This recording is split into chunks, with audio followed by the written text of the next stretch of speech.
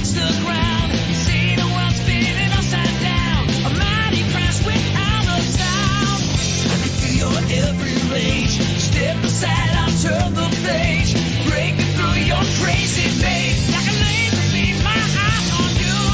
Watch me rule the night away. Watch me save the day. Feel my storm is getting close. Heading your way. Sonic hero. Sonic hero.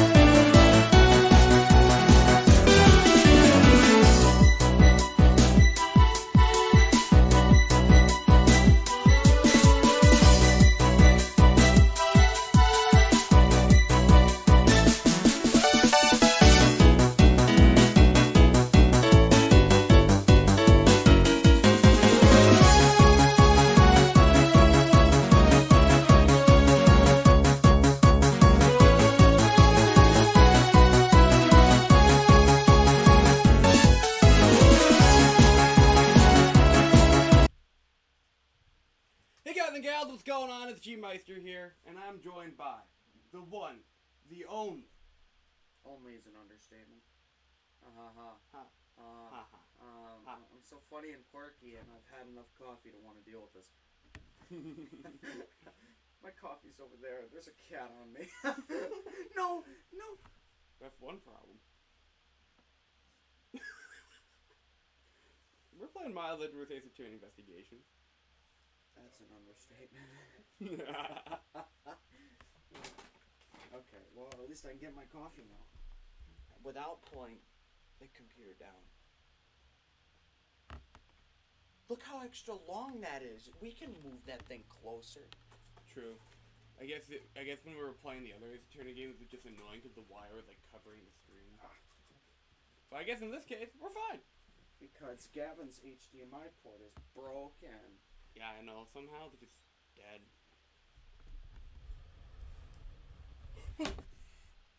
I did not know that was connected there. It's okay. I was wondering why you were hesitating. Okay, it's only an extended storage. And you just unplugged it? It only has my VODs. Don't worry. Well, that might not have your VODs anymore if you just unplug it like that. Don't worry. You're supposed to safely remove hardware by hitting the button to do so. That's how stuff like that, your HDMI port got broken. Because you just randomly unplug it, put it back in, randomly unplug it, put it back in. You have no idea how hard it is to have one USB drive, USB port on a laptop. That was your old laptop. That was my old laptop. I could never plug in a remote because I'd need a mouse. And I'm not using this. The mouse pad. Ooh. I mean, it doesn't matter for a game like this, but This game literally any other game in existence. Okay, are we connected to anything besides this? Okay, we got the camera. Hi, guys. We got the mic. Which is right there on the table with it, right? Yep. And so I can do this. Yeah. That is significantly better for It is. me. Yeah, it's significantly, like, really close. Hang on, I gotta sit like I'm French. There we go. Where's my white flag? Oh, that's right, I'm supposed to read. Oh, that's right, I'm the protagonist. Yeah, I know, right? I know that once we had landed, I'm supposed to let the local police take over. But, oh no, I thought it was the signal. And thanks to Miss Teneru and Miss Meal, oh, Miss Meal, I was able to preserve the crime scene. I need that smile, lady. I need her. But I can't just shake it. I wasn't able to talk with Miss Teneru in private. So I'm left wondering, just what was she up to? Just what did she do, what she did? Wait, what? Why did she do what she did? I'm having a stroke. I think the protagonist role comes with dyslexia. That wasn't even dyslexia. I was just straight up reading it wrong. There must be a way for me to continue my investigation. He said the thing! Investigation. Oh, no fucking way! Hell yeah! I've been expecting you, Miles Edgeworth. No fucking way, dude. Right out of the gate? What a way to start this shit up. Yeah, I can tell by the theme, baby. Franziska, I thought you were still in Germany. Yeah, where all the prosecutors go. I go where I am needed. Where's my whip? All the way up there. Oh, not it! Not it! No, little German boy, don't go into the...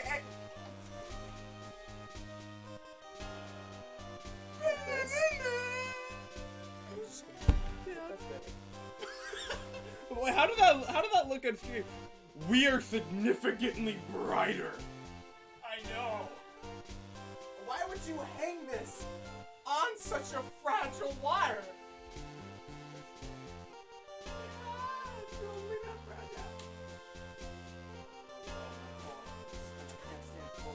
You want me to come over?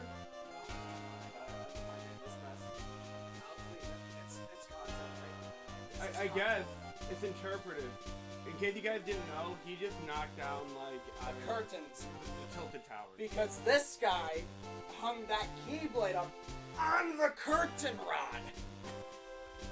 We need to find a better place for that. I need like some kind of rack over here. Like, on top of my TV anyway.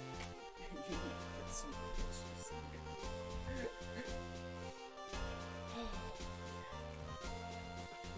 die, Miles Edgeworth. My people need me.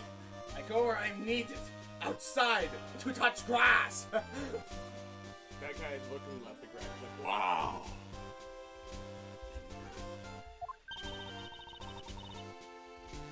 And wherever there are criminals to be caught. Yes, I know. Her name is Franziska von Karma, the daughter of my mentor, Manfred von Karma. She, like myself, is a prosecutor. I have yet to mention that she's technically my sister. Are you heading up this case? It would be a bit of a relief if you are. Don't you try to flatter me, Miles Edgeworth! I'm placing you under arrest. What? Prosecutors can warn. Dude, this... What I just... Oh, just my headphone. Okay. This blanket here is taking my seat. Oh my goodness, it's better. What? It's quite frustrating, actually. I hope to exact my revenge on you in a different venue. I don't have to take what I can get. I never thought I'd see his day. I'm a disciple of the House of Uncommon. I'm a criminal. Have you no shame? Wait. When the House of Von Karma became you're dead already. What? Oh, she feel great shame, Miles Edgeworth. I would not. Basically, she's just like, she's calling him a criminal. She's feeling shame that someone from the House of Von Karma became a criminal. Isn't your dad a? Whatever.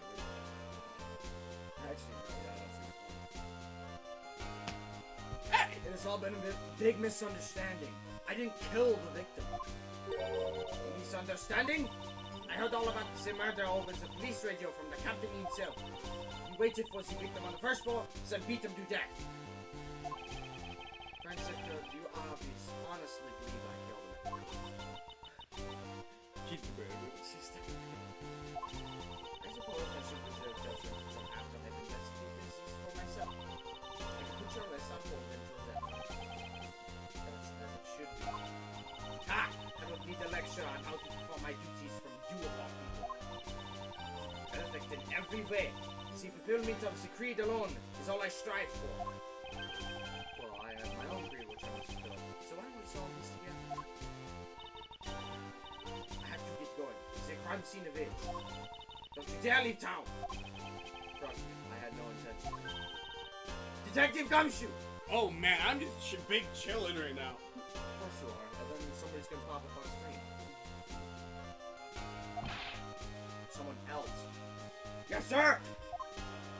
Ma'am. I call you ma'am. I feel weird calling a woman a man. Too slow! Ow! I need someone to... Listen up. I'm leaving you in charge of watching this man. Don't mess up. Understand? He's got like one leg up. Just... Yeah, he's like, ah! Mr. Edgeworth, I'm supposed to guard him? A simple yes or no, detective.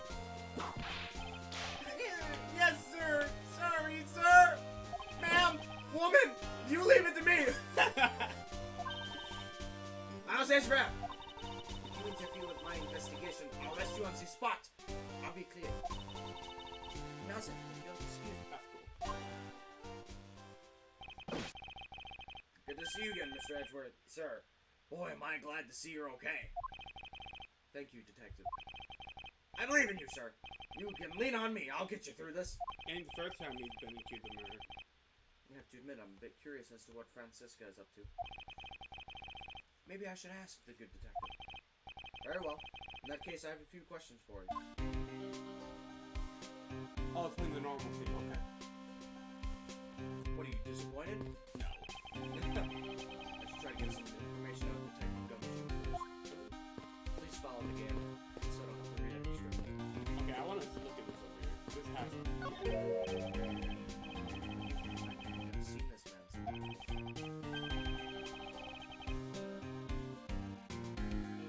What? Who voiced someone? You did. I did?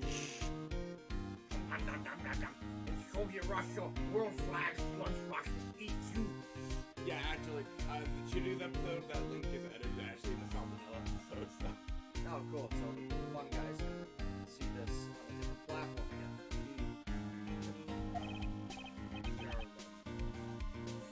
How do you pronounce that? parenthesis, greater than, underscore, less than, colon, other parentheses. Found it. Wow. Oh, I feel a free wave of creative powers coming on. It's over 9,000 loves. Every word that proceeds out of his man mouth is sequentially adding to my suicidal tendency. For the next beat, it could be the huge samurai warrior year-old Tokyo. Versus the gold samurai champion Earth. Rock stores. Show me rock stores. You'll feel flip. Oh, so the Seal Samurai is finally getting moving. I like how he's like, oh yeah. Dude, he should be in jail! Maybe he got reduced sentence for only being an accomplice. Dude, it's been like, what, in the trilogy, like a year? Like 2. There's no way being an accomplice to murder only gets you 2 years in federal prison. No freaking way. I'm pretty sure it's like a year between each movie right now.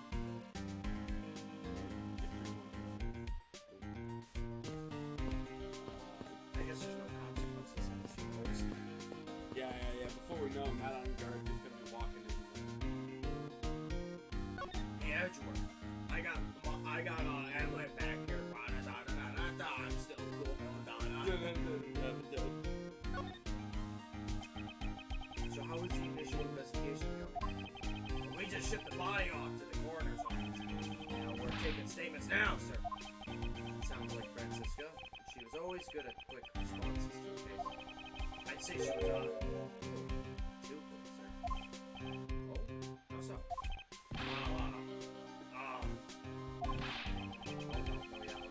I rushed over as soon as I got word of the affair, sir. But somehow when I got here, Smart Karma's already here barking oral orders at everyone. It was kind of creepy, so she knew there had been a murder. People need her. And it come in advance and wait your flight's arrival. She didn't show up rather quickly. Plus, I still don't know why she's here in America. Land of the free. There must be some kind of backstory to all this. See that? Oh, bloody hell. Are we getting a third flashback in a flashback in a flashback? Oh yeah, I forgot this is the flashback is. Please don't. But you see that, guys? He said America. That's where they are. Cool.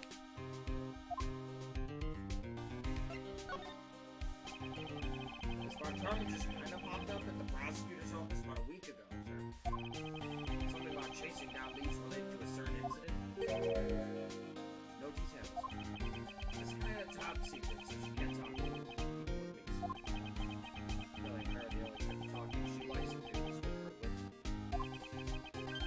Plus, I doubt top secret was part of what stopped her from talking.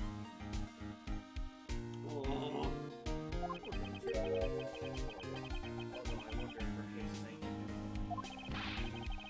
That's all about the info I have, sir. We should find it out and move more as we investigate. Yes, it's high time to resume my investigation. So funny line. Starting with talking to people involved in this case. Okay. Come back in.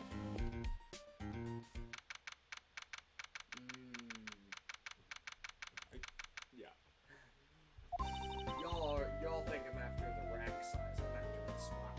It's a really funny smile. It's a I literally use it as a reaction now. So you must be the captain. No, You no, take her. I'll take him. Yeah, no. Take that! Why, yes I am, and who might you be? I'm the prodigy prosecutor Francisca von Karma, and I have a few questions for you. Don't shoot there, Captain. Getting friendly with another woman. I'll never forgive you if you do. What are you talking about? I only have my ad for you, my dear Cammy. Huh? She's taken. Sorry. Where am I gonna get that smile? I wouldn't bet money on our dear cat to be much of a reputed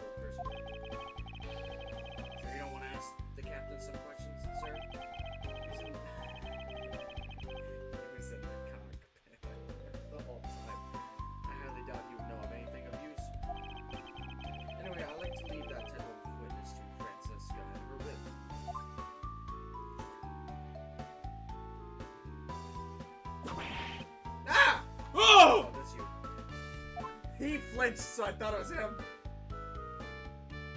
Don't you running? That guy's the Taco Bell victim. Now see you. Ah! Sorry. I'm sorry. How long do you intend to hold me?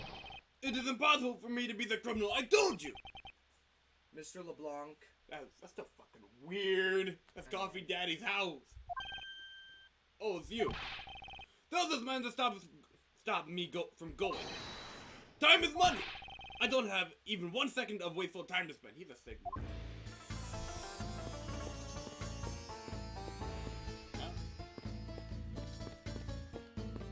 Back at it again. Sir, you can't go in there. I'm Miles Edgeworth. I'm one of the prosecutors on this case. I'm very sorry, sir. No one's allowed to enter without Miss Von Karma's express permission. But I'm on the case. Yes, I understand that, but I also have explicit instructions not to let you through from Miss Von Karma.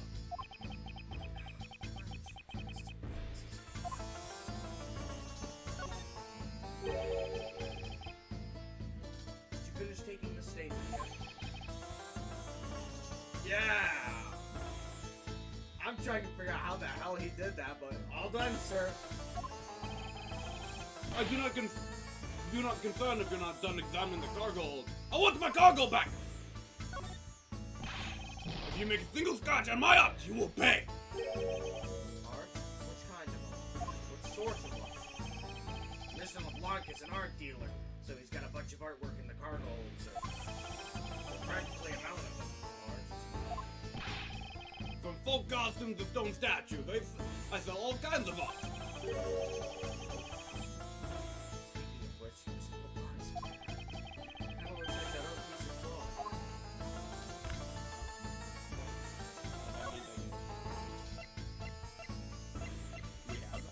Oh yeah, right there. Fuck, right there. Mr. LeBlanc, please take a look at this. Oh, it's a Borginian? Borgian. Yeah, that's a made-up country. It's a Borginian cloth. As I suspected, your hat is made of the same material as Yes, of course. That fabric is so famous, ordered from over the seas for more. this is the cargo you were talking about earlier. No. My cargo this time is much more, many gigantic. You, detective! When can I have my cargo moved? Get your cargo back and we're done investigating, pal. The stubbornness of you police, it is no good. And it is no good that attendant refuses to exit the attendee's room, too.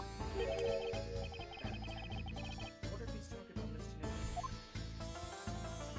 We're done with it. Oh, no. Okay. Oh, yeah. What do you mean by that attendant, Mr. LeBlanc? She was taken into the attendant's room for her interview. And then they still have not come out. They make no sign of coming out either. I was finished with my own interview much earlier, quicker than her.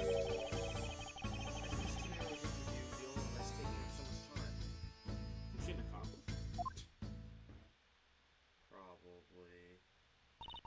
Miles Edgeworth, you were given free rein to examine the plane, weren't you? Yes, I was able to obtain the cooperation of the flight attendants. Speaking of attendants, I'd like to speak with Mr. Nehru. I wonder if you might grant me permission to enter the flight attendant's room? Before I do, you still have to clear up a few issues surrounding your own circumstances. I understand. You may have tricked those attendants with your sophisticated talking, but you can't pull the wool over my eyes, Miles Edgeworth. Ooh, okay. Argument. Let's not complicate things and go with the most obvious conclusion. The scene as the crime was here is this very lounge the body was discovered. The time the victim was seen calling for the attendants until his body was found. The only person who was the entire time was you, Miles Edgeworth.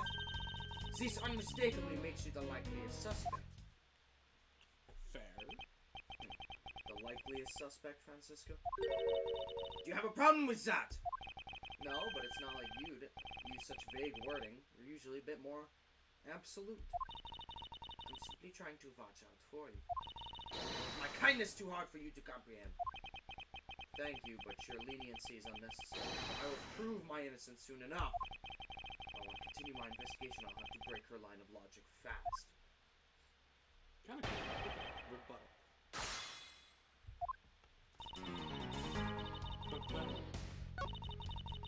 We jumped into these quickly. This was technically in the middle of the case. That's fine. Alright, Edward, you got anything you want to tell us? What a roundabout euphemism. It would appear that she doesn't yet know about the new evidence that we acquired and where we acquired it. I'll take care of the gaps in our logic one hole at a time. Okay, so he didn't say prep. He basically said present. Yep. I think it's the cloth. I think that too. Where we present it. Hang on, let's record this one.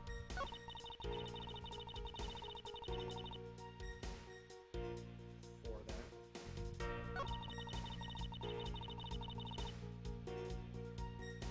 It's probably the last one, to be honest. Might as well say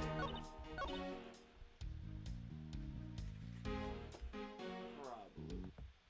I'm pretty sure there's like a command I could just do to save, but you can, but I think it like works sometimes. okay. Objection! Nope.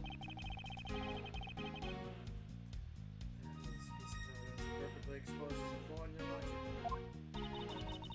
Buzz it, Martin. You show me just how it does that. Go on. He's got fun. Oh, I bet it's this part, right? This conflicts or something, right, sir? You have no idea what you're talking about, do you? Detective Gumshoe, don't speak up when you don't know what you're talking about. I like how they fucking threw it on him.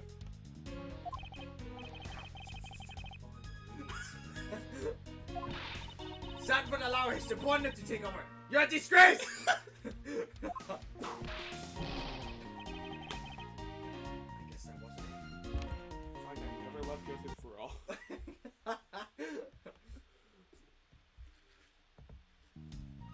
Alright, not that. Hang on, we might have the wrong piece of evidence, because he said new piece of evidence, so I just immediately assumed it was that, because not only is it the most recent, but It's also the most updated. Yeah. Oh, Cam Marker. Sorry I'm late, but I'm here. Welcome to chat. Ink, welcome to chat as well. How are you doing? Sorry, guys. I didn't look at the phone. Okay, for those who don't know, this is our chat. And that is our game. Yeah. Here, I'll put it like this way. Because you're the one controlling it. No, Emma. I love how I kind of blended that. Don't you? No, it looks good. I kept his found. Our chat. Sayo! Oh, little band kids. That's coming from me. Ooh.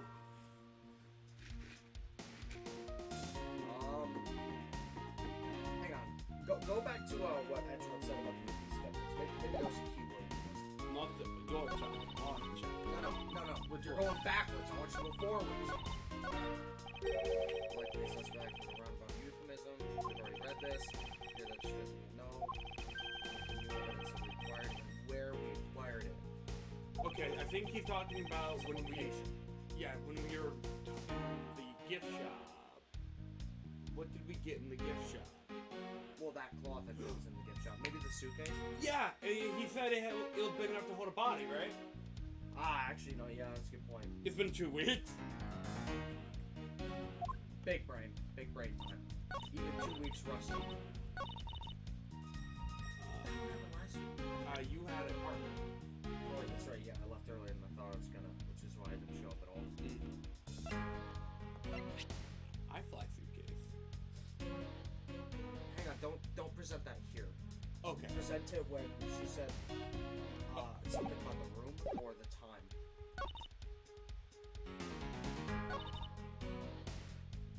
Probably that one. Not your chat. Wait. our chat. The scene of the crime was the here. And it's very... Okay, maybe it was actually this one. I'm thinking. I could be either one of them. We could just play Coin flip. And apparently, according to that, it's Control F1. I didn't know DS has had a Control F1. You know, we play with some highly advanced Nintendo technology here. Me and Reggie, we Why go. are you looking at me when you say this? You know. Me and Reggie, we go way back. Like, you know, I was like 4 on the Wii. He came over one day. He was just like, "Yo, you want this DS, homie?" Yeah, the DS was the size of a laptop. Yeah, dude. And it had like 3 USB ports. Yeah, and a touch screen. Yeah, really good touchscreen. Yeah. Fun fact, actually, with the DS mic, we could if we fuck around the emulator, we could get it to work as well. If we hold the Y button and say objection, it will just automatically do it. Are you serious? Yeah, or hold it. That is so cool! Yeah, that's something new remasters can't have because Switch doesn't have a mic.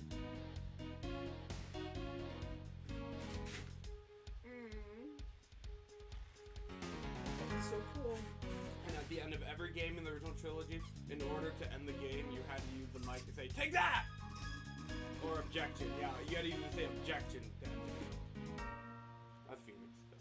That's so cool. Why can't we have nice things like that? I can turn it on for us, but No. I like listening to it. It's not the same as holding my little DS shouting, OBJECTION! yeah, we can hold our big DS in this count. We already do that with a mic. Objection! Objection! There we go. What's that? Actually, hang on, before I read this. Actually, I almost burst into laughter yesterday. I was hanging out with TJ and we went to Friendly's yet again. Mm-hmm. His dad called him and he put his dad on speaker because we were literally the only people there, right? Mm. Funniest thing ever. He's like, "What's up, sunshine?" And I went, "Sunshine?" Sunshine? I literally, reflexively, unintentionally mocked him because I was just trying to make the ace attorney. Sunshine! Sunshine! TJ just looked at me funny. He didn't understand it, but my brain, like 500 memories flooded in, and the only thing that came out was sunshine. It's like a montage of Greg saying the only word that you can come out of your mouth is sunshine. When I see you again, sunshine. The entire Greatest cast be like that. It would appear that you did not have all the information you needed after all. And what does that mean? I found a nice piece of evidence just before I was forced to stop investigating. A piece that proves the body was moved from a different location.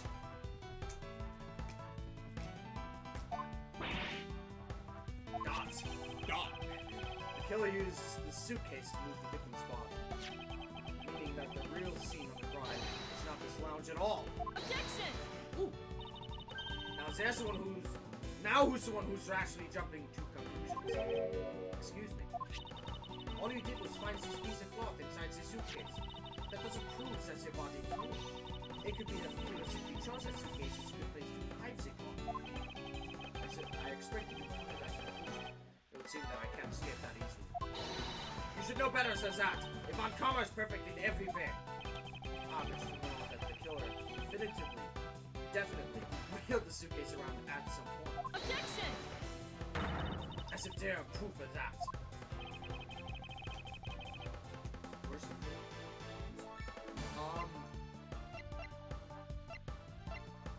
It either has something to do with the broken glass, or...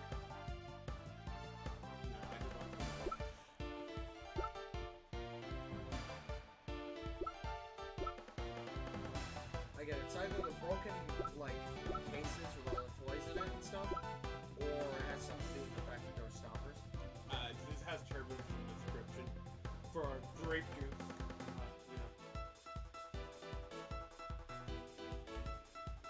Phoenix Racing grape juice. Hang on. Before you present that, is there something from that room in the gift shop?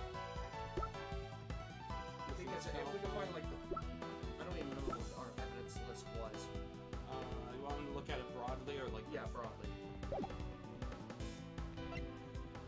shoot, we don't have anything in the suitcases. Yeah, no, Why do I keep calling them suitcases? Showcases. You know, with the glass and stuff. Yeah, no, we don't have anything from them. The only thing Except for that. the only thing that implies turbulence is this. I guess we'll have to try that. I would say first. Control F1.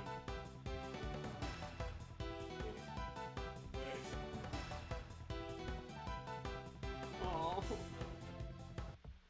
Hang on. Oh, Shift F1. My bad. Wow. That protagonist is just kicking in. Come on! Try the other shift.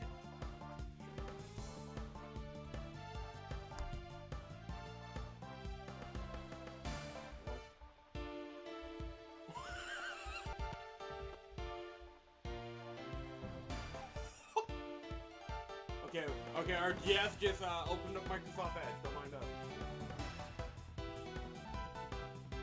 Take that! Yeah. Does he spill grape juice in front of the elevator? Yes. I'd like to draw your attention to this area here. Where's the evidence that proves to drag the suitcase through here? Hang on, there's literal wheel tracks. Do you think they'll want the wheel tracks or the footprints?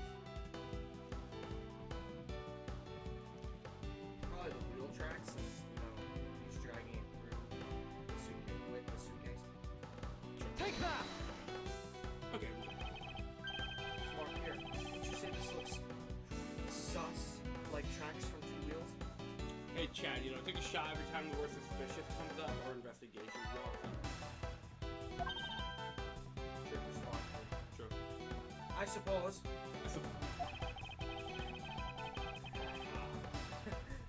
Further, there is also grape juice residue on the wheels of the suitcase, Love my grape juice, man. which means that the suitcase containing the victim's body definitely passed through here. You know, we're sitting over here like, oh yeah, grape juice, ha ha ha. That's literally what you drink for benzene. I know. We pointed that out last time. Which is actually kind of funny.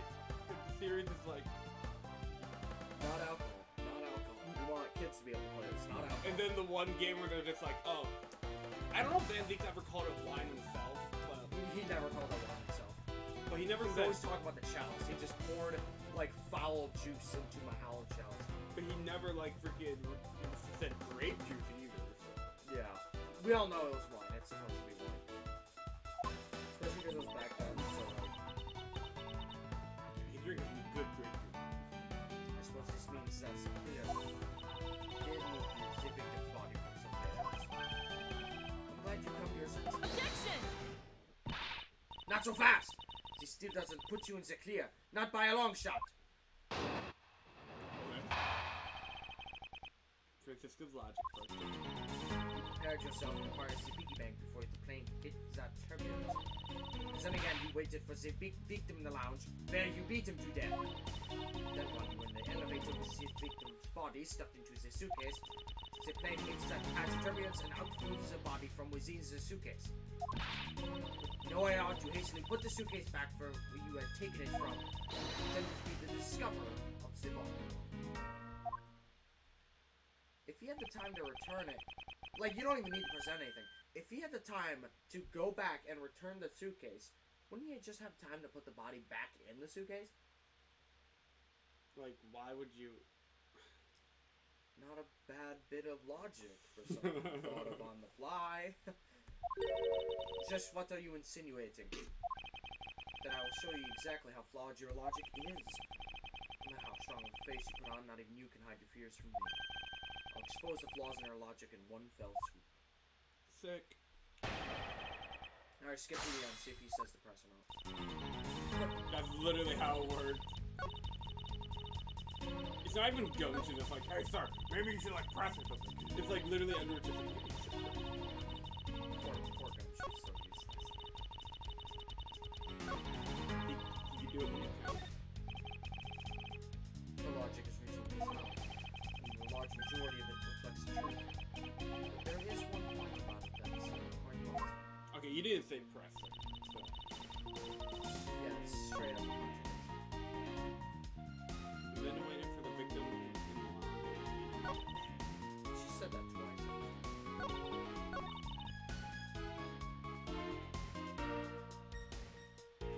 The piggy bank? You remember the gold statue? That's a piggy bank. Ah.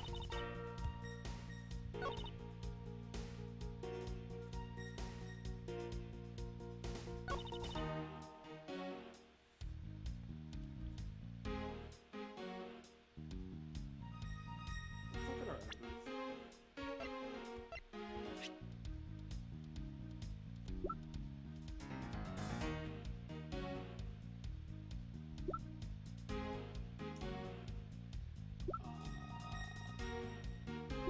Is that relevant somehow? It was earlier. Okay. I don't think it is right now. So let's play the game where we just go bop bop bop. No, no. Alright, hang on. Go back to her testimony real quick. What's next? What was the last one? Tend to be discovered. Self-report.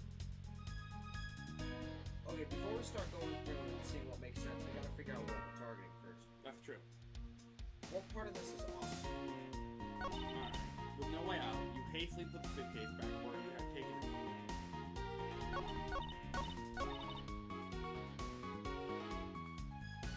Okay, she's saying you acquired it before either the plane hit turbulence, and then you waited for the victim in the lounge, or you beat him to death. Then, while you were in the elevator, the victim's body, you stuffed it into the suitcase. The plane hit a path of turbulence and probably. No, he wasn't. Okay, so the fight didn't happen in the lobby or the lounge or whatever she's saying. It happened in the elevator. That's where that body was. That's not where we found it. Well, in this case, it wouldn't be. Based on the scenario she's presenting. I'm not entirely following this. When he found the body, he was in the elevator, but he was in the lounge. Okay, so she's implying. Then you were in the. Oh. In the lounge. Where's the lounge, just for reference? The lounge. They're in it. Okay. I think they're in it. Okay, maybe I'm off. You basically put the suitcase back where you had taken it from and pretended to be the discoverer of the body. Actually, hang on. He said there's one detail that's off. Maybe it's the part where he did take it back because there's only one set of wheel tracks. So one set of footprints. That's a good point.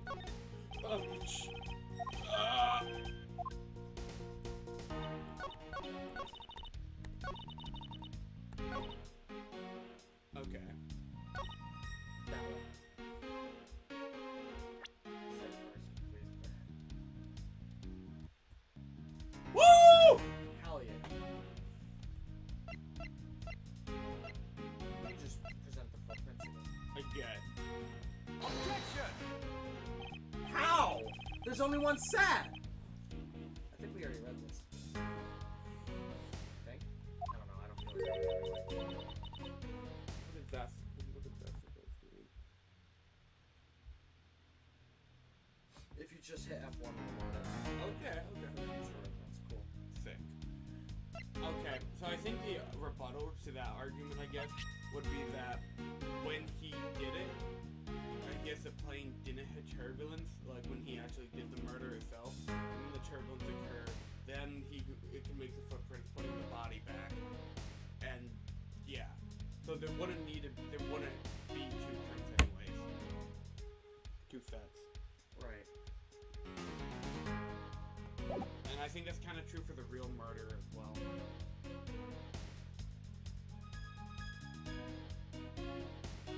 Maybe it is the timing of the turbulence itself then? Because I'm not Already. I mean, I always should have like reloaded in case of anyway, so. Okay, world famous Export. you hastily put the suitcase back where you had taken was designed by Rhoda. Were there on a seat and took off again at 5 a.m. Alright, let's play the game. Relevant evidence. Relevant.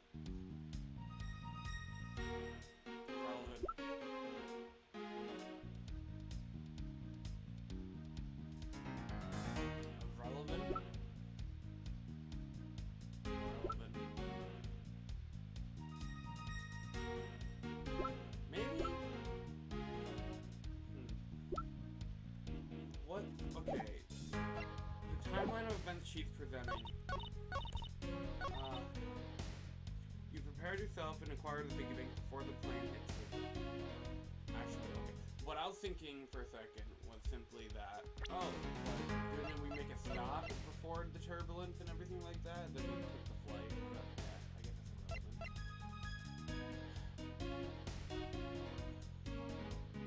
Huh. That's irrelevant.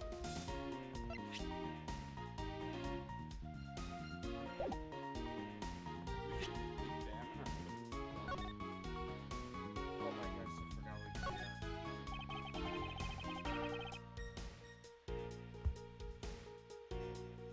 Oh my goodness, please. My phone is so slow. Oh, you're waiting for me right now. For there to be this much blood on this piece of cloth. The victim was wrapped in it at some point? Was... Oh my goodness. According to Mr. LeBlanc, this textile is fairly famous. What a waste. Oh, that's gotcha. Thanks, Gosha. Yeah, have fun trying to scroll with that. Yeah, my poor stylus.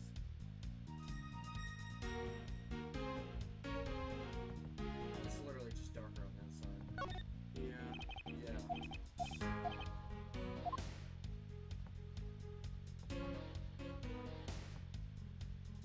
Okay, yeah. Maybe something about the case itself? I don't know, if you could find anything off with it that we didn't see last time, you can be my guess.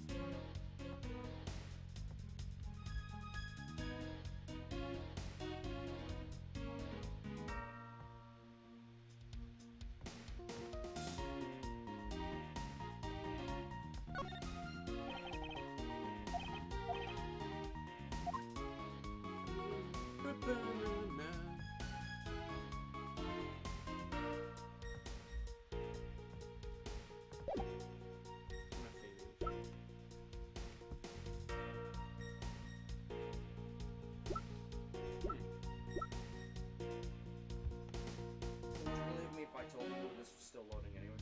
I really need a new phone. You get a new phone that runs better, and you get one with a good camera. I don't know how I'm supposed to get into that. I've never been that good.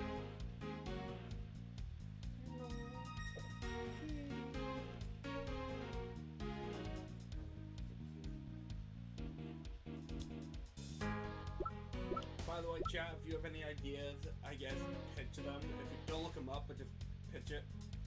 Don't look it up, it's But, like, if you're like, Gavin, somehow, the attorney's badge will solve our problems. Not the prosecutor's badge. I believe you.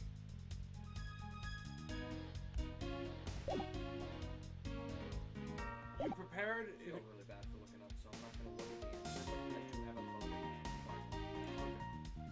You prepared yourself and acquired the piggy bank before the plane hit that turbulence. Then you waited for the victim in the lounge where you beat him to death. I wish she clarified what I beat him to death with. I feel like that's important. I think, well, that line supplies that. The piggy bank. If it was the piggy bank, then wouldn't it have blood on it? Does it have blood on it? I don't remember. Well, let's take a look.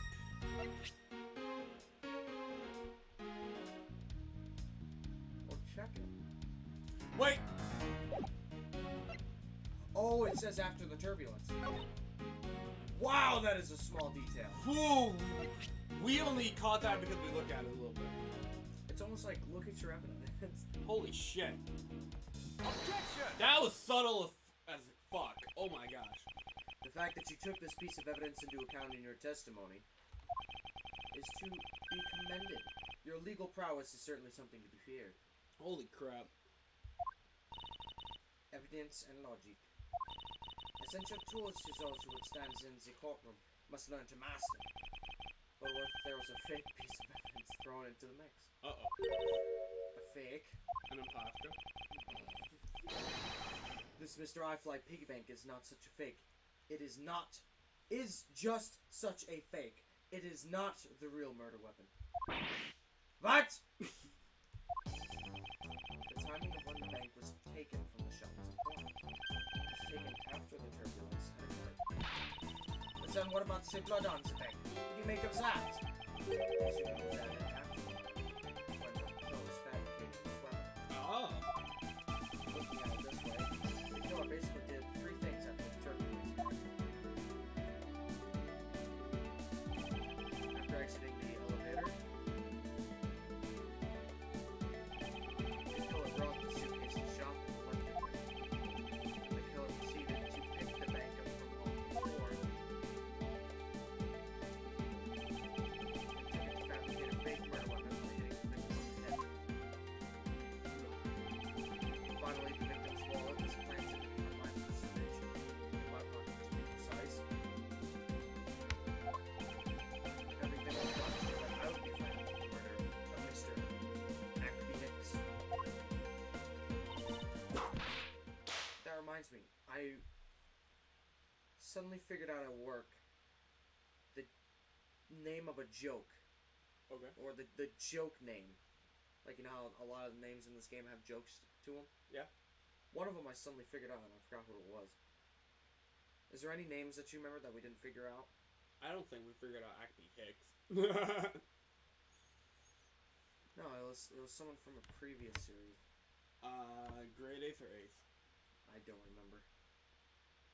The cat just, like, co-starred today. She's just, like... I love this cat. You there. Yes, ma'am? Other than this piggy bank, was anything else resembling the murder weapon found? We didn't find anything in this lounge or that shop that could be used as one, ma'am. Most of the items that could have been used were broken during the turbulence. And the remaining items all tested negative for any traces of blood. Let's see. Well, Miles Edgeworth, it appears your stall tactics are at an end. Stall tactics are at an end. But it's possible that it's just hidden somewhere, sir. I don't want to shout. Even though I had wanted to hide safe weapon in a safer place, I didn't safe weapon would have been used in the same place as what we thought. Except for that was because the vault is hidden inside the suitcase, it signals to me that the killer which means that the victim and they're still at the murder. Objection! There is one more possibility, and that would be that the piggy bank is in fact a real murder weapon.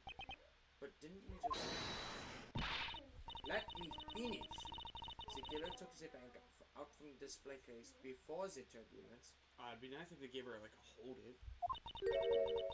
by opening the lock on the display case door. It was at that time that the glass pane door was broken. I'd say that's a perfectly reasonable line of reasoning, wouldn't you?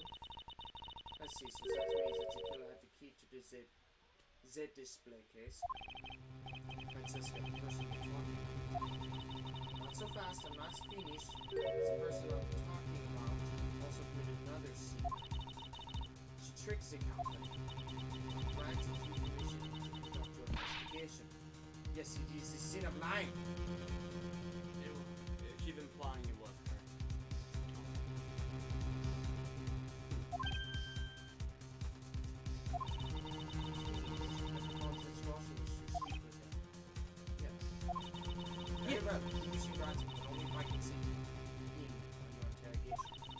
We understand you, sir. You're welcome to accompany me if you so wish. The scenario is the flight attendant's room. Let's move. She's not in there. She's not in there. I'm just calling right now. She's not in there. He's pointing where to go. she isn't here. Okay. I mean, where else would she go, to be honest? I don't know, maybe she escaped. And we just thought she was in here.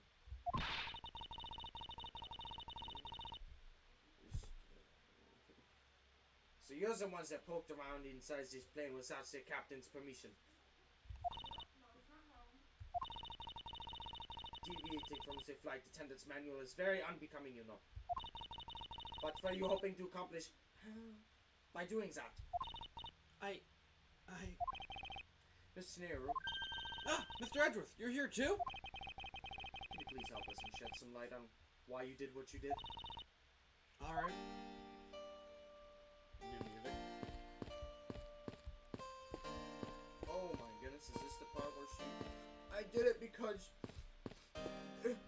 that flight, the captain's my husband. She's having an affair with big titty smiley lady. He stole the love of my life. She stole the love of my life. Why did you lie about receiving the captain's permission like that? Because I didn't think I'd be able to get his permission. What do you mean? Captain, he only has ears for Cammy. Holy shit. I'm already not that far off. I spoke with the captain a little bit earlier myself. He definitely seems to be rather taken with this meal. Yes, and on top of that, I had mistakenly accused Mr. Edgeworth of being the killer. I wanted to make amends. In that case, please allow me to thank you for what you did. Thanks to you, I was able to clear myself of all charges. Really? No. No, I'm going to jail. No, I'm going to jail unless this is sorted out real quickly. You were able to prove your innocence? Oh, thank goodness! Mr. Nehru, was it? I was about to be like, not if I can help. There's one more thing I'd like to ask you. You were in the in-flight shop just before the turbulence, weren't you? Please answer honestly. Yes, I was. And why were you there? Well, Why some hesitation? Francisca seems to have struck a nerve. all I did was go to check up on the shop like I always do. You're saying it was for work, then? Yes, I'm in charge of that shop, so I have to keep an eye on it. I don't have any reason to go there otherwise. After your visit to the shop, you paid a visit to this room, correct? Yes, I came back to freshen up and adjust my makeup. I'm sorry, but there isn't much else to tell. Mr. Nero claims you have no reason other than duty to go to the shop. Is that all there is to it? Maybe I should ask her about that thing. The suitcase? Hold on, wait. She designed it after. Prevent organizer. Oh, that's... Okay. Organizer's just That, but court record. Okay.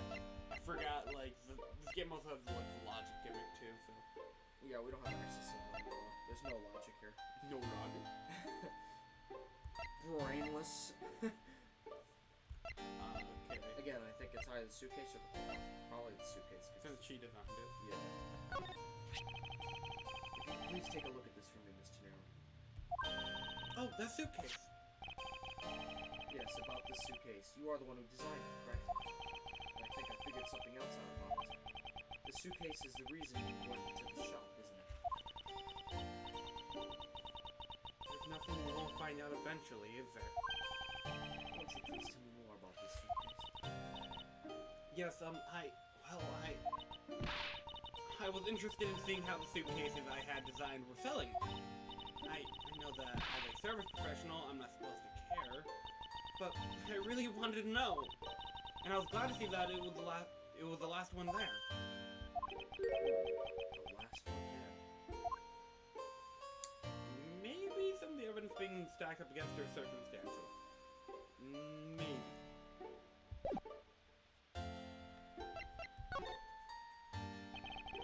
So you're saying, Mr. Nero, that the suitcase in question was the last one? Yes, they're just so popular, they're practically flying off the shelves. That's not exactly the impression I got. Oh, she's switching. Yeah. The one in the shop is most definitely the last one. Well, we're currently looking at the suitcase. Really? Then I guess we sold all of them. Thank you very much for taking the last one. I didn't say anything about buying it. then say you'll buy it. I'm sorry, I can't. That's evidence that a crime that I can't. But why? I think it'd go great with your complexion, Mr. Edgeworth. It really suits you. Get it? I guarantee it personally as a service professional. Well, that is, how should I put this? It's hideous. Oh, what the fuck, Edgeworth? What? Jeez. Maybe that was a bit too direct. You know what that's really similar to? He's like, how should I put this? It's hideous. It's very similar to the case that we did at my house, where Jake was like, yes, I see now. You're stupid. Oh my goodness. Believe it or not, he technically did not deliver that line all the way. He was supposed to go, yes, I see, and use all 3 of those lines before smacking you with you're stupid. But I'm kind of glad he didn't, because it made it feel more legitimate. That's fair. I see he's just kind of fan servicing. Yeah. Yes, I see. And then, like, it's like he's thinking. The whole reason why I came up with it is because he was thinking, like, really carefully. And then he says the most simple thing. It's just, you're stupid. Fair. Jacob delivered it way better. Plus, like, Strongheart only used Judge line twice. Yeah. Also, one of the few things that I didn't like about Jacob's performance, though I actually did like the rest of it, just one detail threw me off. He was always standing. So he never did that animation where he slams and then stands up, and then or sits back down. You know what I mean? You didn't know? I never noticed that he was always standing. He was always standing. I mean, I didn't mind, because the rest of us were all basically standing. That's true. But, The judge is sitting. yeah. Anyway. Moving on. My issue with the suitcase isn't the design. It's the number of them remaining. But remaining? There were 2 suitcases in the in-flight shop when I investigated it. 2? But that's impossible. I'm sure there was only 1. Looks like your story has generated quite the contradiction. When I left the shop, I'm positive there was only 1 suitcase left.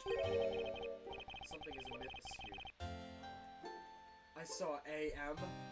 Oh, I almost said a month here. What could be the meaning of this inconsistency? Oh, that's it? Okay. By the way, Mr. Nero, what is one of those suitcases doing? That's... I thought you said there was only 1 left. That one is, it's mine. I've used it for a very long time now. She's used it for a long time. I think not. There's a fucking tag on it. Mr. Nero, I would appreciate it if you wouldn't lie to me. Excuse me?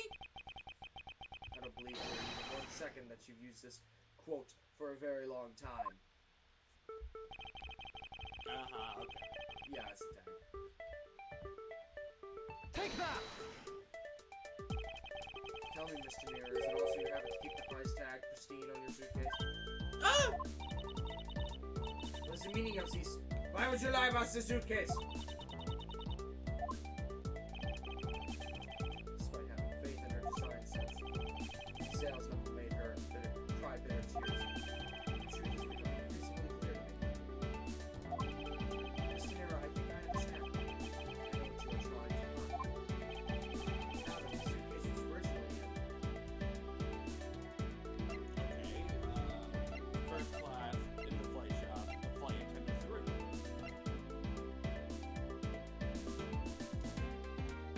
I mean, it's obviously setting up that it was in the gift shop and she took it because she wanted to make it sell. So she took one and it looked like someone else bought it. I don't know if that is the right answer simply because of how simple it is. I mean, Occam's razor. Yeah, The simplest answer is usually the correct one. Probably should have said that. We're good. The house bar went away. Seeing as how the price tag is still on the suitcase, one can only assume it was out on the floor for sale in the shop. The person who bought the suitcase was... Oh, I didn't. I mean, I guess her, again, to make it look like it's being sold. It would still fit the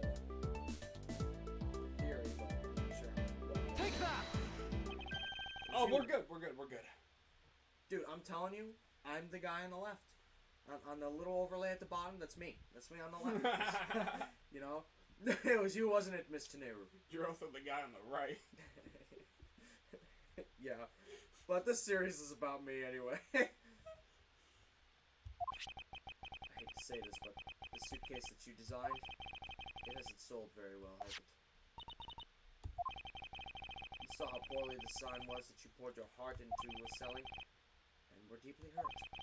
That's why you wanted to make it look like it was selling by buying it yourself. Isn't that right? So the reason you went to the shop and came back here was... I'm sorry. All I really have is my job. I was overjoyed when my design was chosen. I thought that maybe I finally had accomplished something. But the suitcases didn't sell. It's because of the design, isn't it? Oh, because it's, as you put it, hideous. I can't say they chose a great place in which to sell them either. We weren't selling a single one. Yeah, as a... Really? That line popped right in my mind, and I'm like, oh. And then I immediately forgot about it when I woke up. So seeing this lady, now everything makes sense. Everything's been put together just right.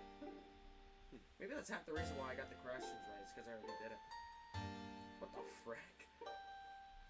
And they were just sitting there collecting dust. I feel so bad seeing them there, day in and day out. So I decided to buy one for every flight I worked. Oh. You buy one every single time you work a flight? I see. So in order to keep your resolution, you went in and bought one today as well.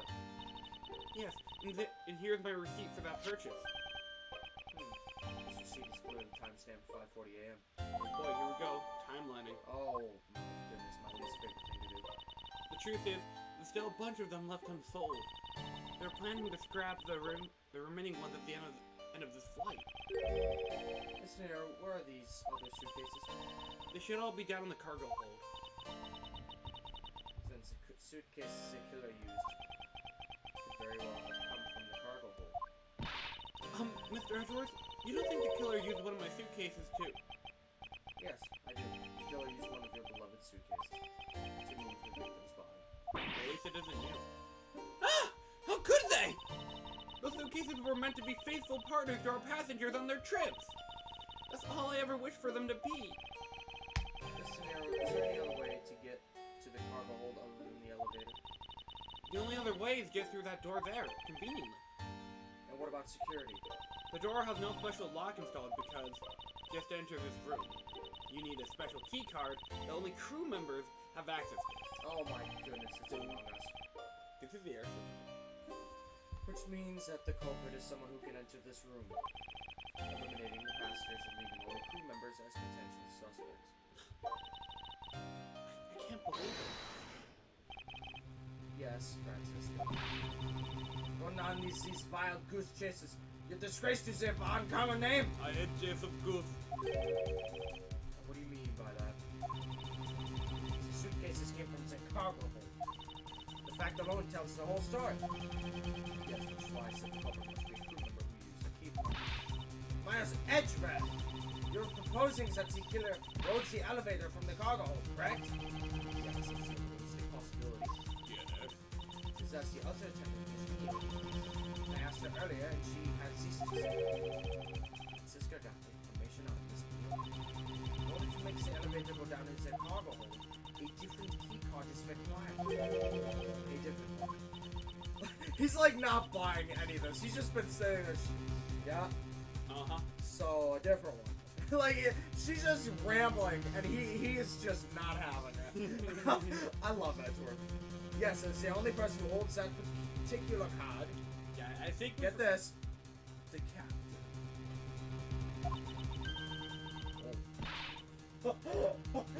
No, I was wrong. What were you gonna say? Oh, I was gonna say, like, I feel like once we played Grade 8 for, like, a couple months, and we forgot how based Edgeworth actually kind of was compared to, like, how family. Like, those two are, like, easily the top two prosecutors, in my opinion, but, like, I think we underrate Edgeworth. I think it's because we haven't seen him in a while. Yeah, true. We haven't seen him in, like, months. I mean, the other two are pretty damn based. Oh, yeah. Cosmo is very based. I don't think Ace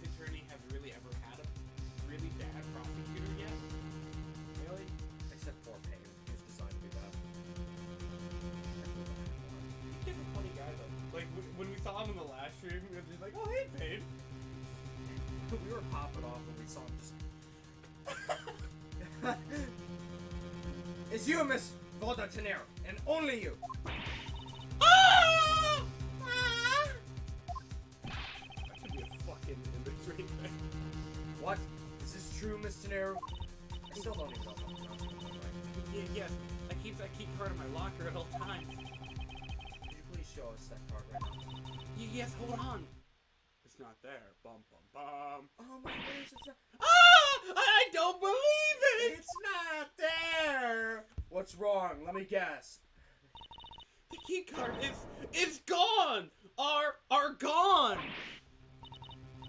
You fucking see? Shoot back. Oh!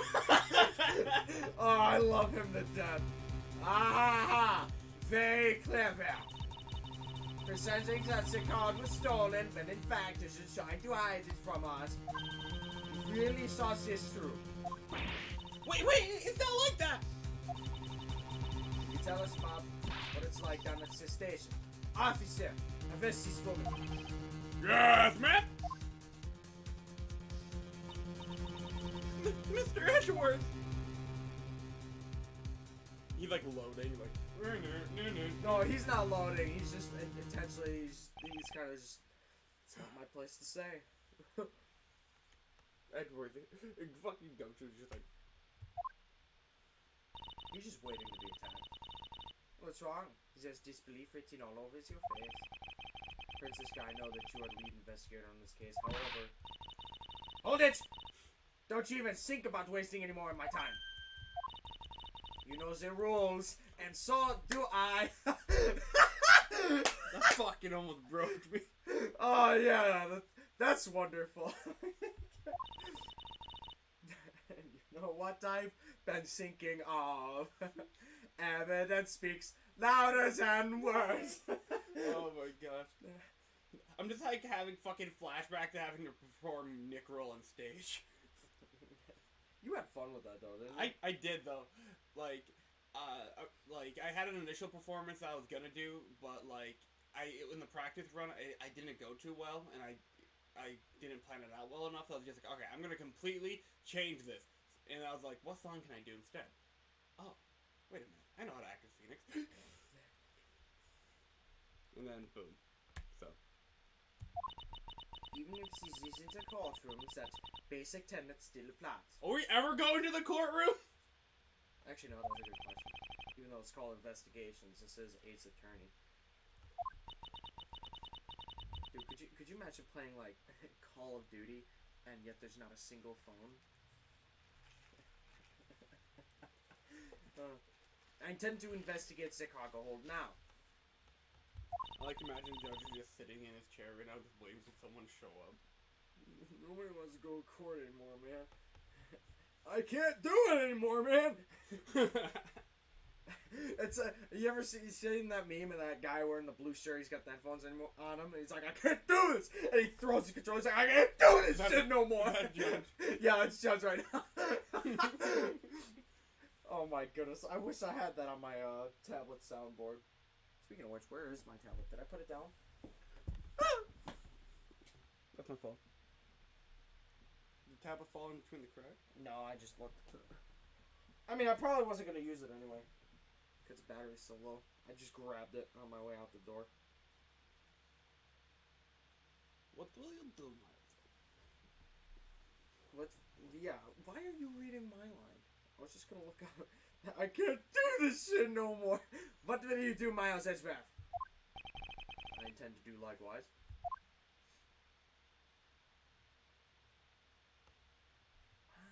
Wow. These two be continuing to fucking shorn.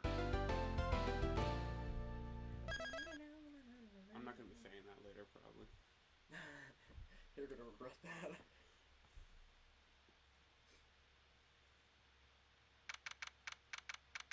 They're all facing the camera. Look at them. Oh my goodness, you have the entire investigation rolling. Wow, so this is the cargo hold, huh? Go, shoot, don't run down the stairs. Why am I getting fucking gotcha life? I just want the gamer. all gotcha life. I don't even know what it is.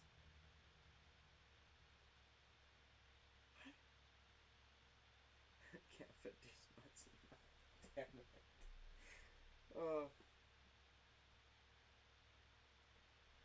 It's so big.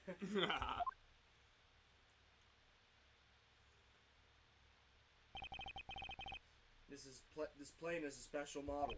Ooh, I found it. All I have to do.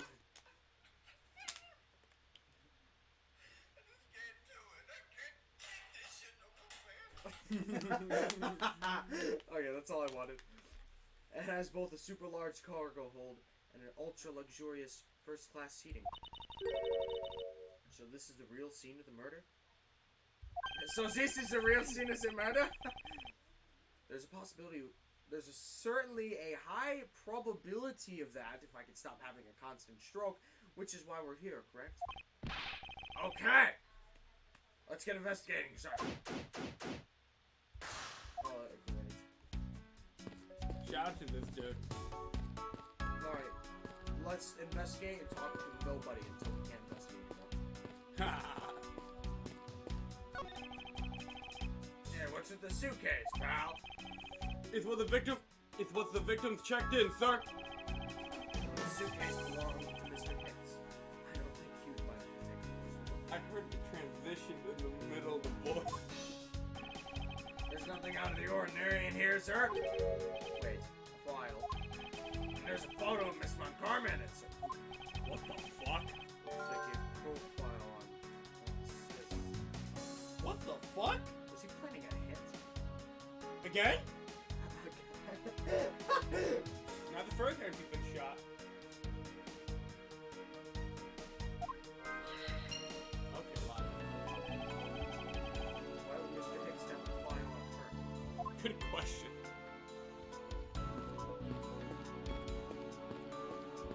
Bed sheets. That's a lot of bed sheets that are in that big box. Keeping track of this many pieces of cargo must be very taxing on the cargo crew.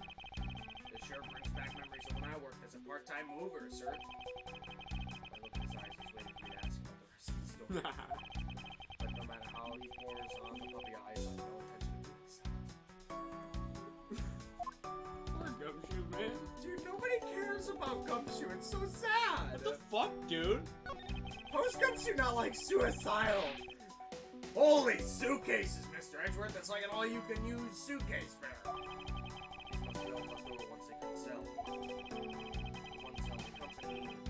The ones the company is planning on disposing of after this flight is over.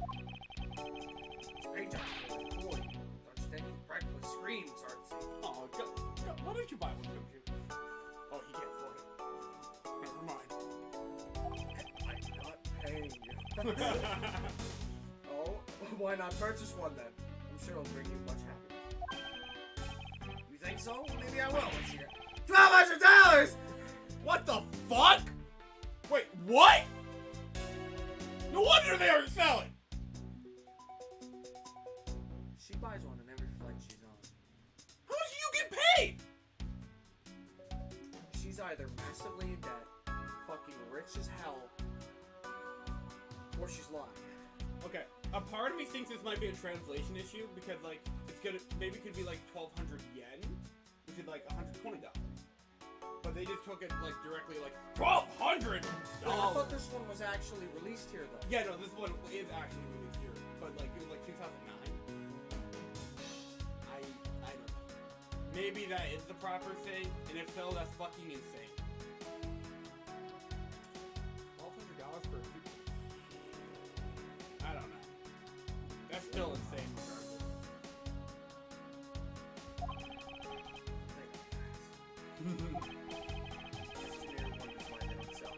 We need 2 jobs just to buy one.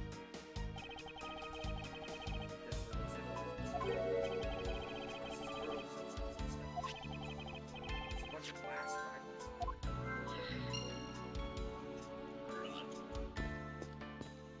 Out of the way. All sorts of boxes piled up here.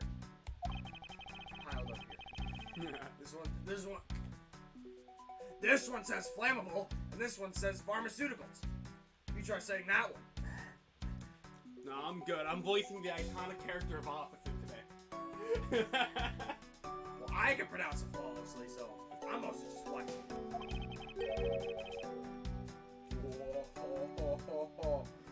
This one says for exorcism use only. In their defense, there was kind of like an exorcism happening for like a week or two ago. Actually, no, yeah, that's a good point. Just what kind of operation is this here? Running? Who needs a drug cartel when you got a secret Catholic exorcism thing going on? Elevator. Oh, I just love pushing buttons on elevators and crosswalks. He's talking to him from here. Here, you should give it a try, sir. Go on, push it. The elevator is currently stopped on the first floor, detective. Be careful. Oh.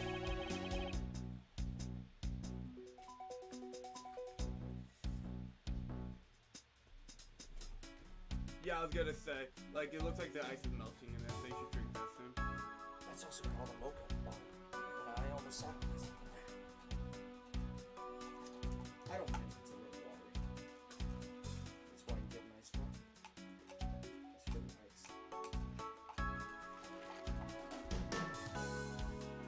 Yeah. I guess nothing would happen if you pushed it now. Well, nothing would happen normally anyway without a special key card. Go to the door to the attendant's room in the elevator's control box. What? Wait, hold on. What if the murderer is her? I think it is, to be honest. Yeah. I'll be very sad, but also really impressed. Require a key card, which makes it impossible for a passenger to know. Yeah, no, a normal person. So either someone stole the key card from the attendant's office, or is her the other girl.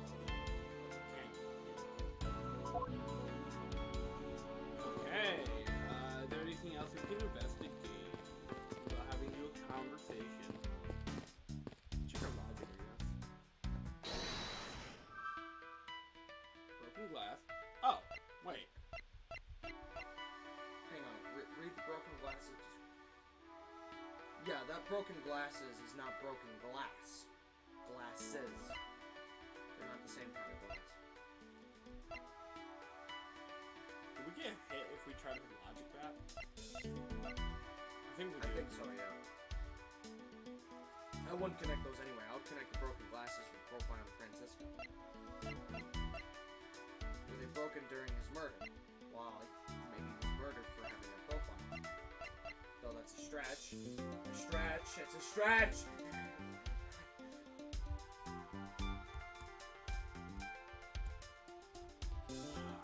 Sometimes it works, sometimes it doesn't. Inconsistent.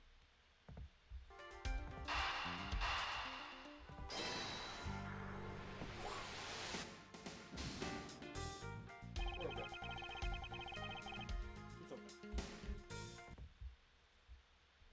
You know what?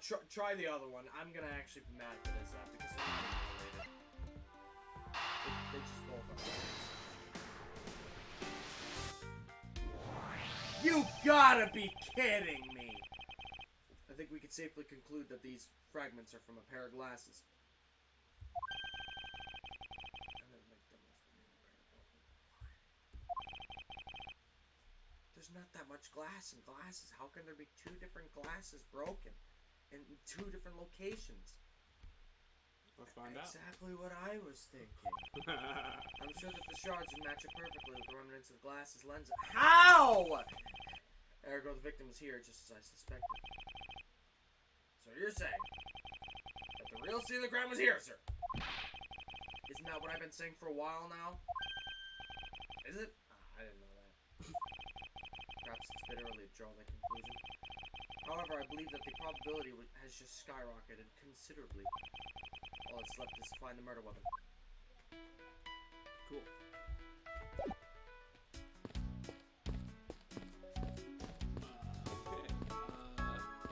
Francisca or Officer?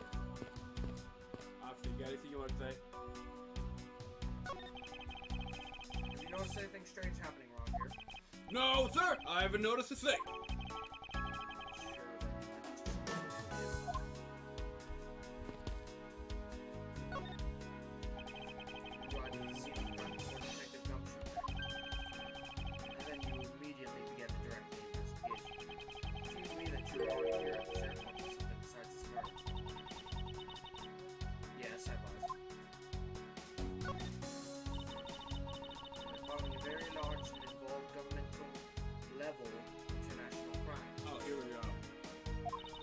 Don't donate it. There's some cases from 10 years ago. But it's much too large for one person to take on alone.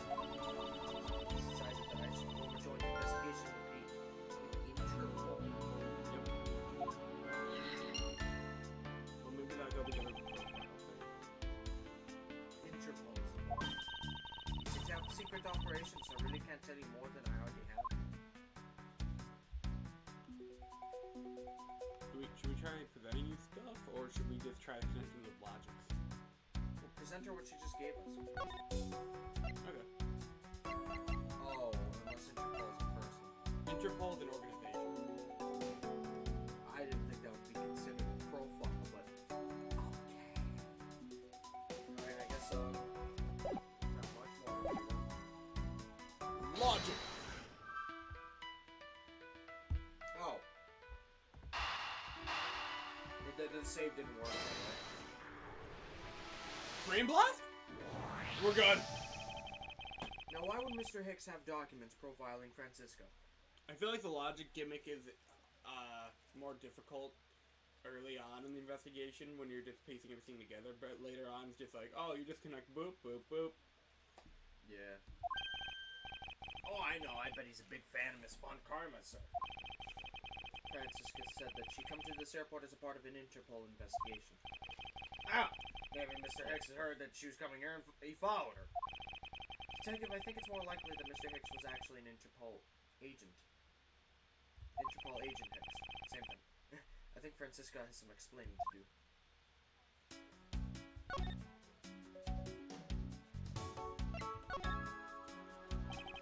You came to this airport to rendezvous with the victim, didn't you? Nonsense! What are you talking about? We found a profile detailing information about you in the victim's luggage. I suppose it was prepared for him so he could recognize you.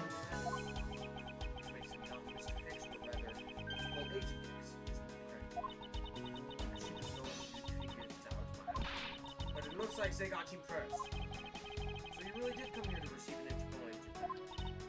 Yes. Agent Hicks was on this very large international smuggling ring. No. Smuggling. He went undercover to investigate his crime. It was I who put him on his case. I was supposed to receive a call from him on his cell phone once he abandoned it.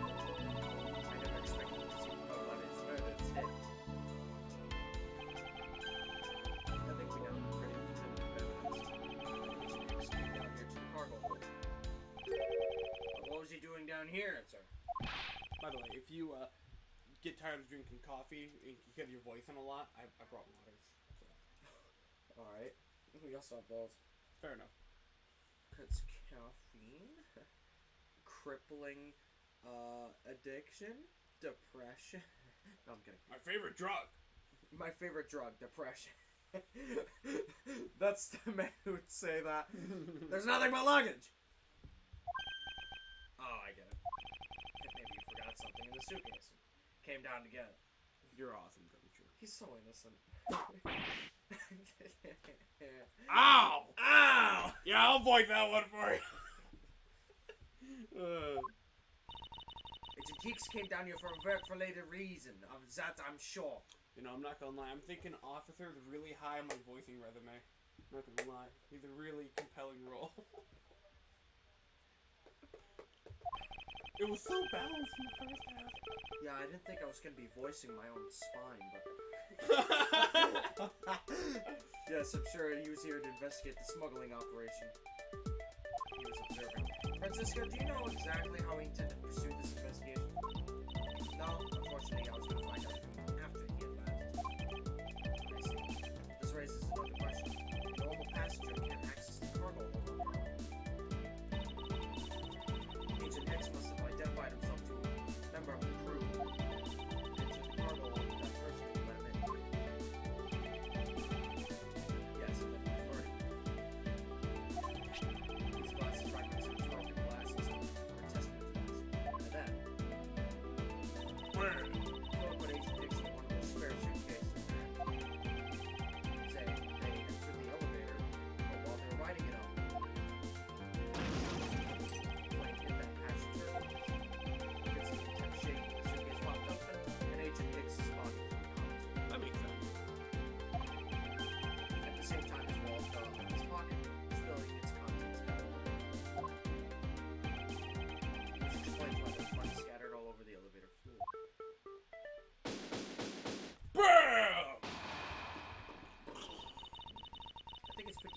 say who the culprit is at this stage?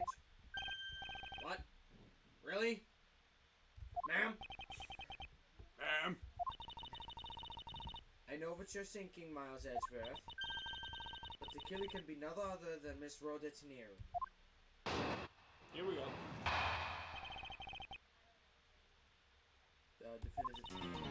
It was a crew member among us. Any one of them could have shown Agent Hicks to the cargo hold. But the point to keep in mind is the key card that allows the elevator to come down here. The only person with such high-level access is Miss Rhoda Tenier. I'd say that's a pretty decisive piece of information, wouldn't you?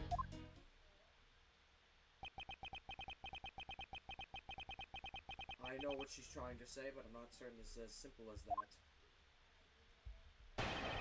Rebuttal. Alright, let's see what the fun is. Alright, Edgeworth. What do you got to say? On the judicial assistant spectrum, I do. Who's the assistant? Oh. Two voices for Edgeworth. I knew this one. There's not a single flaw in her reasoning. However, there must be something I could work with that I could draw out of. Pressing. No presenting? What's next? Go for it. Hold it! It's highly likely that the keycard was stolen from Mr. New. Objection! It's highly likely. Is that possibility the best you can come up with? You call yourself a disciple of my father. Yes, well, no, I don't have any evidence on it. Be quiet! You disgrace! There's more evidence pointing to Miss Rhoda Tenier. It's not just the keycards that keeps her away. Are you talking about the murder weapon, the Mr. I we were working for Apple. Yes, she's the only person with a key to open that situation case.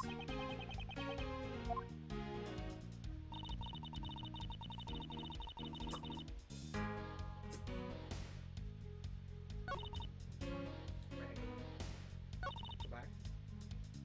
Oh, I thought that was How many people we got? Three.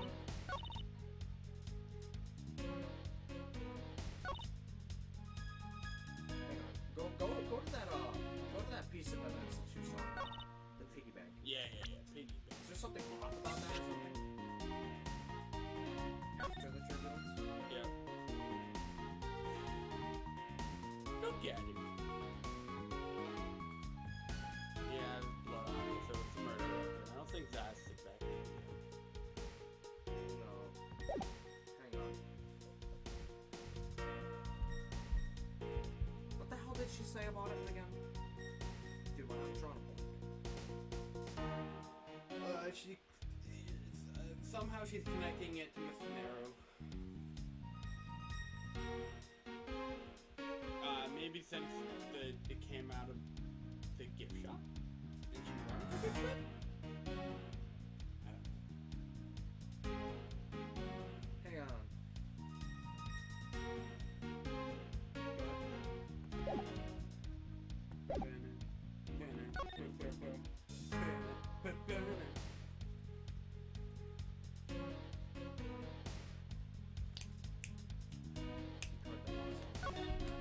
Yeah, good cross-examination music in the long jam.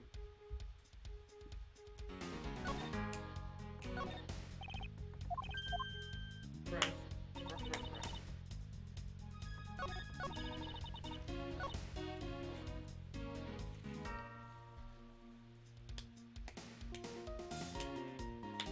Is she making the same mistake again? Is she? She's talking about that happened after the turbulence. This murder happened before the turbulence.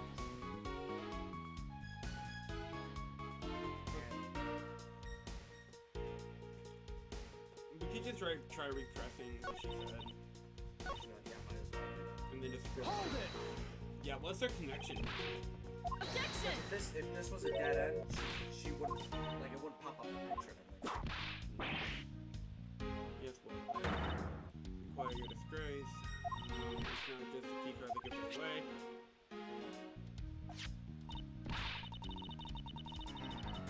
Oh.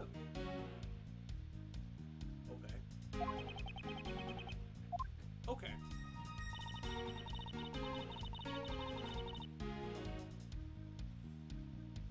Okay, further there is the matter of the key display case. One person with such a high level of access is Miss Rhoda Tenero. Hold it! I would say it's one thing like the key card being trusted to only one person. According to Camille, Rhoda Tenero is in charge of most important stuff. Road of Tomorrow? Is that what the name's supposed to be? Road of Tenero? Road of Tomorrow? Something like that. Maybe? What exactly is Miss Beale in charge of? Chanting double said foolish Captain apparently. She's being so foolishly foolish I didn't even want to ask her what their duties were. I understand how you feel, but whipping me just now was uncalled for. Me throughout all of fucking Justice for All. It was not uncalled for, it helped you focus. Teachers in like the fucking 40s be like, You know, actually, believe it or not, there are some states where you can sign that and teachers can spank your kids. You know why they did that, right? discipline or something. Yeah. Because, obviously if you're sending your kids to school, they're not always going to be disciplined by you. But that doesn't mean, they should learn to get off the hook. That's what the point of that is supposed to be. Anyway, in the end, the only one who could have led Agent Hicks into the road was Rhoda Tenero.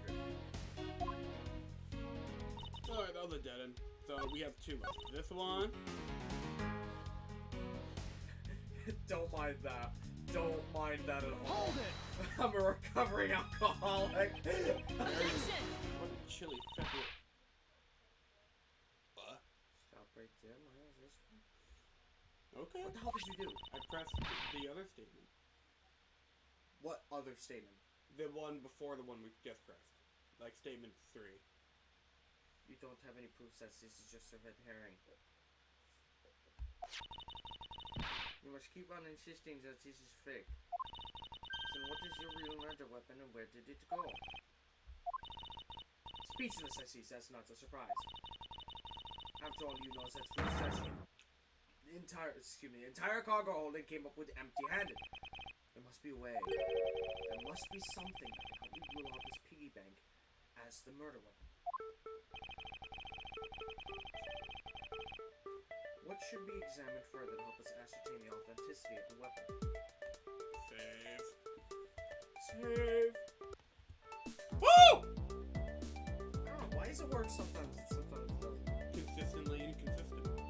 I hate inconsistencies. Edgeworth moment. Alright, the piggy bank itself, which I've already tried examining. The crime scene of the body.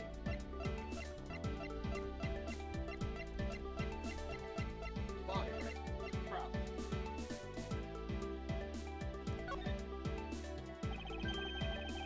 I think you were too quick to jump on to your conclusions. Oh, was I? Yeah. We don't even have the autopsy results yet. How can I not say that when you made a snap judgment, you have yet to even see if the wound on the agent's Hicks' head is consistent with the murder weapon? That's a genuine good point. Scruffy! Yes, ma'am? I forget she called him Scruffy. Contact the medical examiner's office at once. I wish to hear the results of Agent Hicks' autopsy. Yes, ma'am! Run! You see Edgeworth standing there like this. Well, we got a big problem, Mr. Edgeworth, sir. Uh-oh. Mr. Chamomile, she's gone. Oh, no. What is it, detective? They're still doing the autopsy, but they said they already know one thing's for sure. Report, now! The doc said it was one giant bruise from beating on his shoulder down to his mid-back? Well, that's big. One giant bruise. That's a small piggy bank. She could have hit him with like a fucking fire extinguisher. Hang on, one giant bruise from his shoulder down to his mid back. So, did somebody hit him with the fucking suitcase? That's possible. Holy shit. Think about it. It's one giant bruise, so it's got to be something large and heavy. Holy fuck! They just rigged the suitcase and just. Do you think maybe they dropped it on him? He was standing. The glass was right there. And right there. Dude, this is a stealing the diamond moment. You played Henry Stickmin, right? Yes. Remember when he just drops the diamond? Like you get all these funny answers, and one of them just drop it, and you're bonk. All right. Straight up. Wow. Okay, that's comedic. And then that makes sense because the case is down there. You stuff them in there. You just roll it into the elevator, and then bada bing, bada boom. Damn, that was easy. Yeah. Why couldn't we just come down here earlier? Storytelling. From the victim's shoulder to his mid-back, he was beaten over such a wide area. But I'd say maybe it's a sign the killer had a grudge against Agent Hicks. It wasn't just his head. The killer went out and hit him multiple times. I thought you said it was one giant bruise. We might want to do that. Yeah. Scruffy, what does had that grudge against Agent Hicks supposed to mean? Just ignore them arguing for a minute. Instantaneous death resulting from a blow to the back of the head. Oh, shoulder.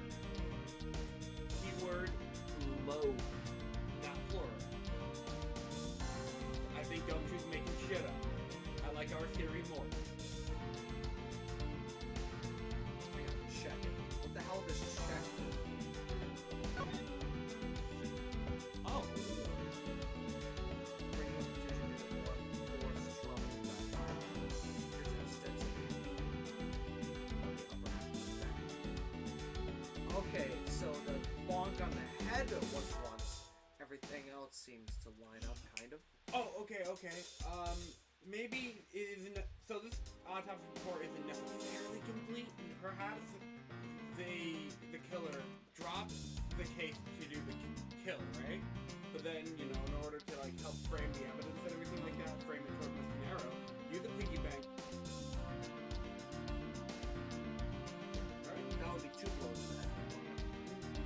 Gus, I'm working on the assumption that the suitcase only hit the back and the head was unscathed. That's what I'm working under.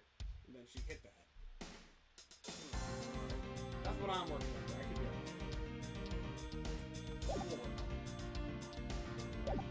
Yeah, I know.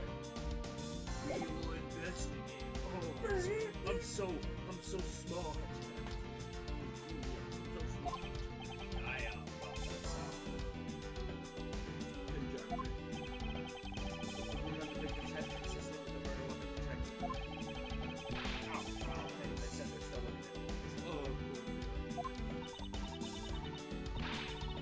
Completely useless. Hey! Hey, don't give a shit! She did hesitate to say that. I'm sorry, what?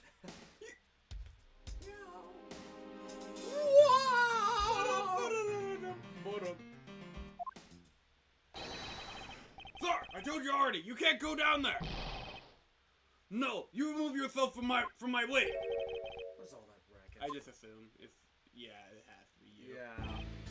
My luggage, my goggles, they're mine, and I demand you return them to me! We're still investigating the cargo hold. Please understand and have a little patience. I suppose there is no choice. Finally, I think he gave... Hey, what are you? You have left me no choice but to use strong force. Ah!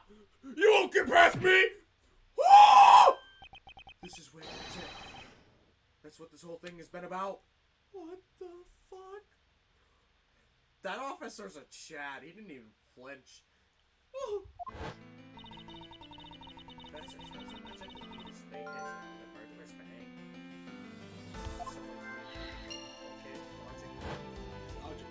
He's fucking gonna die. So another researching Cartago came up empty-handed. Mr. Constipated shit man, Taco Bell guy, he's gonna die!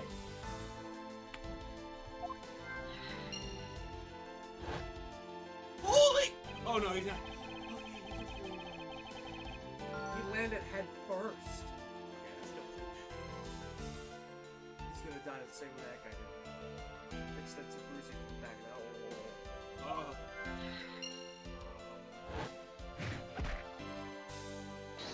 You good?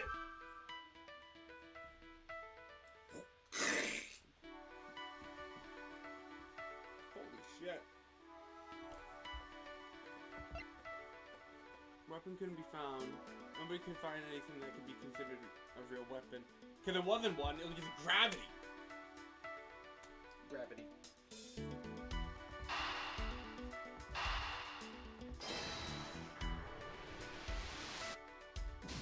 What?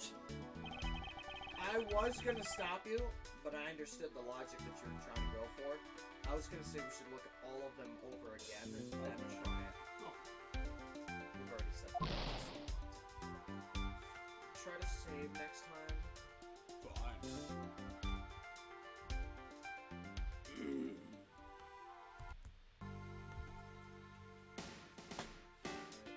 That's not the murder weapon. That's what that one said.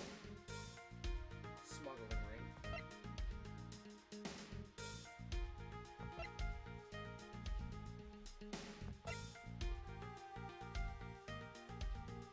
Okay, I have a few theories. We're not gonna throw anything out there yet.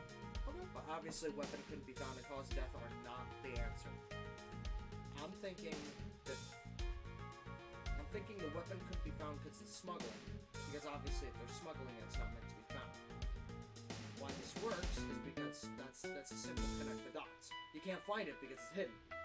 But why that also would work is because it's not really a good answer. You know what I mean? Mm-hmm. But if the piggy bank is also what connects to smuggling, because maybe they're smuggling it using the piggy bank, and that's why they're framing it as a murder weapon, so they don't find out what its actual intentions are. Okay. Those are just theories. Why that would be like that, I have no clue. I don't think he's a drug mule, so I don't think the cause of death is smuggling. Now are the two things we gotta connect there. So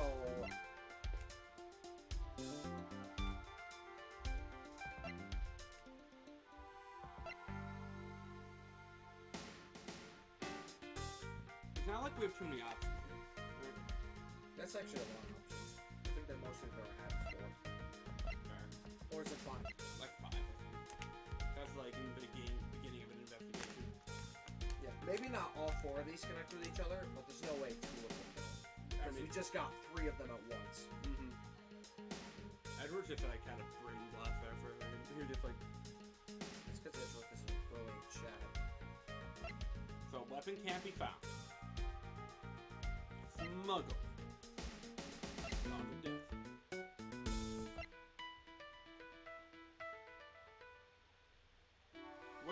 We connected the cause of death earlier, right? Cause of death and weapon can be found. That's what you tried. Okay. So,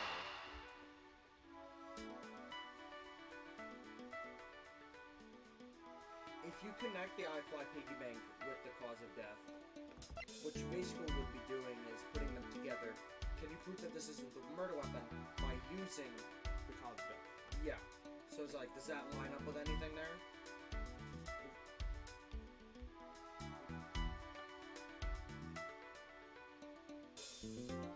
Yeah, this isn't the real murder weapon.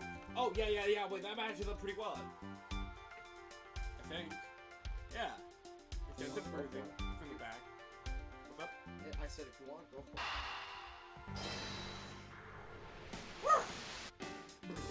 Yeah, let's go. Okay. Thank you, Edward. Allegedly, the killer struck the victim many times over, Sweet. which is why there's extensive bruising over such a wide area. But is that really the correct conclusion to draw from the evidence? The bruise from his shoulder to the middle of his back is one continuous mark, which is more suggestive than a single blow to the back. If that's the case, then the piggy bank is much too small to have caused that. Therefore, the murder weapon must be something far bigger. Yeah, okay. Okay, here we go again. The weapon weapon could be found because it's a sizable weapon. They're looking for something small.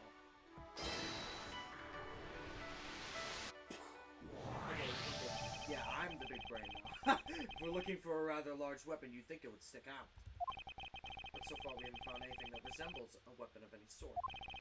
Perhaps, just perhaps, there's something we've all overlooked from the very beginning. Because normally it's too impossibly big to be taken into consideration.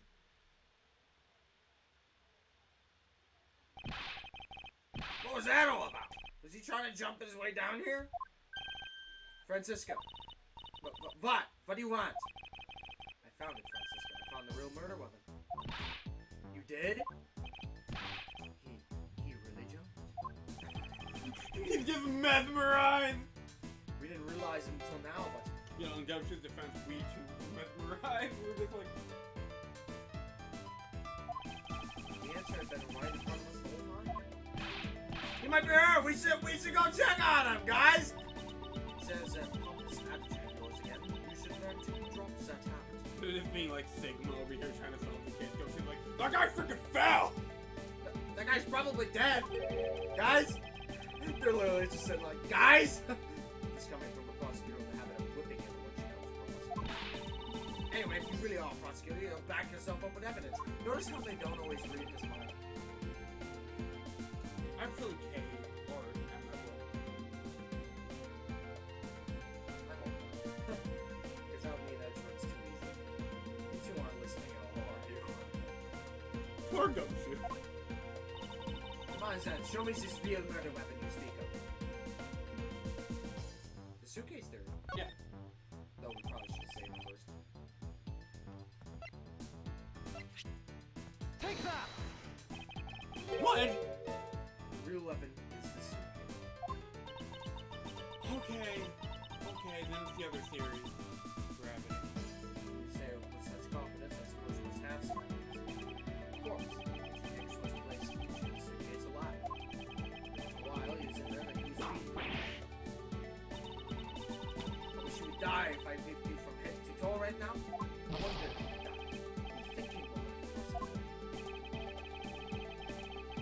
Well, there goes our comic value.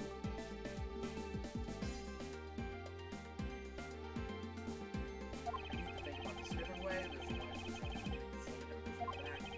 Maybe I should be focusing on what you call the large person of large truck. Gravity.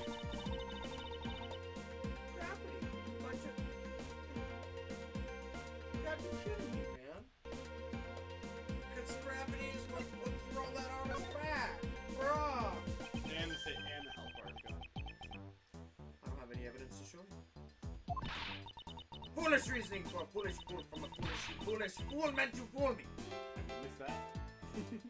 Did I miss that? No, have you missed this? Just Oh, no. all of that. No, I should have given it. What do you mean by I don't have any evidence to show? Perhaps I should have phrased it as that which caused Agent Hicks' death is important. Forgive me, but I do believe I figured out what it was that caused death. Actually, you know what? I did have a strangulation theory going on in my head earlier. The victim fell from a great height and subsequently died as a result. In other words, the real cause of death is free falling to the ground. He Where are we dropping, boys? fell to his death? Yes, this is the only plausible possibility. The victim has extensive bruising on the back of his head and back. The only rational explanation for this injury is that he fell to his death. But some murder happened inside his plane. I know. It's just her as like the water. But he died inside his plane. He can't fall from a high height. I know.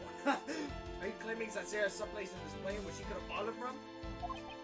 As I said earlier, the answer has been right in front of us the entire time. Can't mean. Yes, I do. The victim fell from the top of the stairs of this very cargo. What? That thing get over there? We're in trouble. We may have a second death on our hands, sir. Hey, you! Tell me if you aren't dead. Quiet! Why are you screaming? That Okay. wasn't there before. Ooh, okay. He's alive. He's alive. And there there you have it, Miles Edgeworth. It's not possible that Agent Hicks fell over the railing to his death. That man is living proof of that. I suppose it's true that it's not possible, given the current circumstances. The current circumstance? What's that supposed to mean? Suppose that large piece of cargo wasn't there at the time. What would have happened then? He would have been Bourguignon pancake for sure, sir. I suppose that man over there wouldn't still be breathing.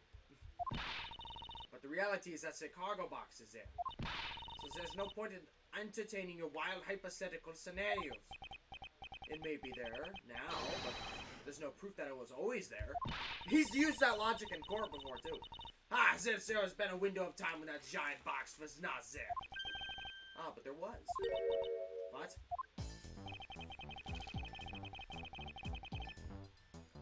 Actually, you know what? That's a great time. You begin thinking. I really have to do this. Really. Gotcha. By the way, chat, I hope you guys are enjoying the show. Alright. That's the only wire I have to worry about. That's why I don't want to tangle with the green screen. Good work, good work. Okay. What can I possibly show? Show where that is possible the box is not always there, or where it is now. Okay. Travel wallet, no. The crime scene, no. Oh, we have the glass and the pizza. Maybe. Turbulence, perhaps?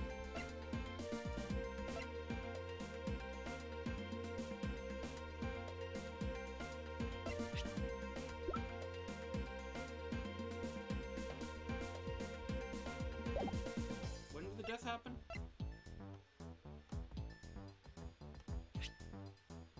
Body found at 6:15.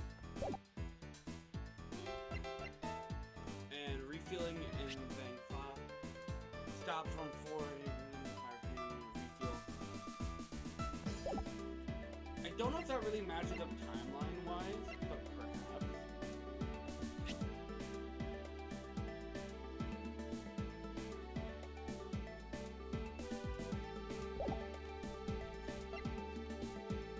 The only thing that's really addressing the cargo is the refueling thingy-mabobber we got there. I'm thinking. So just for sake of argument.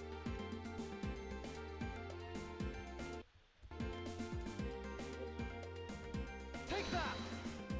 Okay, no, we're good. You're good. You're good. Okay, we're good, chat. We got it. We got it. We're big brain. Smart. Let's go. Some of that really want to match up timeline-wise, but like it seems like it works. So, hey, works for me, dude.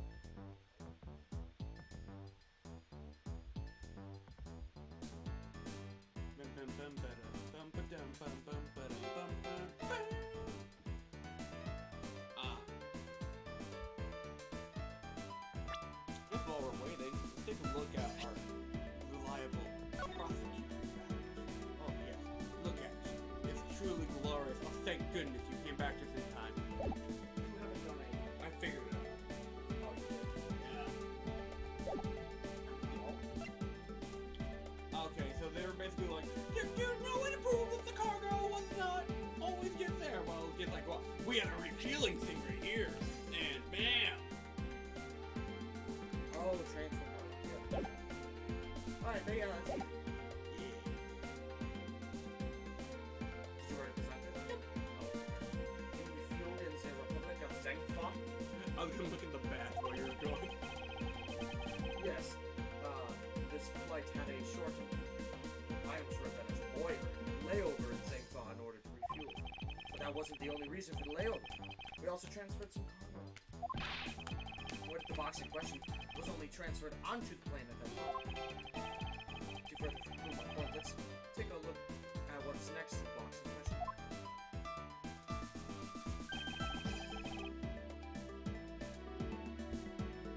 Oh, there it is. Ah, it's labeled Zengfa Express. Correct. Meaning it was loaded onto the plane in Zengfa. Now, what if the box in question was also loaded on at the same time? That means that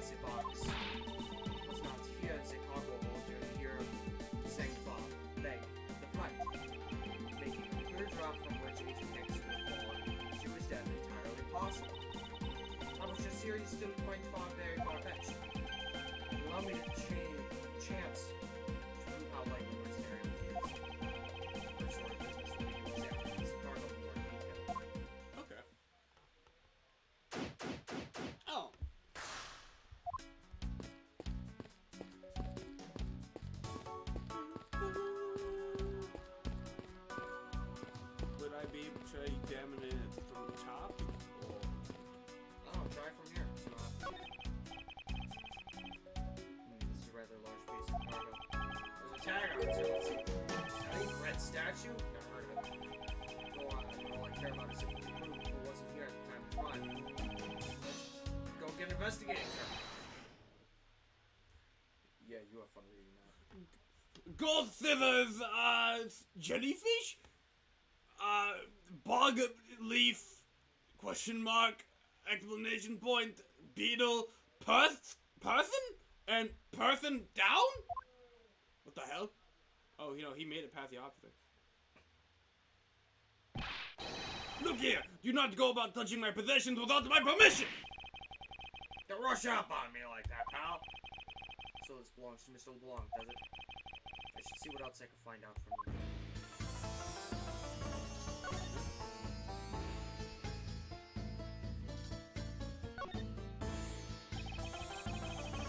I take that this large piece of cargo belongs to you, Mr. LeBlanc. Of course it is mine. I shipped the fine piece of art from Europe. This leaf red statue is worth 10 million cents. No, maybe much more. Million cents?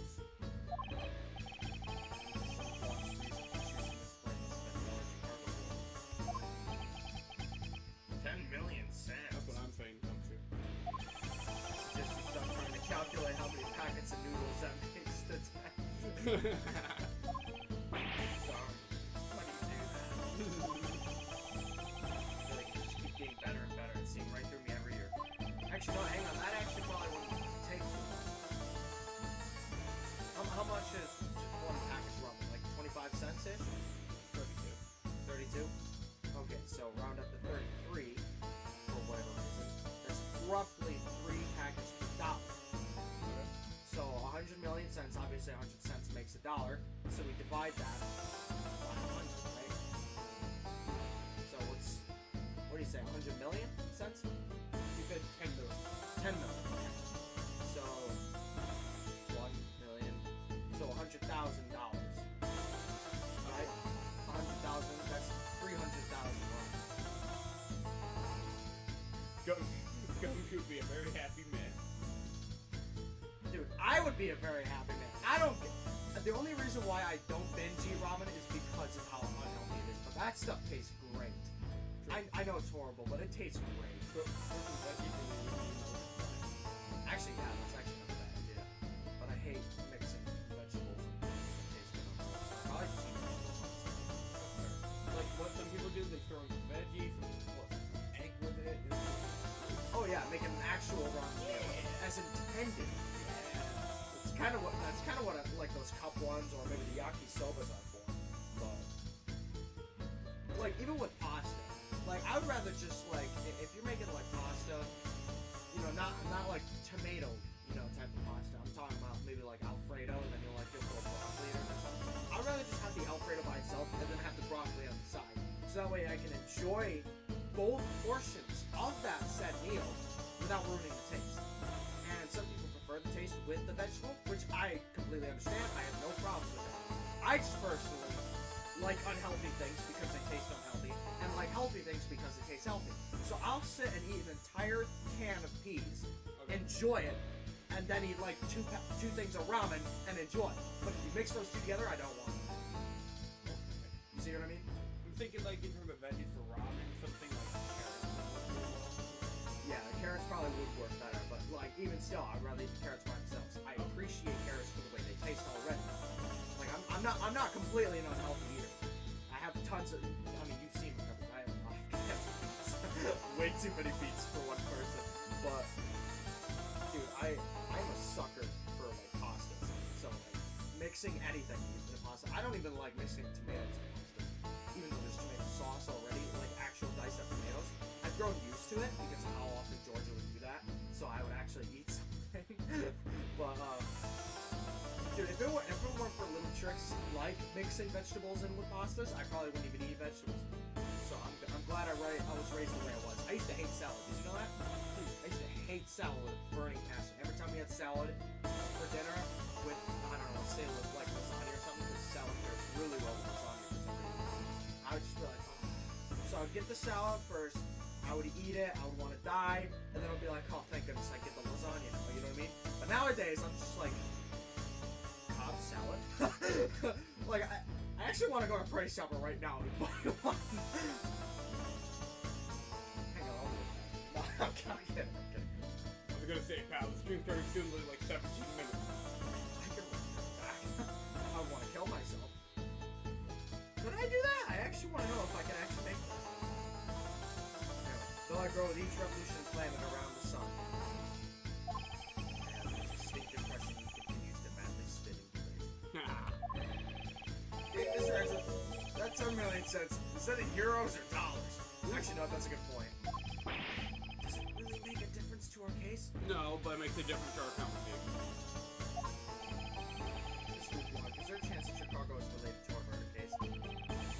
There is a chance. It's not. I was wondering if you could allow us to examine it a bit closer. It is a very valuable piece of art. So no, there will be no touching. But a valuable piece of art. That's all you got. I'll come back.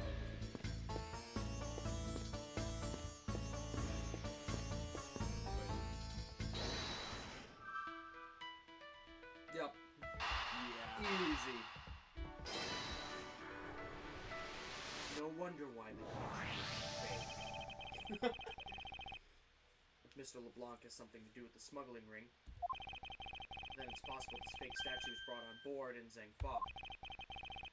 I think I need to question him a bit further.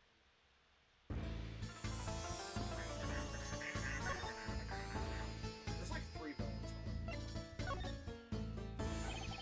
What's your statue, Mr. LeBlanc? I wonder if it might be a fake. What do you say my art is fake? I suspect that your statue is the target of international smuggling. Don't say such fantastical things. The thieves would not dare. I have the certification of my cargo right here. Do you mean the cargo certification document? Mr. Zinc LeBlanc? Why don't you say that earlier? Say so earlier. Please show it to us at once. What does it say? It says, as late as day, the cargo was put onto the plane in Europe. So you have it, Miles Edgeworth. Too bad for you. This statue was bought on Europe just as it says, states in 1650. No, that's... It means that there was never a window of time in which the statue wasn't sitting there. Hang on. Exactly. If she can't read it, how the hell do we verify? Yeah, we need a translator. I mean, yeah, he's the translator, obviously. But, like, he could just straight up be lying. He'd be bullshitting right now. Oh, we can't fucking read it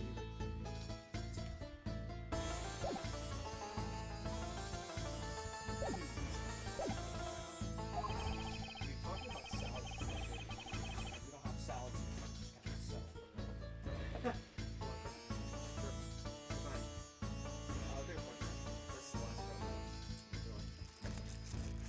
I respectfully disagree.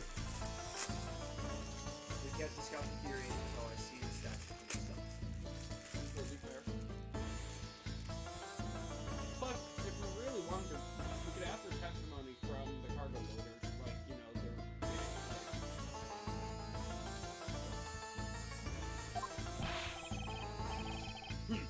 Then you can have your wish. Look at it yourself and see that I'm right.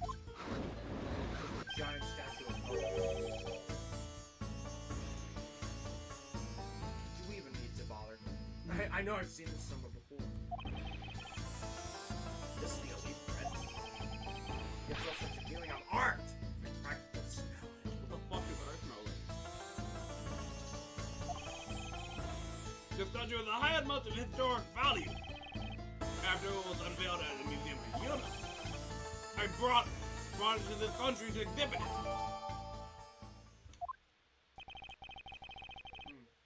I do believe a closer look is warranted here.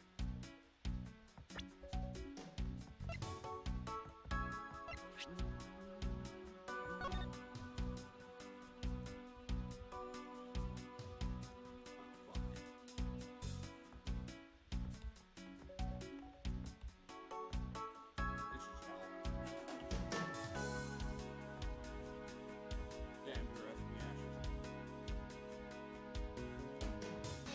But, yeah, I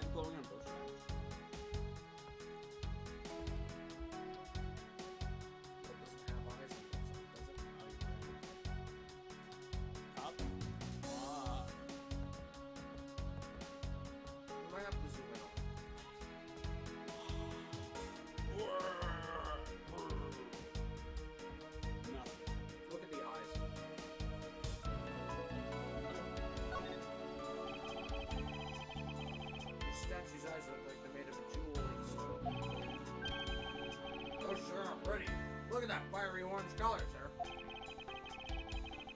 Well, according to Mr. LeBlanc, this whole thing is worth a pretty penny. Ooh, I just got a really good idea. I can probably find some rocks down by the river. I can polish up to look like real jewels. I think I'll try that out and give one to Maggie as a present next time. Well, at least he's not trying to sell it to her. I wonder if he's serious. I wonder if I should try to stop him if he is.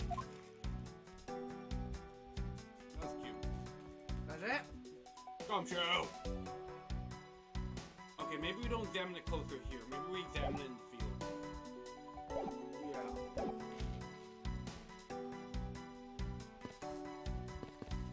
No. Wait, yes. Wait, is it true? This is the infamous elite red statue. What is that, Edgeworth? Did you find something? There's something wrong with this picture. We should examine it in more detail. Yeah, in fact, that's some glass.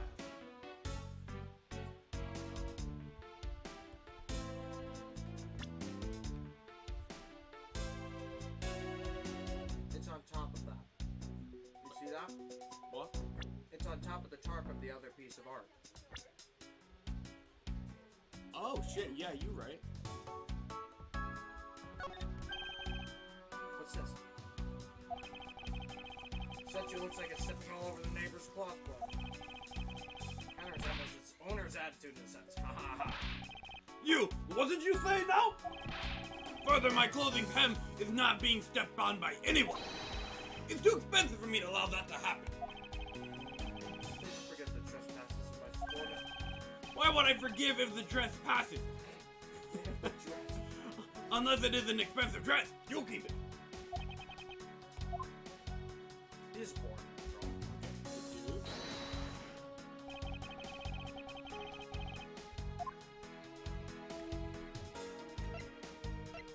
Hang on, what's the picture look like again? No, we can't look at the picture.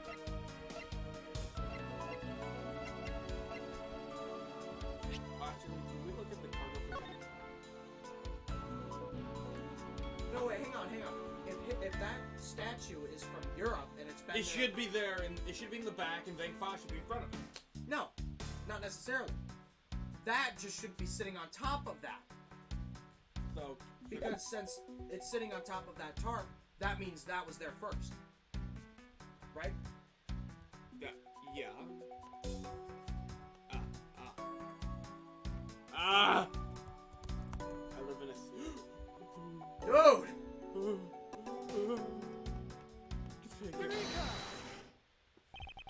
Worked out. There's clearly a contradiction here. Great job, Gavin. Eureka. What you going on about? It's just a simple case of cargo cover getting stuck under another piece of cargo. That's not possible. But it is. It shouldn't be this way. But the statue is on top of the floor. Supposing that the neighboring piece of cargo was brought on board at St. Paul, there's no way that any part of this should wind up under something from Europe. Which means that this fake statue was smuggled on board in St. Paul. But then what about the Chicago certificate? Let me ask you a journey. What about Asian Nick? Why did he come down here in the middle of the flight? There's only one reason. Secure proof of smuggling activity aboard this flight. So you say, but I don't believe he had to do that in the flight. He could have just easily inspected all his cargo after sitting in the landing. I mean, true, however, you have the backwards. Sure, Agent Hicks could have waited until after the plane had landed, but he had a reason for coming down his cargo. Suppose he had found a fake at the airport who had been after the swell occurred. At that time, the suspicion would actually fall into the statue's owner. Who would have no way to prove that the statue was switched without his knowledge. Which means there is someone involved who is forging or modifying cargoes.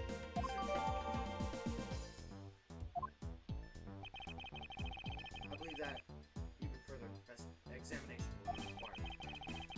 Now that we have confirmed that this was brought on board in St. Paul, there must be some sort of proof that this statue is indeed a fake. Now, present you evidence that will resolve the remaining contradictions. Okay. Okay. Thank you. Let's look at our evidence. The picture. The picture would verify, wouldn't it?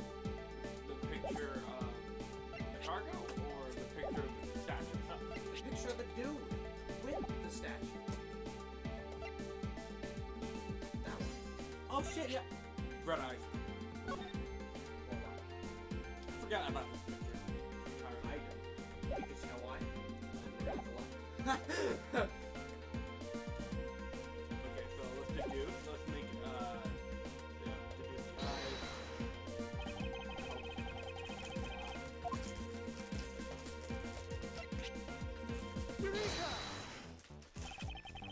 These eyes are awfully orange, don't you think? Yeah! Oh.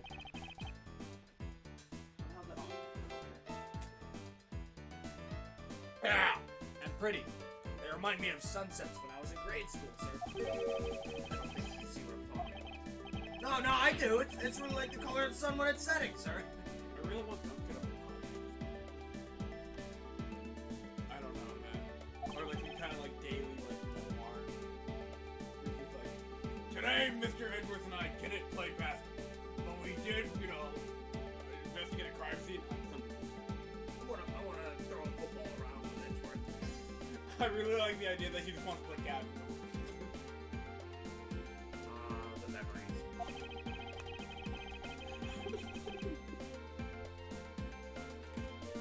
Oh! You wanna try it?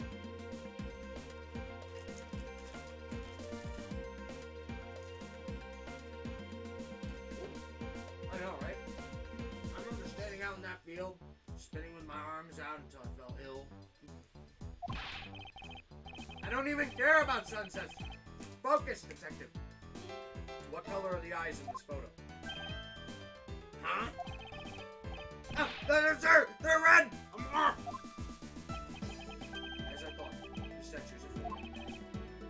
Mr. LeBlanc. What do you want? What do you want? Do you not know I'm a busy man just standing here pointing at you? I allow you 2 seconds for your answer, strong heart looking ass. You'll eat bread, I suppose. You should probably enjoy, is it not? It is the biggest trophy on this European trip. Oh my god, the name alone should have gave it away to us. What? They leaf red is either orange. No, you're actually right. But hey, I still caught up pretty quick anyway. You know why I wanted to possess this statue? The trigger started 17 years ago. Better grab a chair, sir. Looks like this is gonna be a long story. Mr. LeBlanc, I regret to inform you. You have my heartfelt sympathy, but What is that? Sympathy? For what? you'll see. I'd like you to compare the eyes. The large fellow there had very bright and pretty eyes compared to you. I wasn't talking about the two of us. Oh, you think Gumshoe's pretty eyes? I meant the eyes of the statue in front of us and the one in the photo. Why is there something yelling now then? It is a photo of the statue on display at the museum in Europe. Now do you see Mr. LeBlanc? The statue before us is that asking part. That asking fart. Regeneration. I guess the victim knew there was the real version of this was gonna be nabbed, huh? We didn't even have to talk to Francisca for this at all. Yes, while this photo could be seen as nothing more than a simple souvenir, it was in fact taken to be used as reference document later on. Next, Agent Hicks has had to secure proof that the smuggling had taken place. He came down here to take a picture of the cargo hold. A rather empty one at that, right before the fake statue could be loaded on board. A photo of the hold missing a valued piece of cargo would have been proof enough. After that, all you had to do was hold the Zengpak cargo crew and arrest the smuggler. Exactly. This only goes to prove my theory. If the statue was not in the cargo hold during the Europe-Zengfa leg of the trip, there would have been enough height from which Agent Hicks could have fallen to his death. Officer! Move this statue immediately! I want a thorough examination of the floor underneath now!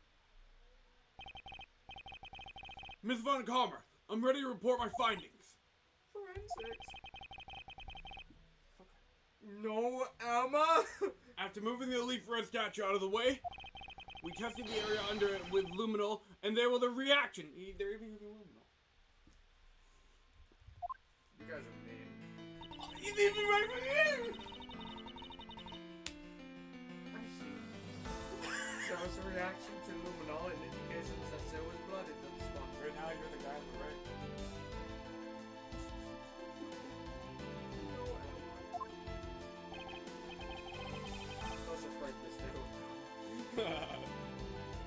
Forensics without Emma, I genuinely feel betrayed.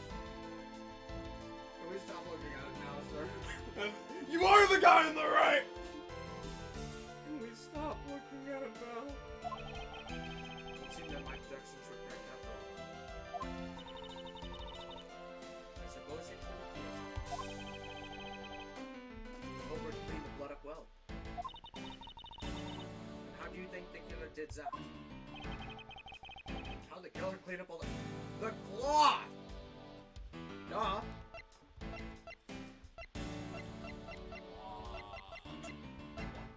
Take that! Killer used a bloody cloth on inside the suitcase to clean up the mess. I see. They had to clean up all the blood before the zip band landed in St. Bob. Yes, because otherwise the government would have discovered it during the layover. So you guys are saying the murder happened before the plane landed in St. Bob? There's no other conceivable timeline for the events of this murder. If that's true, then that there was a certain person's testimony. The murder occurred before we landed in St. Bob, and this becomes highly suspect.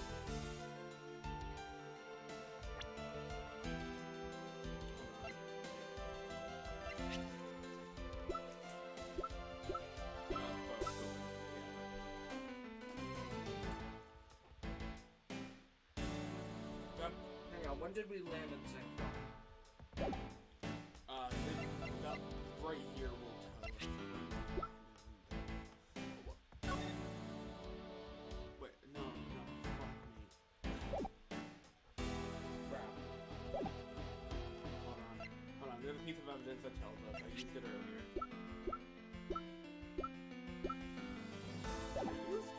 Is it the certificate for the statue?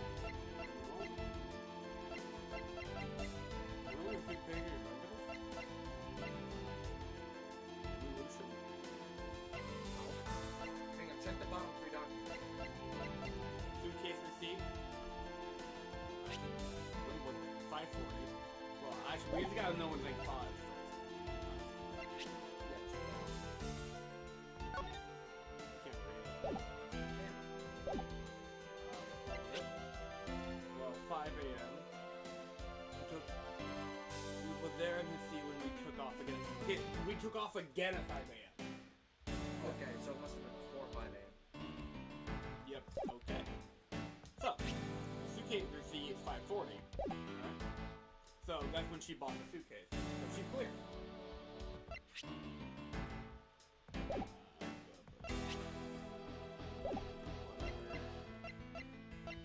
So, that would leave us with, I genuinely don't think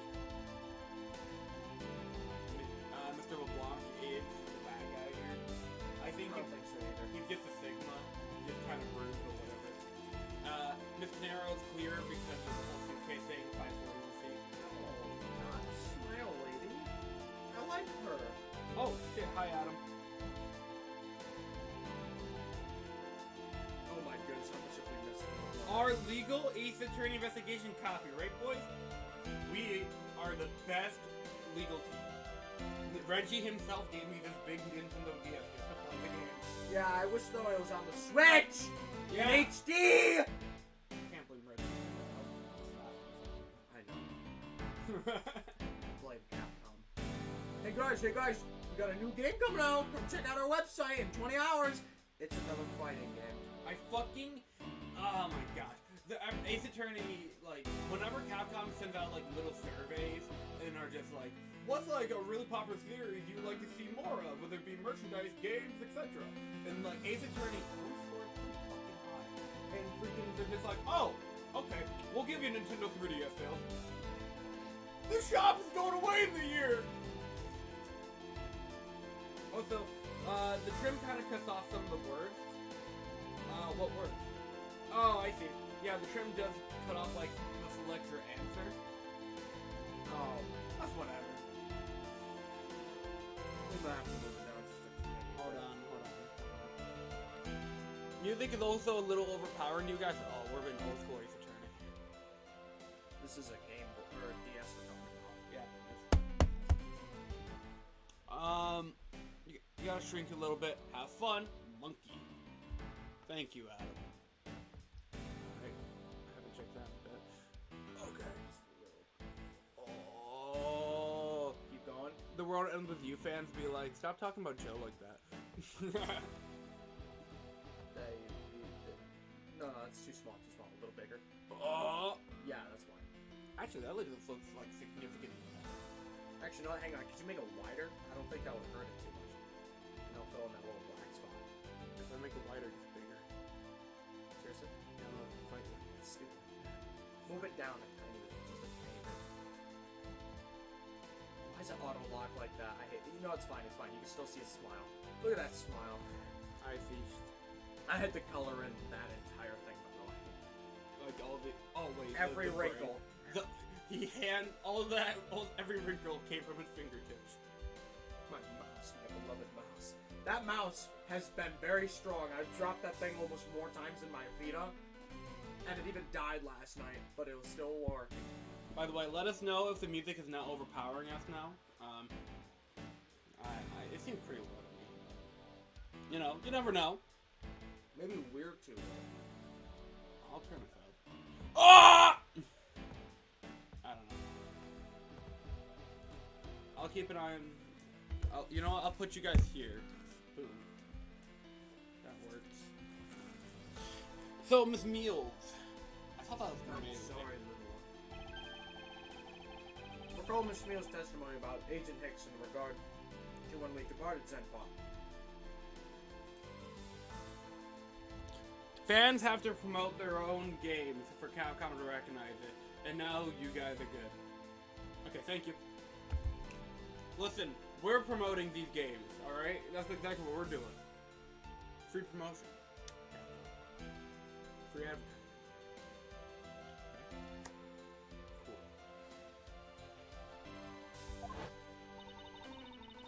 This would like last stream. I saw Mr. Hicks sitting in his seat at like 5 a.m., you know. Oh, that's it? Okay.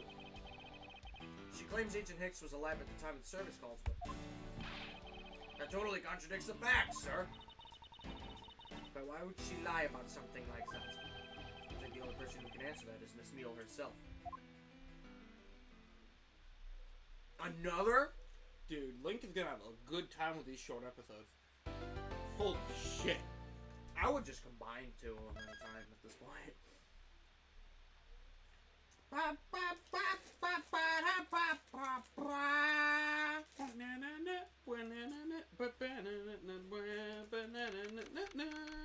Oh, we just straight up drag her down here.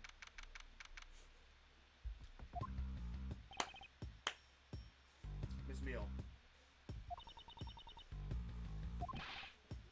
Miss Meal! Hmm? Do you recall what you said earlier? Now, I know what you're thinking, chat. I know where you're looking, and you guys... I get it. That sloth is really cute. But her smile is up here. Yeah, the smile is there, guys. Stop looking at the sloth. Jeez. Or dangerously close to the sloth. He's a little self-conscious. Yeah.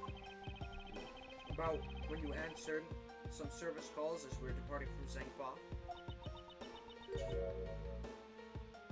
Huh? You said that Mr. Hicks was sitting in his seat that time. However, that is simply not possible. Because Mr. Hicks was dead long before we ever touched down in Zangfa. Oh? Miss Chamomile! Maybe I didn't see what I thought I did. Cammy meal like a donkey, cammy like a camel. No, chamomile.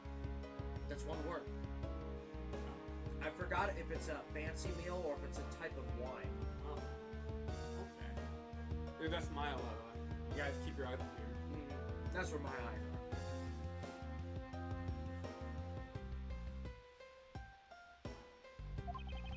No one could make mistakes so large, Miss Meal.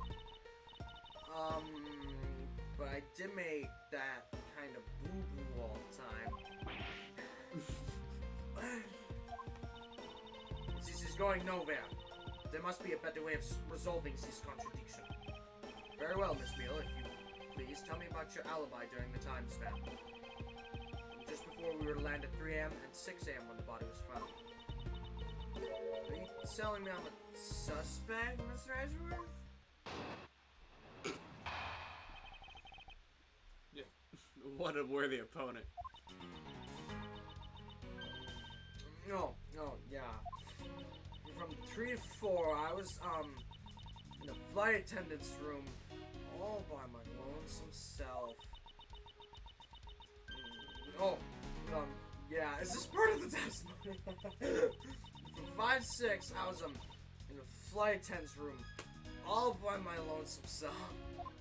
What the fuck? She just said the same thing twice! But, like, the times are different. That's the only difference. How is a man supposed to react to a testimony like that? Miss Meal, wake up!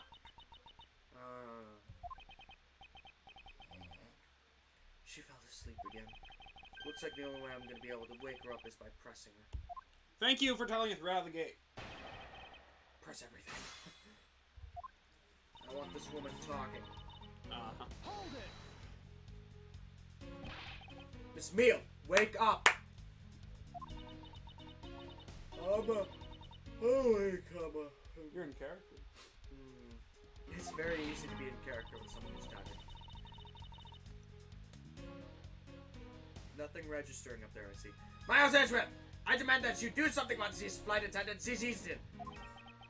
Why ask me to wake her when you can finally put that whip to an appropriate use? I was just thinking that. She won't hit a woman? No fucking way. Wait, no, she had it. Had she ever hit a... Wait. Actually, that's a good question. I don't remember. Did she hit Eeny Miny? I don't remember. I actually don't remember either. It's the only time she... I know she didn't hit Adrian Andrews. I think she threatened her with it, though. Of course, but like... She didn't hit her. I don't think she hit Dahlia or Iris or Trials or Trib. She might just actually not hit women. I actually think she also didn't even hit like Bikini either. Yeah, no, she didn't. She was like mostly beating Larry.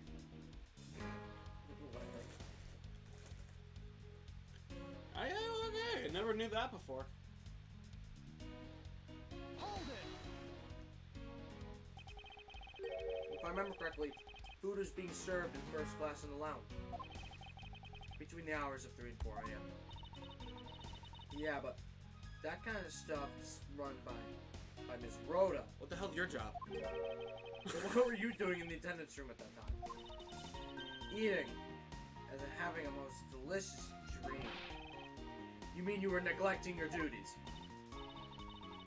No way! Sleeping's part of our job too, you know. You know, when she tilts her head like that and looks up, it kind of reminds me of, what's his face from Trials and Tribs? Oh, wait, are you talking about the bubble, or are you talking about, like... No, when she tilts her head and looks up while she's thinking. Kind of reminds me of, Rhonda Light? yeah. Hold it! Miss Meal, how many times do I have to repeat myself? Wake up! Wake up! I'm awake, ho.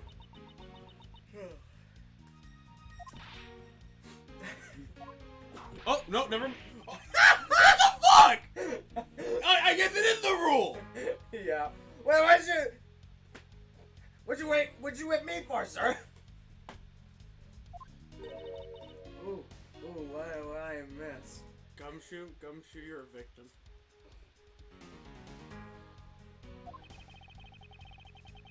the board detective being on the receiving end of a lash in your stead? Yeah, literally. I don't think she whips women.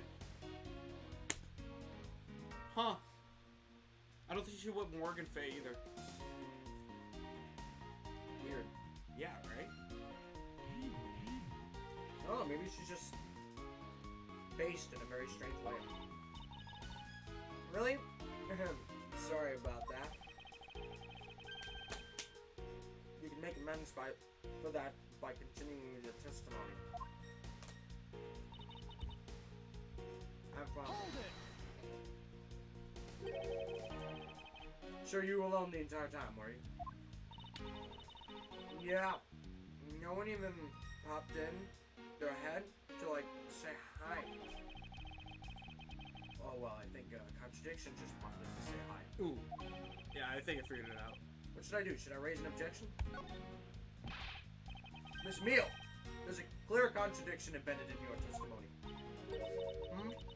What are you talking about? It's not possible you were... Yeah, it's just the receipt. Yep. No! Take that! I wonder if you'd be so kind as to take a look at this receipt, Miss Meal. A receipt? For what? It's for the suitcase Miss De Niro bought. Now, if I may direct your attention to the timestamp. As you can see, it clearly says 5:40 a.m., Miss De Niro. Yes! Rinosuke line. Why is the killer here? I thought you'd have her locked up by now. I requested that she be present as a witness so that we may straighten out your complex lie. Now then, Mr. Nero. Between the hours of 5 and 6 a.m., you took a trip from the first class down to the first floor in shop, correct? In-flight shop, correct? Yes, I went to the shop to buy a suitcase. After which, I went straight to the attendant's room to drop it off. Did you see Miss Meal there at the time? No. So, Miss Meal, where were you really between the hours of 5 and 6 a.m.? Killing people. Miss Chamomile! Bathroom? I'll be the one to ask the questions here. Well, maybe that's it. You fucking I kidding me? probably just missed her. Nature calls, you know? Do you take me for a fool? That's a little too convenient to be true. But it's the truth. Cross my heart. I don't have enough conclusive proof to counter-argue right at this stage. You don't believe me, do you? Please, won't you give me a chance to hear me out? Reason. Dude, could you imagine being, like, so good at something that you can just play it off like she is? Reason for sauce. Leave me alone. Look, I know you suspect me because I'm on a crew. But you think that maybe you should, like, also suspect Ms. Rhoda, too? No offense, that's what we've been doing the whole time, it feels like. Always everyone else. She's the one in charge of the elevator key card in the shop, you know? If you ask me, that makes her super suspicious. What the fuck? She's simultaneously really stupid and really smart. World's smartest dumbass. Please leave Miss Tenero out of the conversation. Only you are under suspicion for now. I don't get, why are you covering for Miss Rhoda all of a sudden? Oh, now I maybe got your eye on Miss Rhoda.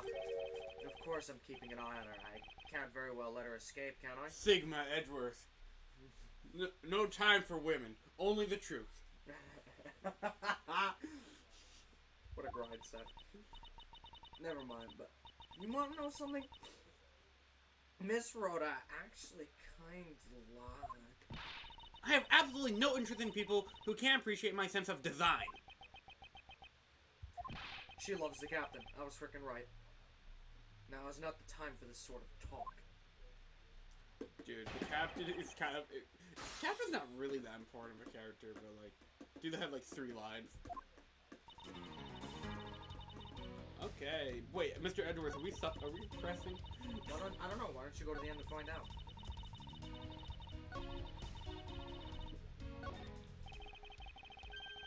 Miss Neal, it's very unladylike to push suspicion onto someone else. That's not what I'm doing at all. I'm just saying. Oh my That is raw! That is raw! No fucking. Oh. That is raw! We've been making this joke for like 5 years. 2009. That's not what I'm saying at all. I'm just saying that Miss Rhoda is very sus. 11 years earlier. And the Among Us devs are fan the basic attorney. They must have lost their shit when they found out about this. Discord, where are you? I don't care. I'm getting shivers down my spine, dude. I don't care, bro. I don't care! I don't care, bro. This is real.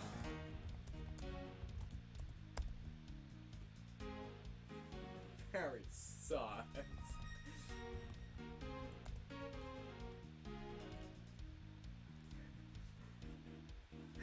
That is awesome, and that the fact that it came from her, she's a living woman troll face. What? If she's a killer, she's a hilarious killer. LOL. She's my favorite. I'm really curious. Where did we put her in the fucking tier list? While we're here. Where is it? That's good part. That's good part. Anticipation tier list. Where is she? I see. Well, we put these two next to each other. What? She's in C? Wait, she is? Yeah, she's right there. She's right next to that guy. You literally said, "Oh, we put these two right here." She's already. Hang on. Check the other ones. Okay, so fart guys are right here. That ass can fart is apparently C tier. Okay, and where? This is a terrible tier list. Get off this. That dude's in C. Kind of appropriate, feels like, but I like him.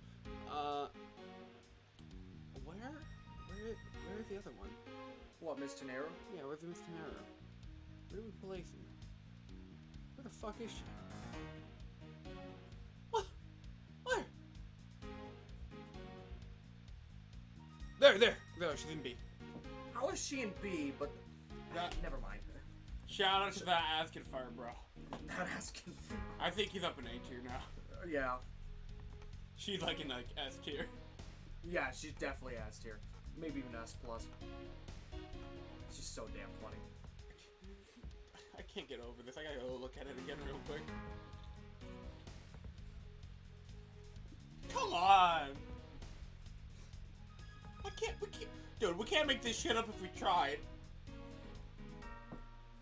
We technically did make it up, but then it just proved itself. There you go! Pushing everything onto her again. Bro. I don't get what you're saying. It must be a really abstract concept, huh? The only thing abstract here is the landscape inside your head. That's a good one. Wow! That's a good one. That's a good one. Okay, so he didn't say anything about pressing or He just said she's blaming someone else. yeah. That does not help. We're just gonna have to press everything. Damn it, Edgeworth. You're supposed to be the S tier judicial system. What happened? Dude, he... Never mind.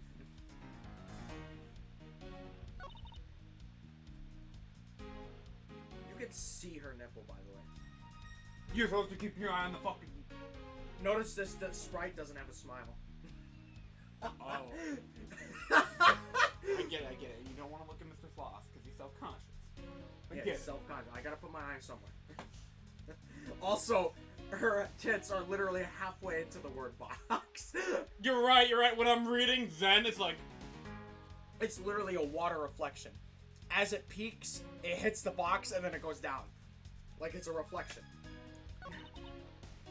Okay, let's... There's a smile. Alright, it's back. Look at that smile. Them big ol' eyes.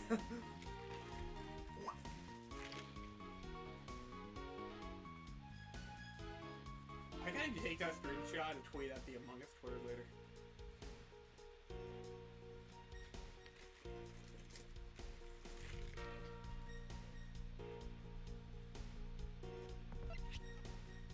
Okay. She's the one in charge of the elevator. Did we press everything already? We haven't pressed shit. Then do that. No.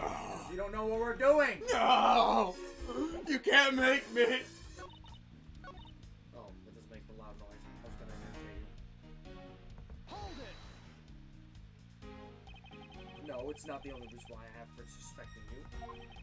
Your statements regarding Mr. Hicks turned out to be a bunch of lies. Ah, but I'd say I wasn't intended. You wouldn't suspect me then, would you? Actually, yes. I suppose it's true enough. Okay. What? That's nothing. That feels out of character. Look, you told me lies. I don't care who you are. Fair. She's already being detained for further questioning. Or have you already forgotten? Oh. Yeah, I guess I just forgot. Cammy, don't tell me you suspect me too. Sorry, I can't help. I mean, other than you, there's no one else who could have done it. Robert Downey Jr.? What? Is that what she's doing? No, the joke is that me? I'm responsible for the murder? Oh. Yeah. I can't believe that you think. I can't believe that you would think that. I mean, me? A killer? Miss Meal, what do you mean just now by no one else could have done it? She's the one. Yeah. Yeah. Now, what are you in charge of, Miss Meal? I take care of the attendance room. That doesn't count! Oh, I spent so much time in there. Might as well be my responsibility. Mr. Edgeworth, Cammy's very talented in languages, so she has passengers who may not speak English, especially those who speak Virginian. She's the only one on this flight who is fluent. Oh, you mean that kind of what I'm in charge of? Wait a minute. That kind. Yo, wait, can you read something for us then? Not that it matters anymore, but like... Why didn't you say so in the first place? What else could I have meant? Yeah, so I'm like really good at Borginian. She's fluent in Borginian. Then I suppose you're in charge of processing documents in Borginian. Yeah, I take care of anything that has to do with Borginian. Very interesting.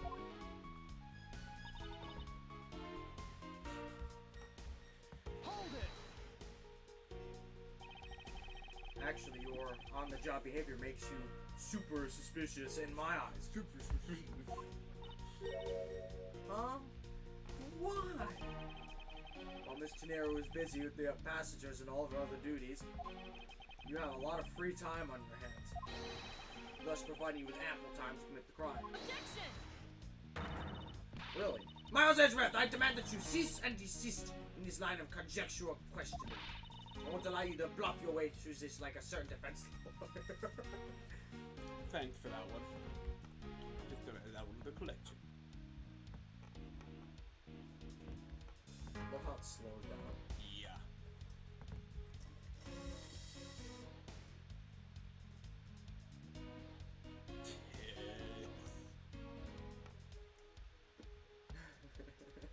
I get it.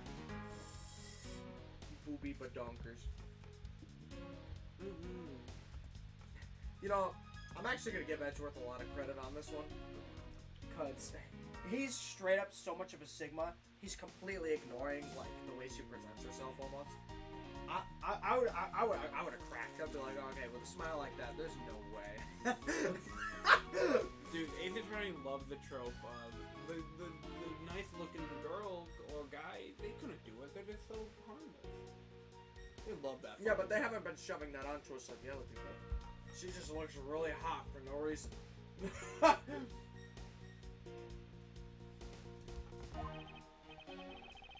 I do not honestly believe Miss Meal does any actual work above this flight.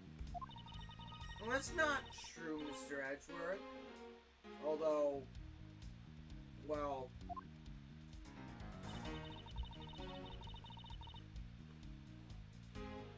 Ooh, I'm in charge of all... That's new. I know we could press it, but I have a feeling that we could just prevent. Always press new statements. Motherfucker! Always. I am playing the Great Ace Attorney today. Different writer. Same game. So what exactly do you, as the one in charge of some Borginian stuff? I do stuff like translate things from and into Borginian. Tammy's the only member of the crew who understands Virginian, Mr. Edgeworth. Miss Meal, I take it then that it's your job to process all the Borginian paperwork. Yeah! See, I totally pull my weight around here. So it would appear. Perhaps I should ask her for a few more details about work, and... Miss Meal, it's very unladylike to push... Oh, that was the last question. Yeah, there's a stuff Okay, so we lining pressed there. everything, now it's time to move on. Okay, yeah. I know what to do. Obviously the document. Yep. Objection!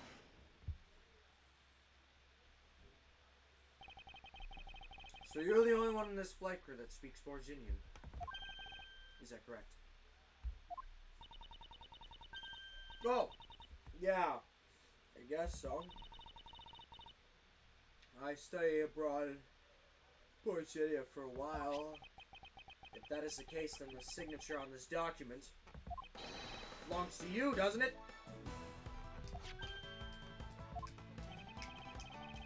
This is a falsified piece of documentation with only one purpose. To lead anyone who read it to believe that Mr. LeBlanc's statue was loaded in Europe. The only person who could have either prepared or processed this document in Borginian Bless you. is you. Thank you. Is you, Miss Meal. What's your breakdown look like? Oh, that's not. Without your participation, the smuggling of these bread could not have occurred. Don't sleep while I'm pointing my finger at you! Oh, it's so fucking. Come on! Yeah! Look at that! She was pretending to be asleep with that thing. She's blowing fucking bubbles. She's an imposter. This is my favorite villain. What? Straight up my favorite villain. Mad Under? I mean, think about it. She's doing the same fucking thing. Oh, I wouldn't dream of falling asleep on you, Mr. Edgeworth. Stronger? Dream? That smile. What the That fuck? damn smile. What the fuck? That damn smile. I'm a sucker for a good face. I'm gonna clean my glasses to make sure I'm reading this right. Did you just skip a piece of dialogue? No, it was literally the explanation for Oh. it. Like, It's exactly as you say.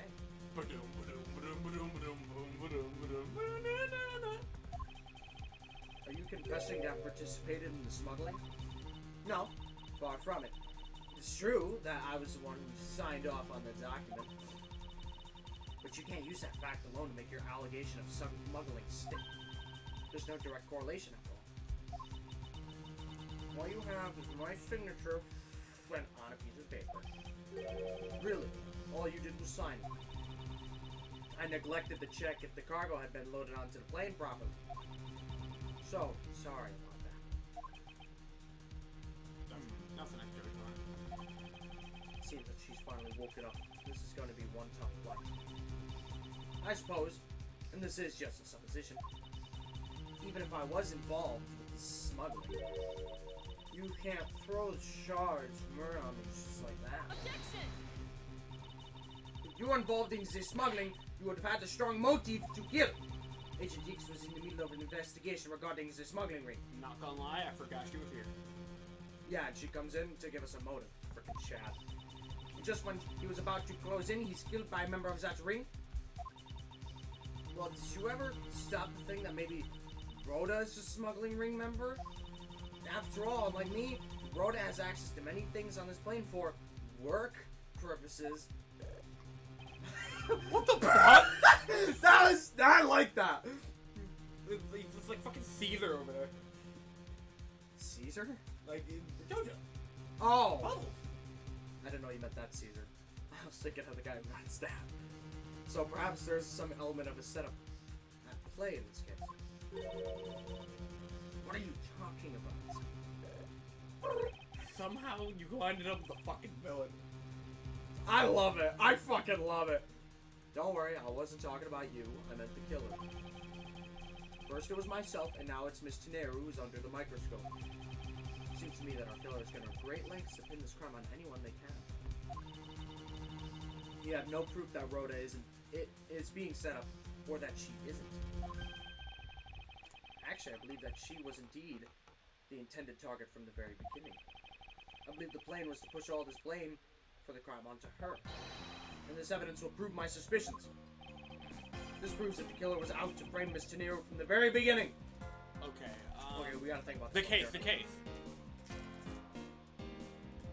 Actually, yeah, I see that. Take that! No, yeah, no. The killer could have hidden the body anywhere, and yet they chose the suitcase. Why is that? Perhaps it was removed body from the lower deck up to the first floor. However, why go through the trouble to do so? Ooh! Dude, you know what she looks like? What? She looks like an 80s Disney villain. Kind of, yeah. Poor Mr. Sloth! Her hat are gone. The only way all these actions make sense is if the killer had wanted to frame Miss Teneru for the murder. Miss Teneru buys a suitcase, and every place she works without fail. Not gonna lie, this is a pretty good episode. But should a suitcase be switched with the one containing the victim's body, that would put her in a very tight spot. Unfortunately for the killer, the turbulence put an end to that plan.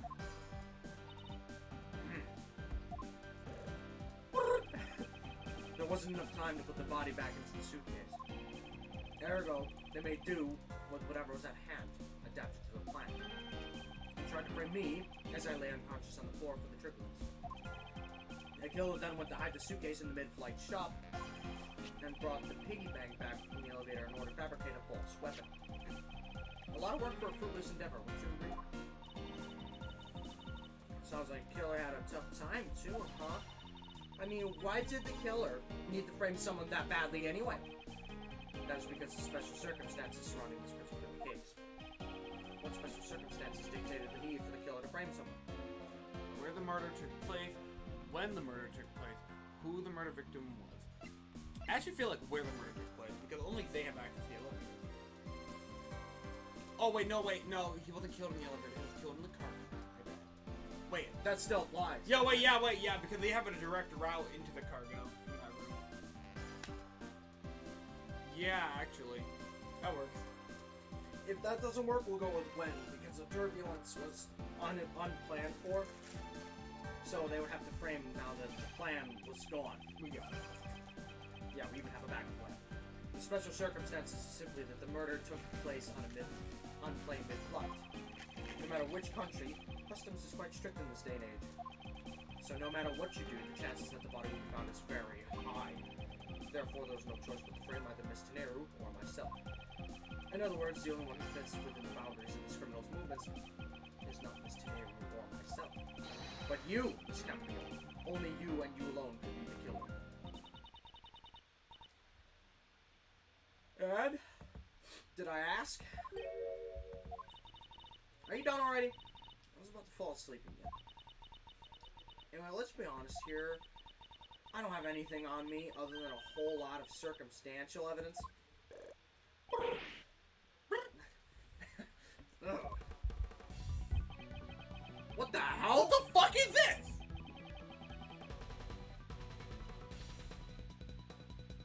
This is sick, whatever the hell this is. I can see the outline of how the murder occurred, but I have no definitive evidence. Why does this OST go so fucking hard? Like this entire game's OST. Holy crap. Isn't there a piece of evidence that's still unaccounted for? Something that I still can't quite fit into the big picture. Okay. That fits, that fits. The phone? Yeah.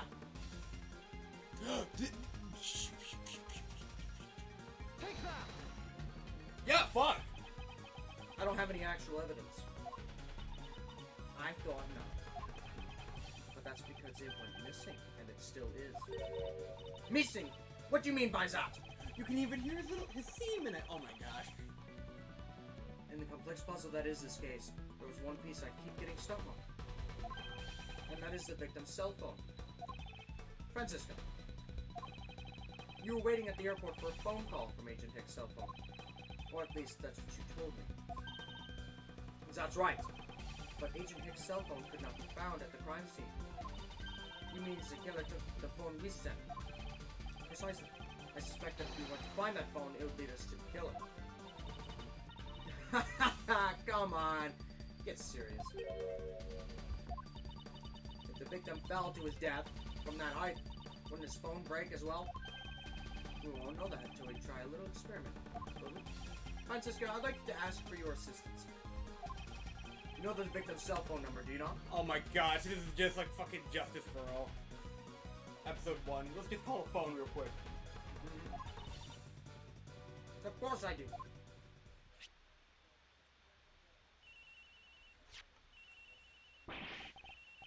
Agent X phone! It's ringing from somewhere, sir. Fucking Gumshoe, that's like your first line in like 10 minutes. I wish her animation right there showed her with the bubble thing. That would be sick. That actually would be sick. I heard detective. Now where's it coming from?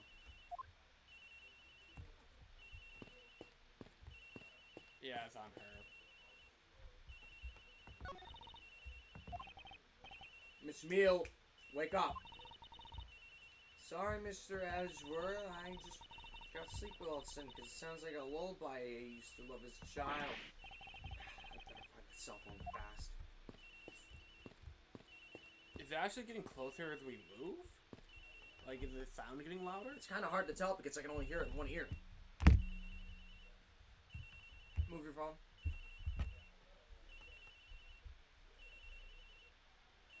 Coming from the right.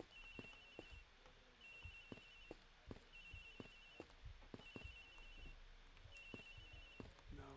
No, that's not it. Nope. That looked like it. It's in here. It's... Oh. Okay. I guess it just told us. I guess sound technology wasn't the best back then, so they had to be a little more clear about it. I mean, it's not like they expected people... Yeah, I can hear that now.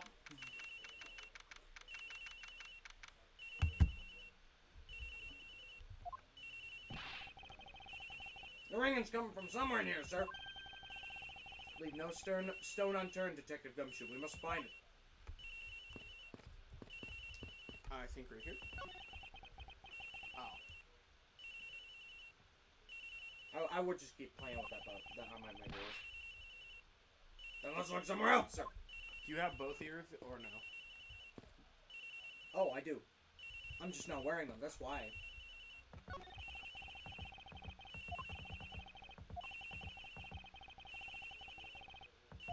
It's in the suitcase.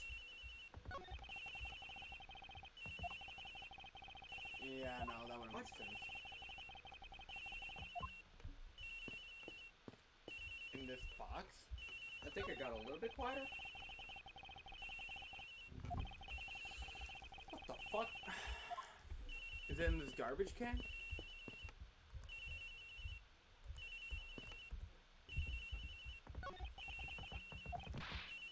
Yeah. Dude, the sound's not really changing much, to be honest. This is probably annoying. It's annoying us. That's what it is.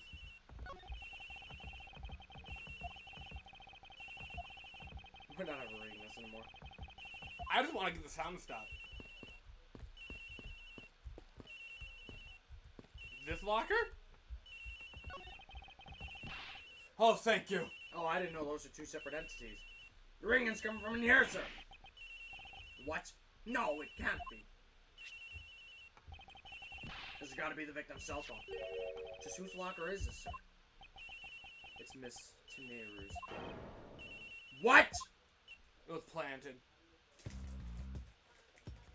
No. I love this. I like it. No. So, Mr. Edgeworth, how'd it go? Where'd you find the phone? I found it in the flight attendant's room in Miss Tenary's locker. What? But Roll that Tenary! I don't know anything about the phone. It wasn't me. It wasn't me. Miss Von Karma, is it? I suggest you arrest Miss Rhoda Tenary right away. Yo, the sound design in this game hits different when I have two. Wait! I have a theory. This is related to the incident with the keycard. When the killer went to steal the keycard, they conveniently stashed a cell phone in Miss Tenary's locker at the same time. This is related to the keycard, alright? In the same way that we have zero proofs that the killer just did that.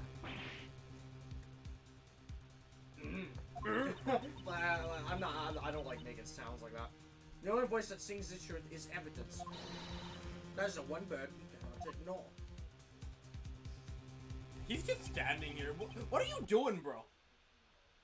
What? Oh. Whatever you did, don't do it again. What should I do? Francisca's right. I can't offer baseless conjectures at this point. Right then, why did the culprit take the cell phone from Agent Hicks? Must have something very incriminating on it, or in it. Hold it! What now, Miles Edgeworth? It's not over yet.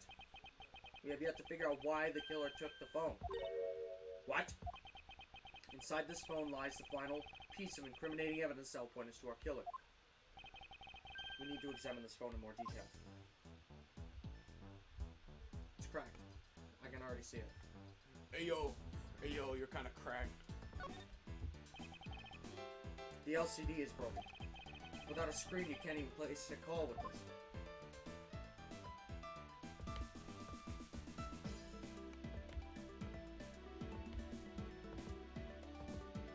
It's got a camera on it. It's a camera lens. Come to think of it, I wonder, how exactly was Agent Hicks planning to preserve the crime scene of the smuggling? Francisca, I need you to confirm something for me. The cell phone, can it take pictures? Mr. Edgeworth, I can't believe you don't know about this kind of basic stuff, sir. This looks like a very similar model to my own. And mine can take photos just fine. 2009. Do you think Agent Hicks could have taken some pictures with this? In particular, pictures as evidence for his smuggling case. If so, I'd like to say there may be some very inconvenient photos in here for our killer smuggler. But the phone's all busted up, sir. Even a super prosecutor can't repair a broken phone. I'll find a way, don't you worry about that. May I go back to sleep now? The LCD screens on the inside and outside are broken, that's for sure. But that's also reason enough to believe that the killer wasn't able to erase the data. What? What do you mean by that, Francisco? It looks like our killer isn't very familiar with electronics. This phone still rang when I called it, meaning that only the LCD screens are broken. It's possible that the photos are still inside, waiting to be accessed.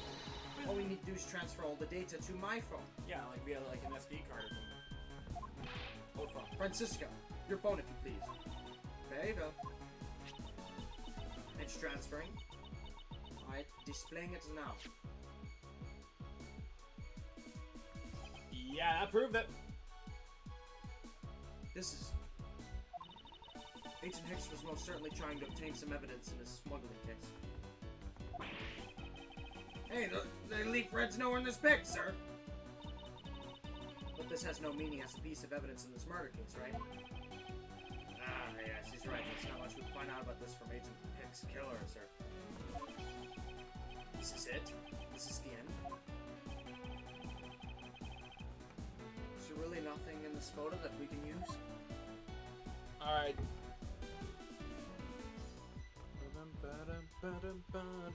Suitcase is still there. That's what I'm thinking, yeah. The fact that all the suitcases are here in this photo is odd. Agent Teeks was still alive at the time. So what exactly is so odd about the suitcases that haven't been used yet being here? Being there. Yes, well, I was only pointing out things that are different between now and then. Your off-topic ramblings have to put this attendant to sleep yet again, Miles Edgeworth. I'll give sleepyhead here a rude awakening, a deafening objection, and a contradiction. Okay, something else then.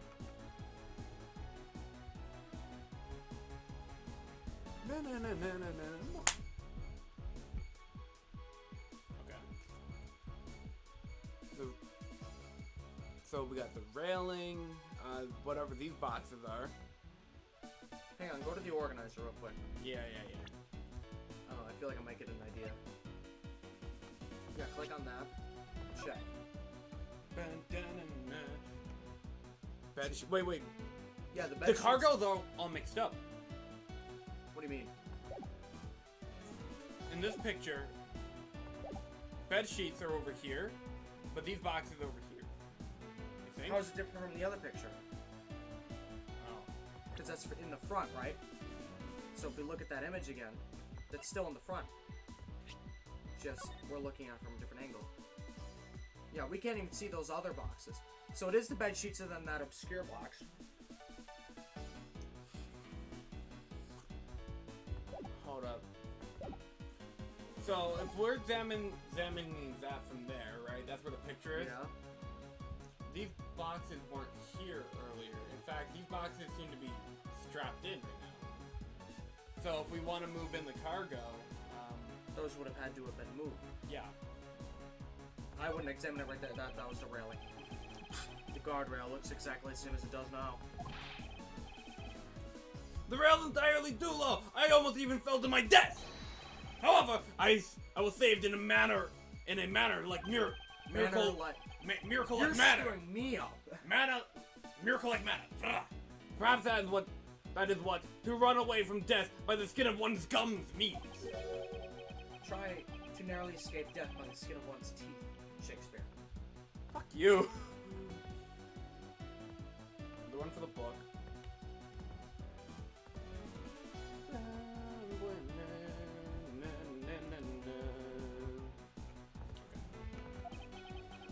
Now then, there must be something in this photo. Yeah, try that out. Okay, yeah, we're right. Oh my goodness, it was really that simple. Yeah. Actually, no, I think about it. You can't actually read that. Those are all symbols. Yeah. Borginian. What's all this? Oh, they're a cargo ship from Virginia to Zhangfa. So the reason they aren't here now is that they were dropped off in Zhangfa. Mr. LeBlanc, can you tell me the contents of the boxes? Unfortunately, there's no English written on them anywhere. One cluster of boxes is written in Borginian. It says... I don't know. It just means cloth in English. It says cloth in English. Cloth. Could be. Is this where the killer? What for that scary face? This meal? Yes. Yes. It appears that Agent Hicks was no ordinary investigator. He left us with a piece of evidence, after all. A striking piece that will point out who his killer is. Ha! Maybe you shouldn't force your mistaken reading of a simple picture, Mr. Edgeworth.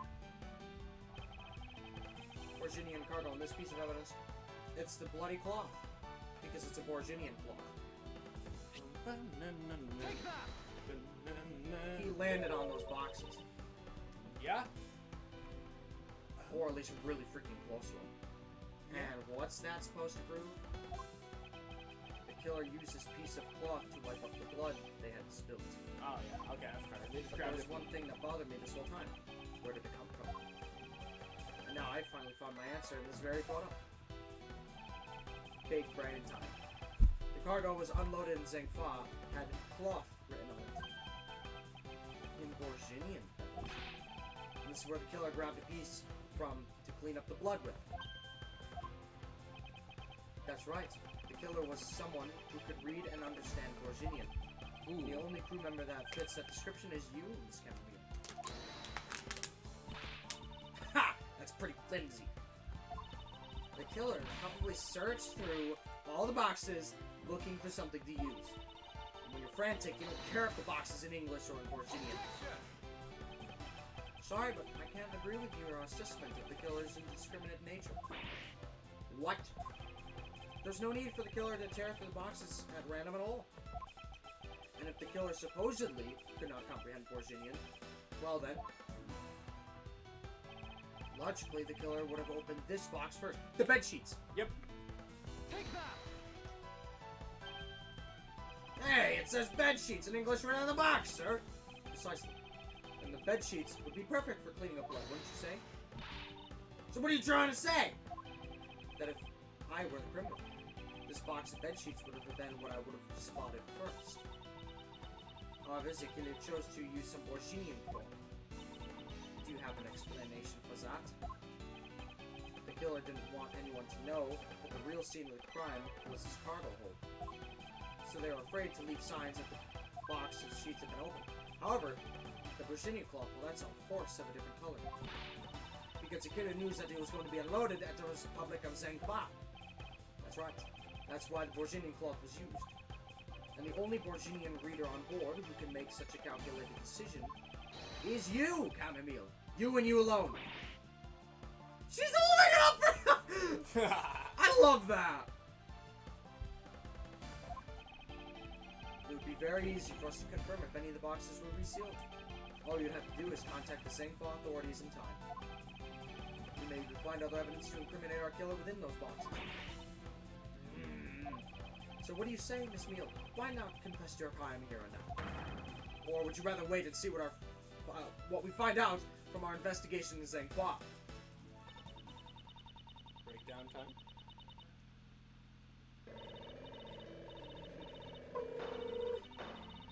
No! Oh wow, she keeps going.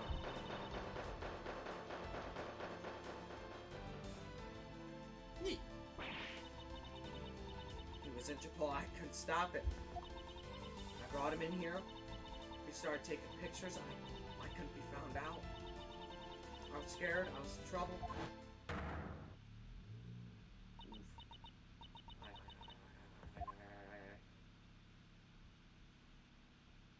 Oof.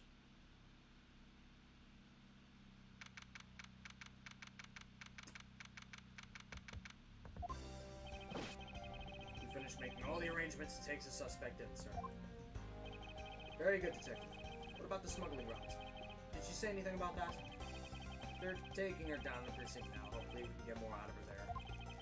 Whenever we even approached the topic, she just started foaming at the mouth. It was scary, sir. She probably wasn't prepared to commit the murder at all. One thing is for sure, the ring behind this whole mess means serious business.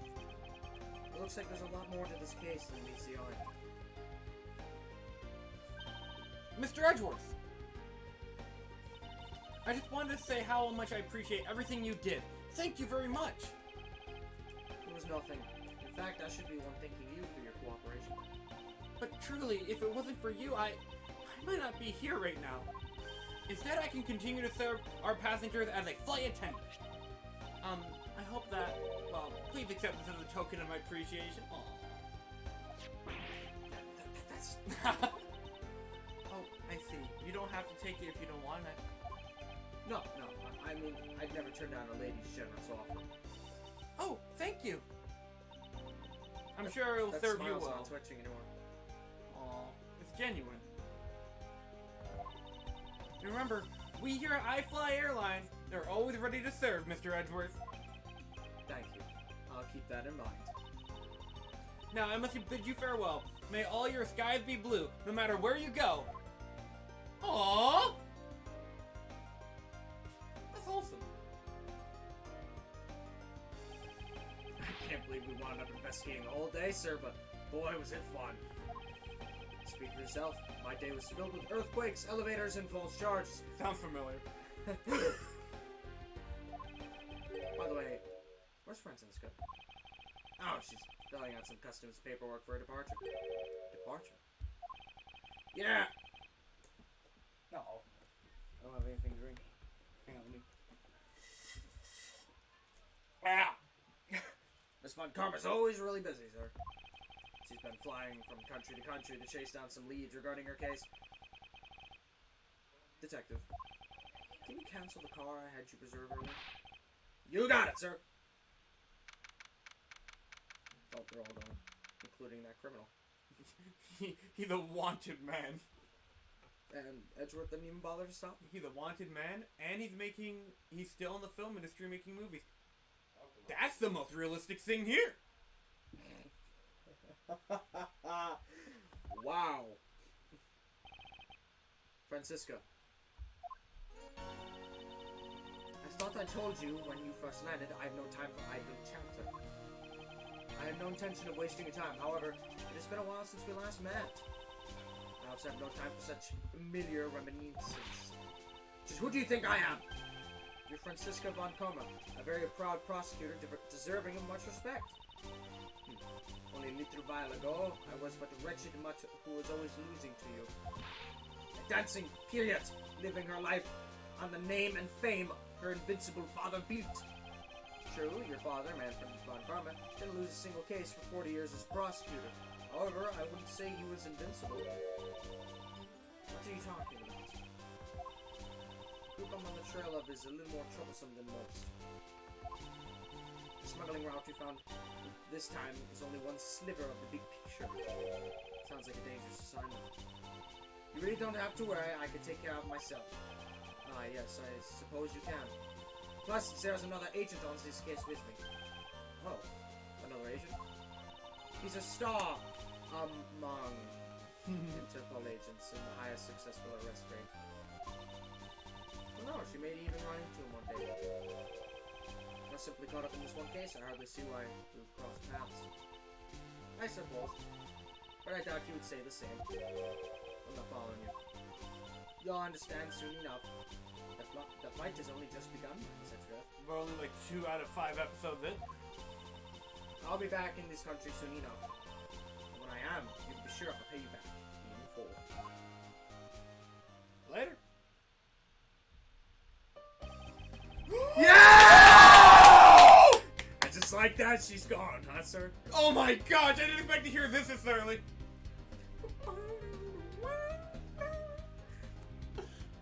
I love you, Gumshoe. Thank goodness. I can finally rest easy knowing I won't have to watch out for a weapon. Detective Gumshoe, I want to thank you for all your help and cooperation. Aw, Chad Gumshoe. That was nothing, sir. I was just happy to be able to work with you again. Oh! Why is he not loved? I think I'm gonna celebrate by adding a little extra salt to my... That's depressing as hell! Why is he not loved? Hashtag give Gumshoe a happy ending, bro. Give him a happy ending. That's horrible.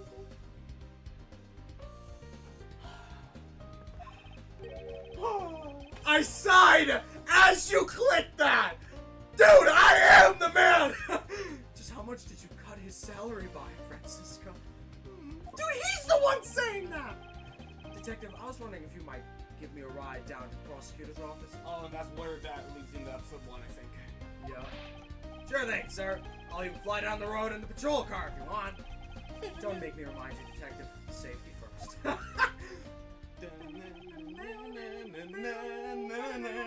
Oh, I love Edgeworth. I love... Never mind. You love both characters. Yeah, I love them both. But mostly Gumshoe. Thus, I solved the first case upon my arrival home. Francisca Von Karma, the smuggling route she was after. The leaders of that ring had already put their trump card into play. And the leaders of the other side of this war, and the players on the other side of this war, they would begin to make themselves known through the next scenes. Oh, what the hell? Oh, no! No, I'm kidding.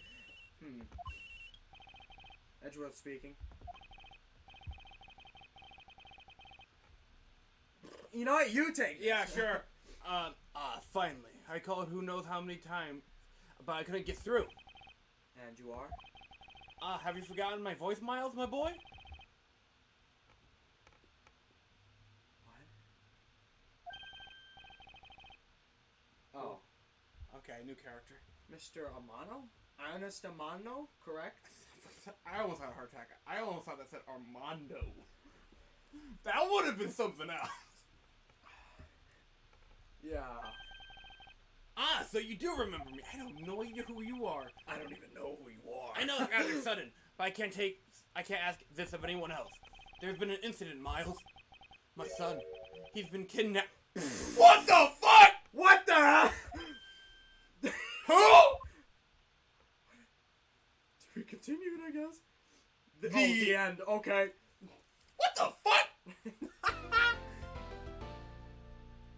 The kidnapped turnabout? Alright, I gotta use the bathroom real quick before we jump in. I'm gonna at least save. I gotta piss. Yes. Oh my goodness.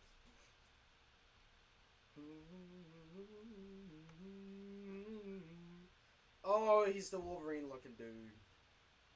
Hang on, is that relevant? Yeah, that's relevant. Listen. That crotch, I don't want to look at that crotch. That crotch is a maybe. I don't even, what the hell? That's different. That's not supposed to look like that. It's not supposed to look like that. Oh no, it is. I was looking at the shaded parts. As you can tell, my intelligence is decreasing weekly.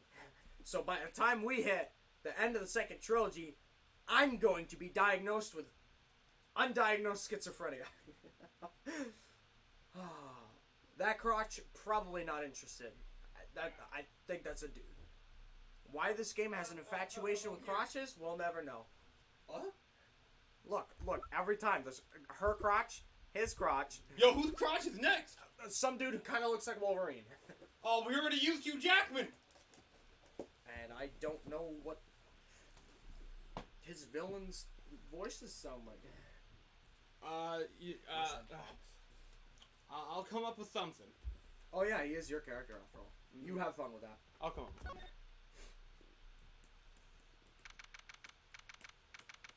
Episode 3, The Kidnapped Turnabout. Yo, all we get is faces and crotches. Don't worry, Mr. Edgeworth. I'll be following your every movement with my binoculars. Good to hear. Now make sure you don't lose sight of me. I'm counting on you for backup.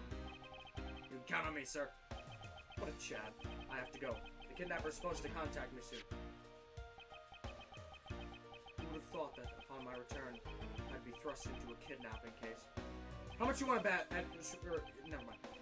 And then I would be the one who would have to make it to the ransom drop-off. How much you want to bet Gumshoe's gonna be threatened at some point and we have to run and save him? Come on, no. I know this bridge! The Blue Badger! This is the Blue Badger! This is the Blue Badger? This is the Blue Badger! Oh my god, this is gonna be terrifying then! It's gonna be a fucking horror! Literally, the lights will come off, you'll be like... What the fuck? Yeah! I recognize this bridge. I saw it a long time ago. I was playing like the Justice for All, and like when Edgeworth started to be a chat, I'm like, is there a game about Edgeworth? And I literally looked it up. I looked up just a little bit about him to avoid spoilers. I saw this bridge. And this is the Blue Badger Bridge. This isn't where you know the lights turn off and he comes after you. This That's is in the hotel, I think. But this is the same case. I'm pretty sure. Either that or it's the next one. Because you know they all link. Also, I like the detail that he has the case. Yeah. That's nice. Let's see. I checked that. The money is all there. So, oh, he's giving the suitcase away now! All I have to do is await further instructions from the kidnapper. Which I'm expecting to transfer to my cell phone. I wonder who else is around. This is the meeting place, after all.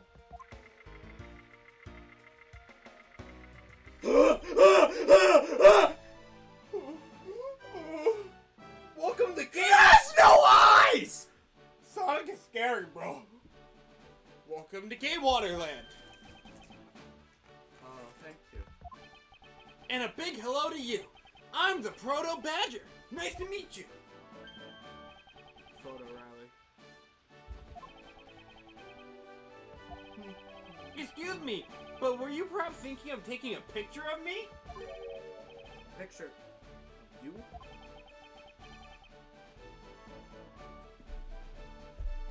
Zachary!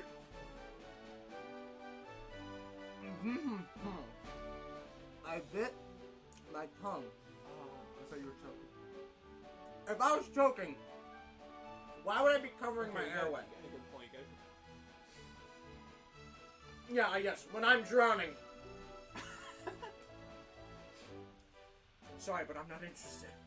Especially because now my tongue hurts. Aw, that's too bad. Well, have a good day.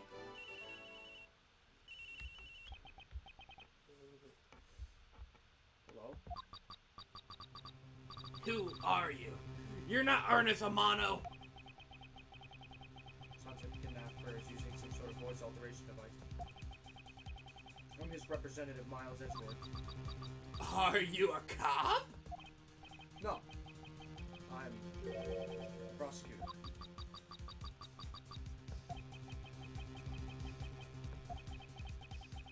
I know what you're wondering, and yes, I have brought the ransom money with me. And that guy's just sitting there listening to that! I see. In that case, bring the money with you to the stadium. So this person intends to see if I'm being followed, huh?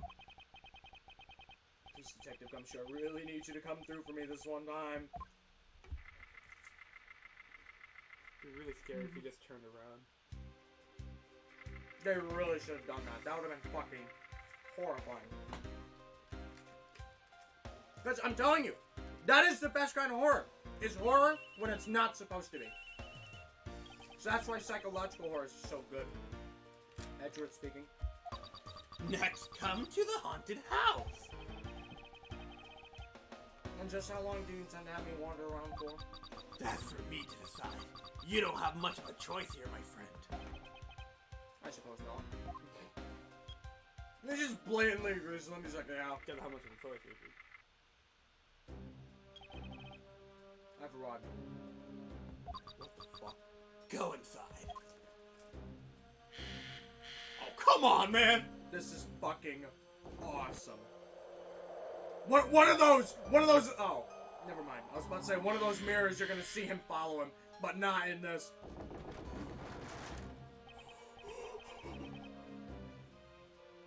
What a dismal place.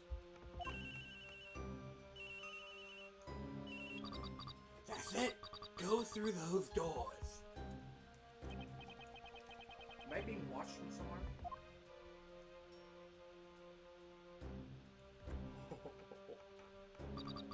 Leave the money and go. Now!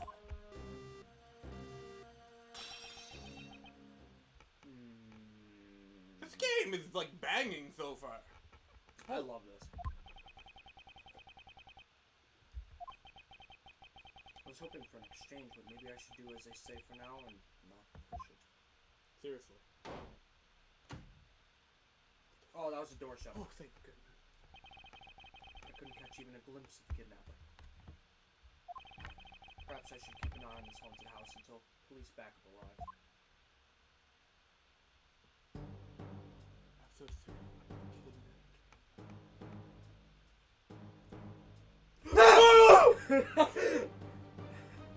Edgeworth! Holy shit!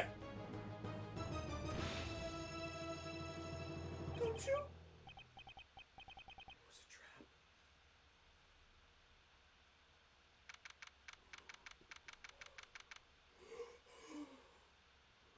What the fuck? I told him. Scary badger, scary badger. Out of the gate. Scary badger. That guy betrayed. No, can't be. Then the deal. Who is that? And why are they talking about? Police. Alright. In front of meet up. I can't move my body. I fear I may faint again.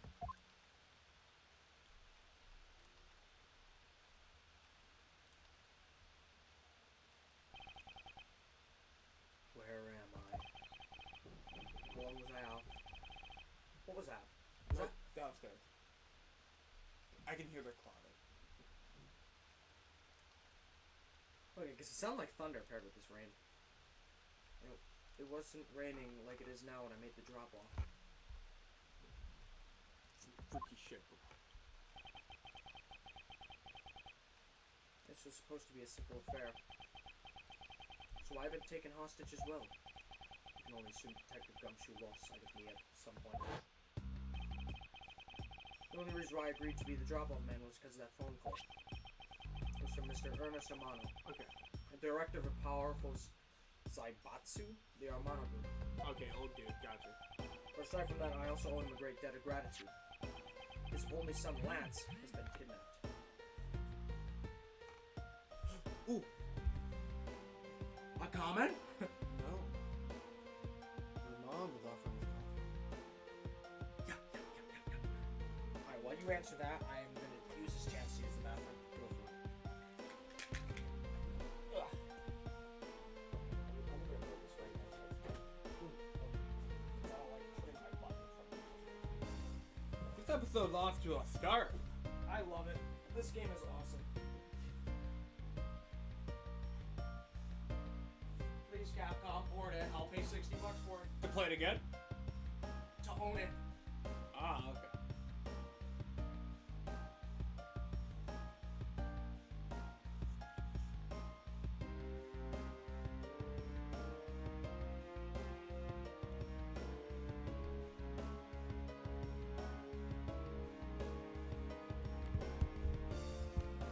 Now I have both in my ears, both speakers. Beautiful. Wow, this is... No!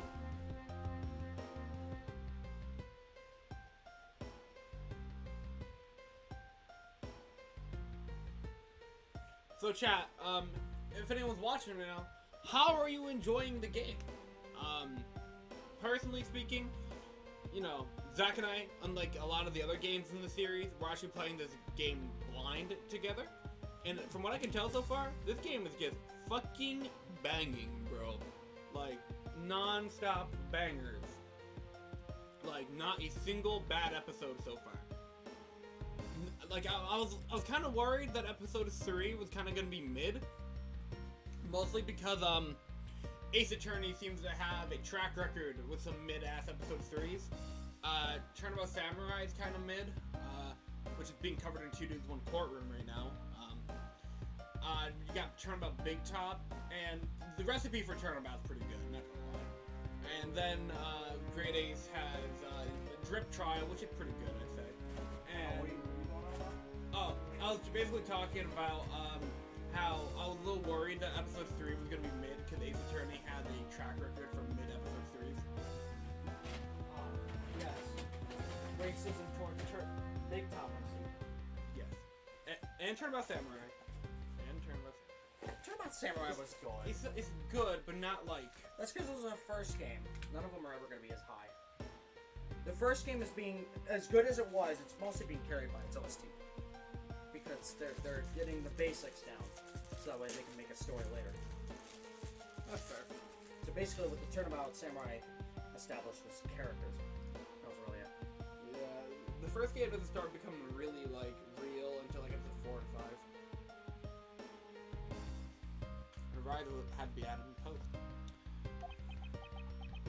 I know that Lance is already in his 20s, but I guess some things you never grow out of.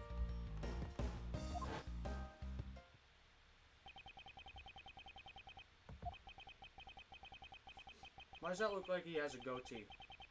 Yeah, it kind of does. I can't sit around waiting for someone to come help me.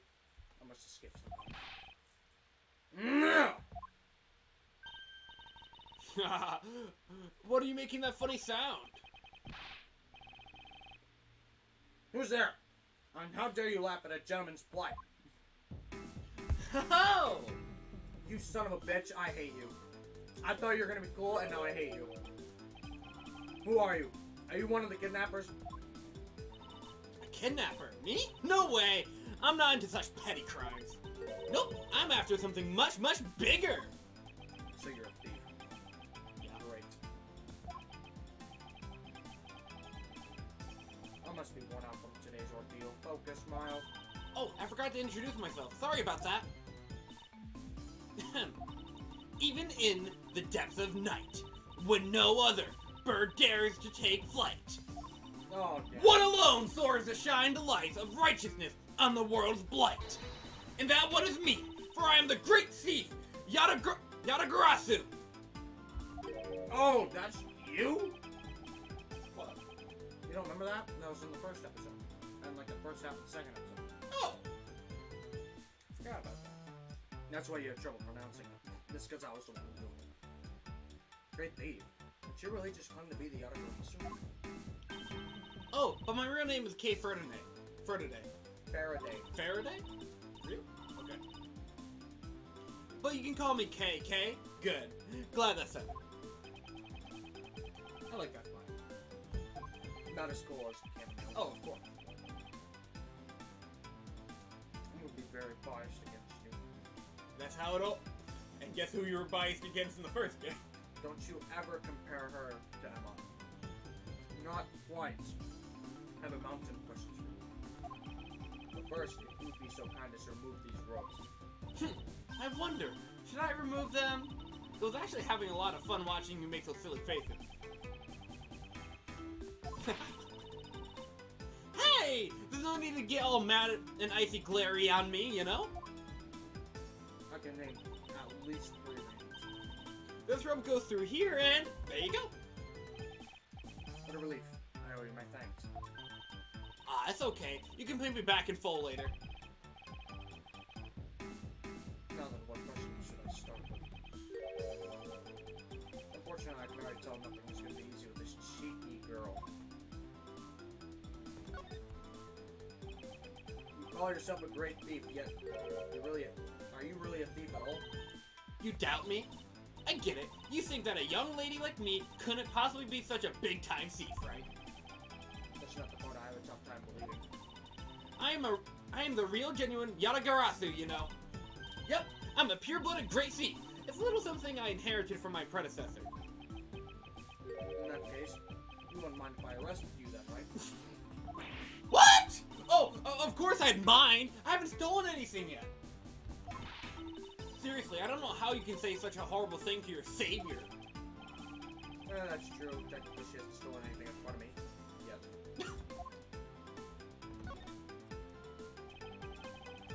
When you say you're the Yatagarasu, you mean you are the Yatagarasu. Which I could arrest you for if you had simply stated that you are the Yatagarasu. Which would technically be coming clean to past crimes. Yep. Well, she implied a predecessor. So, the Yatagarasu, the previous one they'd be after, is her, like, predecessor. She hasn't done anything yet, I think. Yep, the most righteous of the righteous, the legendary Great Thief. But the title was only recently succeeded in.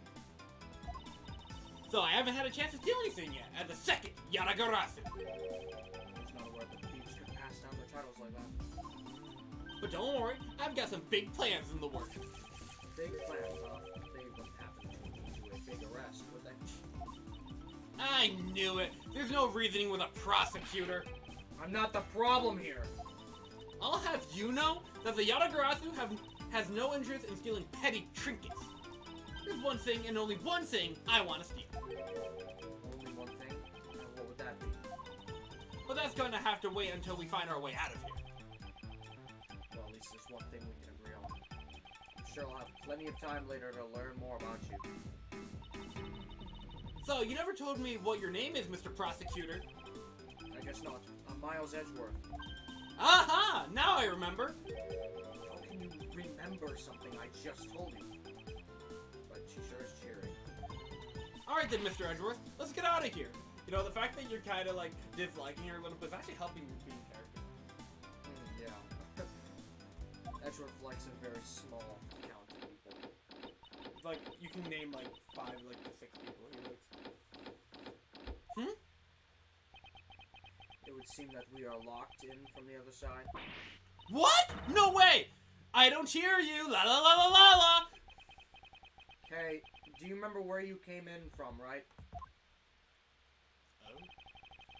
Looks like that might be our only way out of this room. What a lousy kidnapper. Whoops! Slight miscalculation. That's a good height to make an entrance from, but I can't make a jump that high to make an exit. What a sloppy thief. I suppose we have no choice but to look around and see if we can't find another way out. Begin investigation, Mark. Begin escape. Well, we're investigating a way to escape. I mean, obviously you would use those shelves, right? Alright, you wanna look at the show? Oh wait, hang on. Are those shelves in... Never mind, they're in the wall. They're built-in shelves. They're in the walls. If you could open those lockers, maybe climb through them. Or climb up them like a very, very hard to understand ladder. Man, why do they have to put a window so high up anyway? How's the thief supposed to make a daring escape? I suppose we could make our way out if we were able to climb on top of these lockers. Haha! That's pretty clever. You'd make a pretty good thief yet, Mr. Edgeworth. Please don't ever place my name and the word thief in the same sentence again. You're so in character right now. This is fun. Okay, let's see. I wonder if I can jump and grab it at the top of the lockers here. Yeah! Oh. Yeah! Okay. You ever played Uncharted? Man, why do they have to make such a Ginormous. ginormous... I've never seen ginormous spelled out before. Such ginormous lockers anyway! Even if we wanted to use these lockers, we need some sort of foothold. Okay, logic. Dude, that is actually a really good height to just give her a lift. True, he could She's just... clearly lighter than he is. True, he could just be like... Yeah, he can literally just put his hands out like it's freaking Uncharted Yeah, and on then... the shoulder, and then she then- can climb up, turn around, and pick him up. That's actually... Yeah, just do that. I don't know, I guess it could be a reach. No, like, Eh, Edgeworth is like here. She doesn't seem light. Well, she is light. No, I mean, what I mean is once she's up there, I guess it could be a reach whether To or not their pull him hands up? connect. Yeah, and that. Uh, Try that pink thing. the pink badger. What the hell? Why? Look at this. There's a normal badger, and then there's like a fucking soulless creepypasta badger. What the hell is wrong with these people? What did Gumshoe give birth to? This is like Benny and the Ink Machine. Oh yeah, I forgot. Actually, no. You can't make worse than that. Hey yo, wait a minute. I just realized, fucking, is Gumshoe not getting royalties for these? Probably not. Hey, there's something inside the bottom right box. Oh, I think it's a pink badger costume. Pink badger. You don't keep up with what's going on in the world, do ya? In that case, you better study up on the whole Badger clan with this. Oh bloody hell. Bad badger. It's literally just a badger with a fucking gun. Wow, that's terrifying. Wow, that's terrifying. Proto badger. Is that the badger that Gumshoe made? Oh yeah, it kind of is. I get it. No wait, no, that's not. No, that one looks more. That's the one Gumshoe made. But I think the reason why that says the very first one because that's the first suit. That's like Golden Friend. Yeah. Oh my goodness, Five Nights at Blue Badgers is 100% real and 100% confirmed. What is this thing? I like how this one has a fucking gun though and a goatee. Think of it as a Bible of all the things you'll ever need to know about the clan. Whatever. I suppose I can keep it as a reference guide or something. I suppose this means that... Oh, sorry. I suppose this means that this is where they keep all the costumes. It certainly looks that way. It looks like the Badger family's home. There are 8 boxes and 7 of them are empty. Which means that 7 of the costumes are in use right now. Including Creepypasta Badger. Both of them. Oh wait, both. There's 2 rows. Oh wait, yeah, we saw one Creepypasta Badger on our way in. And then the other one... But aren't these badgers the mascots of the police force? Well, I heard the police had a hand in sponsoring this theme park. What? Probably because the Gatewater group owned the police from all the cases they saw. Oh, it's the police, okay. You remember the name Gatewater, by the way? Gatewater, okay. Yo, if the bellboy's alive, he's making bank. Didn't we confirm he was dead? We think the killer killed him. He's 100% fucking dead. They have all the power of the state and they used it to make a theme park. That is literally Five Nights at Freddy's in a nutshell! Not just any theme park, they have a handcuff-shaped double-looping roller coaster. That's quite enough. I'm feeling woozy just from the thoughts. I'm disturbed. Anyway, there's a key on the left there. Oh shit, you're right. I didn't notice that. I won't rest until I've inspected it. Oh, son of a bitch. Edgeworth, why? Edgeworth line, despite the fact that's against his Oh. nature. What have we here? Ah! What a sloppy kidnapper. What if you had a laser-like stare aimed right at me? Did you want to take a look? Well, don't mind if I do. Ooh, I see. Yep, this is definitely a key. I'm sure it's a key to something. Something. That something is what is relevant to my interest. I'm having The door. I'm having fun today. It's a key to the door. You want to logic this out? Ooh, that's cutting in and out. Wait, hold on. Do we have... Okay, there we go. This isn't my phone. No, isn't. Oh, isn't this my phone? Looks like it's made through the ordeal in time. If only there was a way for us to contact someone on the outside. But we do have a way right here. Ah! There was a cell phone here this whole time? If I'm right, Detective Gumshoe should have contacted the precinct for backup by now. What a sloppy kidnapper. Seriously. Key, phone, window open. I mean, she technically could have opened the window, Fair. getting in, but geez, have a lock on it maybe? Mr. Edgeworth, sir, you okay? I'm so worried, sir. I'm fine. I was knocked unconscious for a spell by the kidnapper, that's all. I'm sorry, sir. I'm such a failure. Oh, Gumshoe! You deserve love. If only I had lost sight of you. You went inside a haunted house. There's nothing you can do about that. Detective, we don't have time for this. Have the police set up a perimeter right now. Gumshoe is a friend, bro. Poor Gumshoe. You don't have to worry about that, sir. I already got the boys working on that. But in doing that, oh, that's not what I thought the was. What's wrong, Detective? Sorry to butt in, but I'm afraid you're going to have to make do with me. Who is this? Oh. Wait, he got Gumshoe. Lang? Shilong Lang of Interpol. A pleasure to speak with you, Mr. Edgeworth. I've heard a great deal about you. So why exactly is an Interpol agent like yourself involved in a domestic kidnapping case? Don't sweat the details. A crime's a crime, whether it's on a local or global scale. Besides, you're the one who's in a world of trouble. Why would you say that? Lang Z says, the pack that runs together stays together. You can catch my drift? No. You caused quite a ruckus by running blindly into a situation and then getting caught. You should have contacted the police from the very beginning. I'm sorry that this happened because of a lapse in judgment. However, I humbly request that you please help me out of here post-haste. Sorry, no can do. What? Yo, Padre, thank you. Okay, this is... No, this is Zachary. This has no sugar. Thank you. Yep. Thanks, Mom.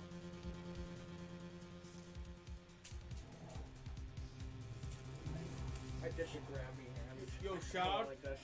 Yo, shout out to Biggest Dickish. Actually, when my mom dropped me off here, there was a truck, or I guess a type of Jeep maybe, with giant wheels in front of your house, just a little bit back. And she's like, "Whose car is that?" And I'm like, Gavin and I refer to him as Biggest Dickish, and she actually almost laughed at that. It is what, yeah, Biggest Dickish, bro.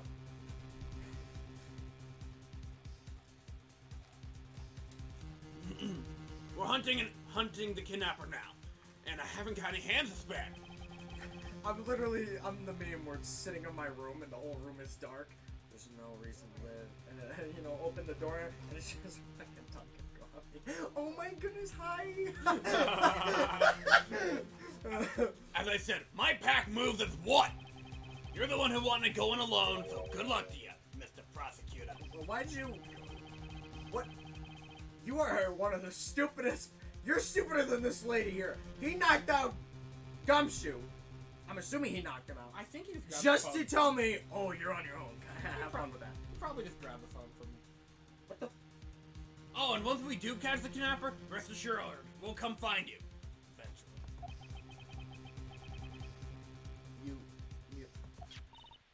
What's wrong? Did you get cut off? No, my phone ran out of power. Oh. No way! It doesn't matter anyway. We should try to get out of here through our own means.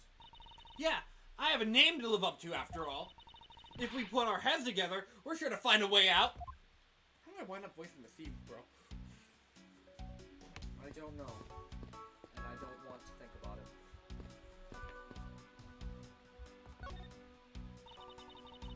Maybe we can use this paint to help us escape? And what exactly do you have in mind? We could paint HELP in really giant letters. And who, pray tell, would see these giant letters? We're inside a building. Okay, how about we light the paint on fire and send out colored smoke signals? Anyone who saw it could think some crazy arsonist was about and call the cops. Actually, that actually may not be actually, that may not be all that great for me, seeing as I'm a thief and all. Let's try to find something other than this paint to use, shall we? Again, you haven't stolen anything yet. You're just claiming to be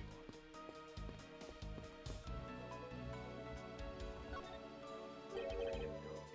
What is this? The Bad Badger. Looks like the Bad Badger, and it's looking as bad as ever. Looks like a costume head to me.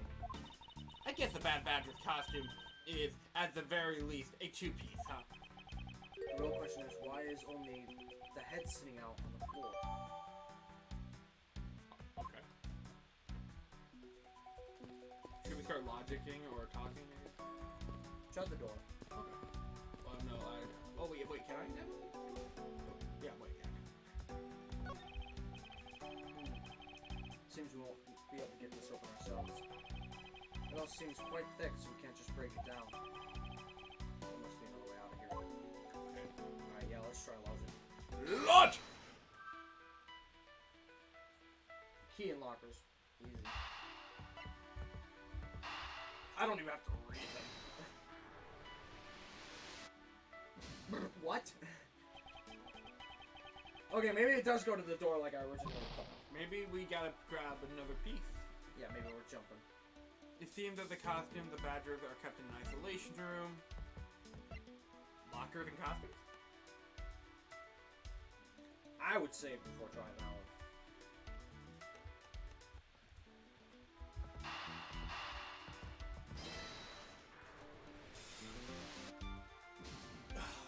Yeah, I figured.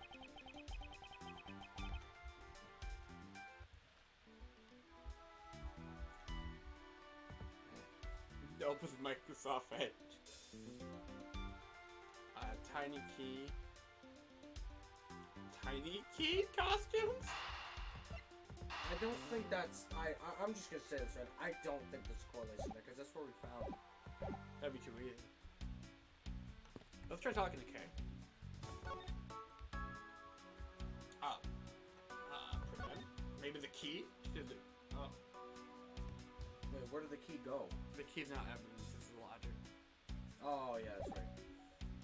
Okay, so clearly we're just missing something. I really don't want to miss something. I feel that. Hang on, you can examine the sign. The Blue Badger photo rally. They're holding a Blue Badger photo rally? You didn't know? Plus, it's not just the Blue Badger, it's his whole family, too. If you manage to snap a shot of every member of the family, you get a really posh prize. Well, there's a costume head sitting over there. Why not start with a picture of that? You can't do that! That's cheating! There's only one of each badger in the park, so you have to work. Yeah, I have questions too. Work for it. Speaking of badgers, there's one sitting against a wall in a haunted house. Seriously? But somehow I don't think that one counts, Mr. Edgeworth. You have to take pictures of costume ones walking around. No, trust me, you're walking. So those are the rules of this game? How quaint.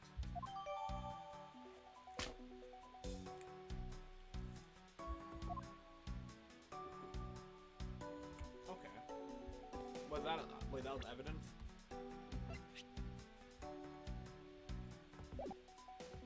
This is ridiculous. Right?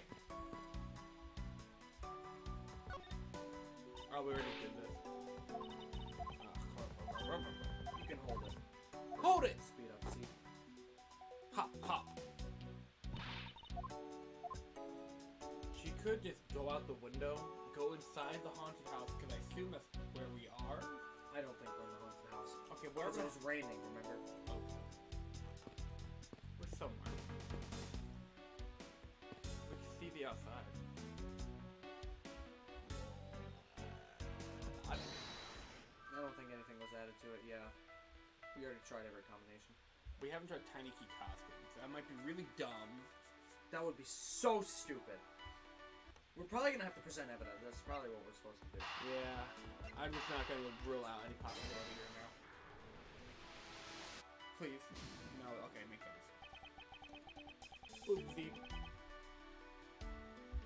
That load? There we go. Shout out to Microsoft Edge. I should just save in like save file 2, just for like the sake of not having Microsoft Edge pop up. Alright, okay. Present. Wait, the kidnapping! How did that pop up? Do you know where the person who kidnapped me went? Well, after they locked you up in here, it sounded like they went into the next room and started talking to someone.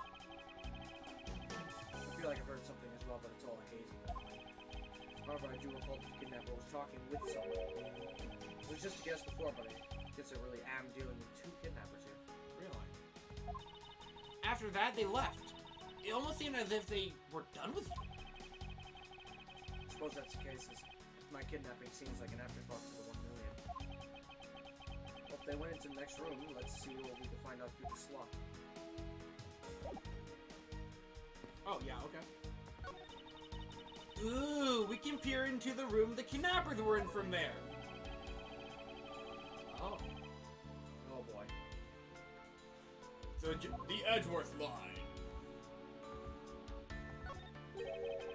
Is that what I think it is? Looks like kidnappers. It looks like the kidnappers had an escape tunnel prepared just in case. That's awesome! They're like a bunch of great thieves themselves! No, they're not, because I highly doubt they made the tunnel themselves. The floor panel was removed and propped up against the beam in a very specific way. I think this building was originally built with a basement or underground area. Sister location. Five Nights at Blue Badger's sister location. Basically. There's a door on the opposite side that appears to be the same as this one. Which would mean that I could probably assume that these 2 rooms are very similar in structure. I believe I may have just found a ticket out. There's a hatch in here, that means. Well, we didn't think about that until we hit the room. So it probably is we... Logic goes. Yeah. We did get that added, so... Open door panel. Is the costumes covering it up? Or the lockers covering it up?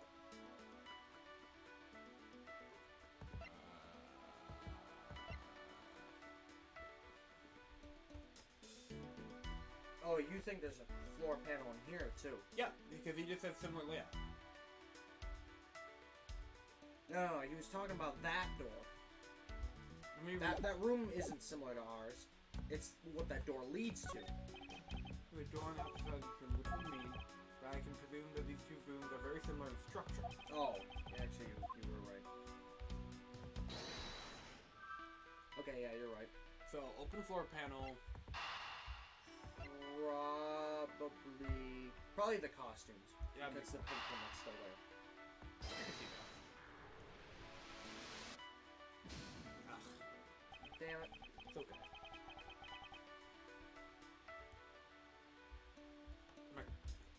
Damn it, Microsoft Edge. I wish you could turn it on. What, the Microsoft Edge thing? Yeah. Yeah. Lockers? Brain blast? I didn't think that was gonna work either. No brain blast? Maybe it's underneath this blue thing. You're right, maybe. Re-examine ship. Anything else to examine in here, though, before we go off on our adventure? I don't think so.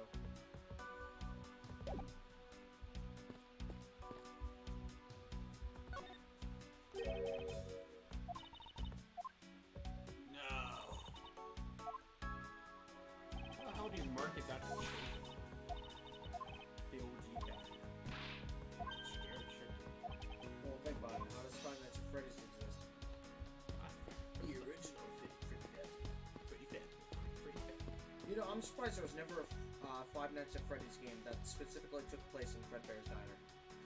That's fair. That feels like a missed opportunity right there. True. I feel like if you made that kind of game, it'd be able to clarify a lot of things with the lore for people, like without having to like decrypt 16-bit mini games over and over again.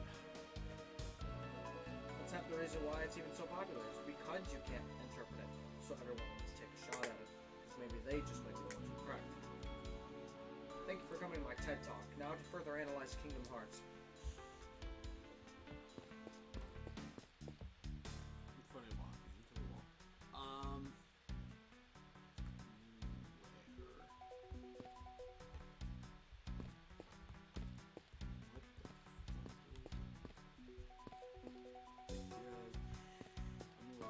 Okay.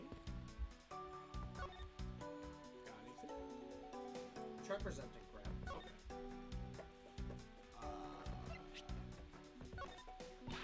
Hey, don't you think you're getting out here is more important right now? You can ask me about that later. I suppose she's right. Alright, that's just our like automatic line.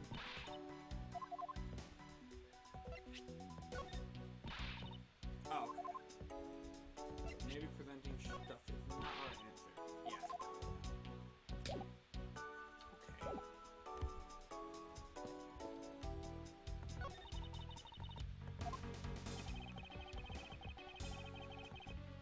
Tried to check this area earlier, but never heard to take another look.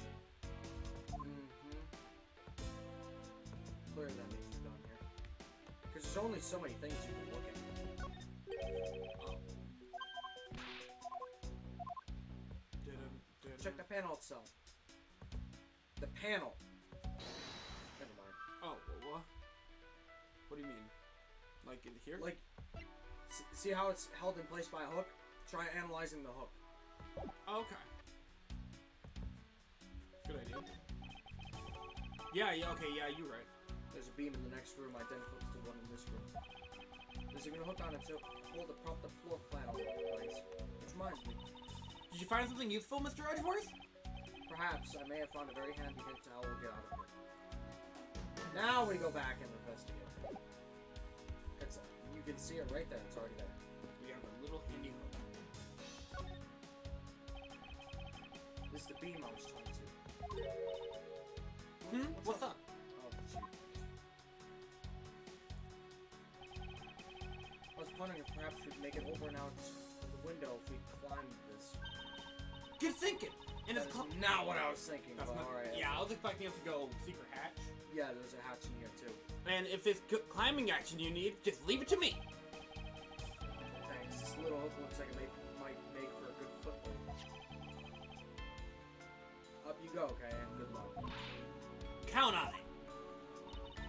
The great thief, Yadagasu, spreads her mighty wings and takes to the skies. Here I go. Wow. I mean, what is she gonna do? This beam was definitely not made for climbing.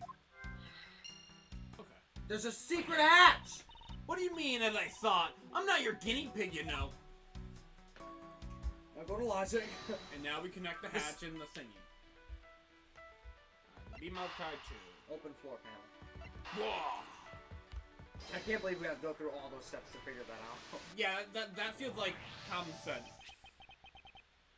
This hook on this beam. Yeah, fuck logic. That's common sense, bro. You and I already tried. There's no way I can jump from this hook to the window. Come on, even you have to admit when something's just not possible. I wasn't about to suggest that again, but rather, that's here for a different purpose. Really? Like what? As you saw in the adjacent room, it's clearly for keeping the floor panel propped up. Which means that there should be a panel in this room that we can open as well. Oh, I get it. We didn't notice its existence all this time because it was being hidden by this tar. Alright then. Let's fold this thing up and see what's underneath. Now this is what I call a treasure. Tiny. Yeah, I don't think we... Yeah, we don't have the logic, I think. Now examine the hatch. Yeah, literally just leave. Wow, this must be another entrance to the secret hidden basement. I totally smell treasure. The The scent I wish to smell is the sweet fragrance of freedom. Like a true American should. I'll get thinking that. Then what are you waiting for? Hurry up and open the hatch. Alright. This thing is locked down tight. Now the key. Edgeworth. Ah, fiddlesticks.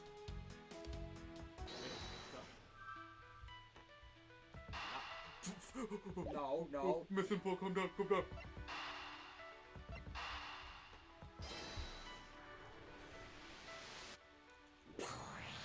If that was wrong, I would have probably just walked out. I believe you're up, Kay. Huh? Why me? Because we need to use this tiny key that you've taken quite a liking to. Oh, gotcha. Just leave it to me. She has a key in her hair. I love the feeling, the tense Tense feeling of these moments when you're about to uncover something big. I believe the feeling of freedom would be much more satisfying right about now. Alright, I got the secret door open, and now... Wait! Whoa!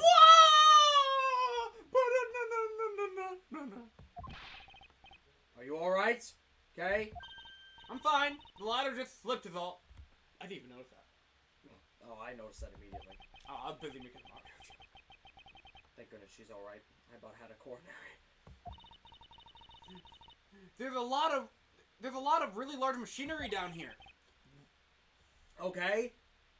And? What about an exit? It's really dark and cramped down there, so I really doubt there's an exit. I can't believe that happened! You have only yourself to blame before leaping, before you looked, you know? No way! I mean, how was I supposed to know that the ladder is removable? Guys. This is the stupidest set of logic we've ever had to do. The ladder and the lockers. What the hell? Are we sure we ain't played the tutorial today? Why isn't this the tutorial? It feels like how we'll escape this prison, Kay. it feels like the logics in episode 1 were a little bit more elaborate. Mm-hmm. Oh, so how are we gonna bust out? Seems that your reckless actions were of use after all. Are you actually praising me? More of a thank you for giving me an idea regarding this ladder. The underground ladder. What about it? This ladder isn't just for those who wish to go down. Oh, I see. If we use this... Mm-hmm. I believe it's long enough to reach out of those lockers. Well then, what are we waiting for? Thank you. Yeah, that was something. Alright, now we can get out of here. Yes, we spend entirely too much time in here. Kidnappers who held me hostage and a mysterious Interpol agent. This case is only getting started, and I'll be the one to bring it to a resounding end. What the hell? Wild West area. Wonderful. I like how it's like that. Looks like it stopped raining for now. Yeah, and thank goodness. You have no idea how hard it was raining earlier. Mr. Edgeworth! I'm so glad to see you managed to escape, sir! I was so stressed that I thought my heart was gonna give out. Detective Gumshoe, may I ask what in the world that is? Oh, that's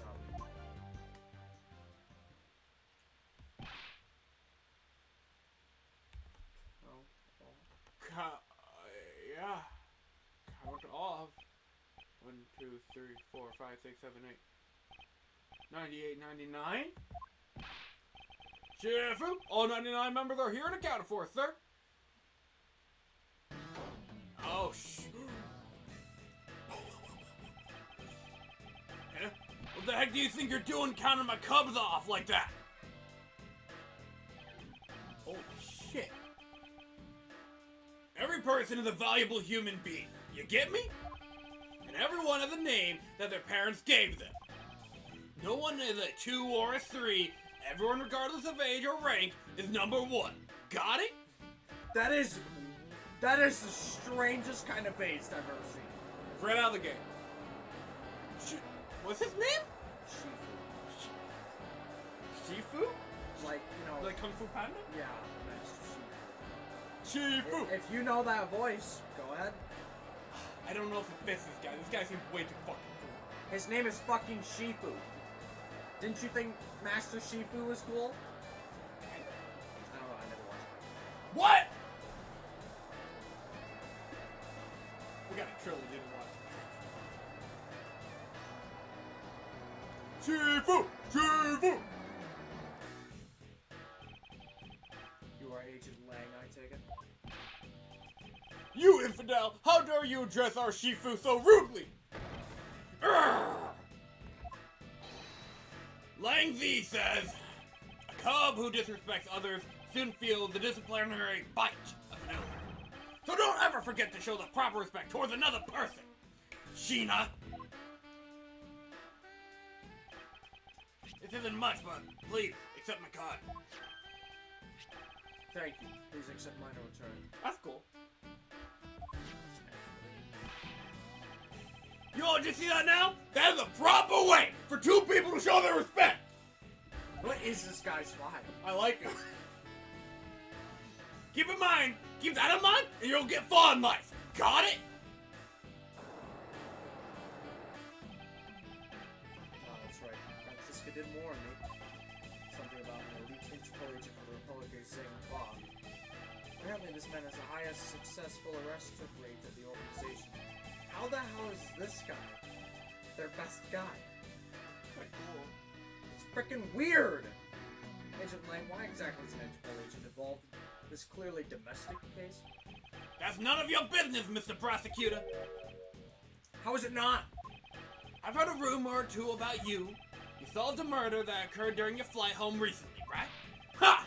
But you sure took a while to arrest one little flight attendant. Ha! How pathetic. How dare you say that about Mr. Edgeworth? Get him, Gumshoe. Get him.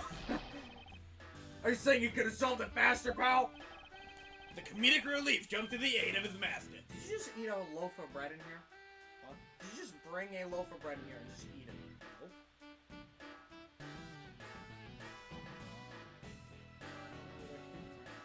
It came from the couch I'm sitting on.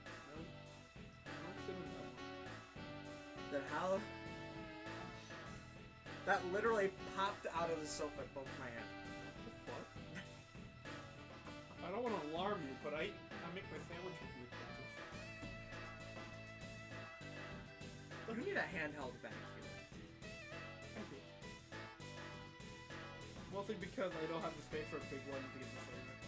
Get all these freaking wires. Anyways. Or you could just pick them up briefly. The comedic relief jumps to the aid of his master. How cliche. Look, what I'm getting at is that if I had been there, no one would have died. I would have solved the entire case, and Agent Hicks would still be with us here today. Agent Lang knew yesterday's victim, Agent Acme Hicks. Hicks was like a brother to me, so now I'm out to take my revenge! Agent Hicks was investigating a smuggling ring with Francisca and a third person. He's not even listening though.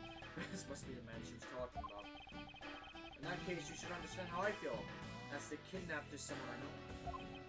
So I ask that you please allow me to participate in the investigation. Not so fast! That's it. This isn't your neatly trimmed courtroom of Eden, you know. Do not like that. You're out in the wilderness now, Mr. Prosecutor, and way out of your league. I am the league. No hard feelings, but why don't you go back to your courtroom now, pretty boy? You dare mock the court. I do, and I don't need the help of a filthy prosecutor. Sorry, but the truth doesn't need the likes of you to distort it today. Aren't you just talking about respect? Who uses the adjective filthy to describe a prosecutor? And why? Why do I feel such intense loathing emanating from him? Let me guess, backstory with my dad. Probably. Alright, man! Good job on the perimeter around Gatewater Land! Now, find me the kidnapper and bring the punk to me! Dismissed! Sir! I'm just taking most of the new characters, like, because I don't know if there's gonna be more. Now then, Mr. I Cross! can always take the woman right there. I'm sure so. Oh, yeah, okay, that's fair. That literally... Well, actually, we're kind of split here anyways, but like, if I voice like miscellaneous... Oh wait, I'm voicing the killer. No, that's supposed to be you. Now then, Mr. Prosecutor, just sit right there and don't cause any trouble. Understand? Wait.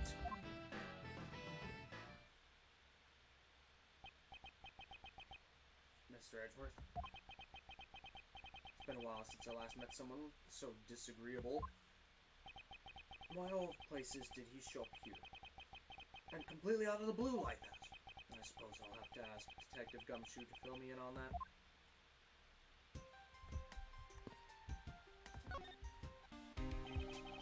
Great job, Detective. Hey, go to. Sir!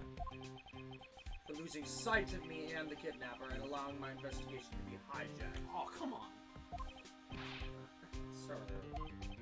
Look forward to your next month's salary assessment. Oh, come on!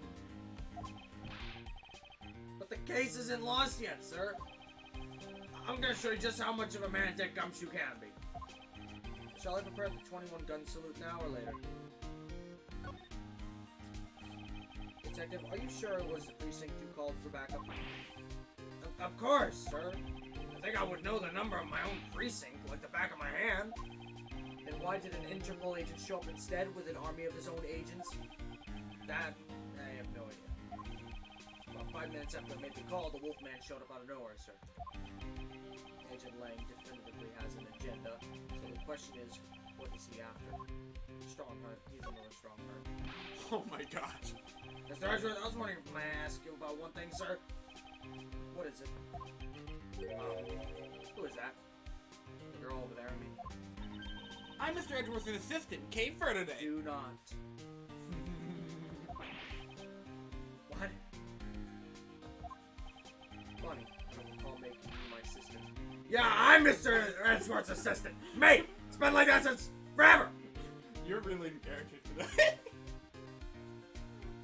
I literally just saved an image, I believe it was earlier today or yesterday, of a skeleton with a red background. He's staring at the camera like this. Like, obviously he has no hat, he just, do not. And that's it, that's all it says. That's all the caption says is, do not. And that is me right now. Sorry, but I just stole your supporting role. How can you say something so serious with that giant grin on your face, pal? Oh, come on, poor Gumshoe, man. Mr. Edgeworth, you got a thief on her hands, sir. She stole my role, sir. Taking her in, getting her convicted makes sure she serves out her sentence. Oh, come on, it'll be fun, like musical chairs. You better stay fast on your feet. No way! I will not lose the spotlight to you, little girl. This is disrespectful.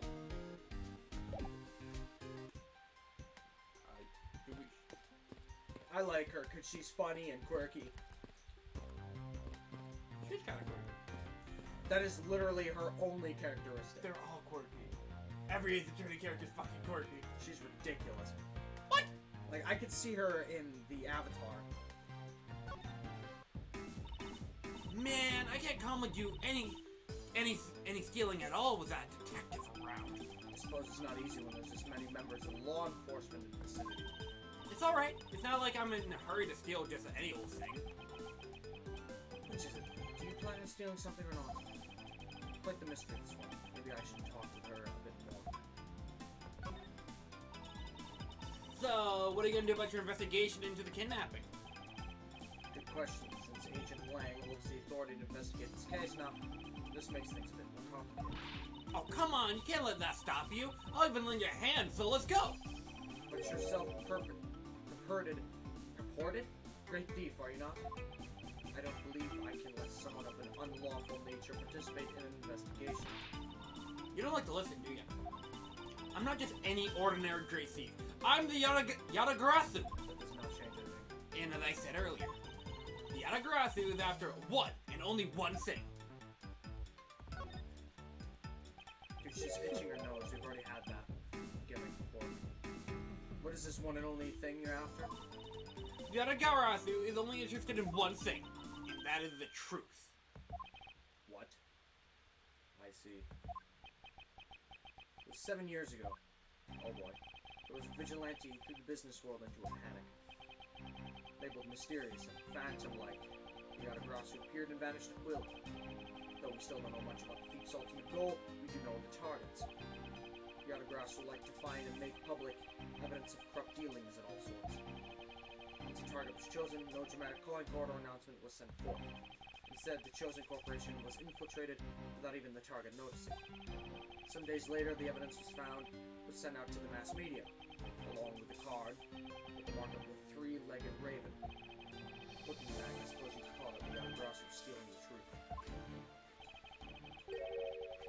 Could this child really be the successor to the original Yadagrasu? Well, that can't be, can it?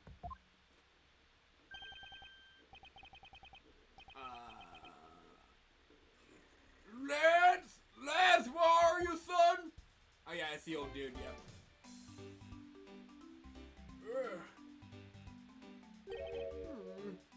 Money. Mr. Armano?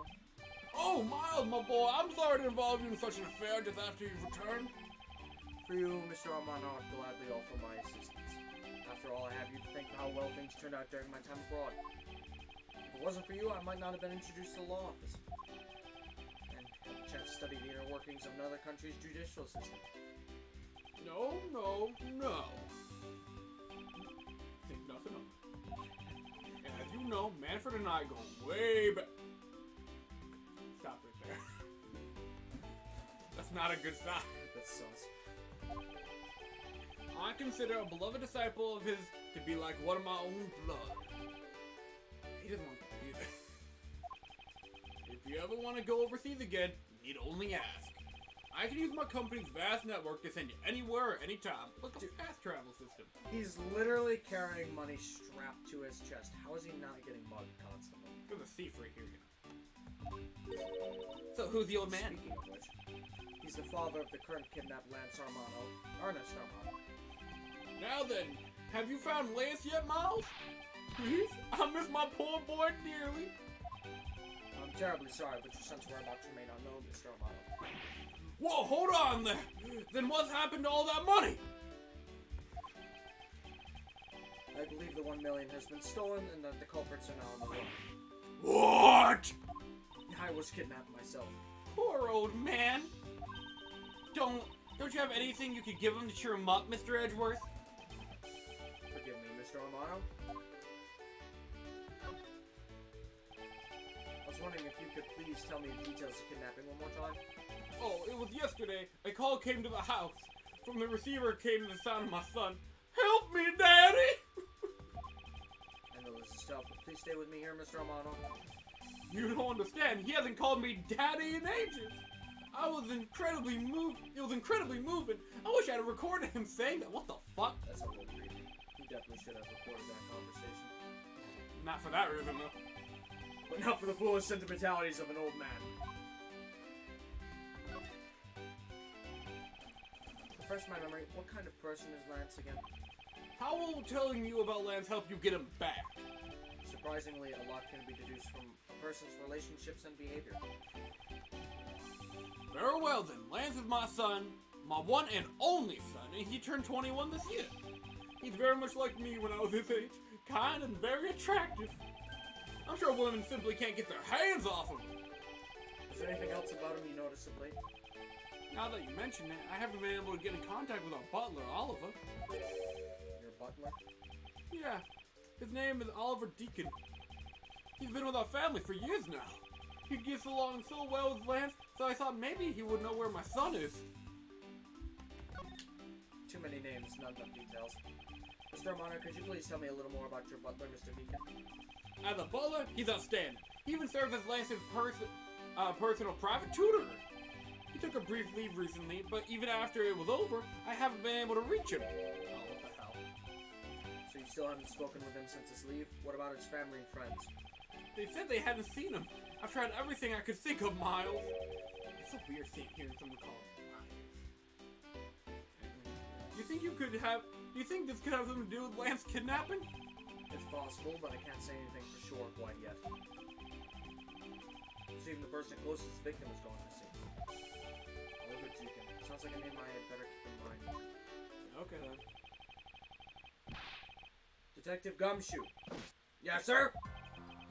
Let's begin our investigation. Even if that Interpol agent holds the authority to head this investigation, we can't allow ourselves to stand idly by, twiddling our thumbs. I'm with you 100%, Mr. Edgeworth, sir. Aye, Dick Gumshoe, pledge to step by your side through thick and thin. Mr. Armano, it's my fault that the culprits escaped. Which is why, with your blessing, I vow to return lands to you myself. Oh, I've never seen you so passionate before, Miles. Good luck to you, my boy. All right. Well, what are you waiting for? Let's do some investigating.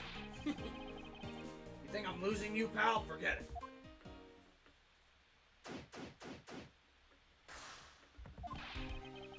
So what should we examine first? Thanks to Agent Lang, we can't leave this area. But the culprits were here until only very recently, which means we may be able to find some clues that will tell us how they escaped. Okay, let's get looking. Whoa. Hey, you there. Oh, me? What are you doing goofing off in a place like this? I wasn't goofing off. I was about to help Mr. Edgeworth kick off his investigation. You imbecile! All precinct detectives are now under Agent Lang's direct command. No way. I'm not working for that wolf boy. The wolf? Yeah. Mr. Edgeworth, can't you do something? I think you have authority here, bud. Not exactly. This is more you seeing as how you are a member of the police. Good! Now let's go! No! That's actually kind of funny. Boy, have I got the job for someone of your talents. Well, that was exciting. You got fucking dragged. He stabbed his foot. That poor man. Okay. What? Can't you tell I'm all ready to get down to do some detective work? You should go home. Your parents must be worried about you. Oh, come on! I finally get to be your assistant and you try to ditch me? I don't recall offering you the position. Why do you have to be so difficult? Besides, it's already too late, you know. Like I said, I've already stolen the position of assistant a while back. You're the only one asserting that. Well, by the time anyone notices, it's already gone. That's the Yadagarasu way. You shouldn't speak so lightly of things you know nothing about. Fine, whatever, you win. Go on and do your little investigation. But the talented assistant, Kay, is going to tag along no matter what you say. Even if she turns out to be useless, she's not going to listen to me. Might as well surrender and let her come along for the ride. Alright, what do we got? Can you go and... No?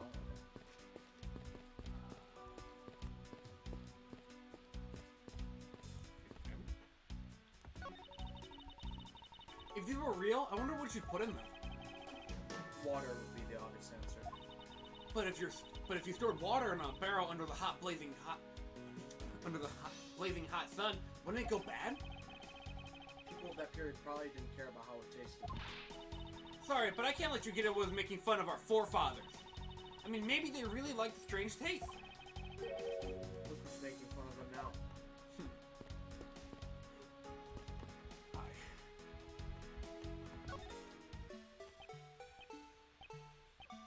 Oh, come on, man. Hey! It's the Blue Badger! She's reaching for a weapon. Badger! Get! I really don't understand why she's so excited over this badger hunt. Speaking of badgers, there's a person inside of there. Mr. Badger, I wonder if you might share with me what you saw. All yours. He's doing that contorted, wriggling dance again. Aha!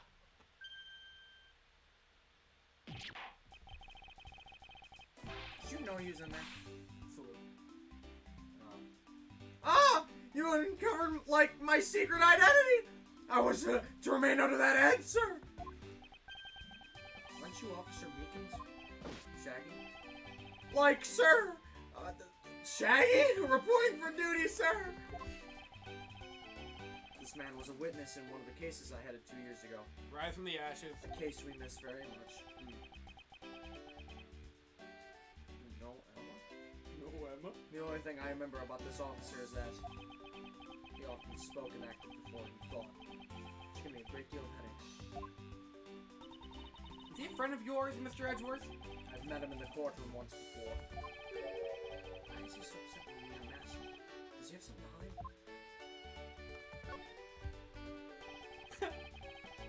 He had that animation before. True. Officer Meekins, why are you standing here wasting time? Like, sir, because I'm not a police officer right now, sir. I'm the Blue Badger. And I'm creating memories and dreams for the kids. That's never a waste of time, sir. I have a dream to become as big of Detective Gumshoe, sir. Aww! See, someone likes Gumshoe. Respectful. I was patrolling the scorchingly boring beat until a while ago, when the dispatch radio on my shoulder crackled the kidnappers had escaped, sir. I thought maybe this was my chance at making detective, sir.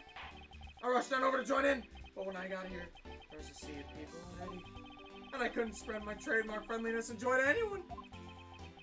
It would seem that some people never change. So why exactly are you in this ridiculous outfit? Like, sir, because... Like, sir, I'm here to keep the visitors in good spirits, sir. But also to hide the fact that I'm an officer on the trail of a kidnapper, sir. I see. Agent Lang is very wise to employ this sort of diversionary tactics. To be handed the role of the Blue Badger of all the different disguises, sir. It's such an honor. How long you been standing here, officer? Like, sir, for about 1 little hour, sir. That's around the time I woke up from being knocked unconscious. And I've been here ever since, sir. If that's true, then it's possible Officer Meekins, saw the kidnappers escaping. Saw the kidnappers escaping. But however, sir, I must tell you I didn't see a thing, sir. I haven't asked you for anything yet, officer. No, but I know you will, sir. He's hiding something from me. Officer Meekins, I insist that you tell me more about your recent movements. Like, sir, I've been playing the Blue Badger this whole time, sir, and I'm getting into it too. I patrolled the park while wearing this costume. About 1 hour ago, I came over here, sir. I haven't seen any sus-looking people this whole time, sir. Not a single imposter among us. I did see a Blue Badger, sir. A lone Blue Badger. What you said just now is contradictory to the facts. How so, Mr. Edgeworth? This is what Officer Meekins' testimony contradicts.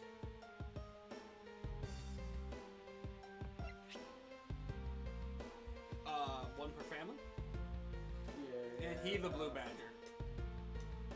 Yeah, he's a Blue Badger. Yeah. Take that! Officer Meekins, let's back things up. I'd like to ask you about your last statement. Like, sir, of course, sir. If that's what you wish, Mr. Prosecutor. This little patrolman will wait as long as I am commanded to wait. You said you saw a Blue Badger, correct? And yet, if you take a look at this, what you saw was not supposed to happen.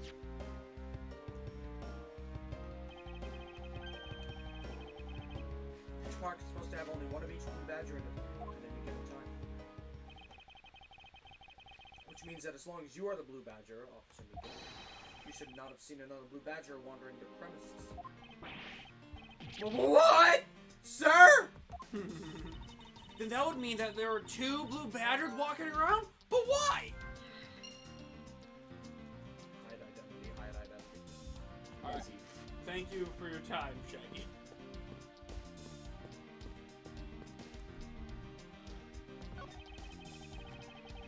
Of course, there's a painting on this garage door. Think the Wild West theme.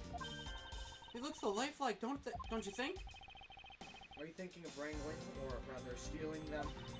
If you can coax them out of there, sure. Come on, I know you can sweet talk them out. I could be holding a cube of sugar in my hand if I wouldn't budge.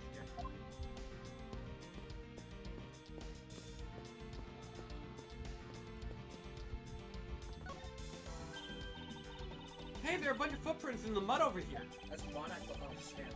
Yeah, I saw the sand too, but I guess since it rained a little bit ago. Remember hearing rainfall out here while I was being held in there. Yep, it was just a passing rain. That's why the ground has already pretty much dried up. I should be thankful. It left us with some nice footprint samples. You know what? I bet if we follow them, we can find out where the kidnappers went. Plus, we'd be able to spot them because of their muddy shoes. I don't think it'll be that easy. Why not? Be careful. There are quite a few different sets here. We don't know which ones belong to the kidnappers. Oh, that's true. We don't know what kind of shoes they were wearing.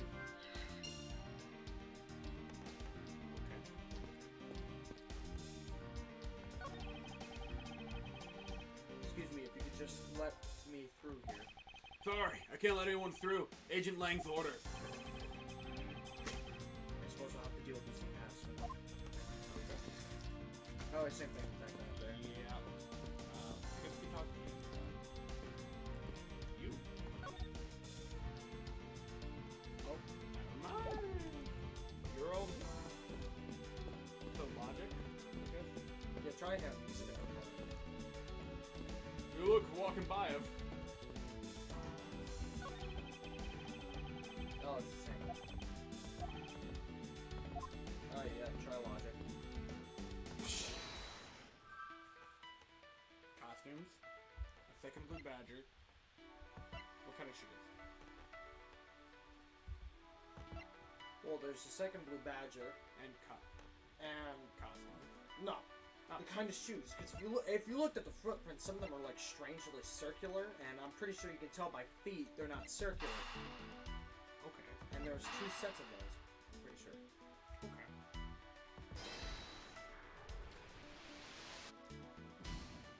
How? Okay. All right, I guess we could try a second blue badger in the costumes. Probably. We don't even care about taking this anymore. I mean, it's not like we're gonna lose. A blue badger that shouldn't exist. Clearly, the true identity of the person underneath is. Oh, I know. It's one of the kidnappers, right? The person wore a costume to get away. Precisely. After all, the costumes went missing from the storage area are. A blue badger, a proto badger, and a bad badger. Yes, those 3. So there are 3 phony badgers running around the park somewhere, huh? Imposters.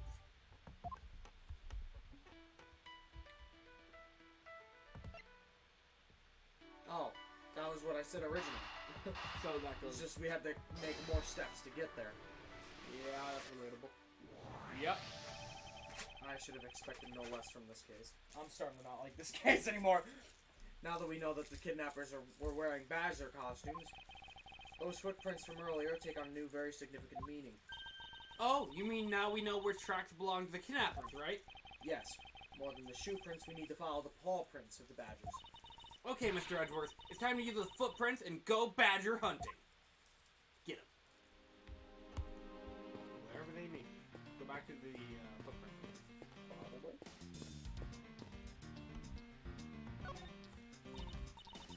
So we're looking for footprints made by a costume. Hey, I think I found them. There are 2 sets here. Oh, you were right. They do look like possible candidates. It says walking off to the west. Ah! It just stops. I can't make heads or tails of where it's headed from here. I think we can assume it's headed toward the stadium. I wonder where the other set is. This one seems to be headed east. And that one might be east. Huh? Quick, Mr. Edgeworth, I've got him! I've got one of the culprits! Nah, no! I'm not a kidnapper, sir! Down, Kay. Clearly those footprints belong to Officer Meekins. But our criminals were each wearing a costume. Ah, maybe they came over to this garage for something? That's what I would suppose. Officer Meekins, if you could step aside for a moment. We need to examine the garage. Like, sir! Roger Wilco, sir. Who? Roger Wilco? I don't know, maybe it's terminology. Let's open the shutter and see what we can find. Maybe we'll find the kidnappers hiding inside. Ah!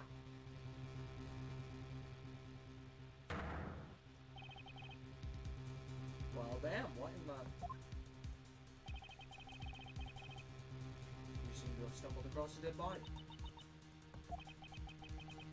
She must be in severe shock to have been the first to find it.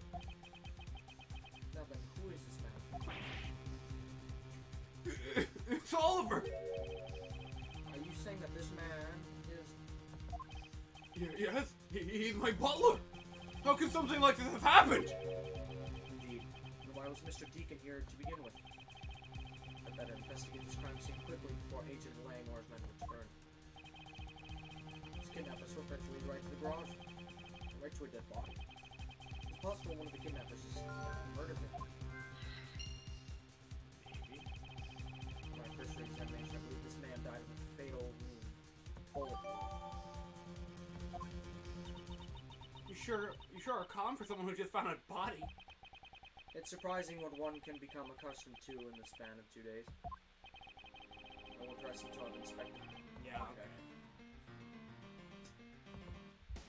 Yeah, obviously bullet wound first. As long as that Interpol agent has control of this case, I'm not going to be able to have a real autopsy done on the victim.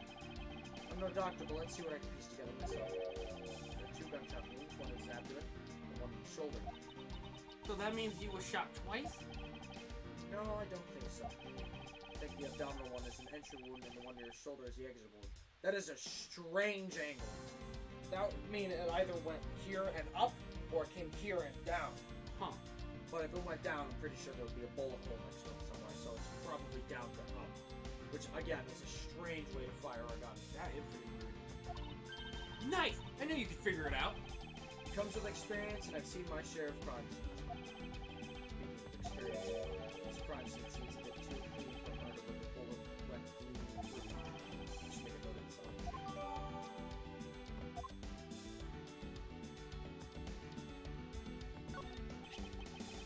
This is an unusually shaped pendant.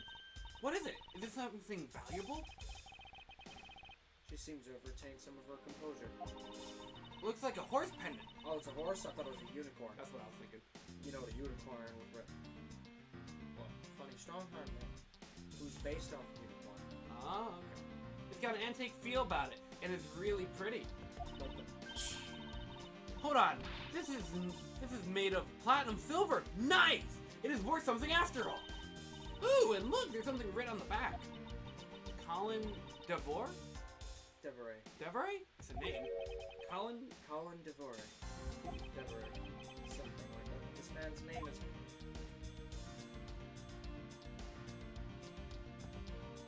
Okay, so I guess we... What do we have in our profile? Mono.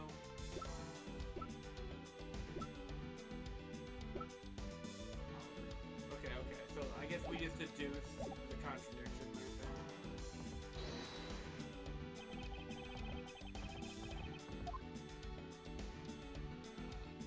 Evidence?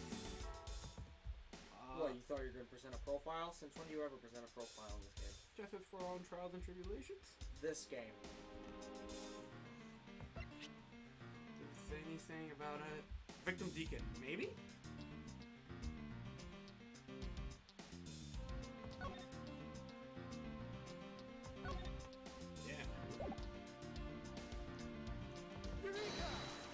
Okay, yeah, that worked. There's something not right about the name on the pendant. The victim is the Armano family butler, and his name is Oliver Deacon. But the name on the pendant is Colin Devoray. I wonder what's up with that. I don't know, but I think we've hit upon an important piece of information.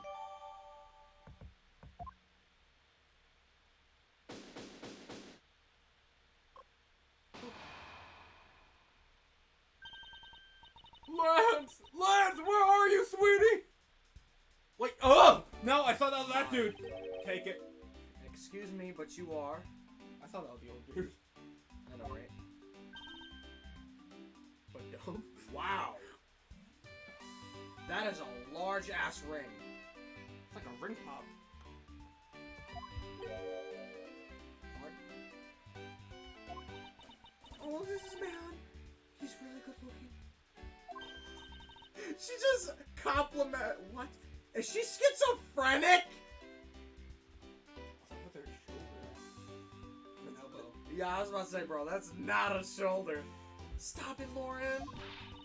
You can't let yourself fall like a playboy like him. You're in love with him. Sounds like someone doesn't know the meaning of the phrase inner monologue, huh? Sorry to interrupt your conversation, but might you be a friend of Lance? Yes, I'm Lance's girlfriend. My name is Lauren Pops. Oh, it's a fucking ring pop. That's why her name is Pops. Pops! His girlfriend. Oh, it's not like that. We're more like friends, and we're not lovers or anything. She's soon there. Well, we haven't gone that far yet. I guess that's how people are gonna see it. I should just accept it. Maybe got this ring as a present from Lance. Whoa, bro. When the dude gives her a ring pop? That might not even be a ring pop. She might just be licking it. She's stupid. Haha, you know what? She kind of reminds me of a cartoon character. I'm sure there's no translation that was anime. May I inquire why you're here? Like, I think you're kind of dead on. Like, not really a. Kind of a. No, she's not really a singer. She's not like I hate him, but like.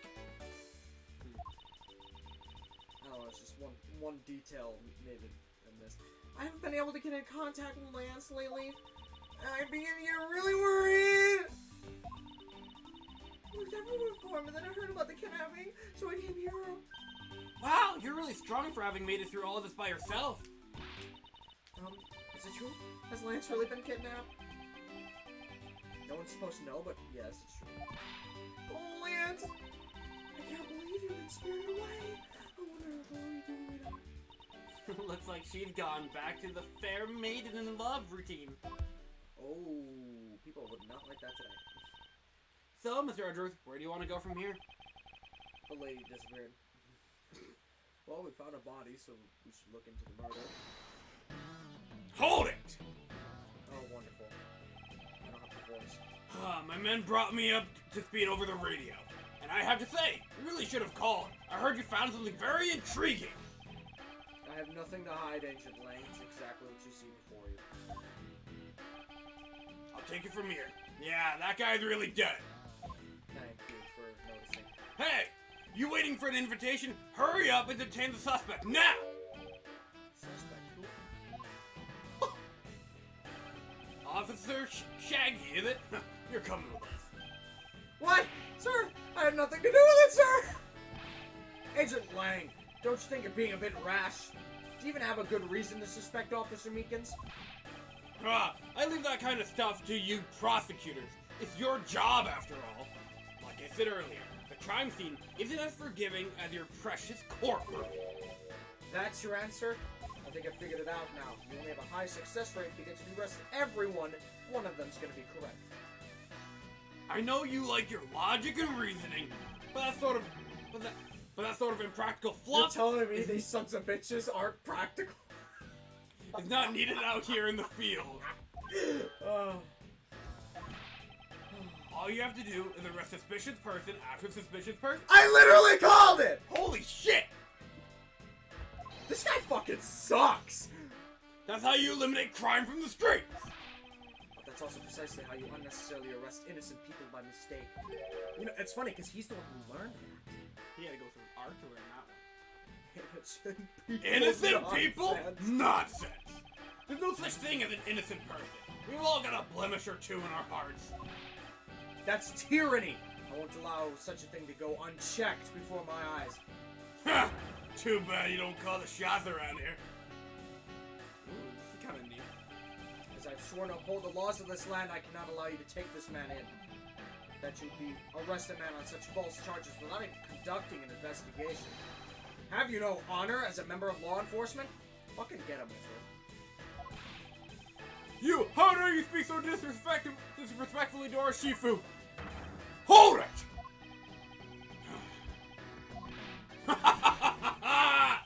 You amuse me, Mr. Prosecutor.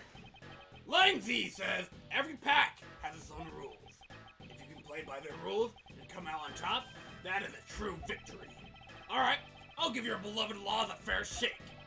I'll show you just how much investigating I've done. through my line of logic. Oh, we're doing this now. This is fun. I dig it. I dig it. Let's go. I've seen a lot of bodies like this one carted off in my time. I can't say he was shot in a single glance, but even you figured out that much, right? With your current gun laws, it's not exactly easy to get your hands on a gun. Not unless you're a member of the law enforcement like Officer Meekins. Isn't that right? That's your reasoning? Solid as a rock. It's based on the philosophy of detainment. What's philosophy of detainment? Ha! You don't know? In that case, pay attention, girly. In my country, the criminals have a saying, beware of the wolf. Why the wolf? Because in my language, lang means wolf. And you don't mess with me or my pack. So you killed him. And as for the detainment philosophy, its father is my honorable ancestor, Lang Z. I think I've heard of him as teachers. He was that famous.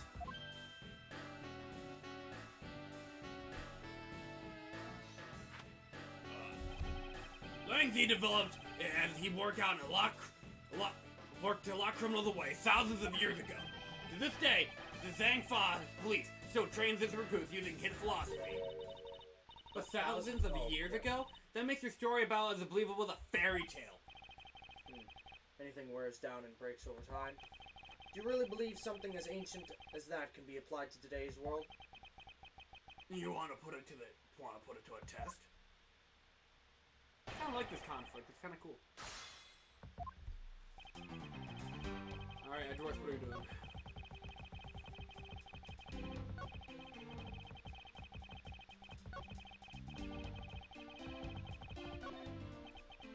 So this is the kind of conclusion the philosophy of detainment can lead you to.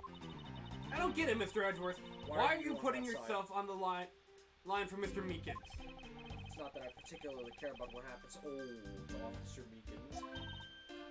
What? Even he's thrown off. However, I can't simply stand by while Agent Lang ignores our country's laws. Shilong Lang. Just what sort of investigator are you? Okay, so no Tim. Thanks, Edgeworth.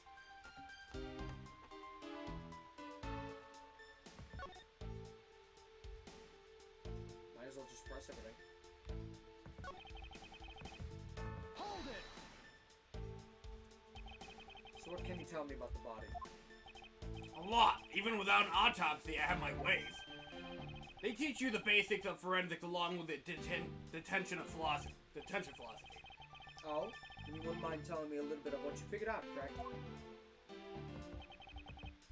Hold it! Yes, I think anyone who saw bull wounds would come to the same conclusion. Not so fast! Don't pat yourself on the back yet. What's that supposed to mean? She reminds me of Ray Eye. Nothing. Hey, what's that from? That's an Evangelion character. Okay. Lang Z says, search where the water is deepest. You have to keep your eyes on the big fish that lurks in the depths, which is a killer. Is that right? And what would you know about the killer?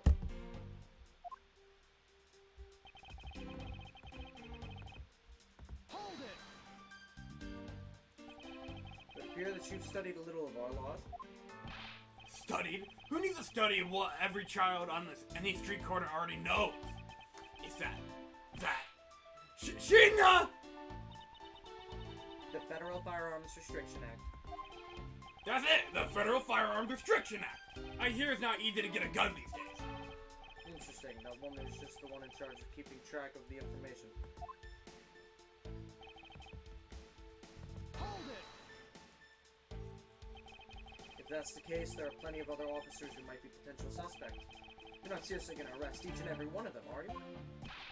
As if I would need to. I've already looked into everyone else here. Oh. Other than Officer Meekins, I know no one else's weapons have been fired. How did you check every single person's weapon in such a short span of time? That's because each and every one of my subordinates is extremely capable. It didn't take more than a few minutes to conduct the entire investigation. The power of sheer numbers. But you have yet to check Officer Meekin's weapon, correct? Thanks for reminding me. Hey, you! Show me your gun! Oh! What's wrong? Why does he look so sickly pale all of a sudden? Gun! What did you say? I can't hear you. Stop mumbling and spit it out already! Sir.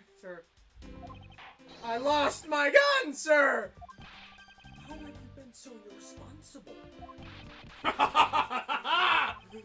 In the end, it looks like you're still the only suspect we've got.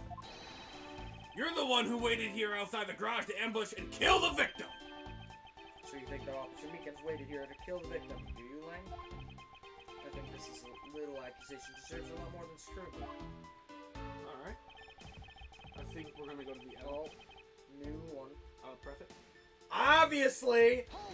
Always press new statements! Do you mean to tell me that the murder occurred here in this garage?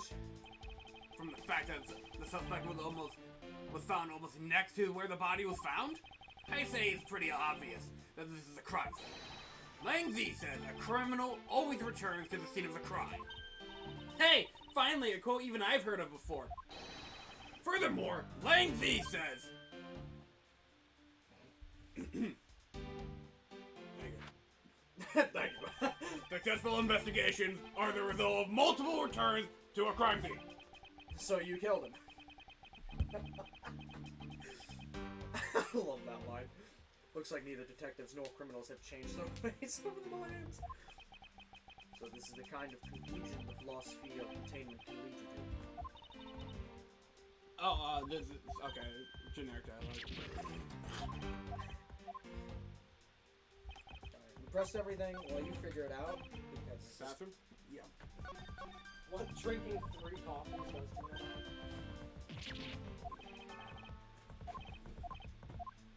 Yikes.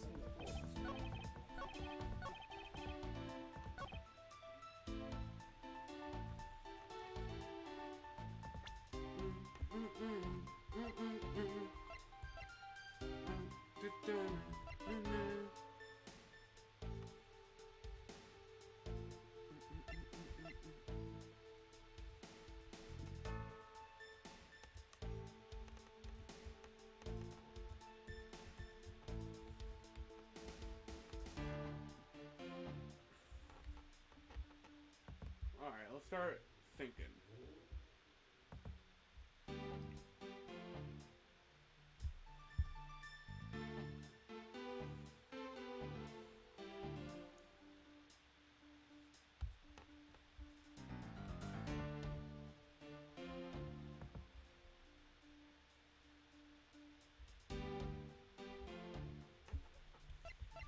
Okay, G-Water, pamphlet, Blue Badger, Bible.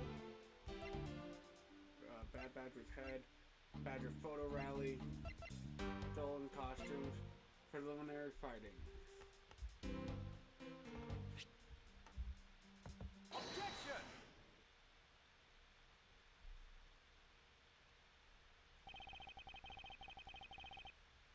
Alright, I'm gonna wait for Zachary to come back since, again, unlike Grade Ace, for example, or I guess, you know, Ace Attorney 2 and 3, this is both of our first times experiencing this game, so, you know, gotta wait.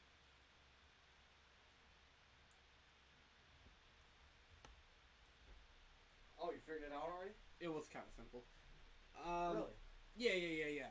So on the last statement he presented, well, the updated one, he was basically like, oh, he shot him. And I was just like, well, the preliminary fighting is just like, that's a weird-ass fucking angle, bro.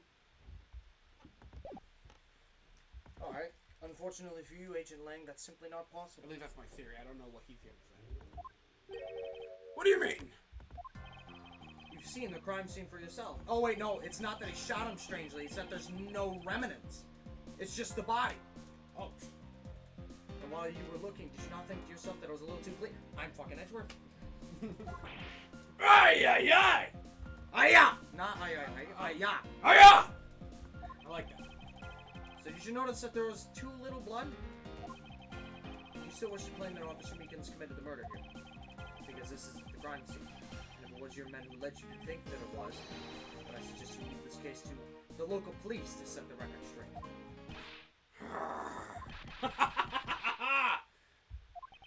Not bad. I see your logic can be just as sound as mine. In that case, let me ask you this. Don't you think it's weird the officer was hanging out around here in the first place? Weird? How so? Hey you! Your squad's not even supposed to be in this area, right? What were you doing neglecting your duties and loafing around here? Don't you dare give me some lame excuse like, I found myself taking a walk, man! But sir, I really did take a walk, sir. You're a disgrace. How dare you take your pack obligation so lightly? Officer Meekins is looking a little extra meek. Is he hiding something? Mr. Edgeworth, please, sir. Save me the way you did earlier, please, sir. Officer Meekins, please give us a detailed account of what happened. Sir, not you too. Now you're fighting Meekins? Well, it's testimony. It's true, sir. I wasn't assigned to this area. I was told to check, like, every square inch of the main gate area, sir. I also went looking for the kidnappers while selling dreams of the Blue Badger mobile, sir. The Blue Badger mobile.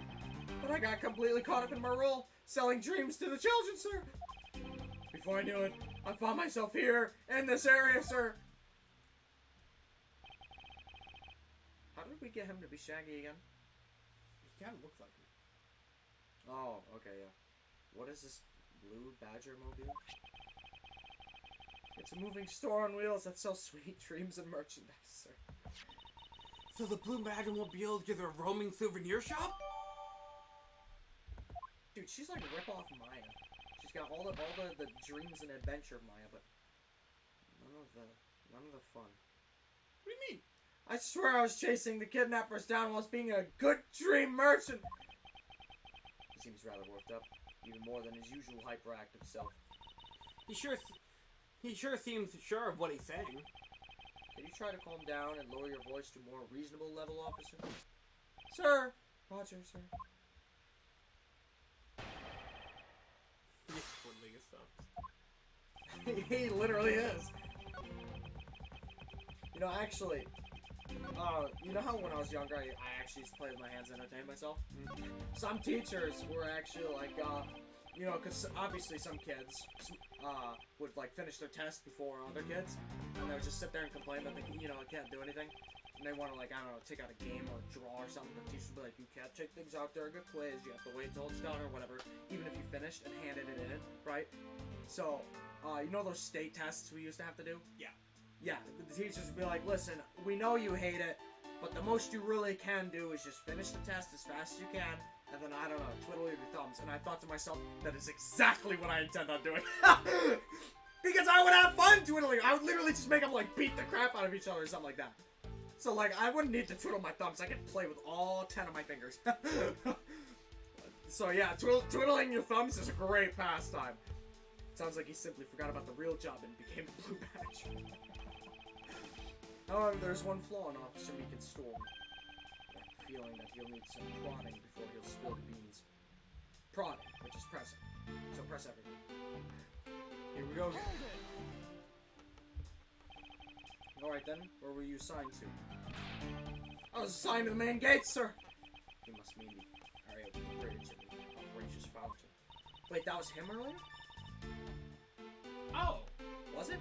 No, it was a different model. Yeah, no, that was the classic one. Yeah, that's creepy. Okay then, why are you here in the Wild West area? That's because... It's because I had a very deep reason, ma'am!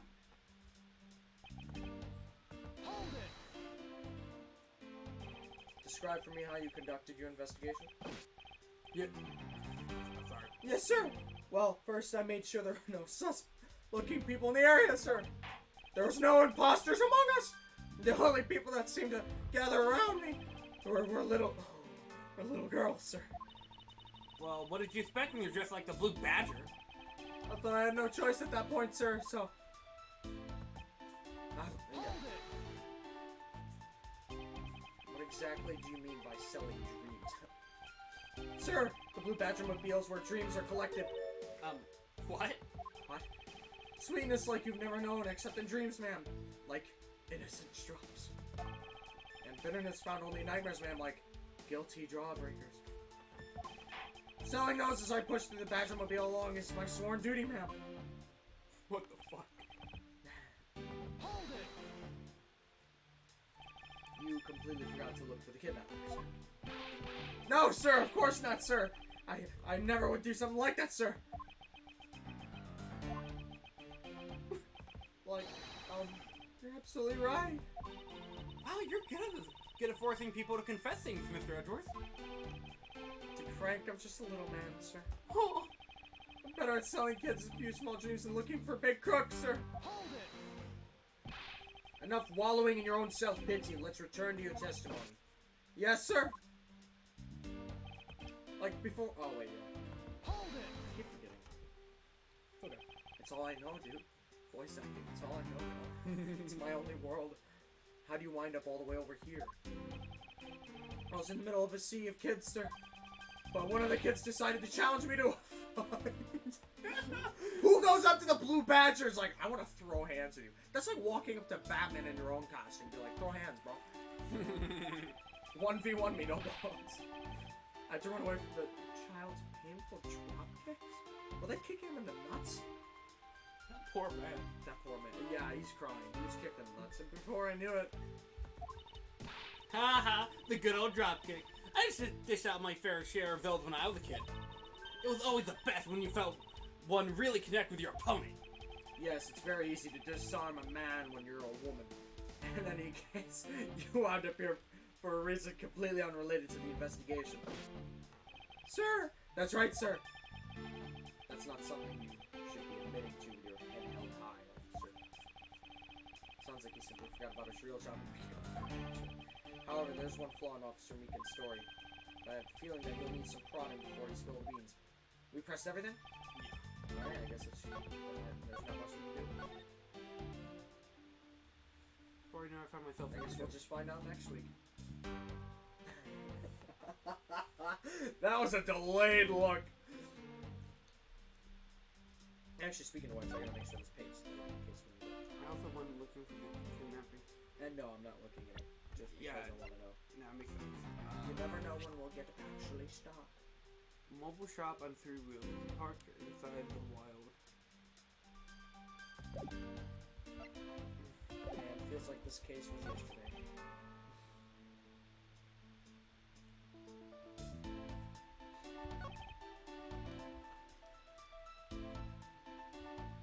Okay, Wait, hang on.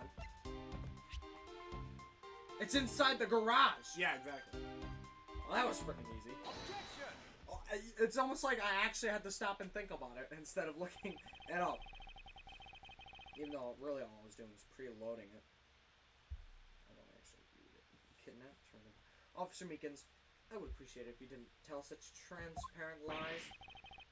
Sir? I'm lying, sir? Yes, you are. If you're really out there selling dreams with the Blue Badger mobile until recently, then what's it doing here inside of the garage? Did you hear that? I did. Ah! Actually, I had just lost track, sir. Lost track of what? By the time I realized it, the Blue Badger mobile is nowhere to be found, sir. Which would mean it was perhaps stolen. That's when I came back to this area thinking maybe it was in the garage, sir.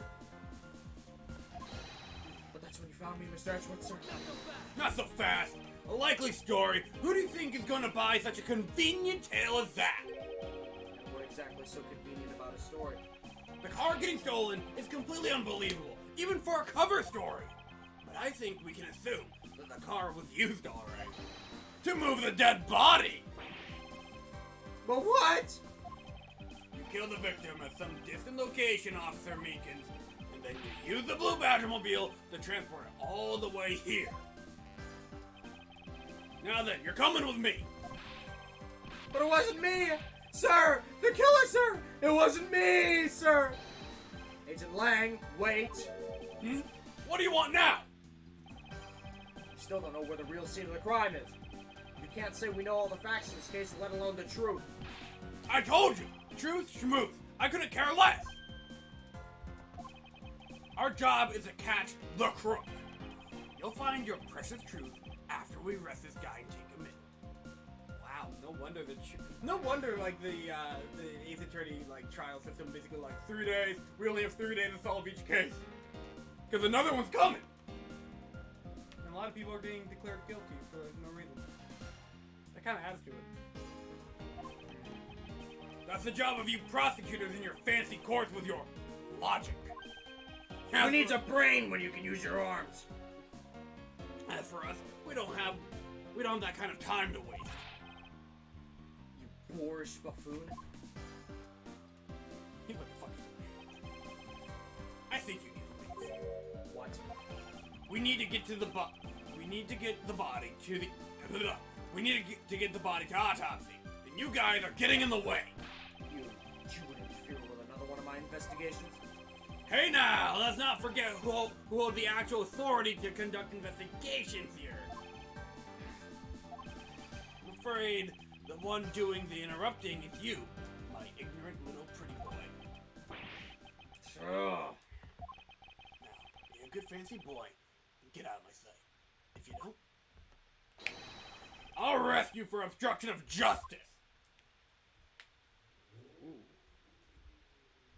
Damn. That's a pretty cool antagonist.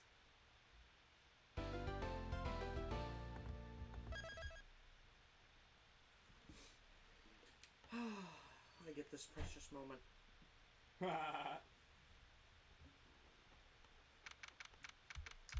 You know, when I saw the art of him, I was not expecting him to be like that.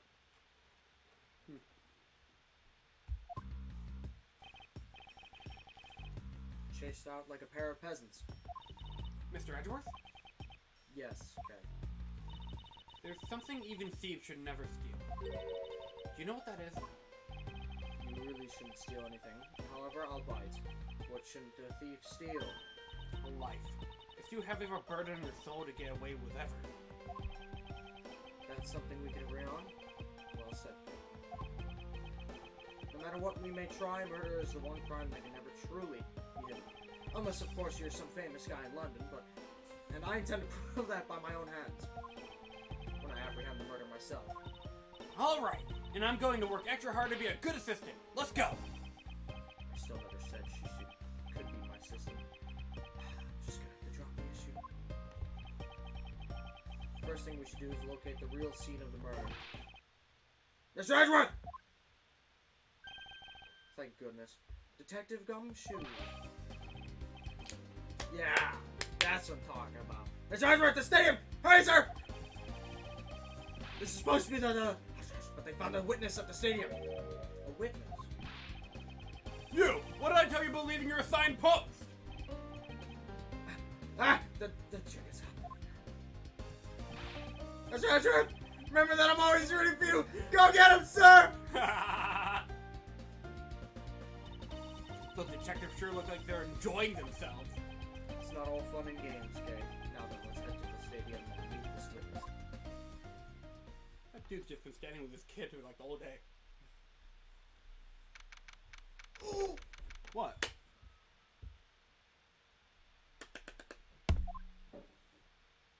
Okay. I thought there was a witness here.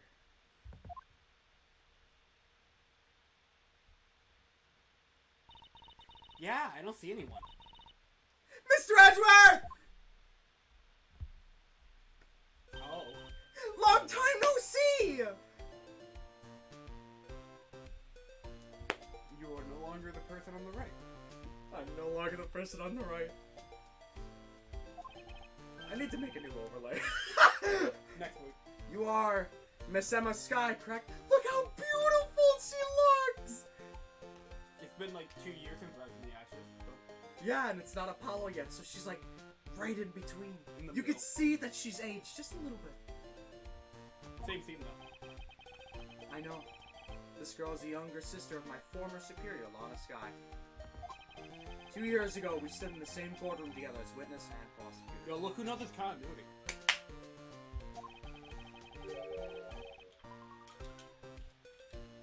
I thought. Oh my goodness, I'm wearing the hat. Oh my gosh! I've been waiting for this day! But I thought she had gone to Europe to study forensics. I can't believe you remembered me, Mr. Edgeworth. Of course I do. How have you been? You look to be in good spirits. Are you still studying abroad?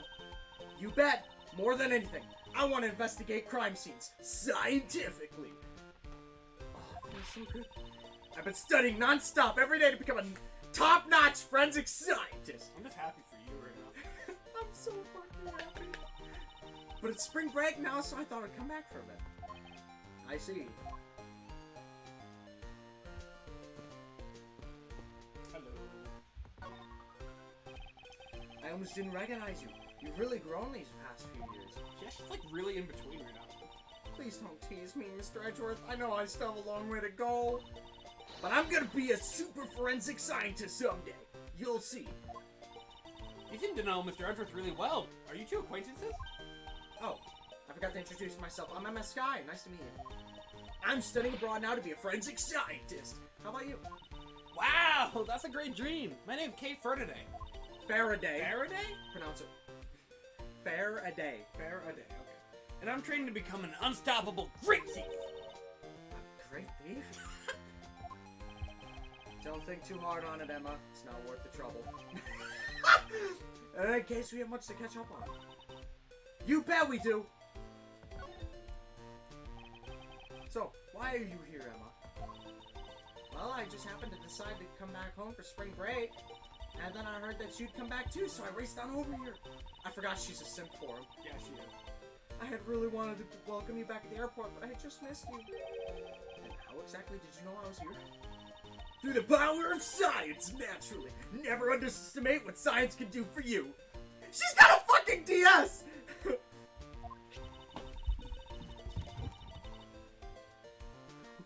You actually have it. I use these to track your footprints, and I followed them straight to you. What the fuck? This set is the greatest. It's so wonderfully scientific. You spray this chemical on the ground, and when you shine a special light on it, zing! The footprints light up like an electrified noble gas in a glass tube. It's almost like magic, scientifically speaking.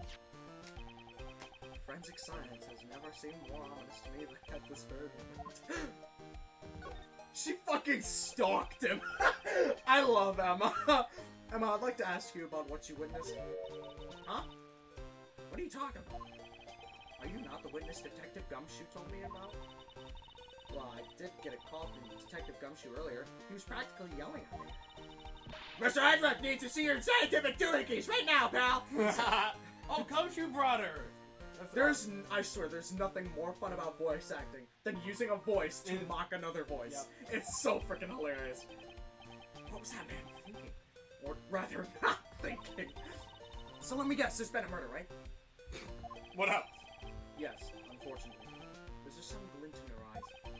But I need to keep my mind focused on the witness. Now, look at that person go. See you in a bit. Her scene's still playing. I know. I guess examine this. I assume this is another Badger mobile. Yeah, but it's a different color than the blue Badger's car. Yes, this is the retina searing pink model. Retina searing. I gotta coin that. What's that off in the distance? What is that? Oh hey, it's a pink Badger. Get. Badger, get. Badger, get.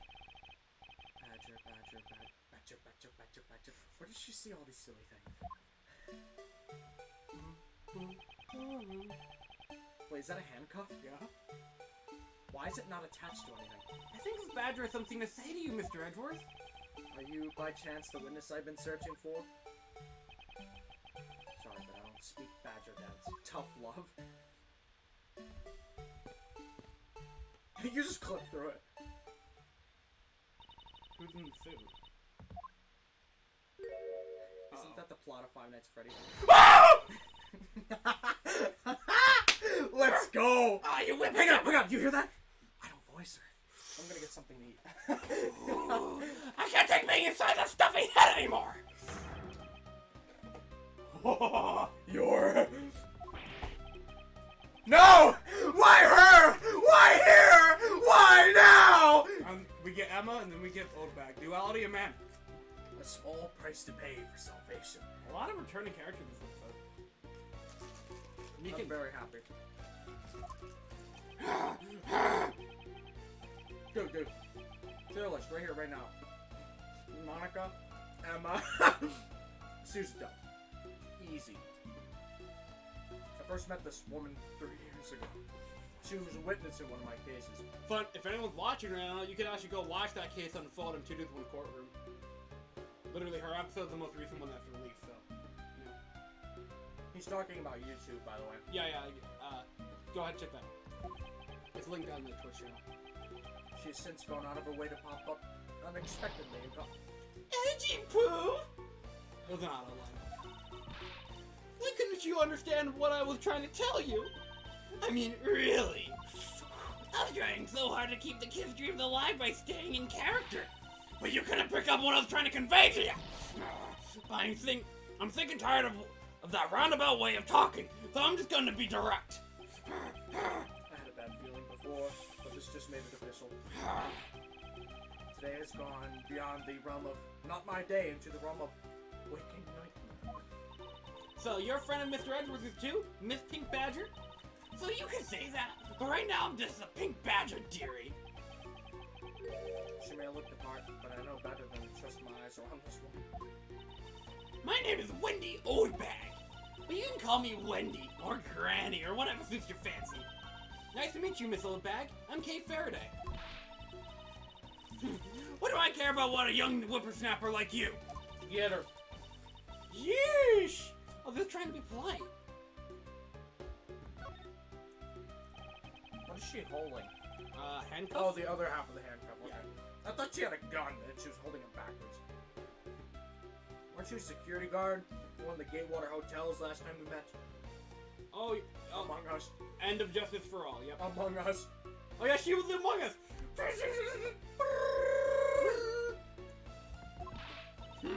I go where I'm needed. Apparently not in Trials and Tribulation. I'm very good at what I do, unlike the youth of today. I get called in all the time to fill in when there aren't enough hands. But enough about me, Edgy Poo. I'm thoroughly dejected right now. I finally get the chance to see you again, and here you are talking with 2 young girls. Men are all the same. It doesn't matter how old they get.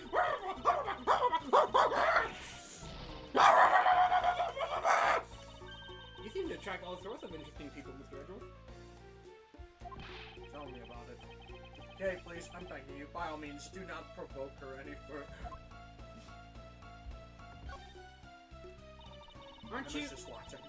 Aren't you forgetting about something, Mr. Edgeworth? This person could be the witness.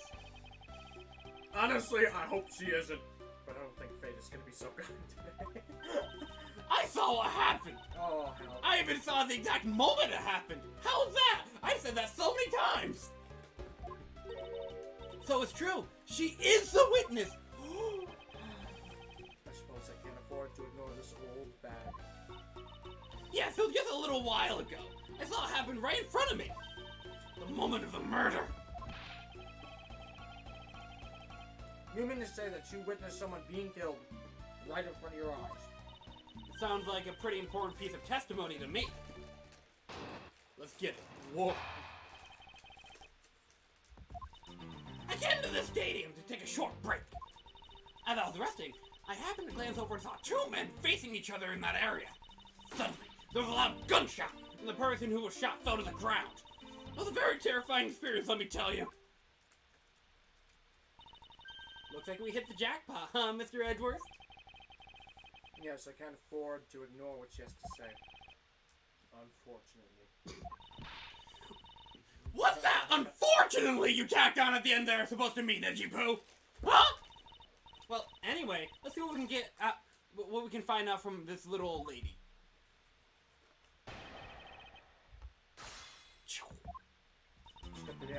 Alright, Edgeworth, what do we gotta say? Banner, the banner. Duality man, Emma Oldbeck. I can tell this is an important piece of testimony, but she's rather vague in a few spots. I suppose this means I'm gonna have to talk with her some more. This is a mood right here. Alright, that means... Hold it! Don't worry, Capcom. We hate her in a loving way. Yeah, that's true. You mean you took a break from being the Pink Badger? Park Badger. I only hate her because I'm in character. I actually think she's okay. You may not think it, but it's hard work keeping kids' dreams alive. You smell of sweet, your hip creaks. Sweet? Sweat. Oh my gosh. You smell of sweat. If sweat smelled sweet, a lot of us would probably have that fetish. Ugh. Your hip creaks with pain. You even work to begin to dream about work. That's the kind of story that would scar a child for life, you know. Did you know I have dreams about work a lot? That- Oftentimes, if it's like a 10-hour night, I will actually be daydreaming about work unintentionally right before I fall asleep. So, like, even while trying to think of, like, stuff arose, I'm just laying there and I'm just like, you can't put the big thing on top of the smaller thing. I gotta reorganize it. Wait a minute. Well, that's why I choose to come here to take my break here, whippersnapper. I don't plan on playing the part of the dead badger in front of a bunch of kids. What did you see while you, the Pink Badger, were resting? Oh yes, that. Well, Hold it! You saw two men. Can you describe them for me?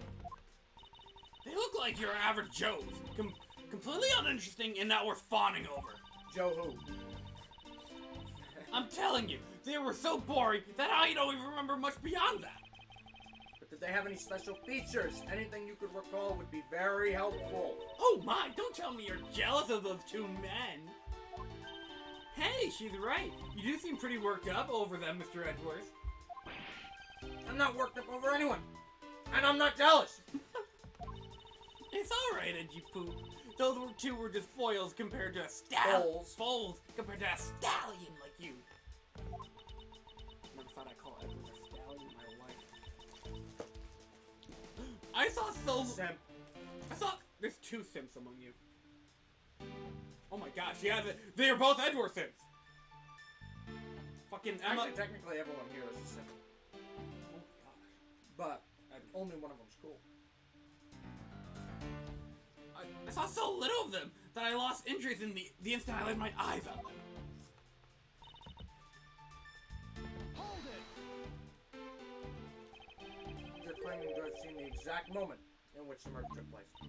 Absolutely! The gun made a terrible racket when it was fired. You didn't try to go help the person that got shot? I'm only one person, you smart alecky brat! What could have I done? But I took off as soon as I could to find someone who could help! Two men, one bullet. It's all consistent with what we found so far. Two in the men. body. That's like my naming scheme. Except that there wasn't exactly a lot of new information to go on in your testimony. Well, if I saw the guy again, I'm sure I could identify him for you. I mean, how do you expect me to remember anything without something to jog my memory? Self-centered, aren't we? While it was somewhat useful, her testimony also presents us with a new problem. Mr. Edgeworth. So, about this new problem.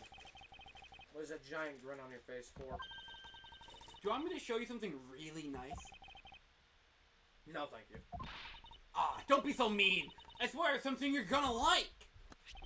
Ta-da! What is that gadget you're holding? What you see before you is the secret weapon of a great thief. I should have known it would be worthless. Aw, don't be like that. Ta-da! Did you hear the fucking bass boost? Yeah, I did. What do you think now? What is it doing? It's projecting something into the air. I'm gonna input the necessary information to run the simulation now. Once I'm done, I'll increase the size of the projection to its maximum size. Dark skies of evening, when no other birds dare to take wing, one alone remains all-seeing. Now witness the true power of a real modern-day Robin Hood. Whoa. What the hell?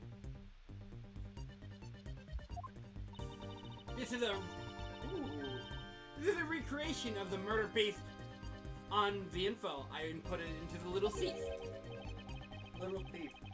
Dare I say I think you're taking the Robin Hood thing a bit too far? Little thief is actually meant to be a simulator for me to plan my thefts. But I suppose if I used it like this... Let's see. Smith looked back, said the two men were facing each other. And then the gunshot ran out, and the victim fell to the ground. Bang! So with this, we can inspect the crime scene as it was in the past. See? What do you think? I have to say, I'm impressed by technology thieves have access to these days. Well, it is super secret weapon of the mighty Yatagarasu. Oh, but if there isn't enough information, or if something is out of place, the recreation could come out a little strange. In other words, I can use this to authenticate the validity of the witness's testimony. You got it! You really catch on quick, Mr. Edgeworth. Right now, the simulation is a recreation of that witness's testimony. So for now, I should re-examine everything. And if I find something illogical or strange, I can then ask for clarification. Feel free to examine anything in the simulation in the way you always do. You can even prevent evidence when you find a contradiction. And if you find something, I've got a little thief with me. So you just let me know, okay? That's kind of cool.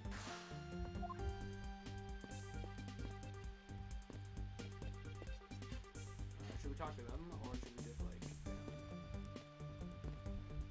Probably examine.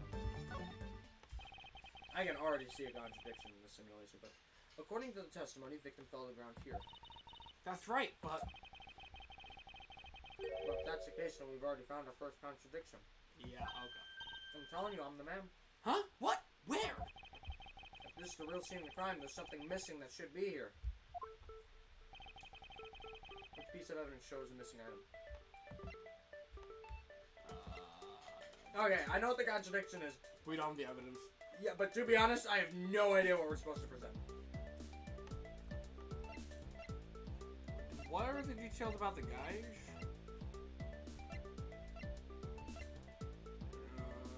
Shows missing item. Is it Mr. Is this victim supposed to be Mr. Deacon? Probably. So if okay, I mean, I would say first, but you might as well try the pendant. That's what I don't know if something small like the detail of a pendant on a simulation guy is a contradiction, but Sure.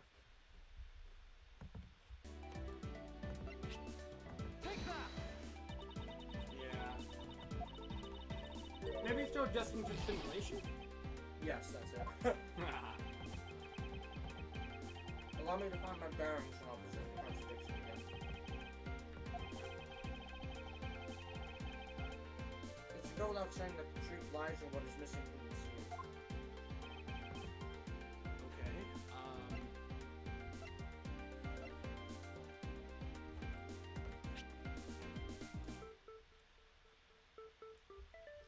Check that. Yeah.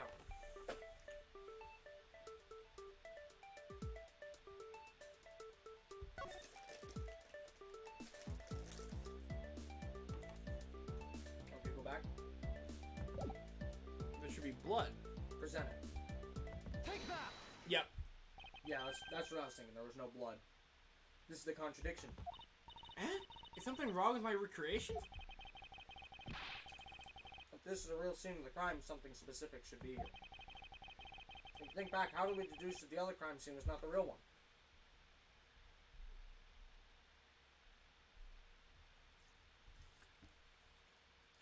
Let's see. PogChamps is spamming join average play games streams. Timeout. What is he saying? He just spamming join someone else's stream or something. I just timed him out. I don't know. He's spamming.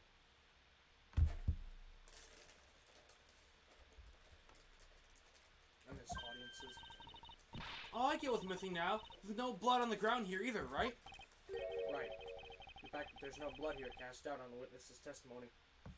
Edgy Poo! How can you doubt me like that? Are you calling me a liar? I know what I saw, and I saw the victim get shot down! You know, I don't think she's lying, Mr. Edgeworth. Yeah, Oldback is never really lying. She's just confused. Or misinterpreting. Misinformed. Yeah. Connection terminated. That's funny. Okay, I was waiting. Freddy 5 Nights. Freddy Five Nights. Yeah, Freddy Five Nights' signature move, Five Night Freddy's. To be honest, I can't think of a reason why she would lie to me. In that case, maybe there's another explanation for distinct lack of blood? Logic. Probably something to do with that. I don't know, try looking at the killer first. So what if the killer is gone already? Okay, is it not possible to recreate the face of the killer? Well, I can't exactly input what we don't know into the little sieve. She has a point. Okay. Logic? Yeah, that's probably what I think now. Victim was kidnapped. Why is there no blood? Following a victim's following the kidnapper's prints led us to the body. Was the victim in a costume? Wait, maybe there's no blood because no. It's in the costume. The blood's in the costume. Boom. Okay, yeah. It's not possible that the victim was wearing a costume. Is it not? So you really think that Mr. Deacon was one of the killers? I think we can reasonably assume there's a very good chance that he was. And that he was shot, well, inside of one of those stolen costumes. Then Mr. Deacon's blood would be inside the costume instead of on the ground? Precisely. And if only we could prove that the victim was wearing a costume. You think it'd be pretty easy if we could find some footprints. But the problem is finding them, since there doesn't seem to be any around. Footprints, huh? I wonder if we can go about finding some of those. Perhaps. Emma Sky. Yep, exactly. Hello. This is amazing! Just feel the power of science. Emma, about what method were you talking about for finding footprints? Ah, finally, Give those glasses up. Finally, my expert knowledge of forensics is needed. Yes, well, can you detect and trace even partial footprints? Leave it to me. My cutting-edge detection kit can find anything. Very well. Could you please analyze the footprints in this area? Okay. Stand back and witness the power of science at work.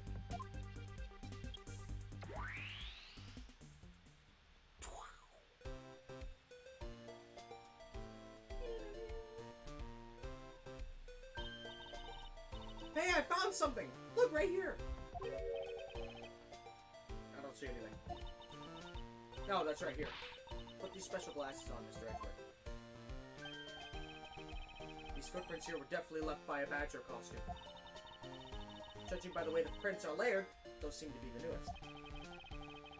Then we can conclude that the victim was definitely wearing a costume at the time.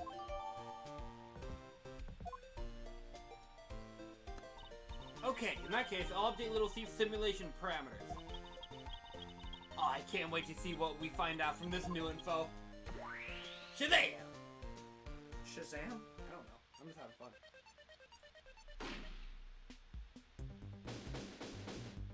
Investigation complete. See, it doesn't matter if we take it, as long as it's like, not like 5 or something. Yeah, you know what else is a contradiction? The way he's holding his gun. Oh yeah, you're right. Because it should literally be one of these. So the victim was wearing a costume when he died. And with that, we should be one step closer to the truth, right? I can see the recreation is changed in concordance with new information. Also, how did they get him out of the costume? That's a good question. We may be closer, but now something else has caught my attention. Ta-da! What do you want? Your testimony, naturally. I'd like to hear it one more time, if you please. Fucking old bag, dude. She actually looks slightly intimidating. Is this the same one? Yeah, it is. Came to the stadium on a short break, as it happened to dance over two. Yep. That's kind of cool. investigate, and then, you know, use what you learn on the testimony. So does this mean that Miss Oldbag's testimony has a contradiction in it? Yes, and I believe our best course of action is compared with your recreation. See, I just knew Little Thief would be of help. Now, let's see if we can pull more info from Oldbag to put into the recreation. Sholmes is writhing in his grave right now. Technically, she predates him, but sure. Until the release date. You're missing the point. What do you mean, like? We can't accept what Sholmes does. It's not tested by science. Oh! She just pulls this out of her ass, and Edgeworth is just on board. Well, that's because he's not. Well, no offense, he's not really on the authority right now. So, legal investigation. Wouldn't he trust something that he knows he can verify himself as well? Maybe, but everything he's doing right now is kind of illegal.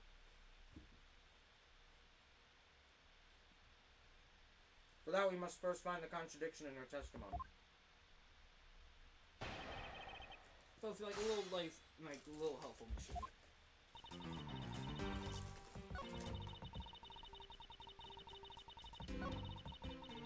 We pressed everything already, right? Does that still count? I think so. It's terrifying because what we gotta use is the new evidence we found, which is the victim's costume. Yeah. Hang on, do you want to present that right here? No, that doesn't contradict shit. Suddenly there was a loud gunshot and the person who was shot fell to the ground. Probably that one, yeah. Yeah, that feels Just fun. 2 men. You changed it right before. Oh, what? Huh? What are you talking about? Right here? Yeah. 2 men? More like 2 badgers. Actually, one of them we can't confirm. It's a man one. Oh yeah, you're right. 2 men? How did you know the gender of the 2 people involved? Seeing as how the victim was wearing a costume at the time. Furthermore, I have another matter I'd like to inquire about. I'd very much like to know why you failed to mention the costume in your testimony. I'm getting doubts if you really witnessed the murder at all. But I'm telling you, I really did see it! I saw it with my very own eyes! From a seat in the second tier. The second tier? Hey, didn't you say you saw it right in front of you earlier? That was, you know, I'm using the phrase in the metaphorical sense. I see your witness still has a screw loose in metaphorical sense. The cushy seats in the second tier are reserved for hotshot VIPs, which is exactly why I go there now and again to take a nap. I can't see how you could have gotten a good look from there. It's so high up. Were you able to see even the victim's costume from way up there? Well, I know I saw 2 people, but I couldn't really see what they looked like because they were in the stage's shadows. Of course they were. My eyesight isn't what it used to be, you know? Not like when I was young. Oh, old bag. Let's return to our investigation, shall we, Kai? You got it! You can see her doing this.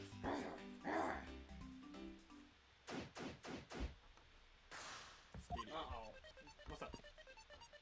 A whole investigation with these 3 things to look at? This is either going to be very tedious or very annoying.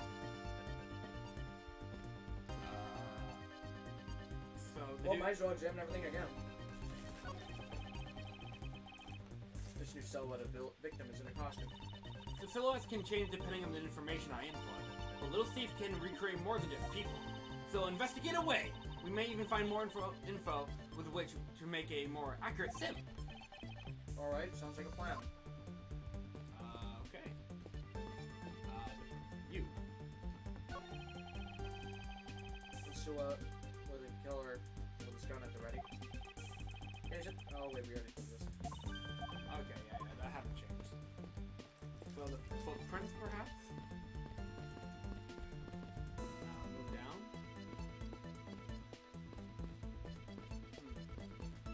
Emma? Wait, you don't want to examine over there? You know, we actually haven't really looked over there. Oh! Good. It's almost like an Edgeworth or something. The stage. It's like they broke the stage down. Logic. Guess this means they're done for the day. Oh, maybe it's because different shows scheduled to start its run tomorrow.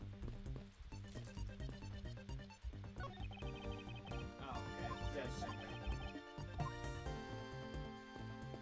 I think, is that all we have in Logic right now? Is that all we have in Logic right now? Oh, I need to look. I don't think it's much. Oh, wait. Actually, yeah.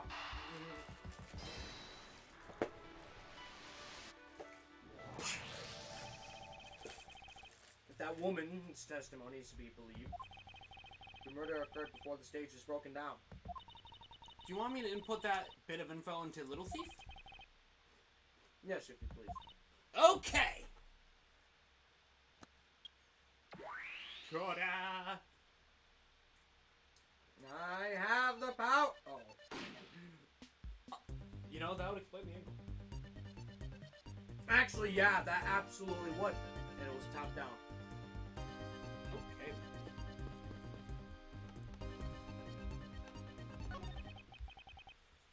There's clearly. A contradiction here. Please stop stealing my lines. Come on, it wasn't that hard to see it coming, even for a layman like me. I suppose. In any case, it's not possible for the killer to have stood there in that way. Because there's a very real stage set in the spot at the time. Yeesh! I told you I got it. Do you feel the need to explain everything? Yes, well, in any case, we still need to resolve this unusual situation. Isn't it obvious? The killer was on top of the stage, naturally. Right, Miss Oldbag? Yes, I remember now. The killer was standing on top of the stage. The body should be backwards. See? Now let me update the info in the simulation.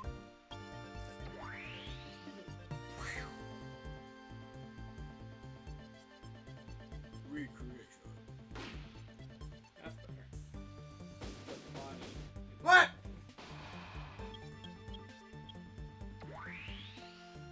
That took like 10 seconds. That was easy. I don't think there was enough detail in that. It should have been. The body should be backwards at least. Well, what do we have here? A bunch of hooligans running amok, I see. I like his theme. Agent Lang, how nice of you to join us. It's like Wonderful. It's like a fucking club in here. Well, I can't have you going around messing up with my crime scenes.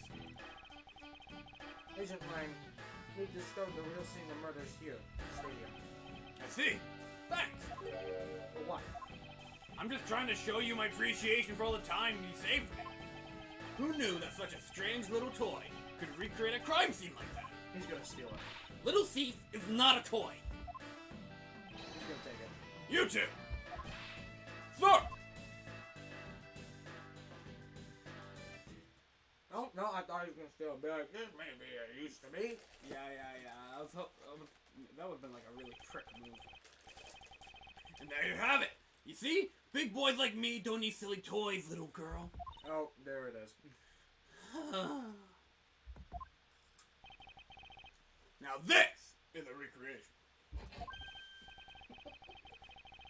What? What? Just the idea. Just the whole idea. So what? You still intend to sit that Officer Meekins as killer? I forgot he still thinks Shaggy's the fucking killer. You see what happens when I have to use 0.1% of my power? I could recreate a bullet. Of course, even knowing that the crime took place here doesn't let him off the hook. Let's go. Does this guy just like stand back and be like, wait for it? He's Wait gonna until they're done explaining it. Right, he's gonna get it right now. Yeah, you just hear him distance. So that's how it happened. Glad we have that information. Alright, let's go. All right, move it. He's like a movie set director. The way he kind of walks in with like his sunglasses on, it kind of feels like this is the real. Oh my goodness. What? A gimmick for this guy is that we name him after a director. I don't know, like Michael Bay or something.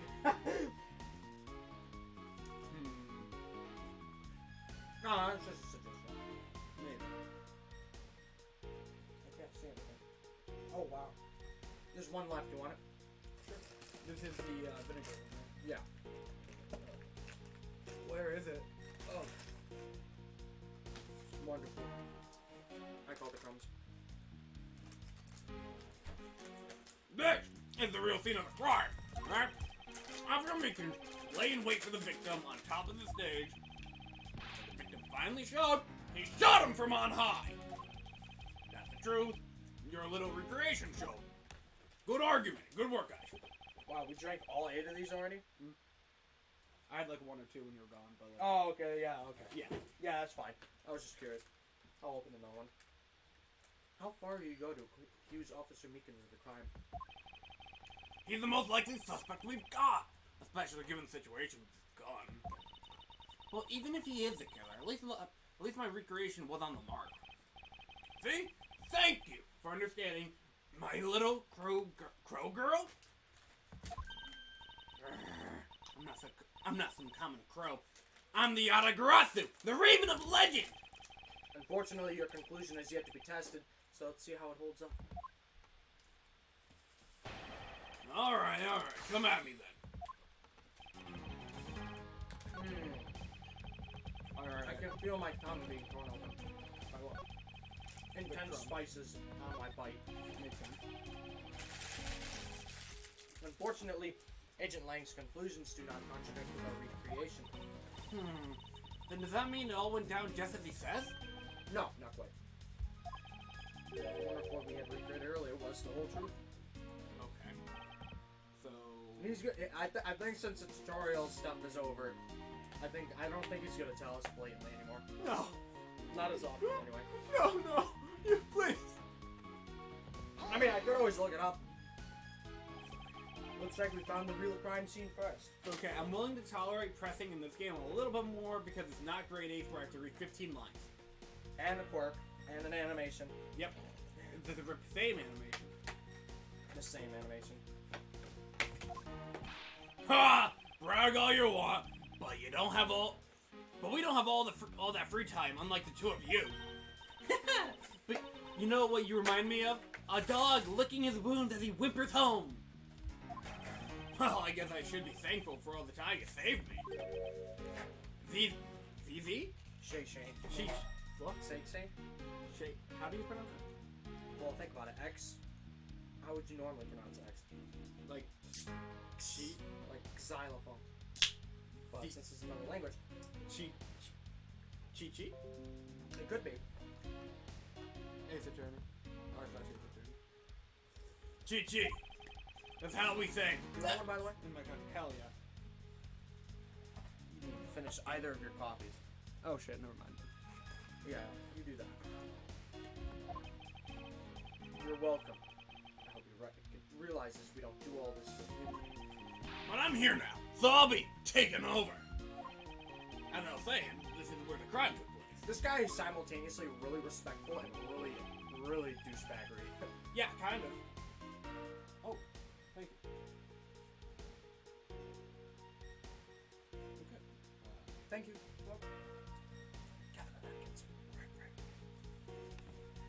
Gavin. This is pizza you're holding. Okay? Okay, don't drop it. Don't drop the ball. And by ball, I mean...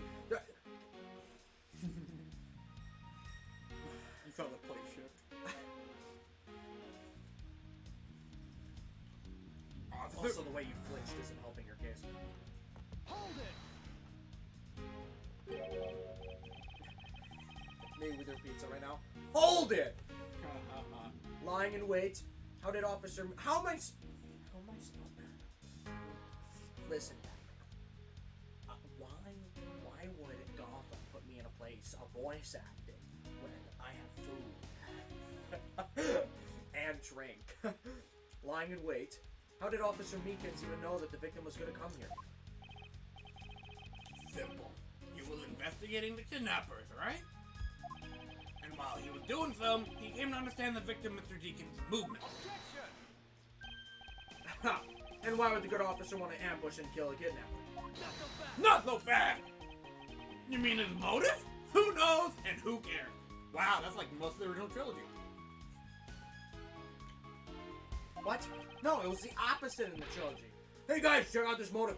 You see this motive? Now that we've said that there's a motive, whether or not we proved it or not is completely irrelevant. But now there's one, and you have to disprove it. And Phoenix is just like, ugh. Alright. Every time. And like, the prosecutor would be like, oh, he totally did this. The evidence adds up. But it's like, what about Here's his motive. He wanted to. What? Why? He wanted to. I'll take it! I'll take it! That's a motive! Now this is getting interesting! Pulls out popcorn. I mean, it's in character for Judge. Dramatic recreation. He is one for the dramatics. Like how he once said he wanted to propose to a 13-year-old. For the dramatics. For the dramatics. You can find out what the... You can find out... Did anybody ever comment on that? What? Remember, you remember the time I'm talking about, right? Where there's a really young chick on the stage like, oh, I'd love to do that myself. Huh. I don't think that's happened yet, Judy. It's only in episode 3 right now. Oh. Yeah, it's in Steel Samurai. I think that happens in Justice for All. Yeah. Did anyone comment on that? I haven't heard. In game. I mean, in the game. Probably, if I had to bet anyone commenting on it, probably be Phoenix with like inner monologue. I can't believe he said that. In a court of law. And he's the court of law. You can find that out for yourself when you talk to him in jail. This guy is the reason why Phoenix has work. I suppose we should be grateful. You have no respect for the order of law. Don't get me wrong, but I need more than there's no motive to convince me otherwise. Fucking see that shit? Fucking see that shit? He's actually right. The lack of motive is a rather weak argument by itself. Fucking Now that applies. Yeah, I see your you point. motherfucker. So the officer lay in wait on top of the stage. And when the victim, press me already. So you agree with how our recreation turned out? Like I said, I'm grateful that you were able to save me some time. Alright, but we still don't know why he chose to wait on the top of the stage. Did I ask? Maybe he wanted to become the Blue Badger. Who's to say he didn't see the stage and decided to put on a Badger stage show of his own, right? Or maybe there's a completely different reason? What does it matter? It still doesn't change the fact that Officer Meekins stood up on stage and shot the victim on the ground below. Bang! Just like that. I love that little spite of him where he's just like Eh? he's like, you see, you don't, you see. You get the point, dude? So you honestly believe that what you're saying is what really occurred? Hey, you're the one who came up with the scenario. Are you saying you doubt yourself? You gotta have some confidence. Touche. Fortunately, Agent Lang's conclusions do not contradict with our recreation. So it's the same thing.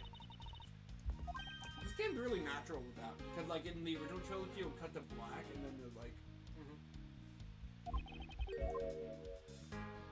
Alright, we got... Alright, so we didn't have to press, motherfucker. Is there really ever a way to know that if he doesn't say it? Edward, come back. We need you to play this game for us. Please. It's such a chore. Player like that, there isn't a story mode that it function exists in Great Ace.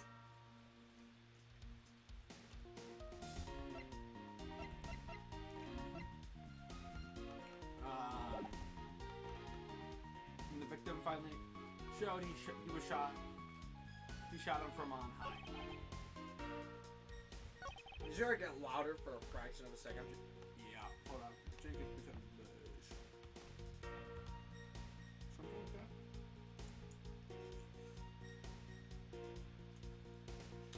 It's not worth it.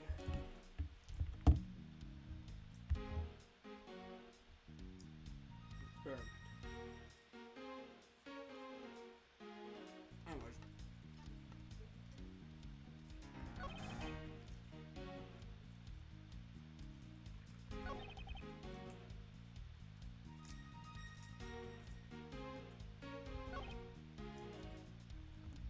Yeah, evidence for Officer Meekins.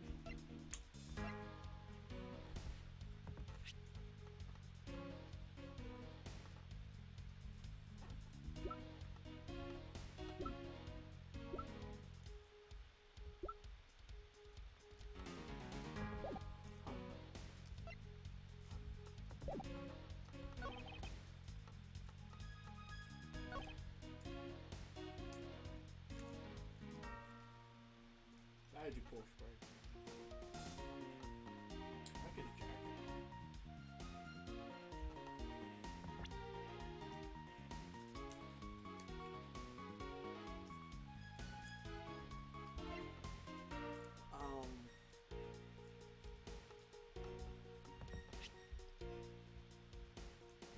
Do you think the body facing the wrong direction has something to do with this?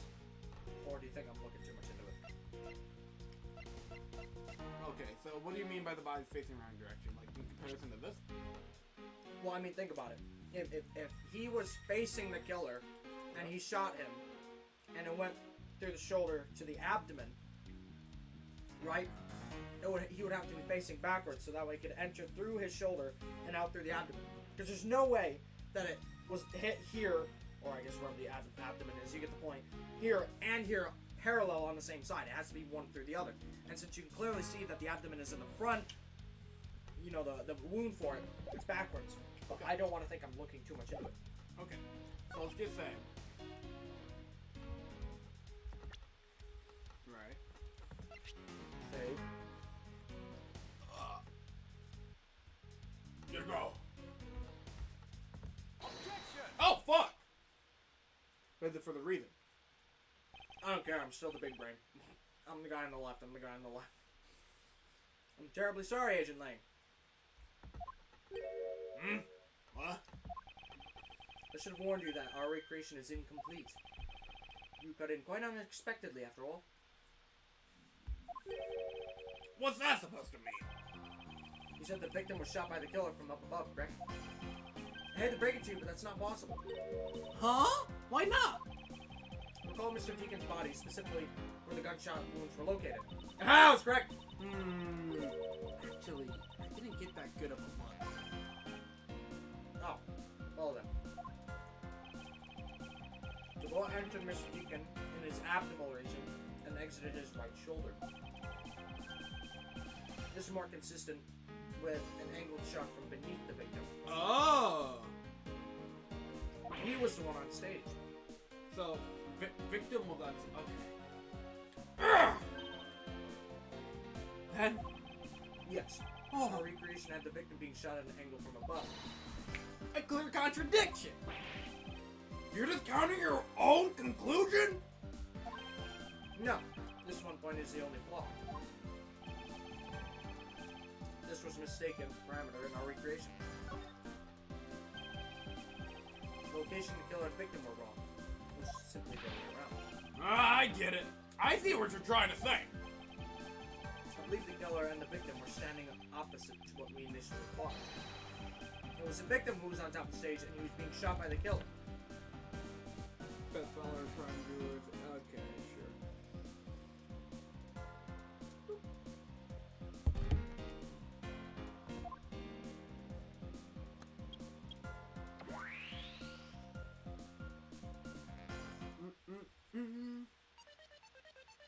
Alright, switch them around.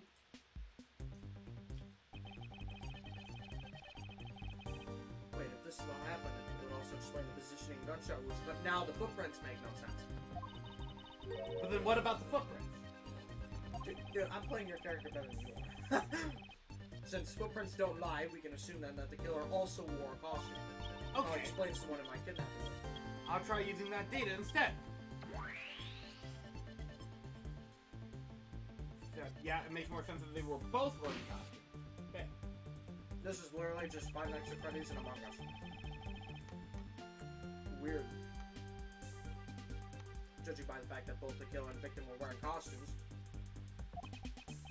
I'd say it was a killing between the two kidnappers. That would be the most natural conclusion. Wouldn't you agree, Agent Lang? Huzzah! I don't know. I just like saying those things. Well done, Mr. Prosecutor! But that alone doesn't clear Officer Meekins of the crime. Let's go. Okay. I see. I ask I that read you, that as a mung. Again. I ask that you take another good look at the tire marks over there. The 3 marks are indicative of the blue Badger mobile. The story Officer Meekins told about the shopping wheels getting stolen was just a lie. He drove the blue Badger mobile here and committed the murder. And then he used the car to move the body to the garage in the Wild West area. Makes sense, right? No, you idiot. It's blue Badger mobile, not pink. You believe he moved the body with the car? That's right. It was Officer Meekins himself who pointed us to the way he did it. The 3 tired tread marks are very telling, however. Is the blue Badger mobile the only thing capable of creating such a pattern? No. The pink one. But unfortunately, We don't have it. well, that and it would also frame oral. Blue old bag. Yeah. Imposter badges. Alright, I don't think you're gonna tell me anything, Edgeworth, but just in case, you're feeling generous. Looks like the only thing that car was selling was death, not dreams. Only if what Agent Lang believes turns out to be true. The 3 tired tread marks are very telling. However, is blue Badger mobile the only thing capable of creating such a pattern? Alright, let me see.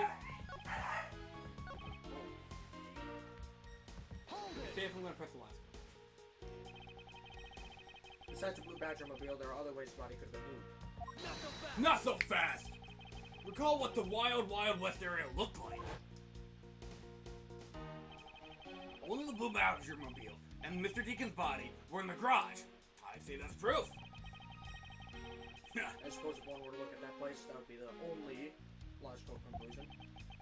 However, my experience tells me that the truth is usually not so easily found.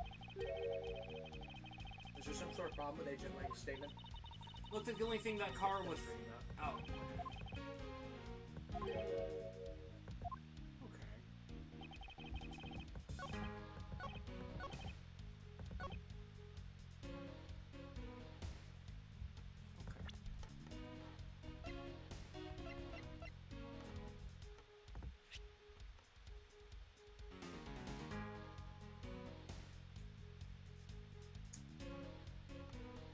I don't know if that's gonna be enough.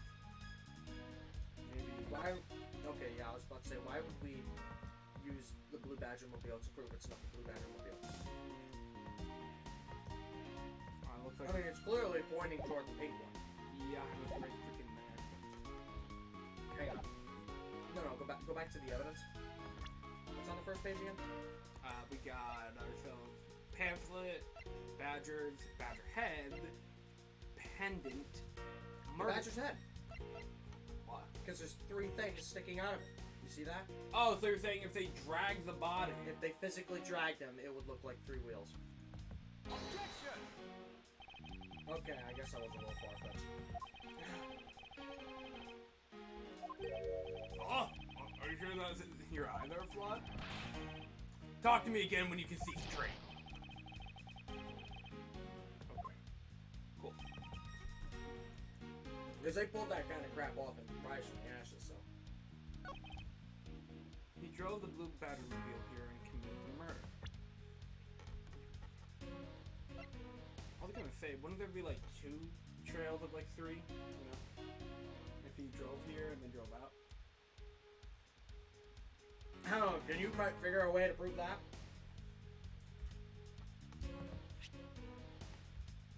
Oh, because it's parked. Actually, no, that's a good point, yeah. Go ahead. Let's go! 6 games in. Sorry, Agent Lang, but that's an impossible tale.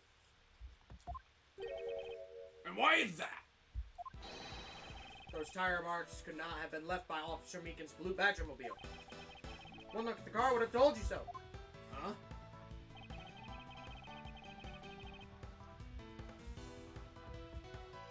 And There's no mud.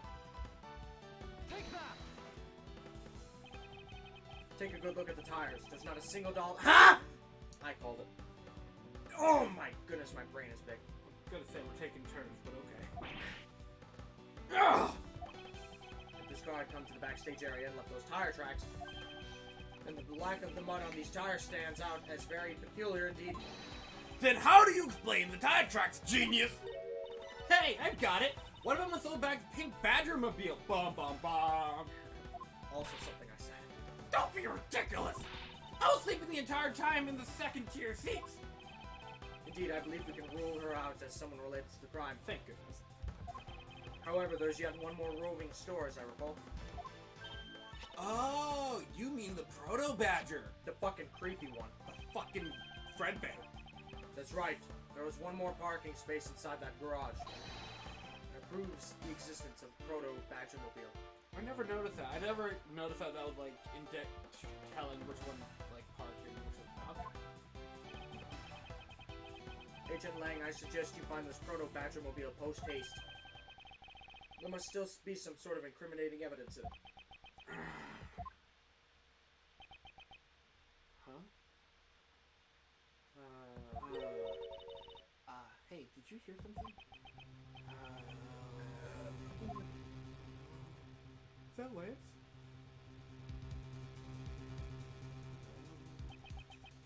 Help me. He doesn't look like he's much help. Are you alright?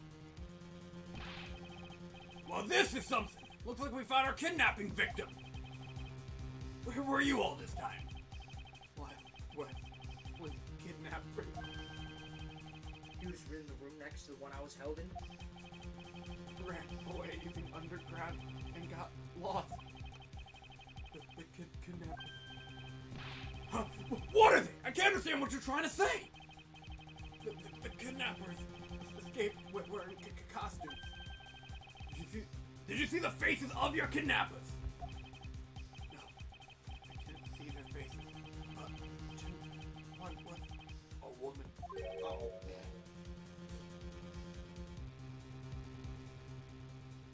A woman? Oh. I know, right? Quite an important piece of testimony. Hey, what are you guys doing? Stop standing there and get your cops on this already. I'll even let you guys have what the kids said just now. Consider it a gift. Now, are you gonna get out of my crime scene, or am I gonna have to get rough? Again. You're nothing but a big bully! Ooh. Get him, Emma! Come on, Miss Edgeworth, let's go! Oh, no, not you. You're a very important witness for my case. I'm not about to let you get away that easily.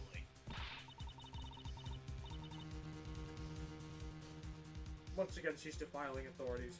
Yeah, pretty basic. Don't count on me to testify because I won't. Not for you. That's right! I won't either! You hear me? You young whippersnapper! Hey, calm down. There's no need for all this hostility. You shouldn't have been hostile. I just want to take a statement from each of you. I just want to talk to him. I just want to talk. I just want to wanna talk to him. I'm not gonna get rough either. I'm not gonna rough either of ya. I give you my word. Come on now, fair maidens. No maidens? What do you think? Will you cooperate? Fair maidens? Oh, she's a sucker for authority. My, you little rascal! You sure know the way to a woman's heart. Lang Z says, the passage of time is but a fleeting moment, and a lady is young forever. Trying to outdo my etchy poo with your fancy schmancy sayings. Let's get this over with. So we're clear, I'm only interested in giving you my statement. Sure, just as soon as Mr. Prosecutor leaves us be. Shoot. Is she about to... Mr. Edgeworth! Where's Gumshoe? Oh, she didn't say anything else? I was holding on to the line. I'm not paying taxes and I'm not talking to you! I really wanted to make her shout that. I'm not gonna lie. He seems like kind of a prick now, but I bet he's gonna go through some kind of arc. Like, he's not like a complete, like, fucking douchebag, it seems like. Kinda is. Kind of, but like, you know. That Give cat is still there. some respect. Character development, baby. I mean, the guy we're playing used to be a prick. For like an entire game. Looks like we got the boot again. With Lance safe, the focus of the investigation will shift solely onto the murder. That's good. You mean the infighting between the kidnappers? Yes, and also the identity of the remaining kidnapper. Miles, my boy! Oh shit, she's back too. Tell me it's true. Tell me that you've really found my boy. Yes, Mr. Armano, we found him earlier in the stadium. Then my little Lance is on the roof? I forgot about her too. And I forgot about him. She straight up disappeared. Right? She didn't even have a walking animation release. She just disappeared. He's not exactly picture-perfect health, but his life's not in danger. He's being questioned right now by Agent Lang. Poor Lance! He must have been so horrible for him. Locked up like a... Okay, cool. Walking around immediately. Uh-oh. Oh, okay, they cleaned it up. I thought they just stole him. Yeah, no, they just put an outline here. Oh! We got business here first. Yeah.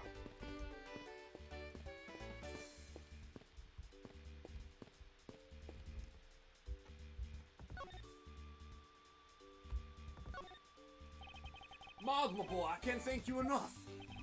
It was nothing. I'm still in shock over what happened to Oliver. But I have to say, I'm relieved that Lance is alright. Oh, that's right. I mustn't forget to pass this on to Lance as soon as the police are finished with him. A letter. The way Lance is being chased after by women reminds me of someone I know. I almost can't believe he received yet another love letter, you know? Here, take a look for yourself. Isn't this a breach of confidentiality? I don't know if it's a love letter. It's a very simple love letter. Oh, hey, let me see. That's really weird. Hang on, go to organizer real quick. It's not in there. Tender lender! Tender lender! Tender lender! What the fuck? You don't remember them? That's the tiger! Uh-oh. I'm pretty sure. Tender lender. Ace attorney. Went through compromise. Went through compromise. Oh, yeah. Yeah, you're right. Violetta! That's the creepy lady. Is Imposter Phoenix coming back? Is he? It'd be funny if Phoenix wasn't here, but Imposter Phoenix was. As close as you're getting. It's a loan from the company Tender Lender. Looks more like a collection bill to me. Love letter. Edgeworth wasn't around for this, so he has no idea what's going on. That's true, actually. That was a Godo and Phoenix thing. Alright. And you.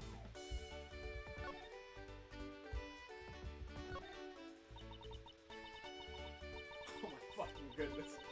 He loves me, he loves me now, he loves me, he loves me now. Oh, that's the 12th one. No, you can't give up, Lauren. Just one more try. Excuse me, but I can't help but feel a bit sorry for all the flowers you've gone through. I suppose, if they were me, then... I believe you said that you were Lance's girlfriend when we first met, correct? Yes, I am, but... Oh, it's not like we both think of each other as lovers. But he did give me this ring, so I guess we're not just friends either? Scary ring pop. I mean, because this isn't... Yeah, it's a ring pop. This isn't just any ordinary ring. It tastes so sweet when you lick it. Oh, it's so wonderful. That's a fucking ring pop, man. Dude, she's creeping me out now. I need to tell you that he gave you a lollipop ring.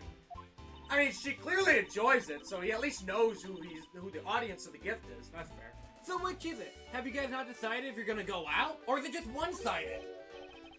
Decided. Shouldn't the parties involved naturally just know? My father used to work for Mr. Armano. You know what this reminds me of? What? I don't care if you give me an onion ring, just give me one! You know what I'm talking about? I think I remember that. You think? Yeah. This is a familiar thing. I don't know where it's from. Yeah. And so Lance and I grew up together. I said it out loud. I don't see how that's anything to be. Uh-oh. What? They grew up together. You know who else grows up together? Siblings. They could just be childhood friends. Childhood friends. Childhood friends. We're going with childhood friends. Or do they even have the same hair color? I think they do. Oh God. Wait, why do they? I'm not gonna lie, he's kind of ugly. Yeah, no, I don't get the appeal. You know, no. If I wanted a really cute guy, and here's Matt Ungard. That's my guy. You know, he's a Refreshing like a spring breeze, man. refreshing like a spring breeze. Are we comparing him to Matt Ungard? Brown hair, good looking, Oh. refreshing like a spring breeze. The only good looking brown hair I see is the one right there. You're right. Wow, 2 pages. Oh my goodness, I remember her. Her profile. Remember I said she looked really freaking sad for no reason? This is why. I mean, look at her now. I heard his job was to fly around the world. Oh, I heard. I thought he was pointing. I thought it was him. On Pegasus.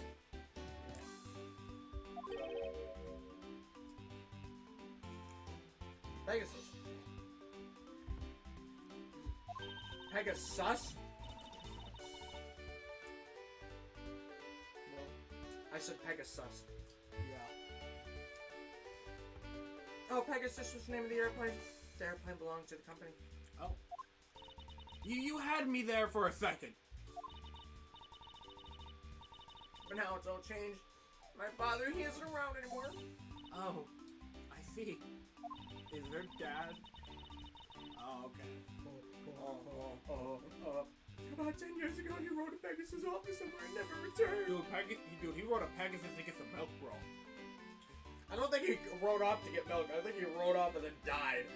I think that's a little different than getting milk. Riding Pegasus to whereabouts unknown. Sounds like the stuff legends are made of. Oh, that's great. It's been so long I don't think I'd recognize him if we were ever meeting again. I'm so sorry, Lauren. What was she?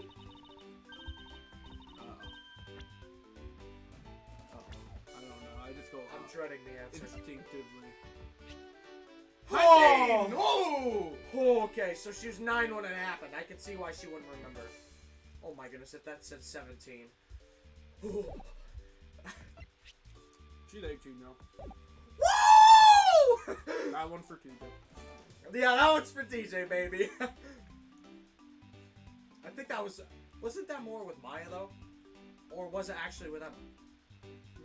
No, it was, Maya. Yeah, it was Maya, because at the time, for some reason, you saw the ages change in between games. Like, it was inconsistent for her. Oh, yeah, because I think it was wrong in one instance. Yeah. I don't remember if we proved it or not. I don't think we did. I didn't see the proof. I just saw every game she went up by 1.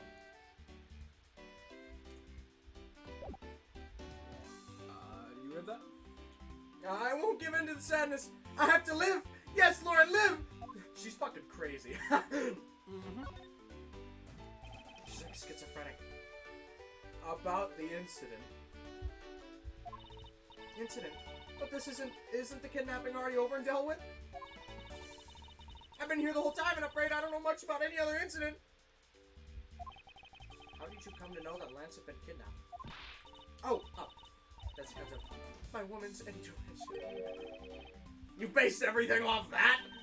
I know everything when it comes to my Lance. Huh? It's really strange.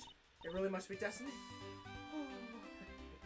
I can't believe having people blush and like the fucking touch. She started fantasizing again. So, what are you gonna do now, Mr. Edgeworth? We already established that there's a good chance the killer is the other kidnapper. How much you want to bet it's over the 100 million? Or 1 million? Yeah, no, they're fighting over the money right now. They worked out a united front until money got involved. Freaking idiots. How do criminals fight over large sums of money? Dude, just split it. You're already still getting a large sum of money. Frickin' morons. It's my duty to figure out who this other person is. I believe there is one location that might hold a clue or two. Okay, the isolation room where we were, the crime scene, which Probably the isolation room. right there, and the kidnapper's hideout. Do we even know what that is? Aren't those two in the same place? The isolation room, the kidnapper hideout. I think the kidnapper hideout is in the spooky house on the house, and then he took Edward to the Wild West. I'm gonna run to the bathroom quick and bring my plate out. I can bring your plate out. Yeah. Be right back. It's fine. No spill.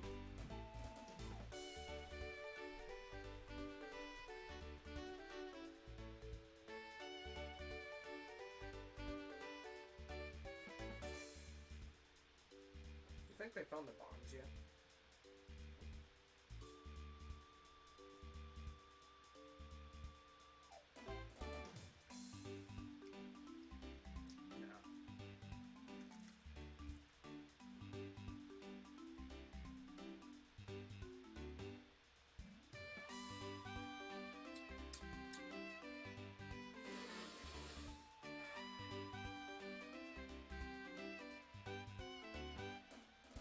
It's probably the kidnapper's hideout.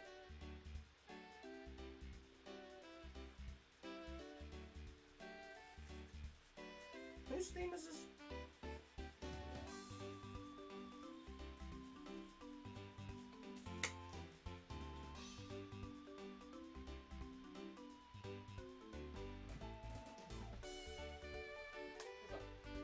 Oh, good. You came back just in time. I was running out of gimmicks. What kind of gimmicks? Staring blankly. Very nice. Alright, so entertaining. So have you give thought to any of these? I'm assuming it's the hideout.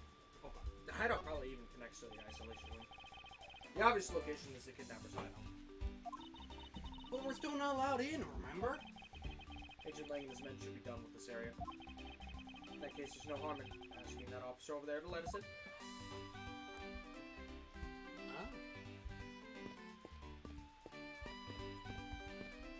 Yo, man. No, that's all he says. What do you have to report? Sir! Nothing unusual or out of the ordinary, sir! Where have I heard such redundancy before? It's possible for you to let us take a look around inside? Sir! Roger, sir! Thank you. How surprisingly hassle-free. Thank you. Are you certain? Didn't Agent Lang order you not to allow me in? Sir! That's true, sir, but Detective Gumshoe asked me personally to let you in, sir. What a Chad. And I couldn't refuse a request from him! Wow! Looks like Detective Gumshoe has a following! Good for him. Furthermore, I was asked to give this document to you, sir. What is this? What is it?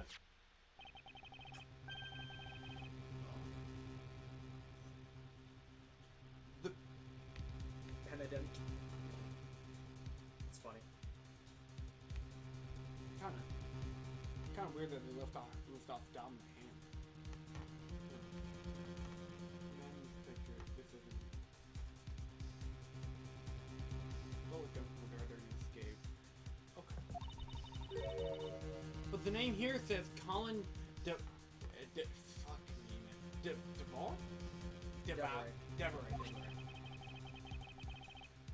That's the name that was on the back of this pendant. It appears that Colin Deveray was his real name. What's this? He was convicted in a case 10 years ago and sent to prison? How many times would be like 10 years ago? What? What? I wonder where I've seen 10 years ago before. Then what was he doing here? Apparently he broke out of jail and then just vanished. He must have become Oliver Deacon in order to cover up the fact that he is an escaped felon.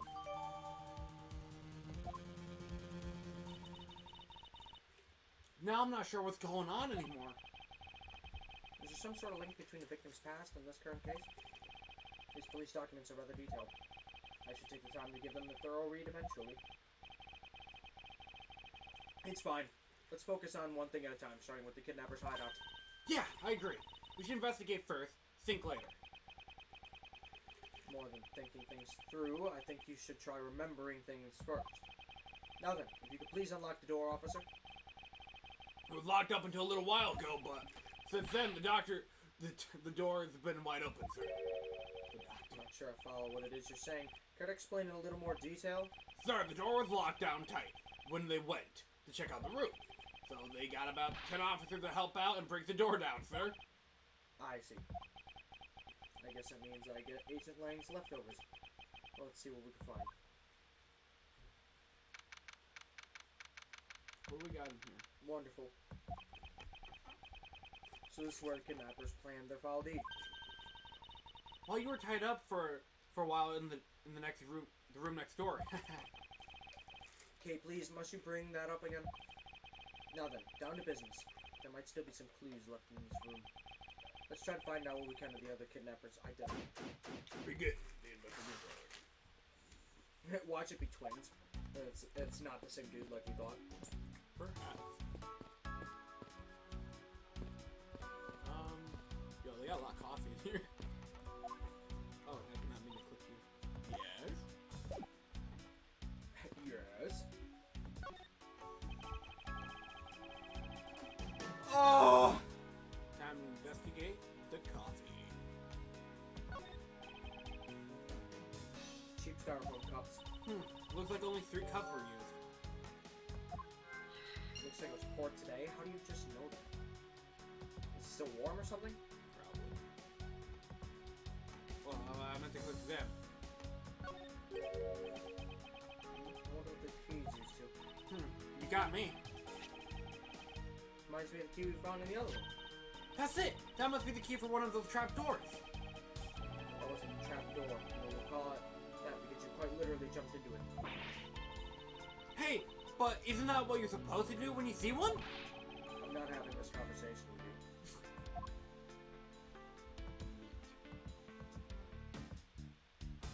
Chair. Folding chairs, by the looks of it, they're probably used by the kidnappers. There are 3 chairs that sit around the table. What are we supposed to do? They had coffee? Well, 3 cups, 3 chairs. 3 cups, 3 chairs.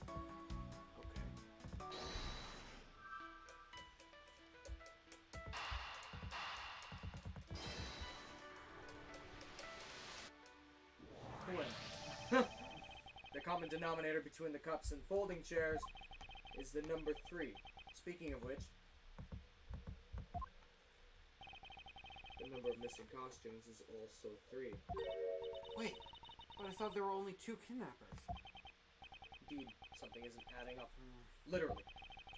Is it possible there was a 3rd kidnapper that Lance didn't see? Oh, okay. Okay, so it's that, what was it, 10 million, 1 million, split up by 3, rather than 2, so it's 5 million or 500,000. It's roughly 330,000. Watch out, Mr. Edgeworth! It's a broken mirror. It's probably from the haunted house. Why is this here? Why are they planning to repair it? I don't know, erase evidence? Ooh, they have burrows just like these. Okay, and? Well, I know I already asked you when we were out there, but if these were real, what would you put in? There's an expectant gleam in her eyes, and I'm about to dash.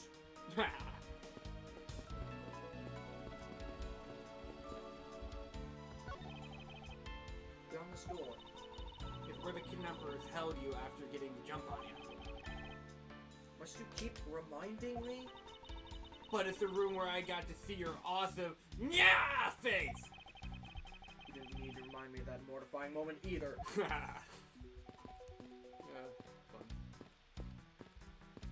Down here, I guess. Hey, there's a trap door in this room, too! It's not a trap door, it's an entrance to an underground passage. Oh, I know that! The door leading to the outside world was locked. So Lance must have escaped his prison through here. Maybe the third chair wasn't necessarily a third kidnapper, but maybe the victim. You think there'd be like Unless he himself is a kidnapper. Kidnapping himself and, you know. ransom from money from his dad? Probably? Maybe. Thought about that. But then why would he be escaped? Or I guess quote escape?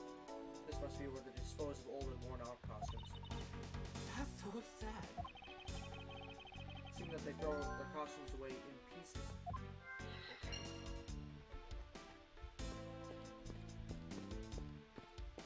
Did we miss anything? Oh, okay. I mean, we're clear? Yeah, might as well. Poster of Gatewater Land is stuck on this wall. Intrigue, fun, prestige. Gatewater Land has it all, and it's waiting for you. It's not especially catchy, is it? Okay.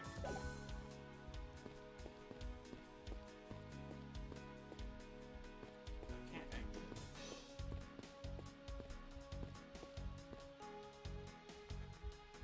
Do we only have one piece of logic right now? Yeah. Have we looked at that stuff on the floor in the corner, or is that not possible? Maybe. Okay, yeah. What have we here? Ooh. Looks like a sword. A broken sword. Strange. How would it be broken like that?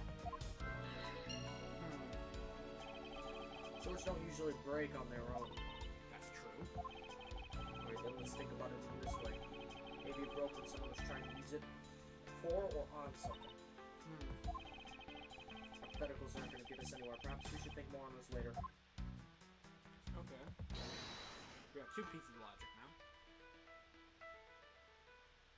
Is somebody hacking apart costumes? Is it really that simple? Is it? I mean, this case has surprises before. No. Yeah. Okay, no, we're good. Okay. Never mind. 5 more logic. Barrels, chairs. Unused folding chairs lean against the wall and they're folded straight. Wow, whoever lined these up did it perfectly. They're not even a single hair off. I feel bad using these because it'd be like stealing the perfection away. I suspect it's more like you want to be the one who put them away.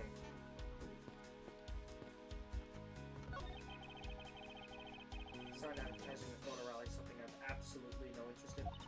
Yeah, but I do, and I'm gonna get my hands on the rest of the Badger family. You'll see! She definitely brings a decidedly different atmosphere to a criminal investigation.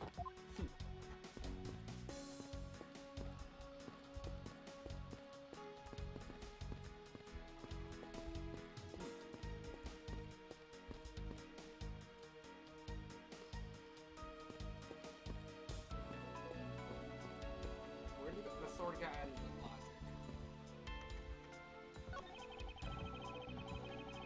This door is thoroughly broken thanks to the police who forced it open. Oh, Okay.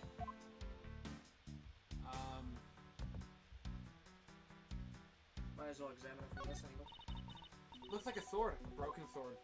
Oh, it's the same thing. Something about hypotheticals.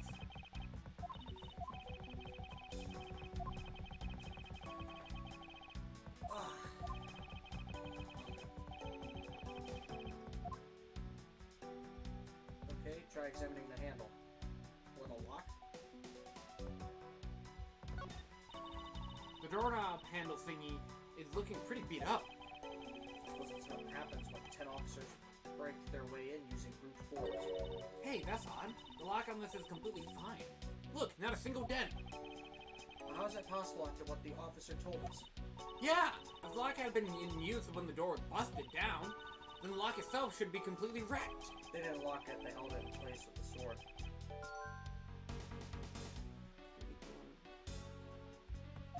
Easy. Do you think we got any logic for that? They just added to it. Costume pieces, door leading outside. Okay.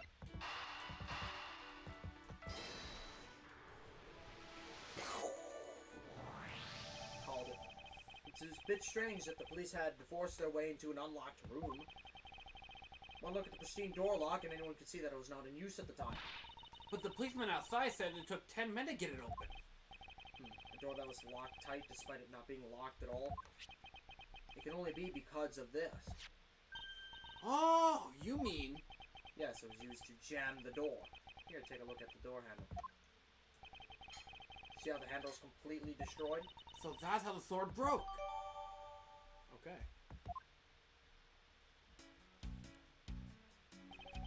I thought that we might uncover the true identity of the kidnappers, but instead we've only uncovered more questions that need to be answered. Oh my goodness! Oh my What the hell? That's awful! I'm just gonna keep it real with you. If I saw that in real life, I'm either A, immediately shutting that, or B, kicking it. I'm kicking. I don't know what the hell. Was that your phone? My phone over here. What the hell was it? I think it came from the other side. Oh, it's a DS. I didn't even know it was moved from there. Oh my god. Get the hell away from us. Ah! What is it? Well, Mr. Edgeworth, am I correct? What are you doing suddenly popping out of the secret entrance like that? It's an underground passage used by staff members, sir. We Badgers also make use of it in our duties. Looks like... Look, why don't you get out of there first, and then we'll talk, okay? I beg your pardon, miss. Why are we friends with you? Proto Badger, get! Alrighty, one more to go. You are literally the one who kidnapped me! Okay. What are you getting all excited about? Yeah, wait, are you the one at the entrance, or are you the fucker that, like... I mean, there is two of them, so I suppose this would be fair to assume this was the guy at the fountain originally, but... Jeez, I don't like you. Did you forget? The photo rally, duh! See, look, now all I have to do is get a picture of the bad Badger, and I'm done. Ah, yes, I vaguely recall a contest of something of that sort. Vaguely, it's right there. I think he was being sarcastic. Well, it's gone! But where'd it go? What happened? What is happening? What's wrong? Bad Badger costume missing, sir. Oh, Okay, we knew that! Oh, is that all? Well, it's missing because the kidnappers stole it. I heard about how they were stolen, but they said only 3 of the costumes have been taken. Is he saying that more than 3 of them are gone? I mean, the head wasn't. Mr. Proto Badger, please tell me a little more about these costumes you use. Fuck this guy, dude. I hate him. I hate him a lot. What did you mean by bad Badger costume? What I just said, sir. We are 1 bad Badger short. Counting the spares, we have 2 of each costume on hand at all times. Okay, so because one of them is walking around in the park... The others should be in that room. Actually, both of them should be in that room. Huh? What do you mean? Normally, we don't use the Bad Badger costumes. In fact, we only use them during a certain event at a set time each day. The stage show? It's a stage show where the Bad Badger wreaks havoc around the park. And the other Badgers must work together to apprehend him, sir. I'm speechless that such a show exists. Dude, look at the soulless one! Why? That's all the kids that are traumatized. Well, sir, I was just trying to explain to you the only time we use that costume. That doesn't make it near impossible to take a picture. Then doesn't it make it near impossible to take a picture of the Bad Badger? Personally, I can't believe that it's this close to the showtime and there's no costume. Oh dear, what am I to do, sir? Who are you under that fucking mask? All this basically means is that the kidnappers stole 4 costumes in total. Then are you saying that there are 4 kidnappers? No, I don't think that's very likely. Oh. What stole the costumes from him? The stolen ones, you mean? It proves that a 4th kidnapper does not exist. The fact that the 4th one is there. Right here? Yeah. Take that! If you have 4 people and you wanted to steal a 4th costume, wouldn't you just just naturally go for the full set and steal a pink Badger costume instead? Yeah, that makes sense. Yeah. And yet the kidnappers decide to steal another Bad Badger. I believe that the culprits needed 2 Bad Badger costumes, but the question is why? Okay. So they have one soulless badger costume and 2 bad badgers? No, there's 2 of each costume. I'm saying what the kidnapper stole. I think in total is, yeah, 1 soulless, 2 bads, I guess.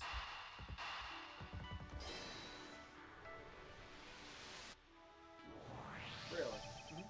The second Bad Badger costume, I believe it may be closer at hand than we think. What do you mean? Costume in the trash? Wouldn't you say that it's wearing some very telltale pants? Hey, you're right! Let's get out of there and take a look. Why is there a hole in his hand? I guess we're gonna find out, huh? As I suspected, it's a Bad Badger costume. Well, mine's the head. I mean, the head was in there earlier. I suppose that's why he's freaking out. Yeah, just go straight for the hand. Look! His hand is hurt! Looks more like something was ripped off it. Oh, it was the toy gun.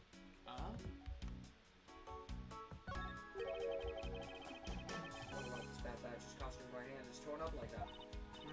Maybe it's a flesh wound from a fight with a blue badger.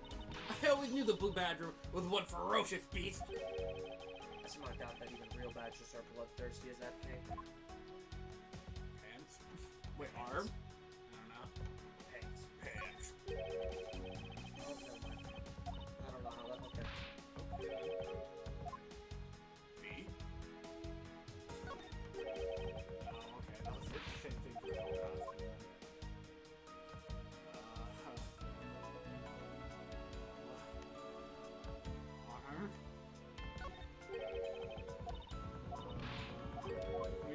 Oh, wait, we can deduce. I'm a dumbass. I thought you were just seeing if there was at least one other thing.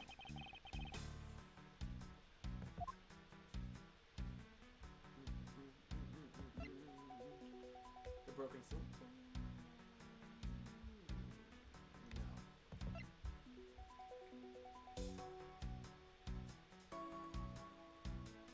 Wait, hold on. I don't think we've evidenced for that quite yet.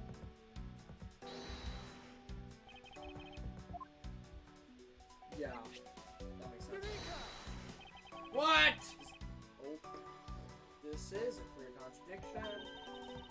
Oh, we talk about, are you gonna fill me in or not?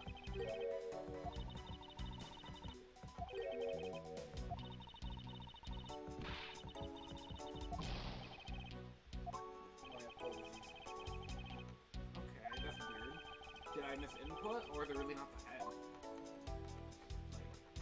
I mean, you're pretty damn close to his neck. I don't think it's. So, I guess something to the hand? Oh wait, hang on. It's like Max Galactica. You know how we had to use the picture to point out the details on him that were missing? Well, you do that again. Oh. So we use this? Yeah. Eureka! Yeah, you're right. Ha! Who am I? I believe that we have here is an inconsistency. That's your new fucking catchphrase, I know, bro. right? Because I'm just that damn good. Between what? Look carefully. Our costume is not holding something in its right hand that it should be. You have a fucking gun, bro. Oh, the gun! Precisely. The Bad Badger was designed not to always hold a gun in his right hand. Holy crap, hang on. That one guy's right-handed. In the police document. Yeah, you're right. Hold up. You literally just like, oh, why is he specifically listed to be right-handed? Oh, well, there we go then. So this dude was in the Bad Badger. Yeah. At least one of them. You there, did you remove the gun from the Bad Badger's right hand? No, I did not, sir. The gun is supposed to be securely attached to the costume. As I thought, the rip itself confirms my hypothesis that the gun was forcibly removed. Mr. Proto-Badger, the gun is, of course, not a functioning weapon, correct? Absolutely not, sir. It's just a model gun. However, it can fire blanks. What? We need to use them for the stage show. Wow. It seems an kidnappers also had need for a model gun. And your costume. Holy shit.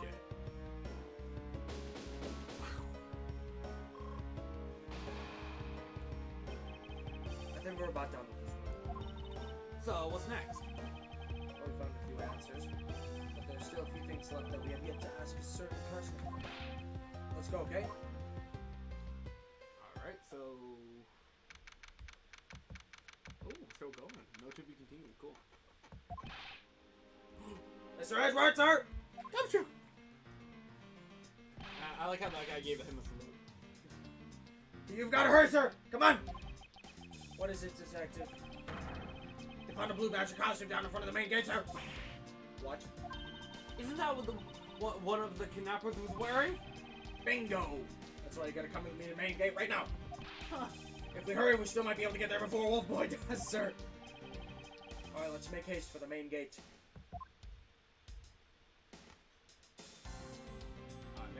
Yeah, there it is. Give him a lot of those. Holy crap. Yeah, I feel like it should combine to the episode of Two Dudes, One Quarter. Like, these are shorter than, like, normal. Dude, the size of these To Be Continueds is not even the size of a Two Dudes, One Courtroom episode. Feels like... there's just a lot of them. Like, in grade A's, to get it to be continued, you have to play, like, 2-3 hours, it feels like. Classic Blue Badger right there. Where's the costume, Detective Gumshoe? Just on the other side of this fountain, sir! Oh. What? Was it out here in the open all along? It was discovered in tall grass back then. We moved out here in order to examine it more thoroughly. Then let's get down to it. That's a pendant, bro. Yeah. I get it, Edgeworth, I get it. What do we have? Oh, it's a Pegasus. Oh, just like the airplane. Oh, it's another pendant. Shit. That's the 2 treasures in one day. How lucky is that? And hey, this pretty baby's made of platinum silver too.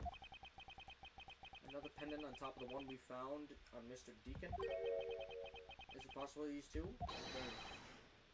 Hold it right there! I see. Yeah. Alright. Hands off, Mr. Prosecutor. You sure know how to cross the lines, don't you? Pendant, huh? This is a very decisive piece of evidence. How can you tell? Look here and read off what you see. Lauren. Hey, it's a name that's engraved on this. Where have we seen Warren before? Whoa.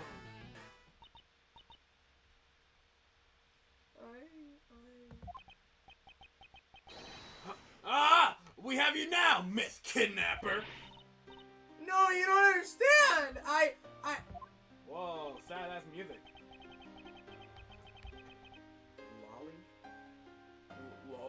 Lolly? Oh my goodness, I keep forgetting it's lollipop. Like lollipop. Not lolly girl. We're good. Ring Hey, pop. Are you? You're him, right? Yeah. Okay. I can't believe you were one of my kidnappers. Wow. Lance. You're kidding. Miss Pops. Yeah, Pops. Miss Pops was one of the kidnappers?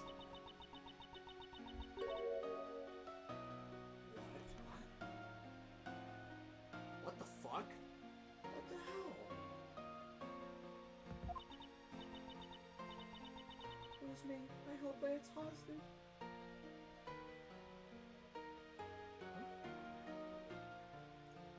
That's me, and I'm fucking lost. What the hell? Where did that come from?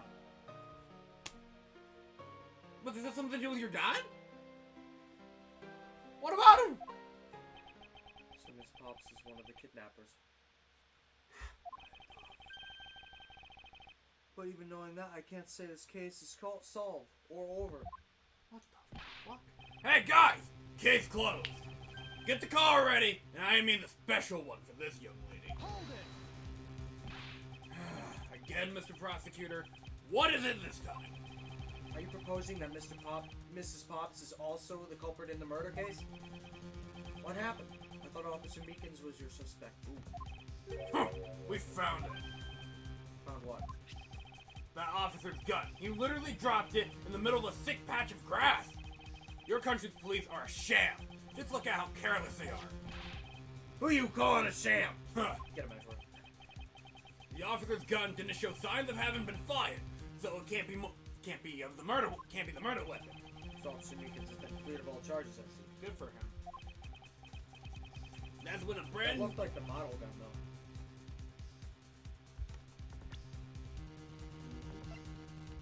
Yeah.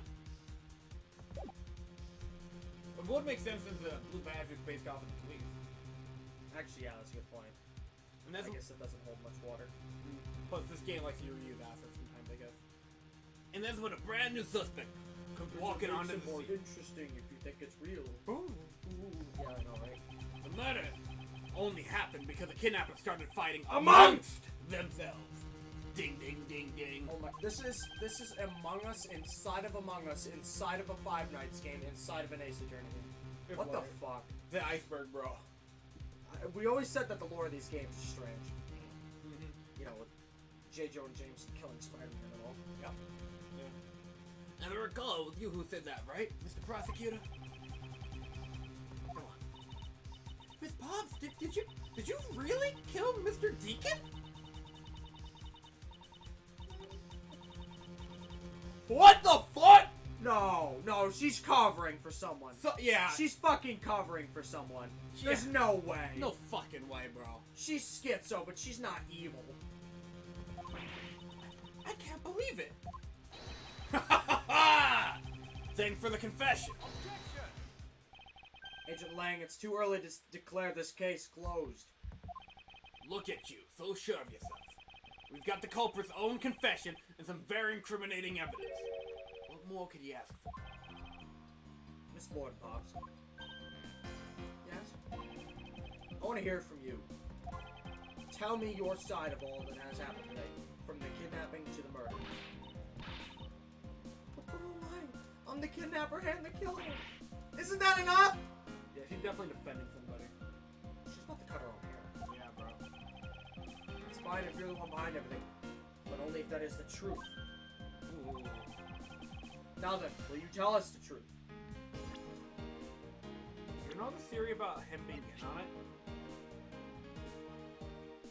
You're starting to believe it? I'm starting to believe it. Dude, if I call it from that far, I'm gonna have to just take a break from this game, because I'm starting to turn into a psychic. Or is there some reason why you can't? I've had a change of heart. I think I enjoy seeing you soak away as a losing mutt. Alright, you heard him. Let's hear about all the evil deeds you committed today.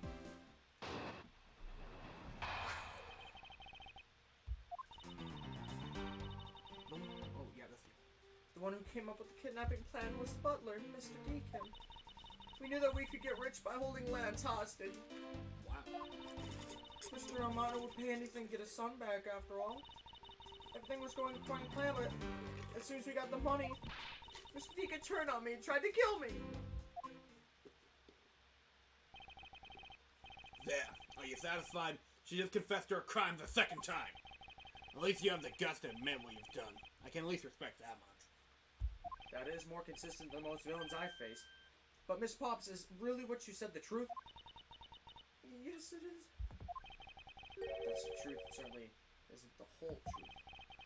Or nothing, but seems like there's something that's a bit too improbable in her confession. I might have to read her thing slower. Yeah, you skip it normally, I'll just skim it.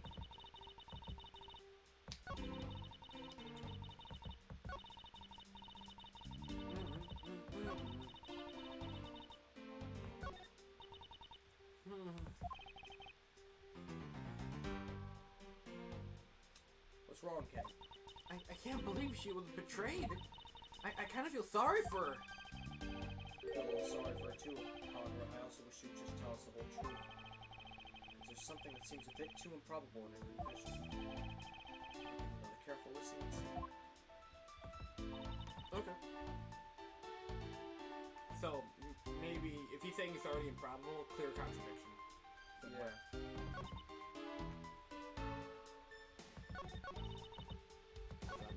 Shit, fucking. Oh, whatever. Maybe her dad, Lance's dad, somehow fucked over her dad. Somehow. I mean, That's probably got something to do with this, but I think we're a step too far. I think we have to build into that. okay, because like.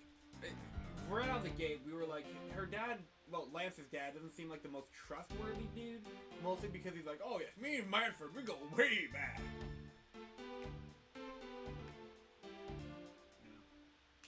You think he's the third guy? I don't think he's necessarily the third guy, but I think he's something he did is a motivator for what caused this. Between the butler and her and whoever their third person. I was about to get to that. I think that's the contradiction here. There's clearly 3 people involved in this with the cups and the chairs, and she's only saying that there's 2 people involved. Okay.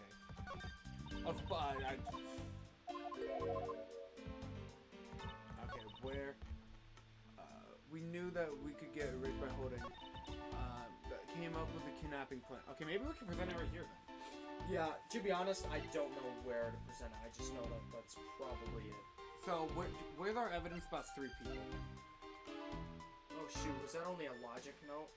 That was a logic note. Ah shoot, I'm starting to get this stuff mixed up. It's shaped like a pair of wings. It's bad.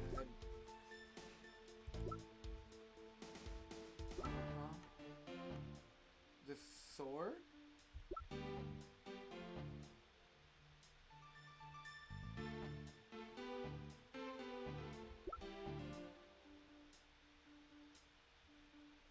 Oh! The whole reason why they wanted the money was for that. Okay. Does that contradict anything in here?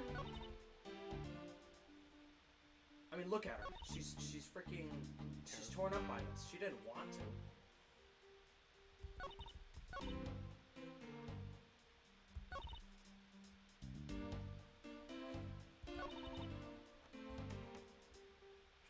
Try to kill me. Ooh, I really hope it's not the other way around. I hope it's not really that she turned on him for that.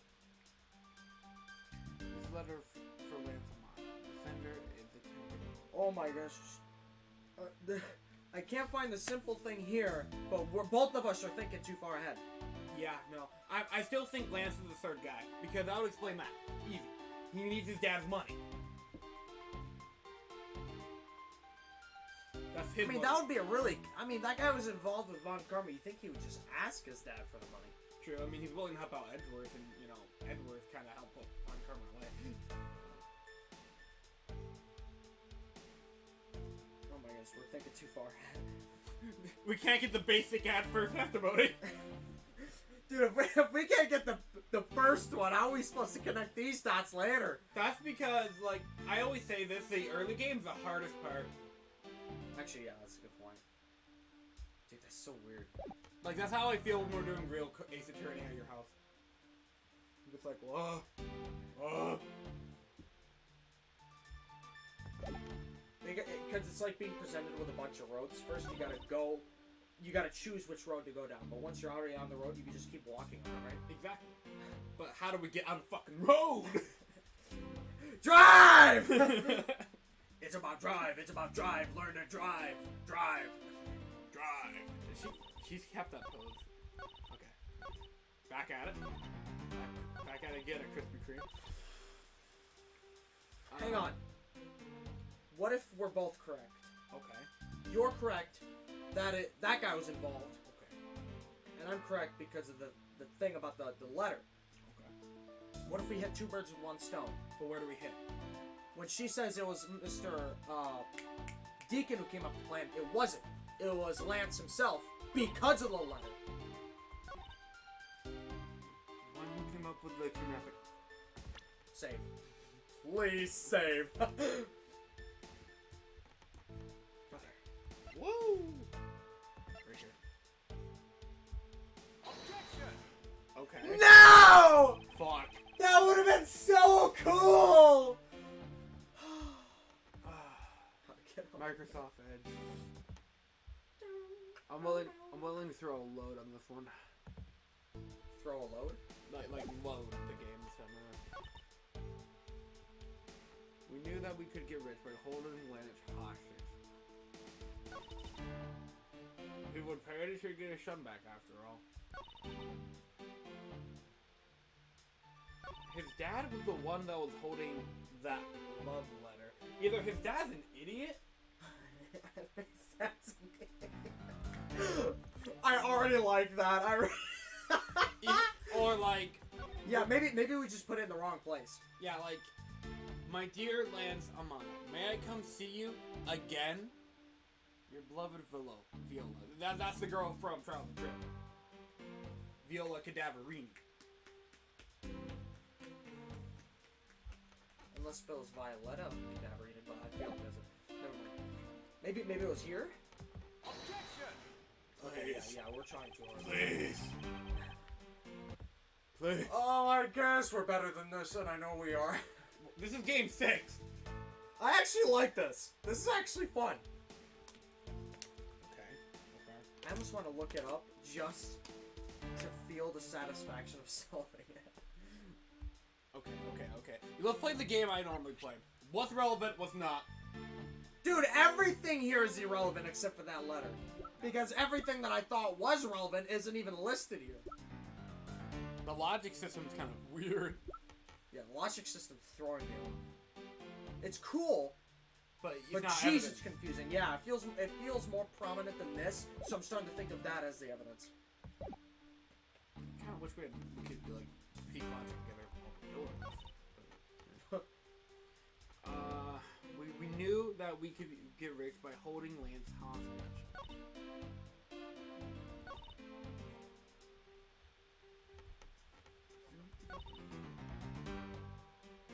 Okay.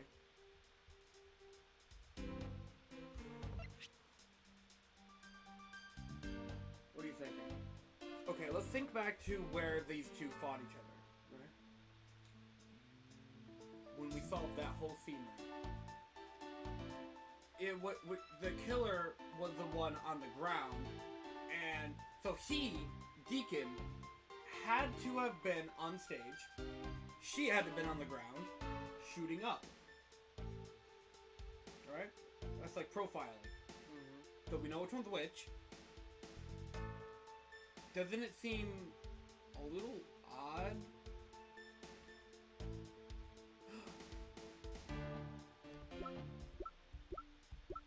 Maybe she thought he was going to kill her because of the missing gun model? But that's not a real gun. It only shoots blanks. So maybe she had a real gun? But obviously that would beg the question, where and why would she have a real gun? Or where, as in, like, where did she get it? I don't know. I'm gonna try Did she presenting. take it from her? You know, yeah, go ahead. No. Yeah. Early game.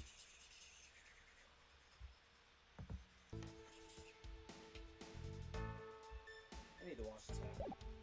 This hair on.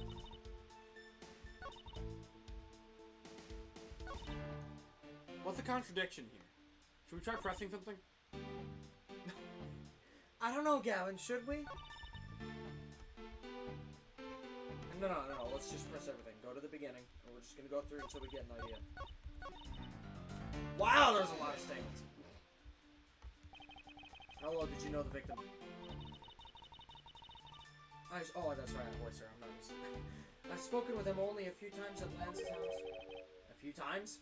That's it? You know, only a few times. I don't see how they could have trusted each other. But if you hardly ever talked, then how could you trust? How could he trust you not to steal his plan?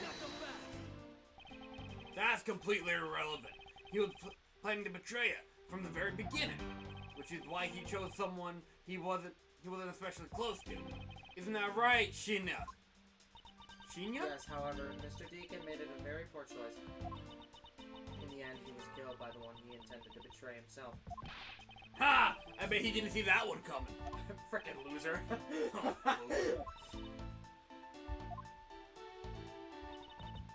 He actually did have a point there. You knew? How did you know something? Oh no, what should I do? Okay, what's wrong with it now? Come on, isn't it obvious? You're making your scary face again, that's why. Why don't you try asking her in a nicer, more gentle way? Bloody hell.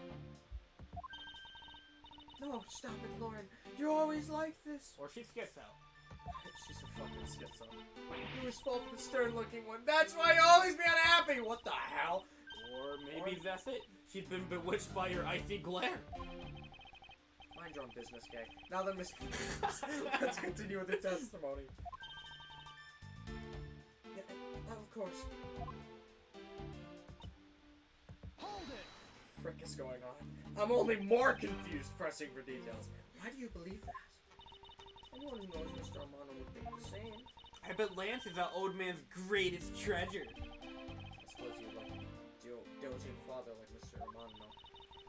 I always figured that was it too. It was always envious of Lance for it. Oh, because your dad's... Oh.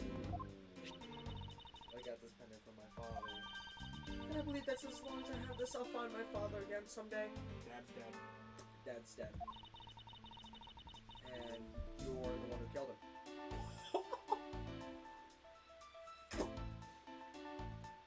Riding on the back of the Pegasus. Holy shit. Ah, that pendant, she must truly believe it to be the wings of Pegasus. Hold it! I can't tell if you're delusional schizo or just a psychopath. Maybe she is just damaged. Clearly. Would you mind telling us a little bit about the plan itself? Well, first we captured Lance. How? Oh, how'd you do that? Alright, that well, Mr. Deacon did that on his own, so I don't quite know. And here I saw you knew how to steal people away. I shudder to think, though, what she would do with such knowledge. Sorry, I really don't know, but somehow Mr. Deacon was able to contain him. All you had to do after that was wait for the ransom to be paid. Okay, last one. Hold it! What do you think he did? I have no idea, but maybe he had planned on doing so from the very beginning. Miss Pops? You couldn't phrase that like a question. Wait, Mr. Deacon planned to kill Miss Pops from the very beginning? Is that ever really likely to happen? What should I do? Should I raise an objection? Thank Probably. fucking goodness. I'm sorry, but I don't think what you said claimed is all that likely. Huh? I don't think Mr. Deacon would have ever been capable. Uh-oh. You know what's coming up, right? We're gonna have to prove it. Yep. And then we need our evidence. But why? We were total strangers! It's not uncommon for people to kill each other over money. Miss Pops, you really are clueless, aren't you? What do you mean? You never knew what your role in the kidnapping was, nor do you really know who you really are. But I do, and I can show you with this piece of evidence. This proves that Mr. Deacon wouldn't have been able to bring himself to kill Miss Pops. Mr. The Deacon. Pegasus. Mr. Deacon, your dad. I was right. The Yeah. Pegasus. Ooh, okay, but here's the do you think we present the Pegasus, or do we present, like, shit like the, you know what? Pegasus is the start, and then if we need to elaborate, we present that. Wait, hang on. We can't present the pendant. She had the pendant. We present what the pendant goes to. This. Yeah, that's the whole point of why it's a Pegasus. Good. See, I'm the guy. I'm just that damn good. Why are you showing this to me? I'm his assistant. No, you're the assistant for once. So what about the pendant? I'm also the rival today. I'm the rival and the assistant. Either way, I'm a pin in your ass. This horse pendant, along with this piece of evidence, shows who you really are. But along with this one. Or Take that! Oh, I'm sorry. Fuck me. the wings, Gavin. What the heck? Of course not. I'm British. British. Oh, Gavin the Wings. I didn't even get to stop you. You just went right for it.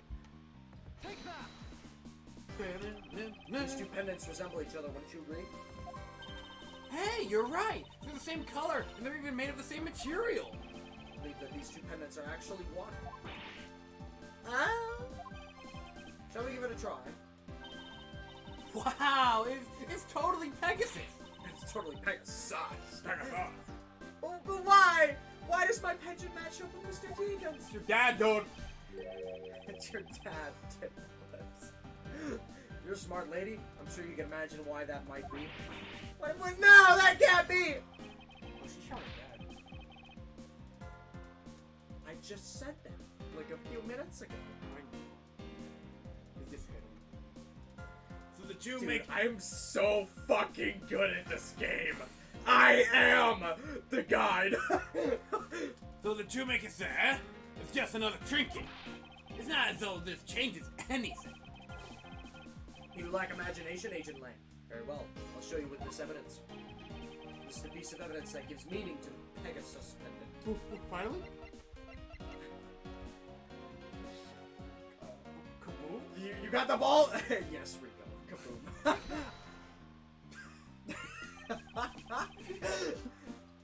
We unironically used that and it worked. Oliver Deacon was just an alias for this man. His real name was Colin Devereaux, a name that is etched on the horse pen. What? An alias? An alias? I suppose you'd have to hide the fact that he was a felon somehow in order to live. It makes sense given what was written in Mr. Devereaux's dossier. But what I really want to point out was this.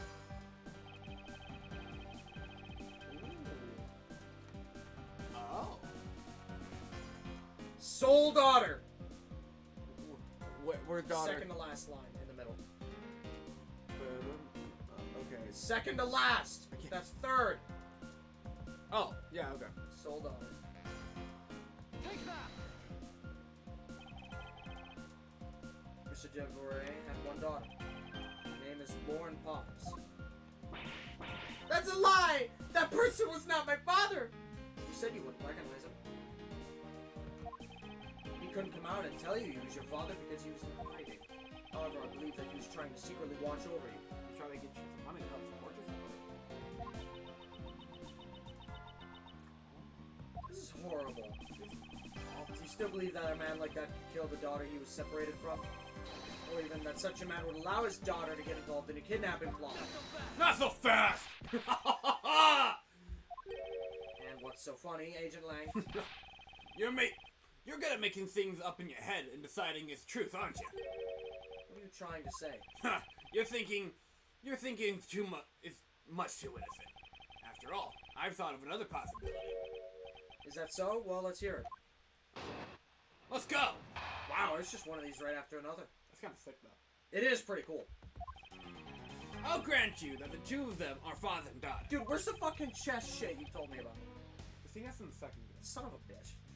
I didn't know. Because this would be great for chess. Like between these two. Yeah, because they're literally just constantly moving. It's freaking great.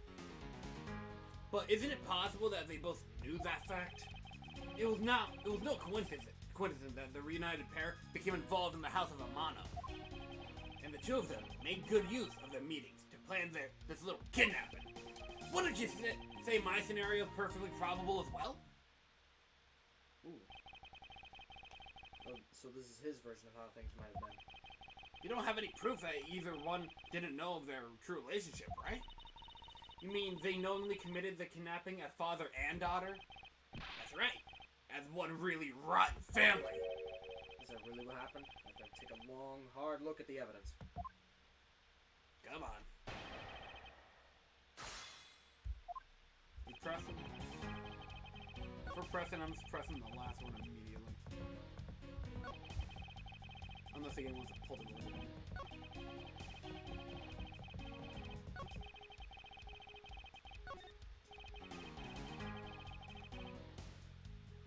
Oh, Agent Lang isn't wrong. The scenario is certainly a probable one. You better hurry up and do something or Lauren's gonna wind up looking really bad. I know, but first things first. Let me say all the words inside my head. Is Agent Lang's line of logic factually correct? the two of them really knowingly commit the crime as father and daughter? What kind of... Okay.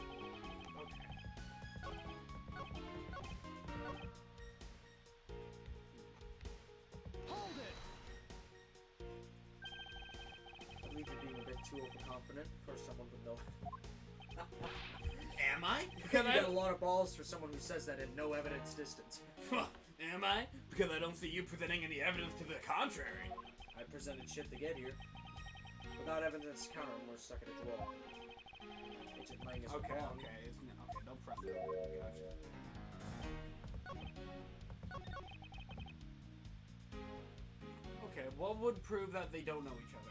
Well, that she wasn't aware. The fact that she fucking killed him? No, I don't think that would hold water. It's got to be something that proves their relations.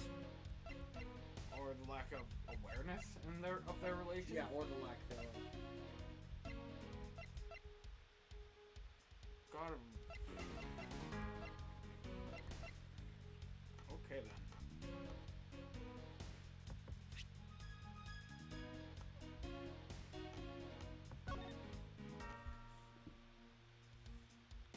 Stole a gun from a gun.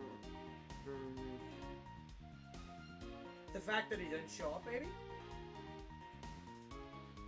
What? What do you mean? Oh, the fact that he's been gone for years? No, the ending.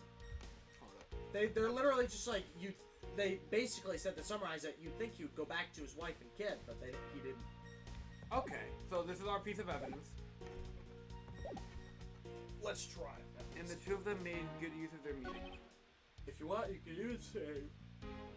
It was no coincidence that the reunited pair became involved in the house. But isn't it possible that they both knew that fact? No, it's not possible because he never showed up. I'd recommend saving. Objection! Nope. Really? Not there. Maybe. Maybe? That's so strange. I don't want Microsoft Edge. I Wait. really wish you turned that off.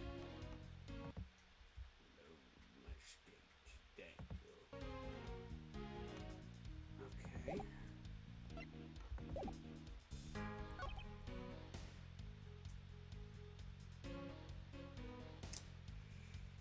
Well, I think you might have...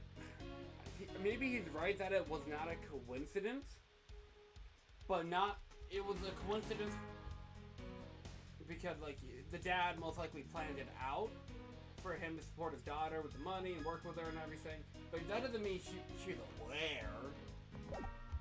It's very possible he could be aware and she isn't. That's exactly what it is. Actually, I think that's what we're trying to argue. Yeah. Use of their meetings to plan this kill. I guess they...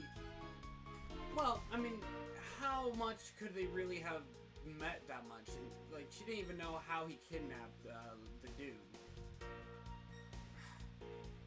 Press this one. Sure. Hold it! I mean, how they plotted to commit this crime as blood relatives. Can you think of a better partner? They're certainly a clever pair. The butler and the girlfriend, no one would ever suspect that they were in fact family. Yes, from the very beginning. They painstakingly practiced those roles well. Really? No. Yeah, we might as well just press everything. Cool. Hold it! One is a butler and one is the friend of the son, you mean? They probably thought that was their best shot. Is that what you honestly believe? Of course. At least it's short. Yeah. Hold it! You think they knew? Yeah, I don't think only the victim knew. I think the girl realized it as well. They both knew who the other person was, but they they had to pretend that they didn't. Because he was on the lap. You got it. The victim couldn't exactly go around flaunting who he was. Furthermore, okay, is it the first one? Hold it! Precisely. No father would ever willingly kill his own daughter. Not so fast. I've seen a lot of things in my travels, and And I can tell you that being related by blood is sometimes proof of nothing. Fair enough. I mean, like, the entire trilogy was about a family drama.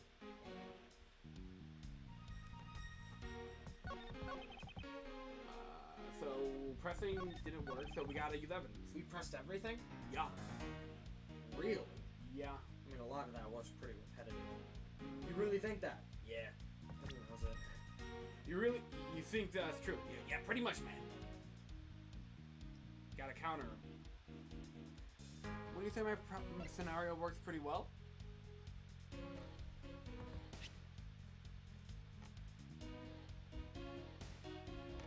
I don't know if I'm present on something like that.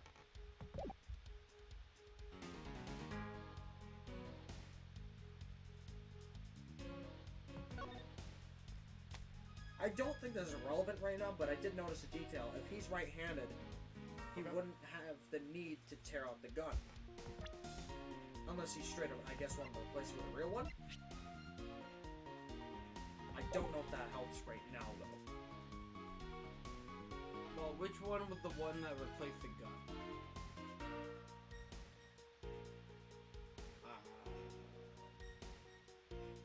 Well, the suit on the ground right here clearly wasn't it.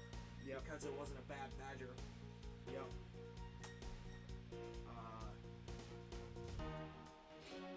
Well, then again, they did say they found the gun. And they said it looks like the model gun, so I guess it's irrelevant. Never mind. Yeah.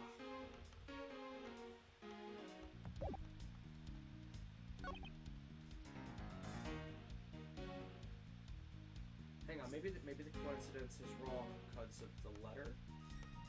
It's a little desperate here. Yeah, I feel that. You saved already, right? Hmm? Okay. The pressing didn't change anything. Objection! Yeah. Damn it. Are we sure it's a letter?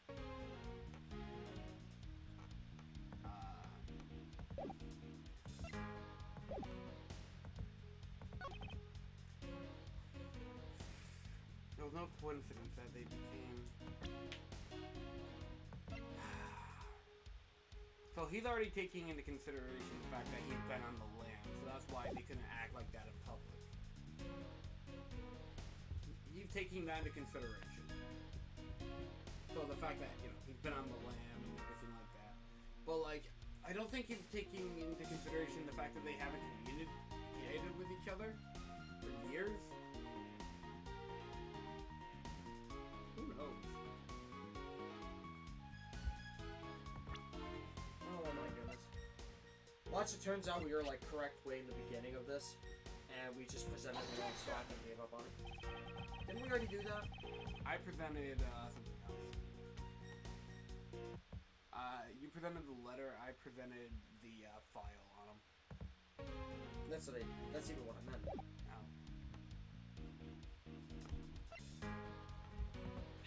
let's look through our evidence.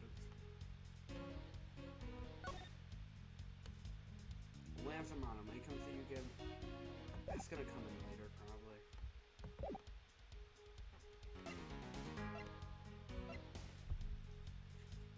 But is it possible that both give effect? No.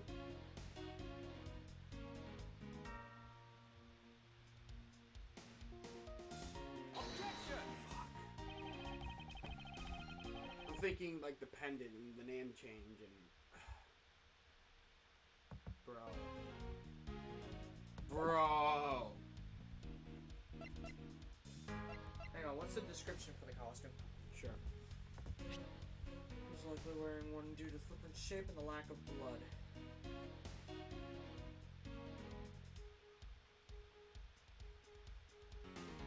Then that's the answer. Right? She couldn't have known because she couldn't fucking see him. He was in a suit. Maybe? No, that would be a stretch because they're meeting in the house of Armand. Yeah. Damn it! Oh. I mean, you want to try it anyway for shits and giggles? Fuck it. Objection!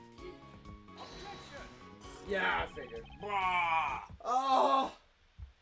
This guy's actually got his good. Look at him putting up a competent argument. Look at him. How the nerve of this guy! How dare you? By the way, if you ever see a string sticking out of your skin, do not touch it. Ever.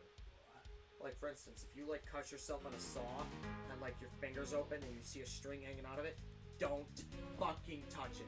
That's a nerve ending. So, instead of, like, I don't want to pinch you, because that would probably hurt, but you pinch your own skin, right? Oh, it doesn't hurt that much, so how do you pinch? Imagine pinching your brain directly. Yeah, so if you touch your nerve ending, it's gonna send all that shit straight to your brain. Fuck that. Yeah. Don't ask how I know this. Just take my word. Where did it come from? Because I said the nerve of this guy. Oh. I can't tell how many times I've seen it, like a reply in a reaction image where it just shows the nerves of a body. You know, obviously used for science, so he's already dead and whatnot. But it's just a brain connected to all those wires. It's like the nerve. The nerve. So when I said the nerve of this guy, I just immediately thought of that. All right, Lang. Two of them made good of their use of their meetings. Let me know if you want to give up and look it up, by the way. You? I'm breaking for a minute. But I've whenever I played these games, I only referred to a guide as an absolute last resort, and I wouldn't try to look for the answer. I would try to look up for the thought processes that lead up to the answer. But I really don't want to do that if I don't have to. Their plan made good use of their meeting. We don't even know if we're in the right spot. All right, let's walk through his scenario, right? Let's walk through it. Granted that two of them are father and daughter. Okay. So that's established. We're both on the same page. But it is impossible that they both knew that fact. Okay, why? It was no coincidence that their reunited pair became involved in the house of Amano. And the two of them made good use of their meetings to plan this little kidnapping. Why? Wouldn't you say that my scenario is perfectly probable as well? I wish you had some evidence to back it up. I don't even want evidence right now. I want reasoning. Why? And every time we press him for reasoning, He's just like, oh, it makes sense, right? Okay. let's try it again, I guess. Just to get an understanding. One is about one is the friend of the son, you mean? They probably thought that was their best shot. Is that what you honestly believe? Of course.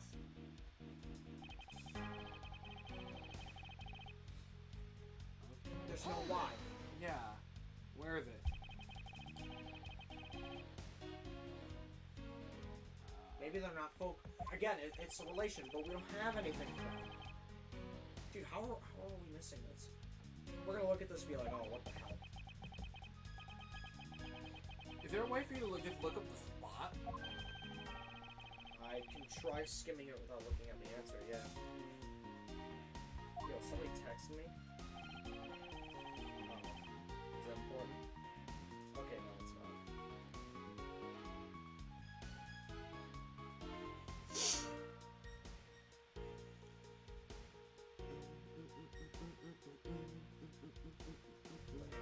Perfectly reasonable scenario. Oh no. Hang on. Yeah, I'm in the wrong. I'm still in the little stadium.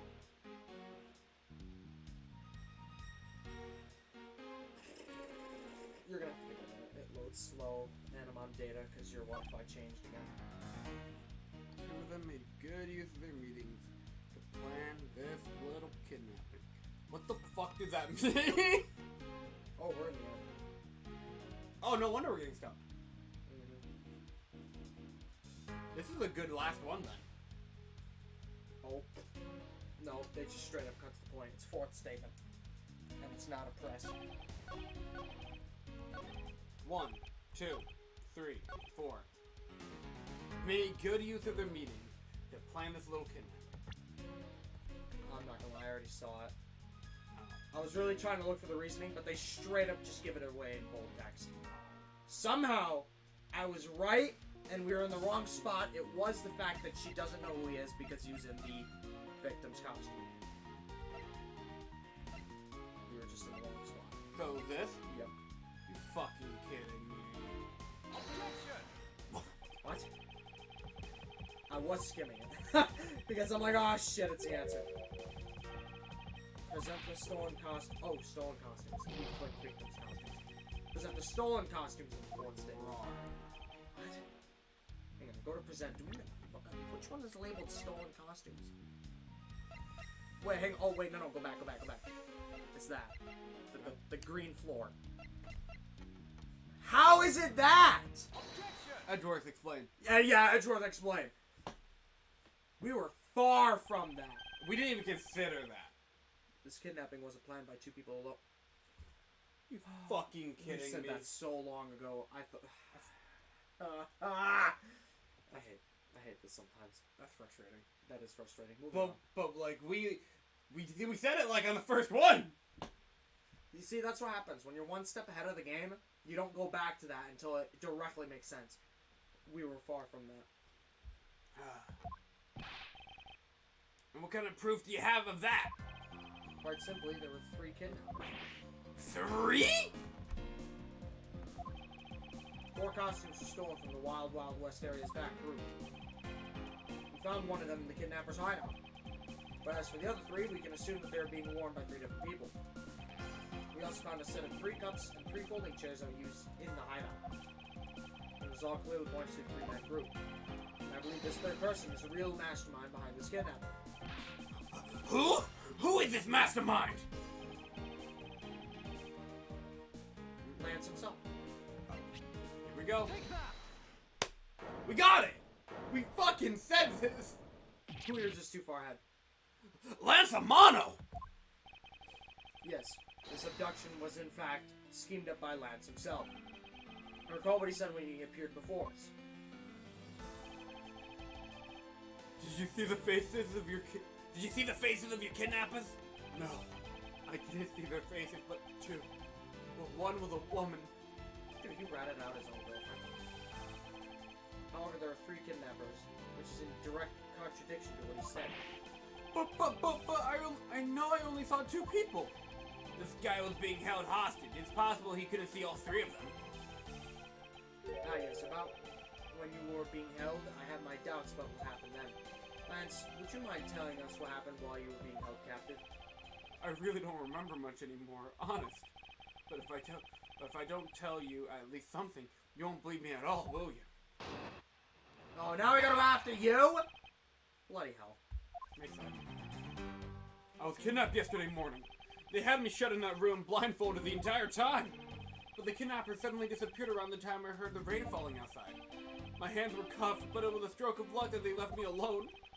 I made an escape and ran away from that room as fast as I could. Through the underground passageway, I assume. Presume. Looking sus. Are you okay? Are you okay? Are you okay? Sorry, I really didn't want to recall the whole horrible ordeal, but now you believe me, right? No, not quite yet. How could you not? Why do you look at me with icy daggers in your eyes? Because he's a prosecutor, and because they're all like that. I'll have you know, Agent Lang, a prosecutor's eyes are for discerning the truth. Ooh, that's based. And should they be interpreted to be cruel at times, then so be it. There's a sticking point in his testimony. Let's see what he offers up when I push the little press. Just press everything. I'm not gonna dodge bullets here. They're all short anyway.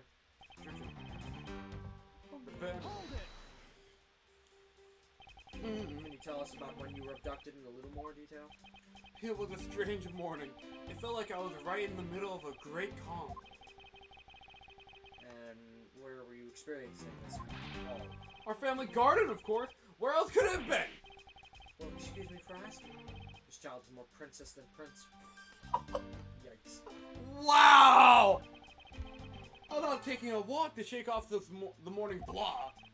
But then out of the blue, someone from behind clamps a hand over my mouth. You didn't see your attacker? He must have used some drug to knock me out like chloroform. Because before I knew it, I was off in La La Land again. When I woke up, I was in the kidnapper's hideout already, all tied up. They hit him with something. Remember, he had the sword in there and he smacked them? Hold it! By that room, you mean the room the kidnapper's hideout, correct?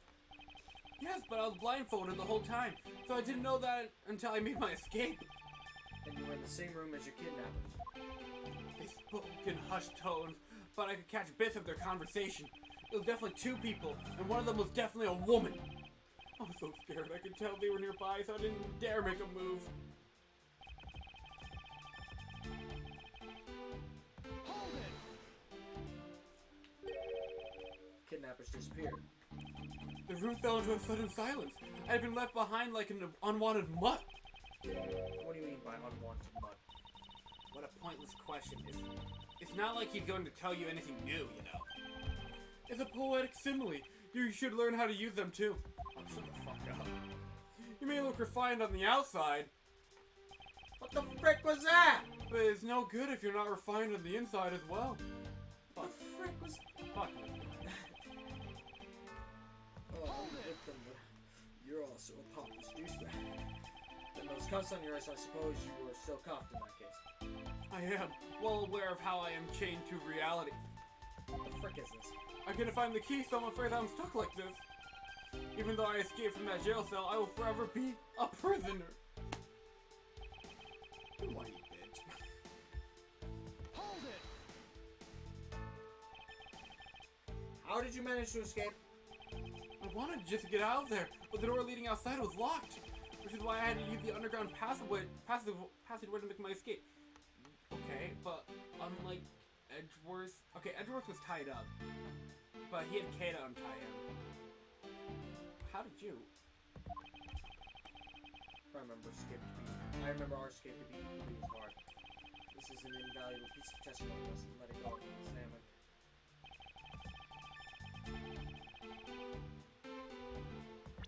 Hold on. Hang on, this is a new thing. Press it. Hold it! My underground passageway, you mean the one that the staff uses to travel unnoticed.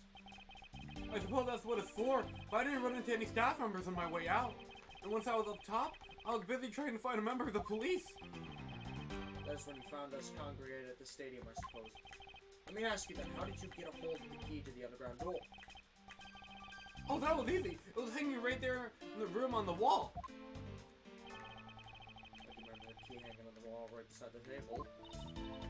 Boy, does that bring back memories of our situation and how we made our escape. Indeed, and although the door on the floor of the room led to an underground room, the door on the floor of the room next door had a secret passageway. A secret passageway under a theme park. Woohoo! That just sounds like so much more fun. You'd love sister location. Seriously. I wonder, is there something off about the way he made his escape? Okay, let's think back to that room, I guess. Okay. Our room was a dead end. Yep. His room wasn't. Okay. Why? The door in the room with the 3 coffees and 3 chairs, that door leads straight to the outside. Right? So it's not like that's a secret path. So he couldn't get out that door, so he went through that underground passageway. What a fucking... That was in the same room they were planning everything, Wait. which would easily kind of line up with him being the 3rd guy, but again, that might be a step ahead. Wait. The door leading outside was locked tight. Fuck off! Oh no, it wasn't! Yeah, you're right! It was not The locked. sword!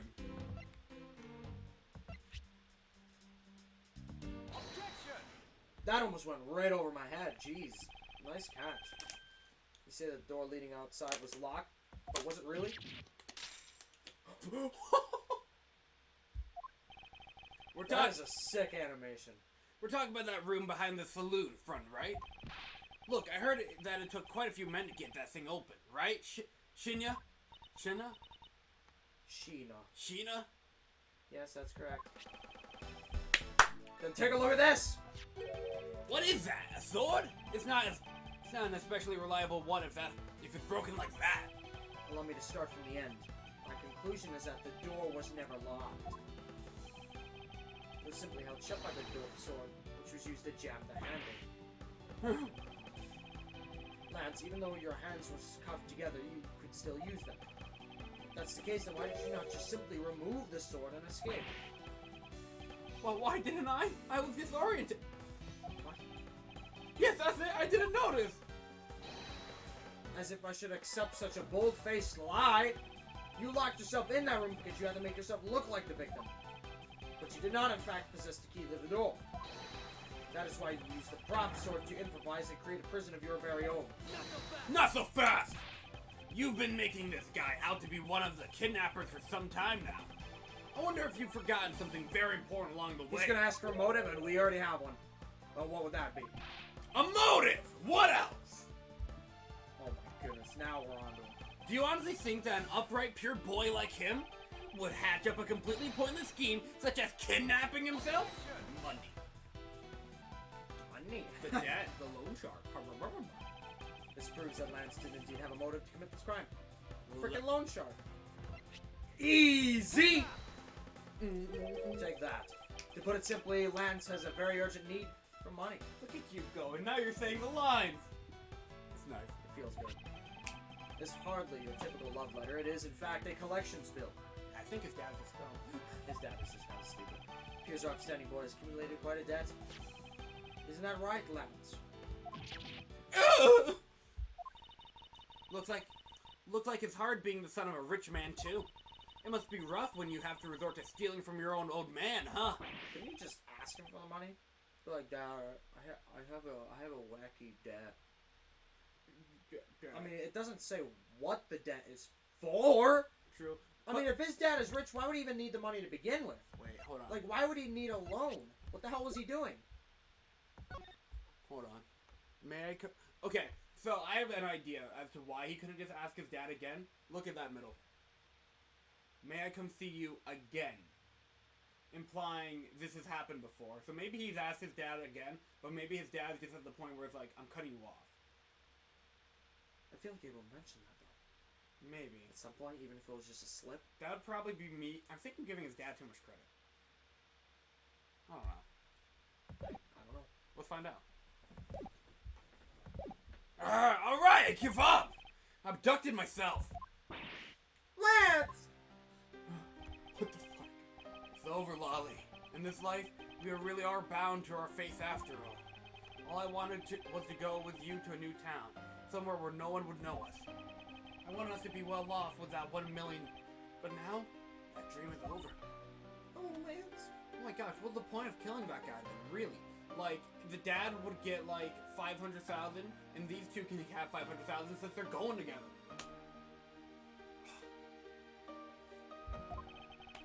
Then you're giving yourself up?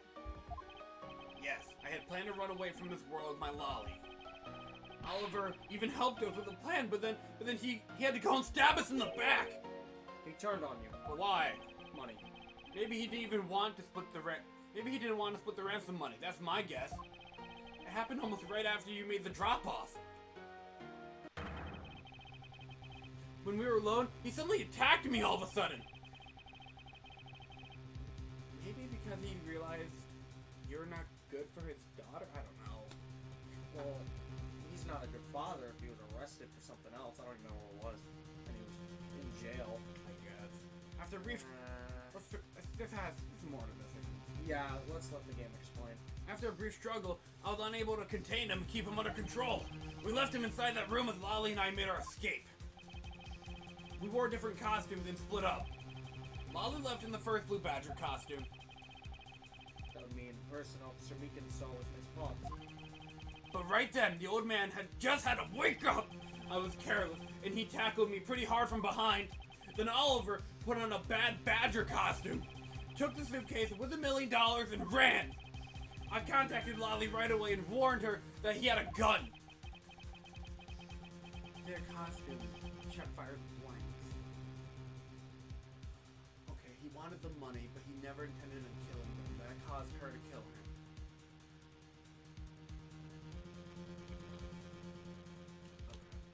Okay. I don't like this case. This is horrible. They had no idea that they were related, so I thought it could only end badly. I still don't believe it. That person was not my father. Because if he was, I just killed my own father. Lolly, then it really was you? Yeah, let's tear this apart. I don't want this to be the ending. I mean, it was not my father because of the stadium. There was a bad badger pulling the suitcase with the 1 million in it. But that badger pointed his gun at me, aiming to shoot me dead. Wait, it was a bad badger. That was a fake gun. There's 2 bad badgers. Then who the fuck is the 4th person? Wait, hold on. Okay, what costumes did Lance just say they were wearing? She's in the normal blue badger.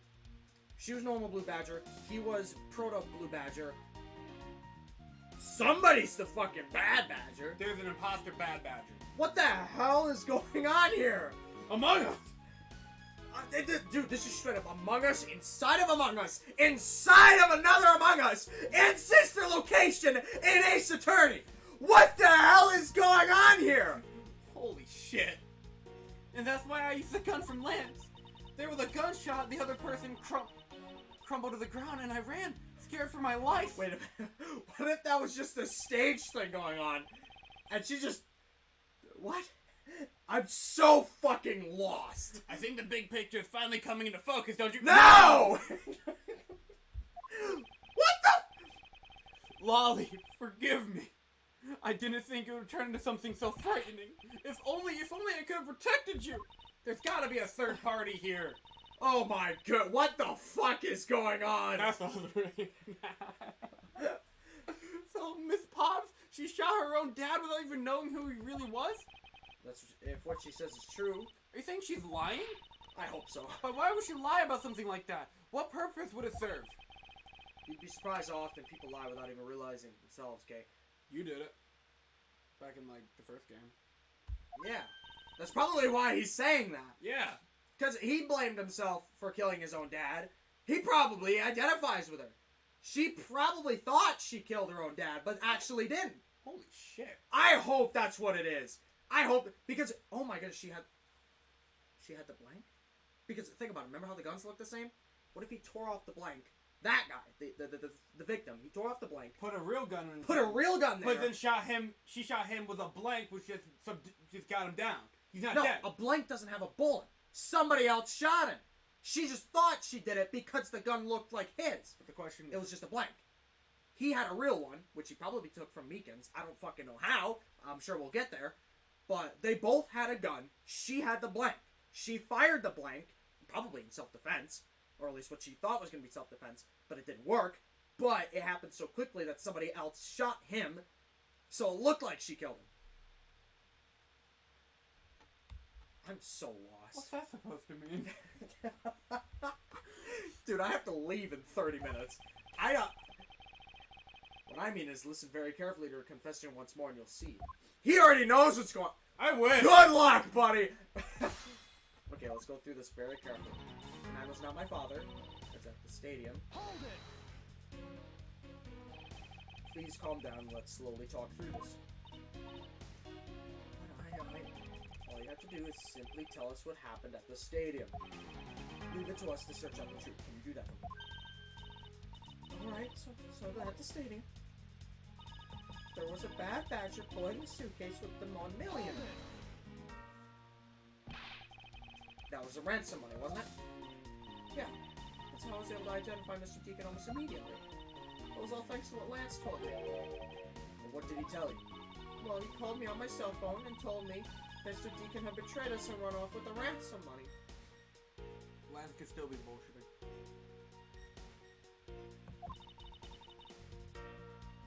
You actually probably are right. Maybe because he said we could have had the full 1 million. He never planned on giving it to him. And I caught this small detail, and what he was saying earlier, he was just like, those two didn't realize they were related to each other. That could have ended badly. I think the dad was fully aware he was related to her. So why would he go out of his way to shoot his daughter? That'd be unnecessary. Even if he was stealing the money. It doesn't match up. It doesn't. Let's just keep going. Okay. How he had a gun. The badger pointed his gun at me, aiming to shoot me dead. Hold it. You were able to clearly see the gun. Yes, I got a very good look at it while it was pointed at me. Oh, why would you try to shoot me? You really think a father would shoot his own daughter? Yeah. Oh wait, that's you. You really think a father would shoot his own daughter, Mr. Edgeworth? I don't know. I don't want to believe it myself. That's true. My father's left arm was raised with a gun in it. Left! We just found the contradiction. Right, just like that. Can you... Miss Yeah. Pops!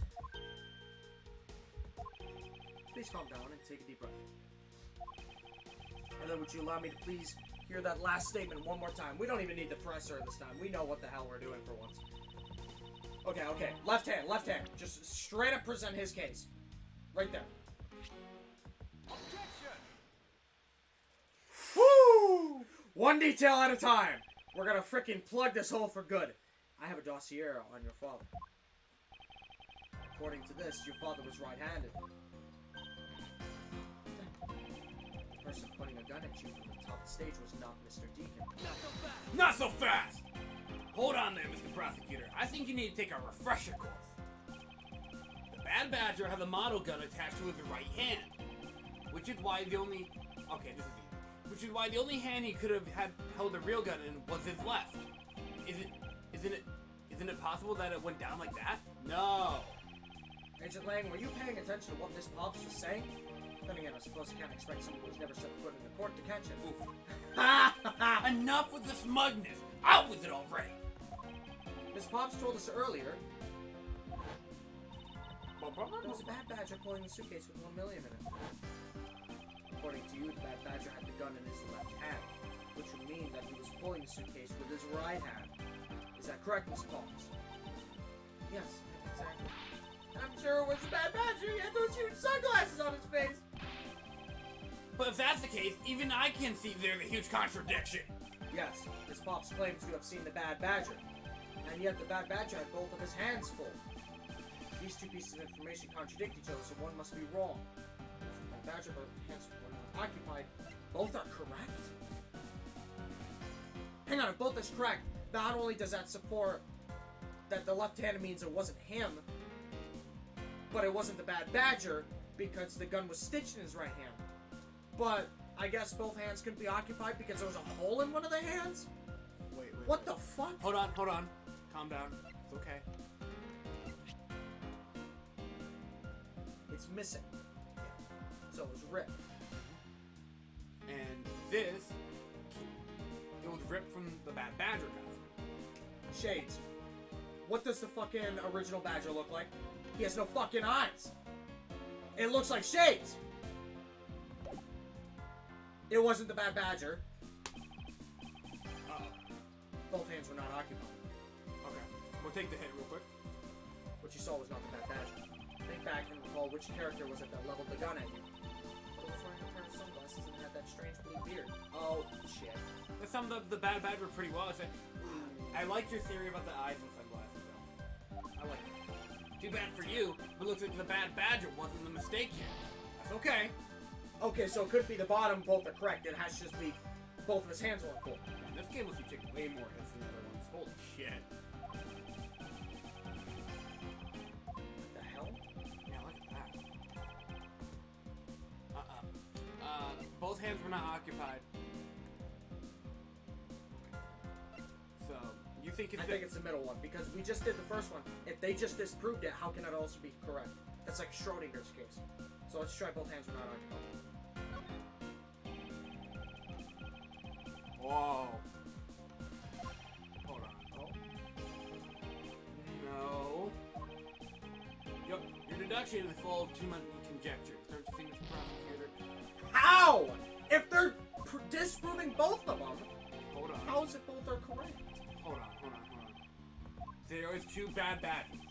There's two. So you think she saw both in two different circumstances? Yeah. That is fucking mind-blowing. One that was pointing the gun at her, that's not her dad. She killed the person that's not her dad. So that means there's two bodies. Or maybe she didn't kill anybody. Yeah, let's just hit both are correct. Fuck it, let's see what happens. They are both correct. How is it? Impossible! That's worse. That just leaves us with an irresolvable contradiction. Miss Pop's entire statement rests on the fact that she saw his sunglasses and beard. But what if the Bad Badger wasn't wearing pants? Oh! They changed their heads! They switched the fucking pieces around because they're always in two pieces. Wow, that is a FNAF level of freaking nonsense. Holy shit! That one was hinted at so early. It was dangling in front of us the whole damn time. Dude, this is like Sherlock Holmes, like the movies. This is Like it was all there from the get-go. in that How? in that very spawn room, yeah. Wow. This proves that there was a way for the Blue Badge to freely use both of his hands. Just the head, right? Scared. No, we just proved it. Yeah, frickin' take that. Woo! These costumes have two parts to them, a head and a body. Oh, I get it now. The head Miss Pop saw was probably really the head of the Bad Badger. However, that it's not possible that the body was that of an entirely different Badger. A different badger? Yes, when you put bluntly, I believe it was the lower half of this Badger. Okay. I think it was the Proto Badger, Yeah, because there were no details about his body. exactly. Lower half is proto, top half is bad. Take that! Yep. What? The heck is it? It's the Proto Badger. Yes, in a simple matter of process of elimination. Miss Pops was wearing a Blue Badger's costume, so we can eliminate that one. Yep. The Pink Badger was never taken. And Pink Badger is that of the wrong color, which would have been incredibly obvious. Now all that leaves is Proto Badger costume. Miss Pops, who was the one who wore the Proto Badger costume? Oh! Did he try to kill his own girlfriend? That's fucking awful! That would be Lance. Holy fuck. You! You're Son of a fucking... bitch. You're fucking awful. Dude, she was... Look, I don't mean to defend criminals, but she was loyal enough to go with him on this scheme, and he has the balls to do that. You know why he fucking betrayed that guy? Because he was trying to kill his daughter! What the this is like a... I don't think we've seen an elaborate case like this in a hot minute. I've never been this confused in an Ace Attorney game. This one like ending section is like leading us down like rabbit holes. We're going down the iceberg, I can't decide if I love this or not. right? Are you saying what I think you are? That Lazamano donned the Bad Badger head and pretended to be Mr. Deacon? On top of which, he plotted to shoot Miss Pops while wearing that hideous thing? What? The stage that was set up in the stadium was nothing more than that, a setup. And its purpose was to lead Miss Pops into believing that she had committed murder. Not only did he try to kill her, but he tried to frame her for the murder of the guy he killed. This guy's fucking awful. Oh my goodness. Holy sh... Wow! Standing there in front of Miss Pops and pretending to be the victim. Fuck this guy. It was all done so that she would pull the trigger. I have no idea what you're talking She about. fired a blank. Yep. He had already killed him. So if he just played dead, even without the blood, because the blood would be in the suit, Exactly. she would think that she fucking did it. All you had to do was play dead. She probably would have ran off, thinking she just fucking murdered somebody. Yep. Wow, this guy's a dick. Pretty elaborate too. This is really elaborate for an asshole. Yeah. Why exactly would I have had to do all that, huh? There's one reason. Lance Solano.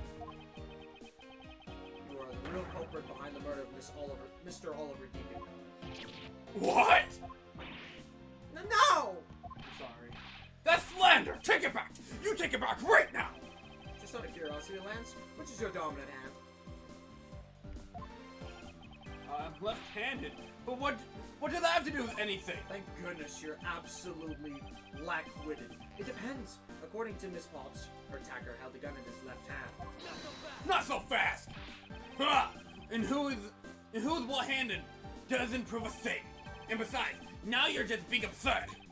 It's not like the proto badge is bulletproof. It's a blank. Come on. One misfire and he would have been found himself dead, right? Of course, logically, if he had been shot, he probably wouldn't be here with us. But I believe he had thought of that as well and prepared accordingly. And this should be all the evidence you need, the missing prop gun. Yep. We see light game, we got this. Dude, we're confused as hell, and we're following this perfectly. We found one half of the Bad Badger costume in the hideout, a broken one. That was not the same one that the victim was wearing, plus it was missing something. That something is the model gun that the Bad Badger carries, which can fire blanks. What? Miss Pops, where's the gun you used now? I threw it away in the sea. That makes it a bit tough to verify what it was, although I believe that we can safely assume it was the model gun in question. I've heard enough. All you've been spouting so far is pure conjecture. Even though I've been presenting more evidence than you have. I admit that as long as the model gun is lost to us, I can't prove I'm right. However, I can say that the probability that I'm right is very high. Okay, let's pretend that you're right, and that the murder at the stadium was a fabrication. In that case, where do you think the murder really took place, Mr. Prosecutor? Where? I don't know yet. Ha! I knew you were full of it. However, I do believe that the murder took place during an earlier time frame. Hold it! Oh, never mind. Hold it! My bad. Please, wait a second, it's simply not possible! Because I saw Mr. Deacon after he was restrained by Lance. She saw the victim in the state of being restrained? Okay. Oh, another one. What the hell?! Yeah, How long does this go?! I came back to the hideout long after the other two. By that time, Lance had already subdued and restrained Mr. Deacon. Big time, Mr. Deacon securely beam in the room next door. After that, the two of us came up houses and put on an escape. Wait, tied somebody? That was Edgeworth. So Mr. Deacon must have escaped after the two of you left, right? Well, actually, if it's somebody, she's being vague because for some reason she couldn't recognize the person they were tying up. If she recognized immediately, be like, oh, tying up Edgeworth. What if they were tying up her dad? That's what she just said. Oh. She said they tied up Mr. Deacon. Mr. Deacon must have escaped after the two of you left, right? We thought that it would attract too much attention if we left together, so I left first. We planned to meet up again at the stage in front of the stadium. And after you left, he killed her. Then as I was walking through the park, I got a call from Lance on my cell phone. Oliver managed to escape, and it looked like he was waiting until I was alone. He also stole the gun from me at that time. And then the murder happened. Mr. Deacon must have overheard their plan to meet up at the stage. Well, Mr. Prosecutor, Miss Pops saw the victim with her own eyes, which means that the victim was still alive at the time. Wouldn't you agree? Why does this sound wrong to me? Because it is. There must be something amiss about this account. I'll see what happens when I examine it in more detail. Press. Go ahead. Yep. The really nice thing about this game, again, the presses are short. Hold it! When exactly did you arrive back at the hideout? It was after we had picked up the ransom money. Where were you up until the time you returned? I was scouting the park out and making preparations for our escape. I walked around in the various areas looking for the best route. So each of them had their own roles to play. After I was done, I went back to the hideout.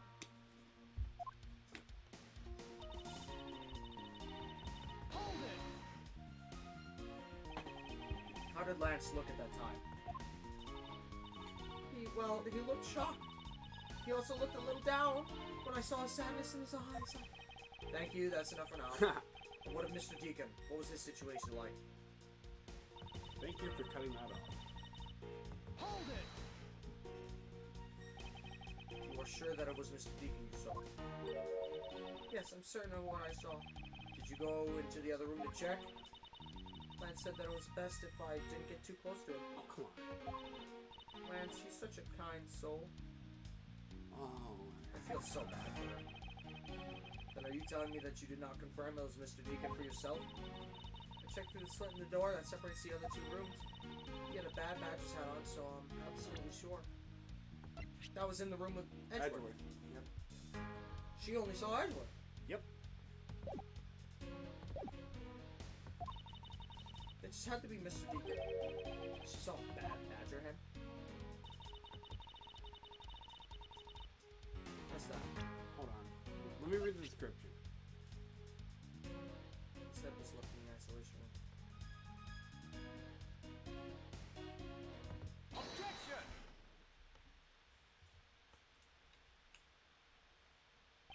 Miss Pops, the person you saw was not Mr. Deacon at all. Huh?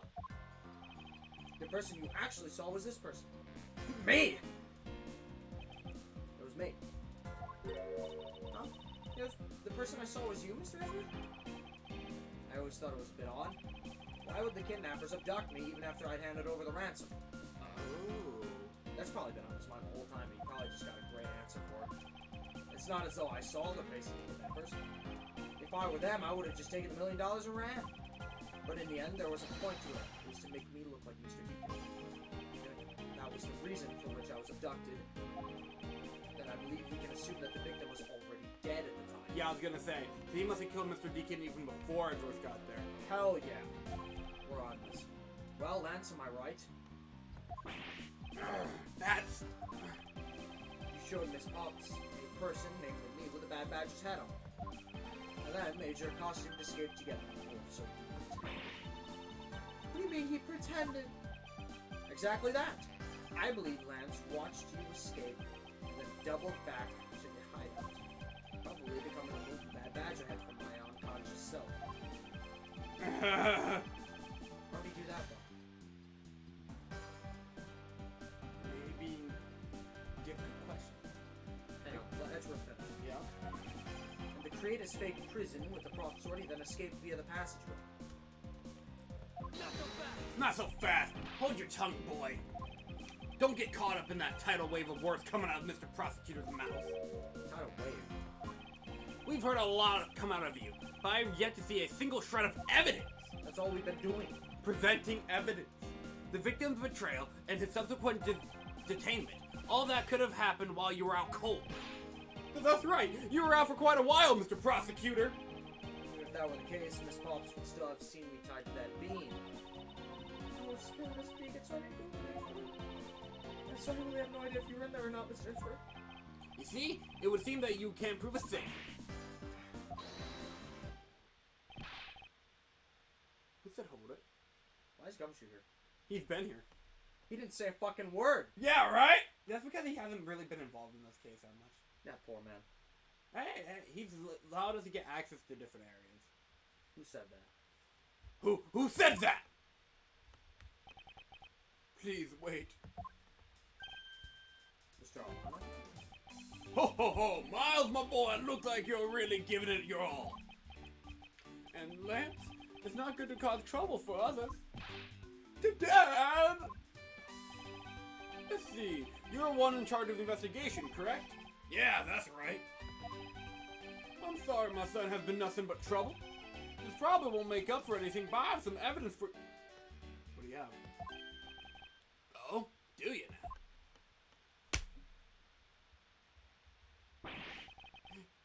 Is that what I think it is? What? It's that bad Badger costume the victim was wearing, and a gun! What the hell? Where did that come from? It just doesn't end! What the hell's in it? There's something in the helmet. You're right. I couldn't wait around for the police, so I went around and found these myself. Where'd you find them? Yeah, where? They're disposed of in the sea. Oh. Okay. Oh, well that explains the extra gun. That's where her gun was.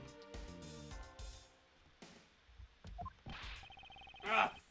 Is there no one in this country who actually obeys the law? That's coming from you.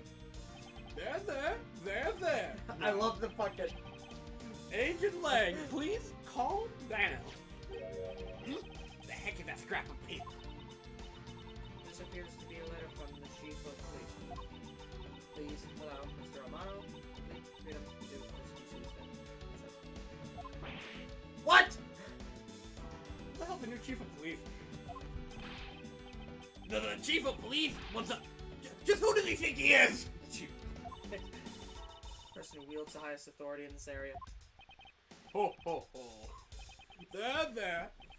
Now, there is no need to be so upset. This is the most confusing case I've ever played. Yeah.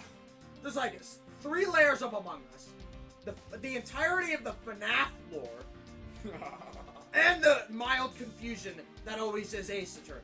No. Huh. I'm not a cop from this land. So I'm not bound by the laws of your country. Now. He's literally just Peter. He's like, hang on. Or just, whoa.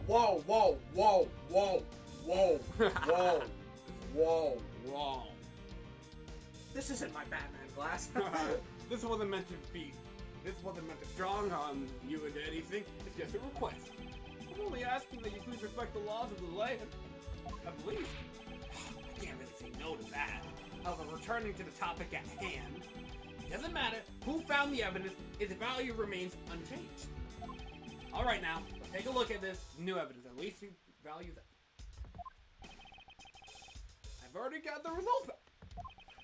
I had a special forensic research lab that I'm on good terms with conducted tests. Forensics?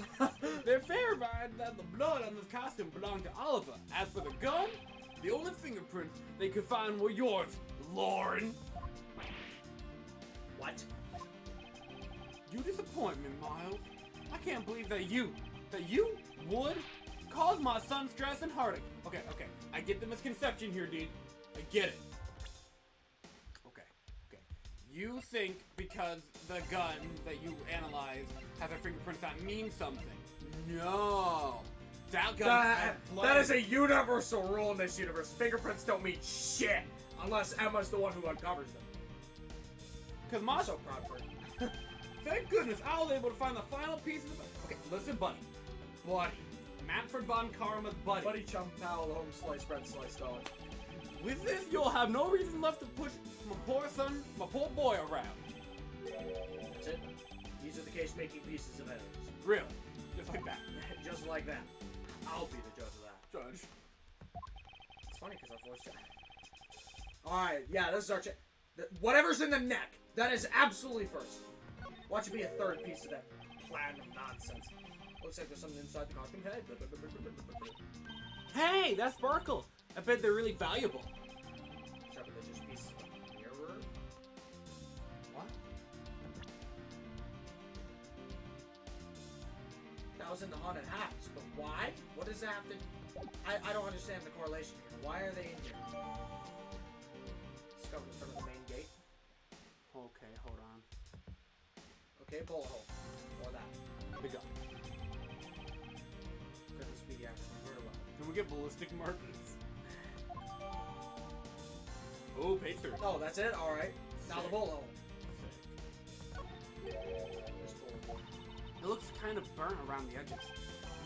Those burn marks were left by the gunpowder. This was the most important fact. Why is- Point blank range! Why is that? Because it is proof that the victim was shot at point blank range.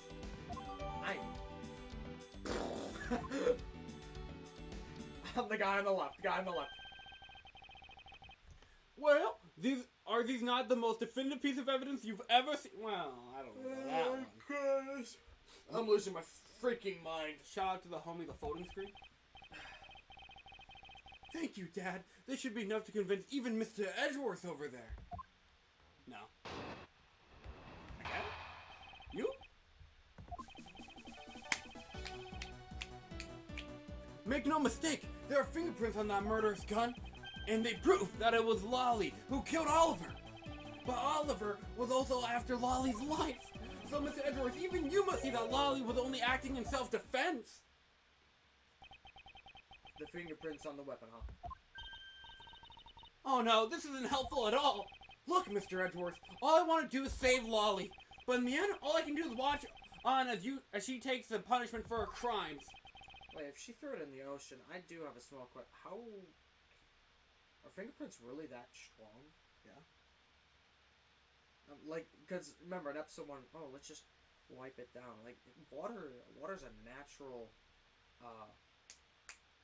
Cleanser? no. It breaks stuff down. I forgot what it's called. But, yeah, The water... solution. Corroder.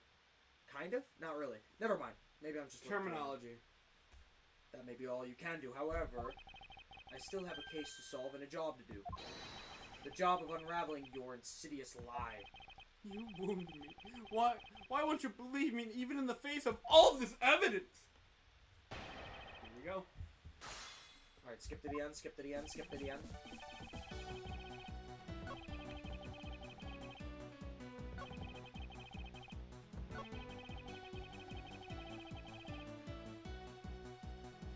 I don't know if that's it.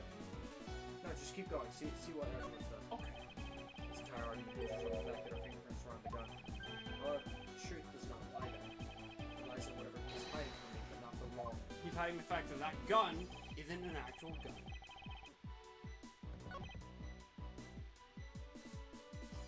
Wait, hang on. Because the one attached to the suit is the one that's naturally attached to that suit. Yep. So the one that's torn off should look exactly like it. Exactly. Yeah. What? Wrong spot. You forgot to move to the spot first. Ha! You should save. Whatever. Oh, you.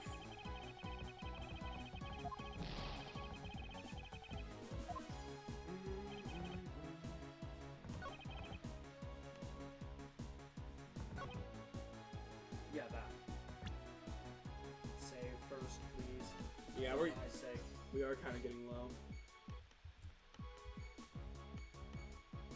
Damn, you can take way more fucking hits in this game. I think we've taken, what, like 4 hits so far? Yeah. So we have 8 HP total. Rather than 4. I can see that. I love how Edgeworth has more HP than both Phoenix and his ancestor. What? Could you help it? What the fuck? I'll just load. Wait, how is that not the answer? Okay, so Mr. Edgeworth, even you have to see that she was acting in self-defense.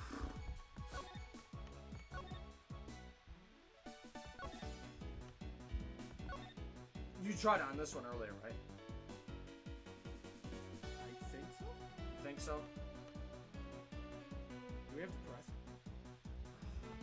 Well, there's not even that many statements in mine. Those fingerprints, are you sure they belong to Miss Potts? There's no mistake about it. Though through my connections, I had the best forensic techniques money can buy perform. Are you just covering up for your son right now? Or are you just an idiot? You can't tell me anything. Well, it is his son. He wouldn't want to believe that. I don't think anybody would. I find that to be a bit peculiar. What? Are you trying to pick an argument with me? Oh, yeah. Yeah. Raise an objection. Frankly, I don't believe that Miss Potts' print should be on that gun to begin with. The reason why Miss Potts' print should not be on the gun is...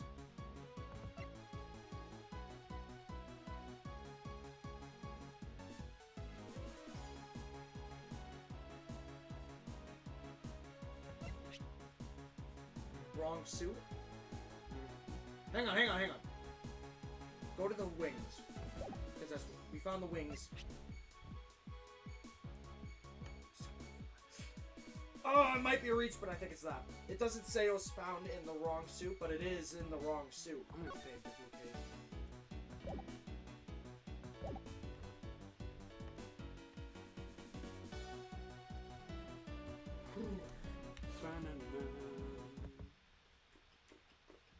Put it in the second save state. You meant to do that earlier anyway. You want to prevent the win? Yeah. Take that! Damn it! Okay. Let me try pressing F2. Yes. You just know the right. I need to come up with different buttons for you guys. Okay. How about this? Take that! Are you gonna put the brightness back up? Oh, sure.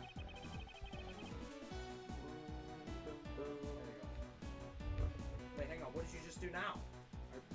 I prevented this, which I thought. This. Oh, well, nope. Okay.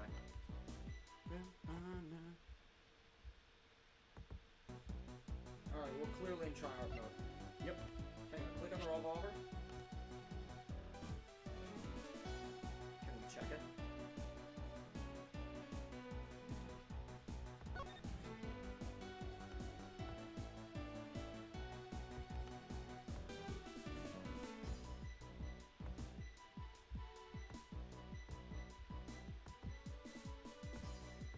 I don't think. Yeah, just. If I'm Miss Pop's fingerprints on this gun.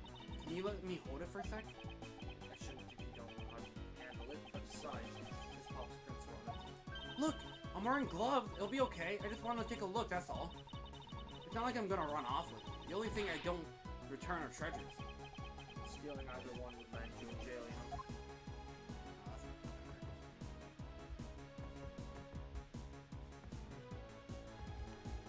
I don't think anything. Yeah, no. Yeah, nothing. Damn it. I mean, they're clearly the same! Okay, let's think about this. And the reason why Miss should not be on the gun. What's the reason? Hang on, you know how you put the missing prop gun? She was wearing a suit, right? No, not the victim's costume. Hang on, try stolen costumes again. Yeah. Take that! Yep! Take that! It's simply not possible for Miss Pops to have left any fingerprints on the murder weapon. Because she wasn't that badger. She was the normal blue badger. Even if no matter what badger she was, the badger is a suit. There's gloves built into it. That's a good point. I remember watching a documentary when I was really younger about how they caught this killer even though he was wearing plastic gloves. Like dishwasher gloves. Huh. Like, because you know how they have that etched pattern into them for a grip? They used that to figure out that he was wearing gloves. It's actually really interesting. But anyway, while she was at the stadium, Miss Pops was wearing a costume. Huh? But there's no mistake. We found fingerprints. Well, Miss Pops, do you remember touching the gun at all at any time? Yes, as a matter of fact, I did hold it for a bit back in the hideout. Handed it off to Mr. Deacon when he and Lance left for the haunted house. Retrieved the ransom money, I suppose. There you have it. That is what Miss Pops prints. Sorry.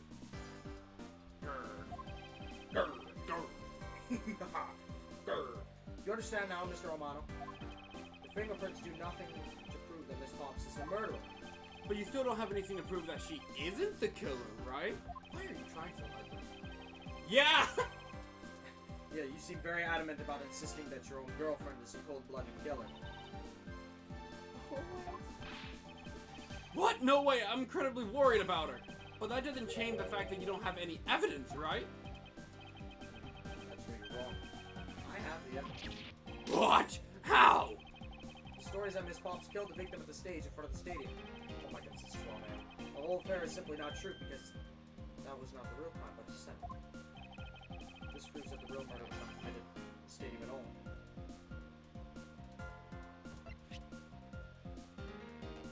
No, because it was planted there.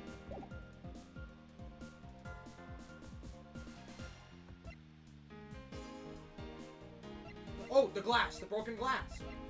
Oh yeah, because of the mirror. It's in the suit. Yeah, It happened in their hideout. yeah. Which is a sign of a struggle. Oh!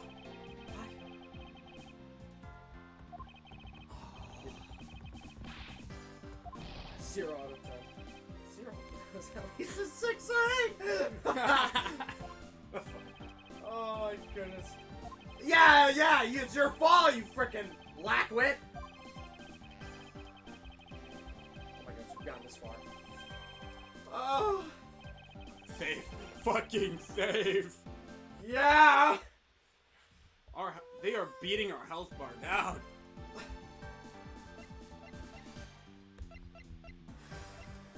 I'm gonna try it. Try what? Oh, that? Yeah. We're so desperate. I didn't think it was gonna work. Fuck me, dude. Okay, it was not at the stadium. Location, location, location. What's that first piece?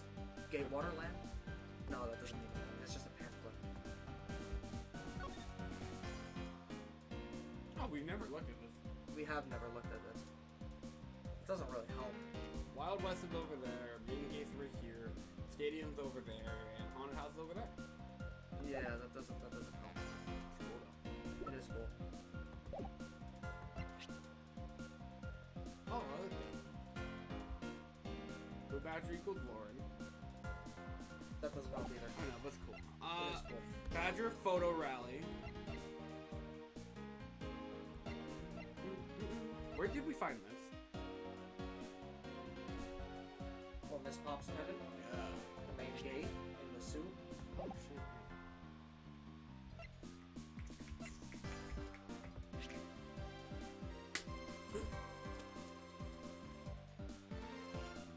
Because the fact that it was shot at point blank rather than that because the stage was at like an angle. You want to try that? Mm-hmm. Oh my goodness. The fact that the music is still playing does not help.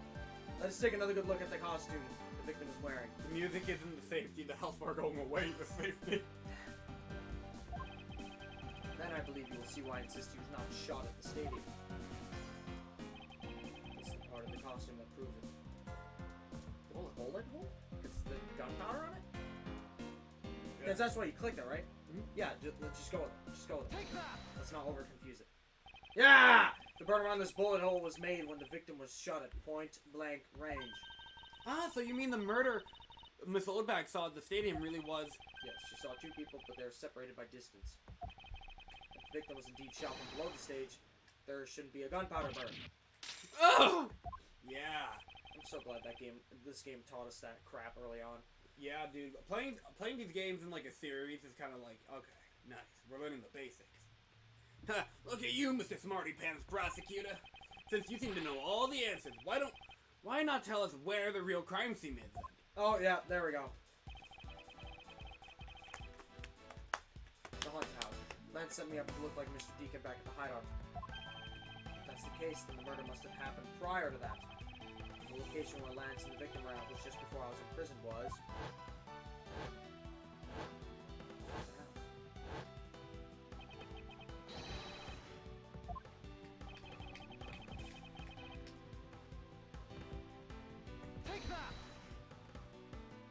It is the least explored place here. I think it's not unreasonable to assume the murder took place in the haunted house. The haunted house? Yes, and I proved that it's highly likely that the victim was killed there. Huh, okay. The glass. Now we use the glass. Yeah. These were inside the costume the victim was wearing. They're fragments of a mirror. Holy fuck, I'm choosing enough. A mirror? And what does that have to do with anything? Indeed, you won't exactly expect to find pieces of mirror inside of a costume. Yeah, that's actually pretty dangerous.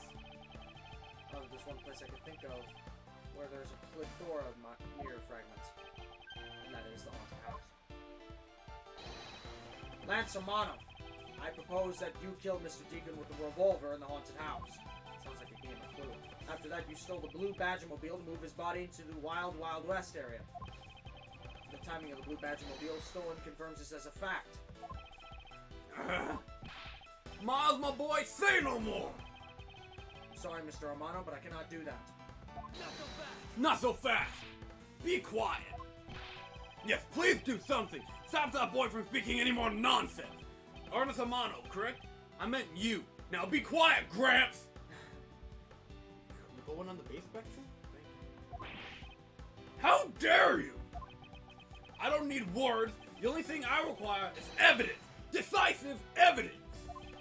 And to call these mirrors bit decisive is a bit too presumptuous, Mr. Prosecutor. What? Sheena! Wasn't there a mirror in the kidnapper's hideout? Yes, there was a mirror there. Oh yeah, actually that's the point. The mirror that's for the haunted house. You see, isn't it possible the fragments got into the costume in there? At Agent Lang, there were no fragments on the pool, so the probability is very low. Not so fast! probability? Lang Z says, on Truth Pass, the word probability does not exist. The only thing Really convenient. that does is definitive proof. The question, Mr. Prosecutor, is, do you have the definitive proof you need? Well, Mr. Well, Edgeworth, Mr. Edgeworth, Oh, do okay. you? do I have solid evidence that proves the murder took place at the haunted house? The answer is no. See? So since you don't have any, shut up! I don't have the evidence yet, but certain the murder occurred around the time of the ransom, so I turned the ransom over. Oh, because you heard that it was really brief, but right in the scene you heard something shatter. That's so subtle. And you know how they suddenly hung up on him? It's because they started their altercation. And that's the reason why they didn't just immediately go to like knock out Edgeworth. He was busy. You can see the blue badger in the background. And then he went for Edgeworth. You know why he slumped over? Why? He's fucking tired. Like he was just in a flight. And then he's just sitting there. He's like, oh my goodness, hang on. I can take that guy and make him look like Mr. Armand or whatever. Mr. Deacon. Yeah, that's why And then he got up and walked over to him. Yeah, that's exactly why. Oh my goodness, this is great. Lance and Mr. Deacon. If I can prove that the murder took place at the haunted house, I can prove Lance's guilty connection to the murder. What now, Mr. Edgeworth? Agent Lang, I have a special request. Yeah? I'd like to prove to you that the scene of the crime was indeed the haunted house, Why in the world are you asking the werewolf for permission? because I don't really have a choice if I really want to find the truth. Alright, permission granted. We're gonna have to touch a single thing, got it? This shit isn't over yet? There's been like 40 testimonies in here! The Rise from the Ashes writer, bro. They know how to draw things out. To be fair though, this is a lot more fun This is than Arrival. I mean- The Ashes. Blue Badgers versus Blue Badgers is kind of fun. That won't be a problem. All that's important to me is that the truth be brought to light. It doesn't matter by who or how it's done as long as it is.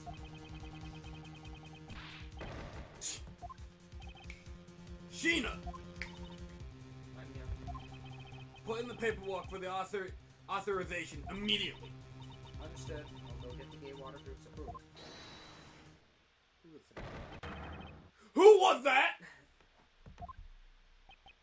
Now. Now hang on. Let's hold on for a second. There's no need to obtain approval. Mr. Armand? Agent Lang, if you would please take a look at this. What is this? Sheena! How he doesn't even want to. It's the deed to the haunted house. The deed? Read it out loud!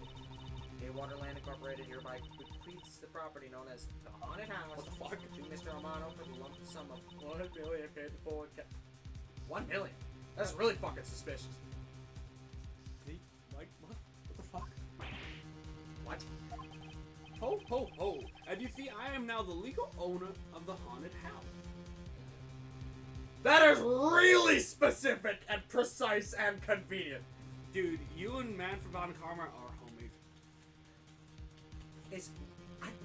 Whose side are you on? I can't, that Are you on your son's side or are you on my side? depends what he says now. Are you kidding? When did you? Just now. I ran into the owner of the park earlier, and we made the deal immediately. What the hell? Why the fuck would you want to own the haunted house? Yeah, why? How could this thing move when you could pay $1 million in the blink of an eye?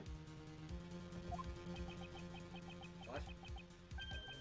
Don't tell me it was. What the fuck?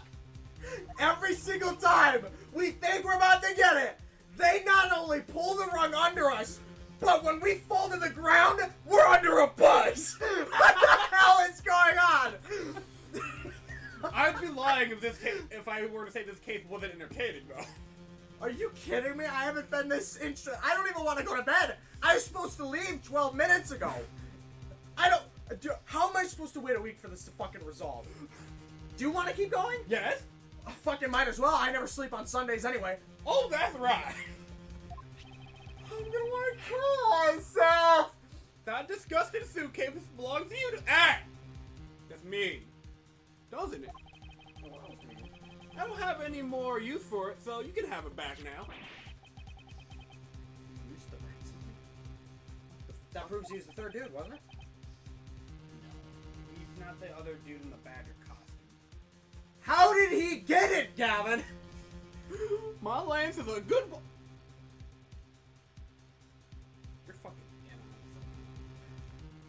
Whose side are you on? You know, when this dude showed up, I wasn't expecting him to be. I thought. My other question was if this dude was fucking, like, stupid earlier.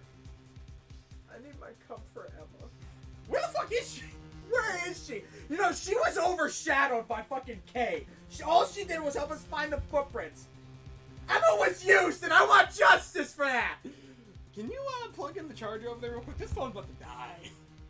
Which one's the charge? The white one that's unplugged. Oh my goodness, the only one that's unplugged, of course. Ow.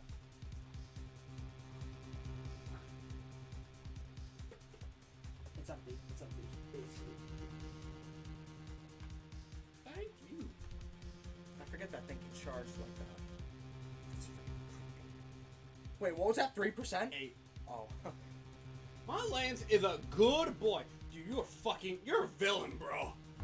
Manfred von Karma's Maybe home. he's just an anti-hero and he's misunderstood. He even apologized for the kidnapping bit early. What? Dude, he wanted to exploit the shit out of you and you're still on his side for that? So I do believe that I will forgive him. After all, he did return the ransom money. So that he returned the ransom money to you so that you would cover up his trail. Actually, no, that's a good point. That's the way Because it things. didn't go the way he planned it, so he was trying to abort the mission. That's the way things are. So if you would please discuss things with me from now on. Discuss? What is there to discuss? This guy's been our antagonist, and he's on our side now. That face is like, what the fuck are you talking about? He's like, so you're telling me? Wait, wasn't there a character that actually did that? I forget. Oh my god, because I remember every time they talked, they would go like that, and then it would put it back. Oh, it was the Russian dude. The Russian dude from Grade Ace. He'd be like, bullets, Russia. I have pet the rat. Oh yeah, okay, I remember. The war criminal. The war criminal. Why? What is this game? Why permissions to enter the haunted house? What? Dude, this is the police. We have a warrant. Kind of. I mean, we don't have the physical written down warrant, but it's kind of like that's kind of how investigations work. I'm sure we could get a warrant. Oh, we're busy listening last Permission to search the haunted house is not. End of discussion. But why? Yeah, but why, Lamau? Hey, There are 3 different types of authorities here. There's the police, there's the special agency, and there's a prosecutor. what the fuck, man? Whose side are you on, dude? Agent Lang, I want you to arrest that girl. Dude, I feel so bad for this woman. She's betrayed on every remark. Her boyfriend, her boyfriend's dad. Dude, this guy's got all of the authorities rolling right now. Like, what the fuck is happening? And Miles, you should hurry on home now, my boy, before I really lose my temper. You really are Von Karma's homie, dude. Starmano definitely has the deck stacked in his favor here. That's what happens when you're money, bro. What should I do? If I leave it like this, the truth will be lost forever. Holy shit! Okay, hang on. I'm just gonna look this up, and I'm just gonna look how long it is. I'm not gonna look at spoilers. I'm just gonna look at how long the page is. I'm not gonna lie, right there would be a great ending for a Two Dudes episode. It picks up right where it left off. Okay, let's see how long this goes. As soon as it loads. I'm so lost. Shoot, she's fucking crying. Look, she helped, you know, like, she helped with this whole thing. But she was only doing it because she was loyal to him. Mm-hmm. And then she I mean, that doesn't dismiss her at all, but obviously she feels bad for it. I mean, fucking look at her. Obviously. And dude, her dad's dead now. Whether she knew him or not, that's gotta fuck you up too. Okay, this is the end. Okay. I haven't read much. I've seen a few images, so apparently we obviously wind up in the haunted house. Literally, it's just we walk in the haunted house. There's a lot of things to do. Okay. There's an investigation, but there's no testimonies. And it just cuts right to what happened. Okay. So we could finish this. Let's do it. Okay. I'm gonna want to kill myself, but I can't get permission to investigate the crime scene. The truth will be lost. Hold it! Hold it! Hold it! Hold it! Okay. Mr. Edgeworth, what are you doing spacing out? Have you forgotten? There's only one thing you should do at a time like this. And what's that? When the people are in a bind, the hero of justice appears to save the day. Look, you just leave it to me. For I am K. Ferdinand, the second of the great Yatagarasu. I thought you were a thief, not a hero. The Yatagarasu is noble and is always a thief of justice. Yes, of course. Oh, I get it. We don't have to go in the haunted mansion. She can just fucking summon it. If we have enough, I mean, that's kind of fucking broken, but okay. if we have enough information, I can recreate the inside of the haunted house with this. Plus, if we then factor in everyone's testimony, You can recreate exactly what happened when I dropped off the ransom money. We'd be able to figure out what, some new information through this. It's worth a try. Agent Lang. so you want to use your little toy? I guess. Okay, hang on. You're all about to witness the true power of a real modern-day Robin Hood. Detective Gumshoe. Is there a copy of that haunted house's blueprint among the police reference documents?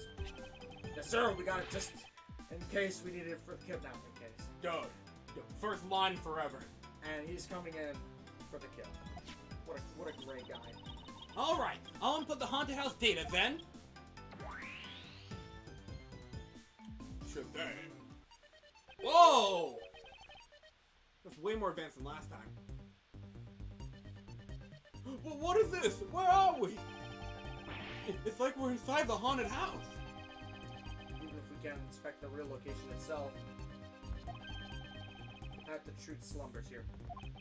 This is broken as hell. If I can successfully navigate on my way using logic, I'll ultimately arrive at the truth. Now then, I believe I'm ready to investigate the crime scene. Okay, what should I recreate first? You haven't figured it out yet? Huh, maybe I have and maybe I haven't, but I'm going to make you do all the hard work. Very well. I'd like to inspect the moment in which I was ambushed by my abductor. True that we're definitely in this place at that time. If I can verify that, it might provide me with a new lead. I just come out into the hallway after leaving the money inside the dining room. You see that? Saw a badger slipped over the floor at the end of the hole. Yeah, dude. Eh? What was a badger doing all the way there? I also thought it was strange. However, I thought that maybe it was simply a mannequin that was set there for atmosphere. Do you know which badger it was? No, it's too dark to tell. All I saw was the silhouette. In that case, I guess I'll just program a badger silhouette in for now.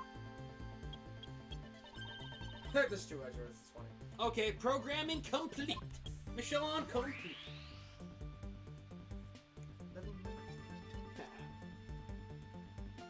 Scared.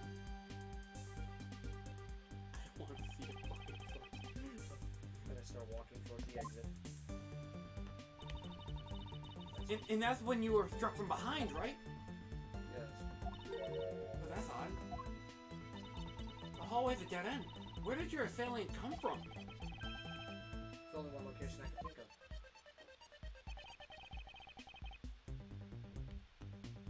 the Badger. I mean, we saw that, but that could have been a dramatization. It could have been in the dining room. We should say. I think. Dude, I don't like this. This is actually very unsettling. Take that! That doll I saw wasn't really a doll. It was in fact the costume kidnapper. Oh, so he used the costume as the perfect camouflage to blend in with the rest of the house. Precisely. He waited until I had made the drop off and was about to leave. Then, just as he saw me take a step towards the exit, he stood and launched his attack. I can think of no better hiding place than this. Hey, not bad. I'm beginning to think I should steal this tactic for myself. Just don't use it to do anything criminal, okay? We should have a redemption arc by the end of this.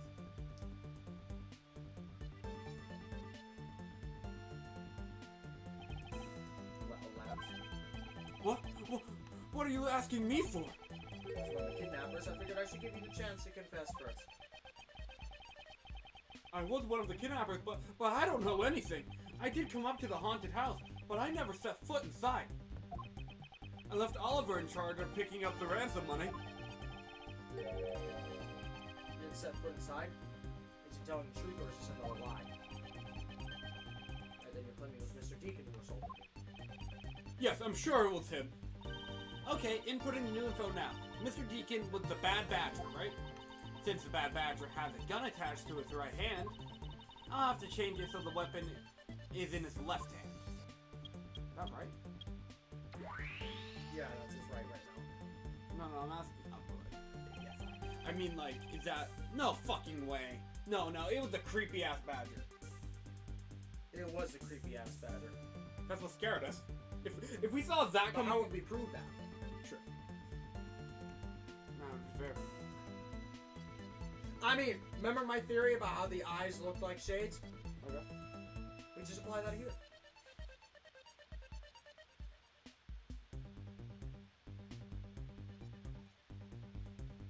What's wrong?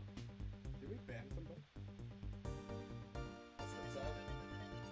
Are you sure you didn't do that just trying to meet the guy?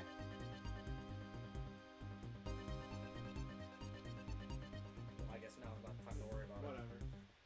Sorry if in advance if that was genuine. I don't know. The wire was like, I just looked at my phone like, what the hell's happening there? Now to re-verify. Oh, fuck. Did you read that? Now to verify the facts of this recreation. Let's go. I don't even know where to start here. Oh my goodness. Are you serious? Are you serious? I remember glancing over and seeing his figure sitting here as I left the dining room. So I guess I got a spot on when I put it here in my recreation. I didn't take a good look, but I'm sure there was a badger here. Okay, there's not much. I mean, there's a sword right there, so that's probably where he picked it up from. Imagine this is how he snuck up on you. Yeah. I imagine this is how he snuck up on it. That gadget of yours can even replicate people's movements. Well, it's used to plan heists, so of course it's got to be able to simulate the police. Well, it's definitely very well made. That's too well made. Maybe I should confiscate it after the investigation. This is a set of armor in a pile here. Why do you think they almost always have sets of armor inside haunted houses? Wait a minute. I suppose this is sort of theory designed to bring out a sense of abnormalcy. To be fair, things that move that shouldn't usually aren't humanoid. Why do all your explanations have to be so hard to understand, Mr. Edgeworth? Now try explaining it again, but this time so that even a thief like me can get it. That may prove to be the most difficult task. Okay, wait. Because That's humanoid things scare me. the sword on this side. Pick the sword on this side. I'm assuming I remember the weapon in the cutscene he used was the sword. But he has it in this hand because in this scenario, it's from what we've been presented by this dude back here, that cuck. We think it's the Bad Badger, but we know in the cutscene that it was Scary Badger, and we can prove that because why would he pick up the sword onto his other hand, right? To his right, yeah. Yeah. when now he has to carry it in his left. But it's on the right side of the room. I mean, you could easily just assume that he just switched hands with it. I guess. Yeah, no, that's not Looks near. like Star Wars. Yeah, it looks like Star Wars. That's not nearly as terrifying, bro. You didn't recreate the weapon.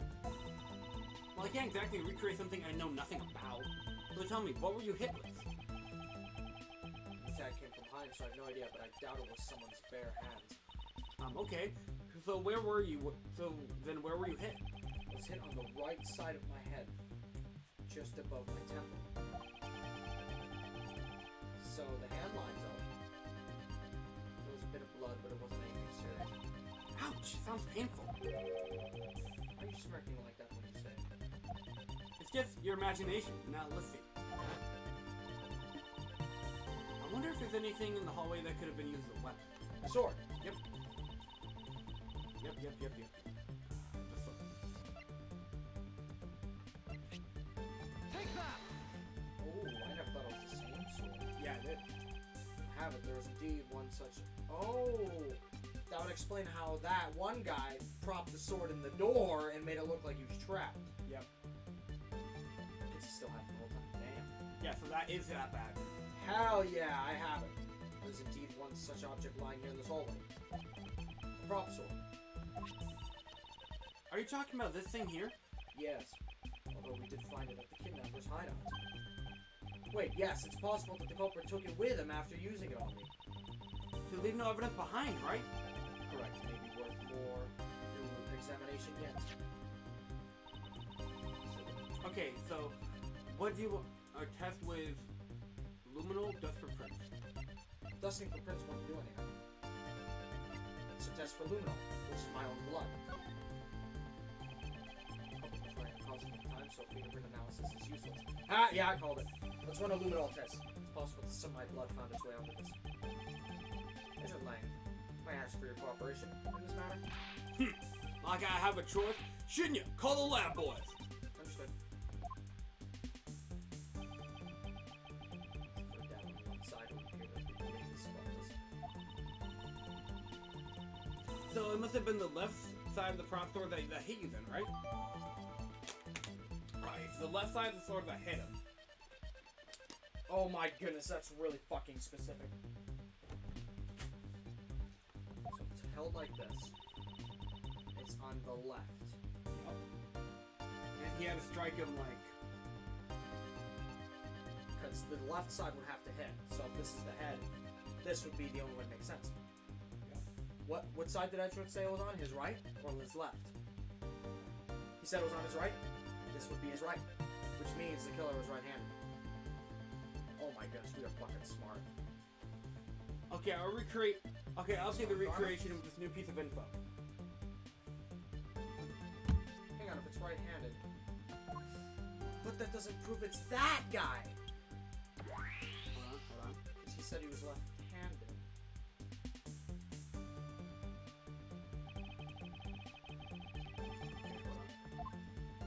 The hand. Deduce, and then use the sword. I guess if you want, you can save first.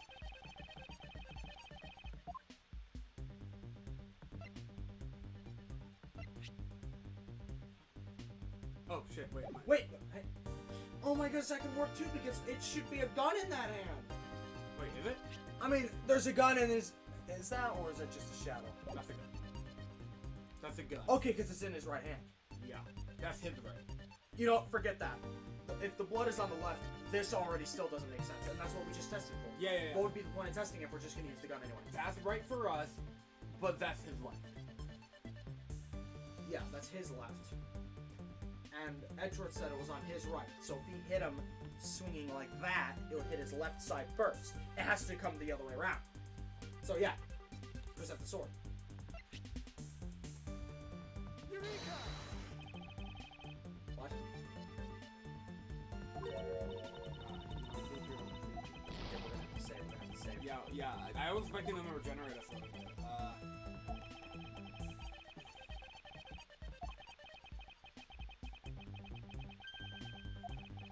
I'm gonna be really mad if it's the gun. Because what was the point of this examining the sword?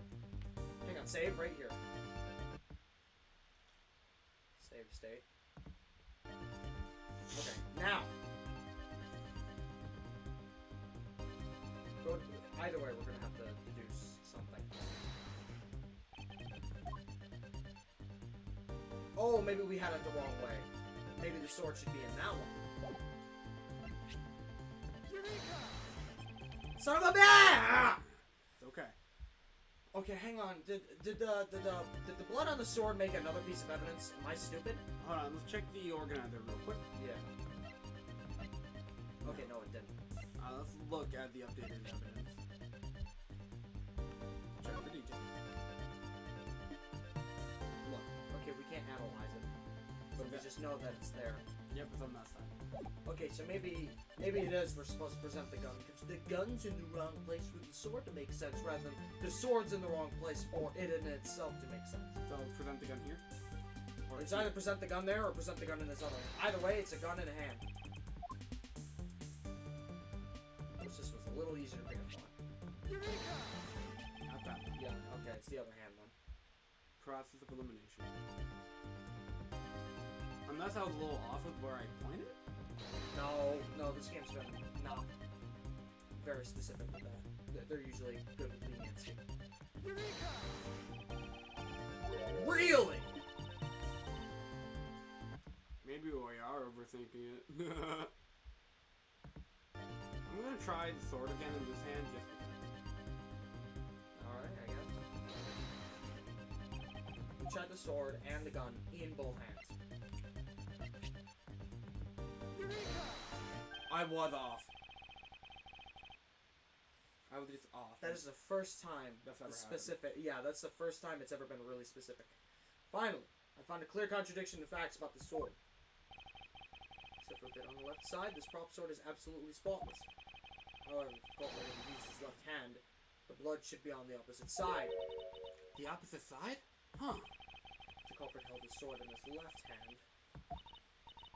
I didn't get to finish reading Go that. ahead. Sorry. I see. But the blood was on the left side of the sword, right? Which means that he used his right hand to hit you.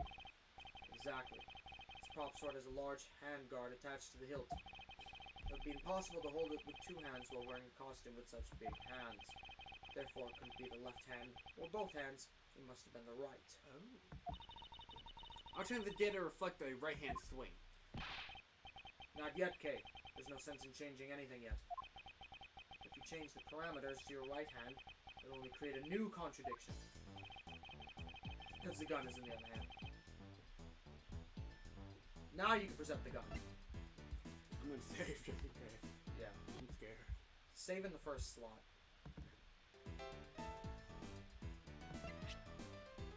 Take that! Yep. Bad Badger already holds a gun in the right hand, so he can't wield a sword in addition. Hey, that's right. That's what. Then what now? If it wasn't his left hand or his right hand. It means that the one who struck me must not have been the Bad Badger. What? Paying attention, Lance?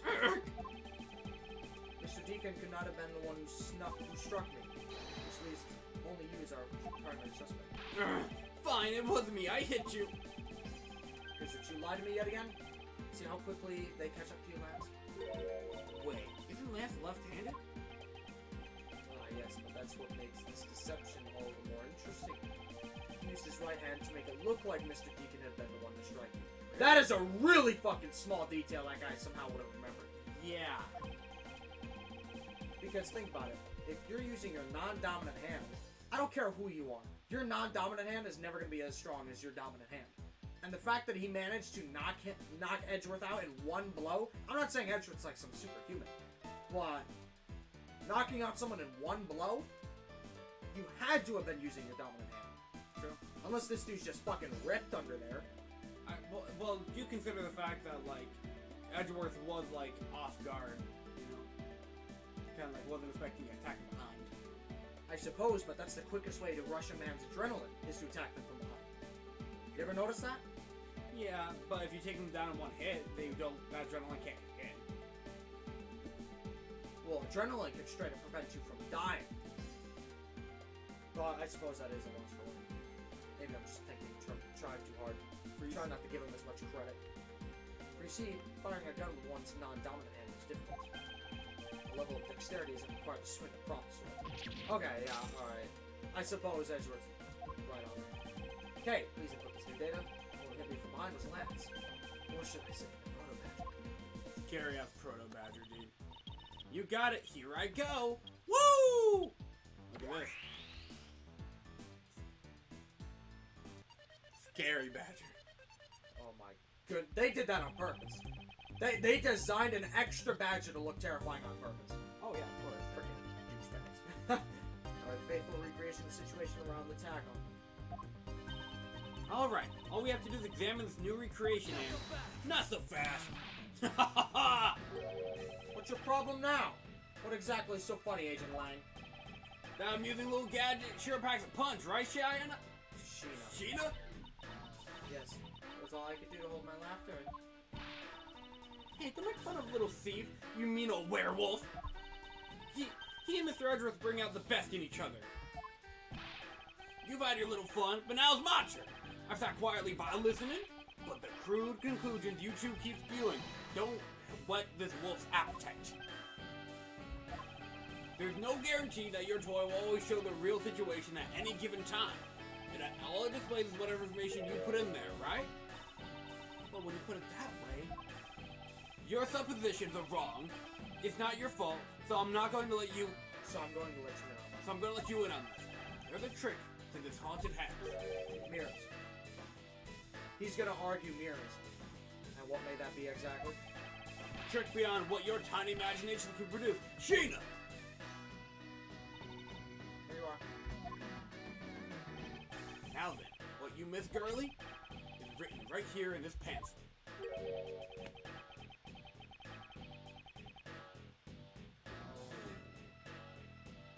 Seven Wonders of the Haunted House just Badger. What is this? That's the one that Lauren was in.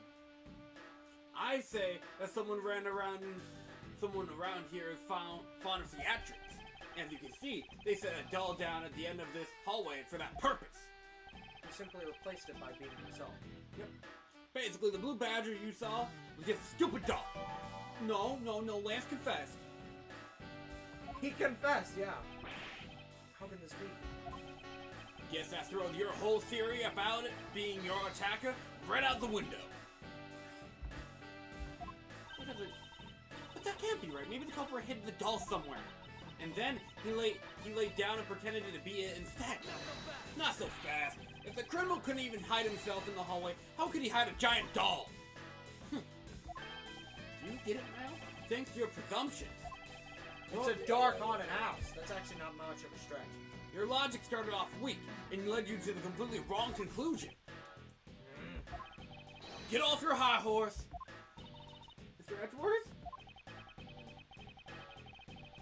Okay, I wonder if you could please input the new information for me. You don't know when to quit, do you? I can't quit not until I declare that I found the truth. Agent Lang, with the additional information, you have my thanks. There you go again. Well, see if I care. Okay, I'm updating the recreation now.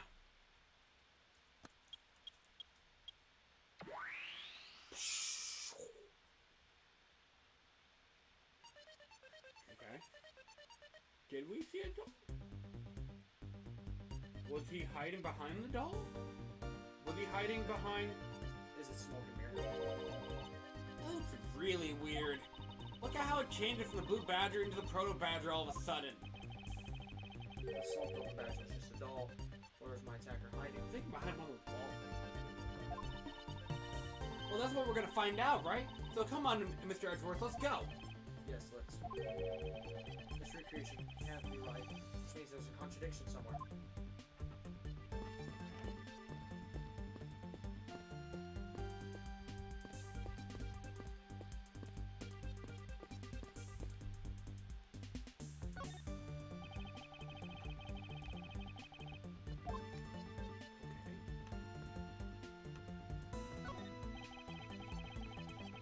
Blue badger is just a doll for use in its own house.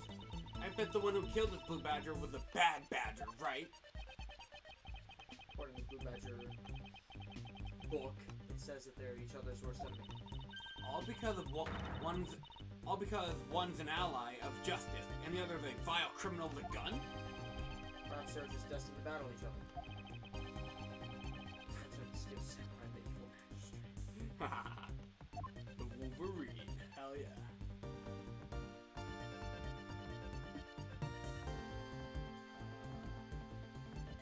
Oh my goodness, I'm not gonna lie, this is difficult because that Badger looks exactly like the one Lauren's supposed to be. So why would she be there? If that's even her at all. Just for reference, let's look at the organizer real quick. Yeah, you're right, Lauren. Blue Badger. The fact that we can deduce here means this is probably what we have to do. So that throws your theory of him just hiding behind a wall.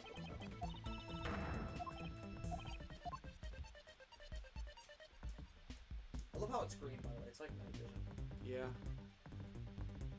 Yeah, there's nothing else here. So it has to be something stupidly simple. Hang on, examine the one that's walking in the hallway. Indeed, who has ever heard of this many bears inside a haunted house before? Logic? Smoke and mirrors. Wait, what do we have for logic? Hey, wait, these shards. There's something different about them. No. The ones we found earlier are thicker than the shards from these mirrors on this wall. How do you know that, though? And look, there's some sort of design on the back, too. Just from the costume is certainly different from the other mirrors. This is weird. Could be that our pieces are not pieces of these mirrors, but pieces of a window?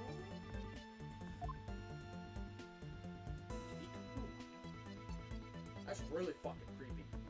I wish we could rewatch the cutscene. Okay, we need to find another piece of logic. Hello. Yeah, so examine that one. This is where the Proto Badger shows up in our recreation. Yes, no, the question is where did he come from? The fucking yeah, but there's no place to hide in our current model. Must be an inconsistency somewhere. Wait, now that we have... The glass. Let's look at the window.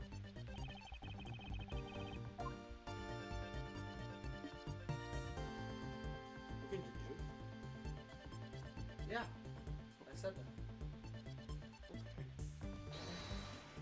Save. Hang on. Save in the third spot because I don't see a back button. We don't want to soft lock it at any point. Okay, we can go back. Alright. I guess it's not too necessary. Okay. Okay, where did we find the glass again? Where is it? Right here. Yeah, mirror fragments.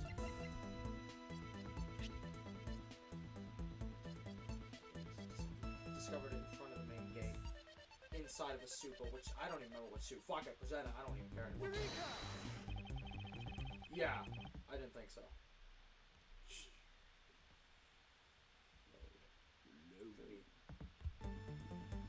Oh my goodness, we're just gonna have to go back. Maybe the window. Maybe do it on the window and then present the glass shards. So just hit back. Good idea, good idea.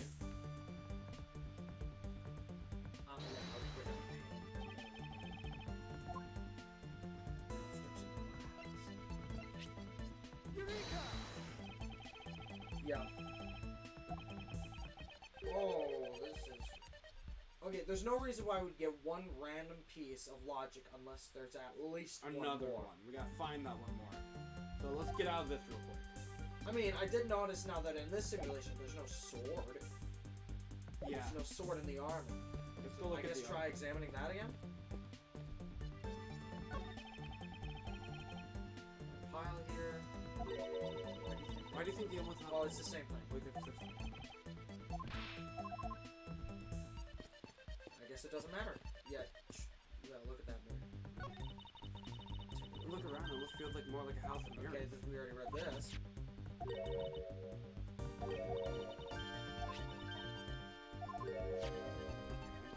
Okay, that was the same thing as the other mirror.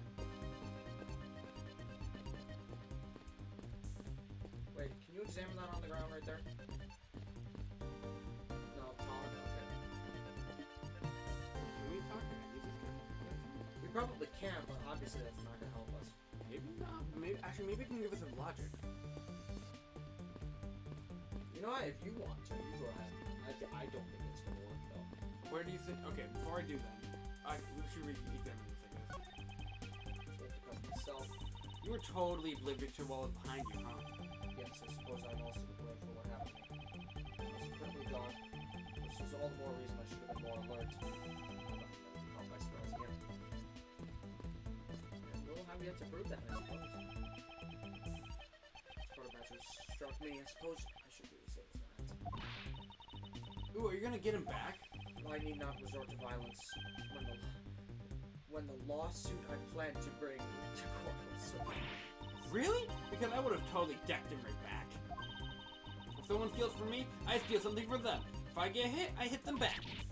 If I get paid, I return the money. That's the secret to how a great thief works. Survival. Huh. Who brought us the third piece of evidence? Like the glass in the first place. I don't remember, to be honest, but apparently it's not relevant. Can we them? No, we're gonna have to go back and just deduce the right thing.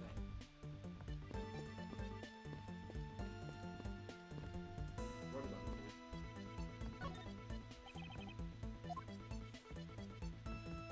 You might as well save again, because I don't know if we made progress or anything. I doubt we did. Probably, yeah, but... Oh my goodness, bloody hell. Deduce? Frick it, just deduce. Maybe the wings, because the wings were in that suit?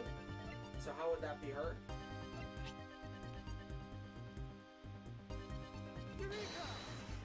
Grasping at straws here. They're not. A part of me doesn't think they're trying to imply it's her right now. I mean, not this moment. I mean, that's her suit, though. True. They're trying to imply that's a doll.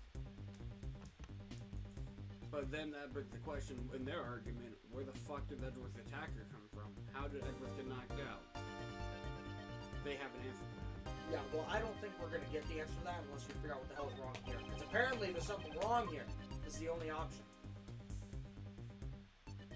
Could just put this on.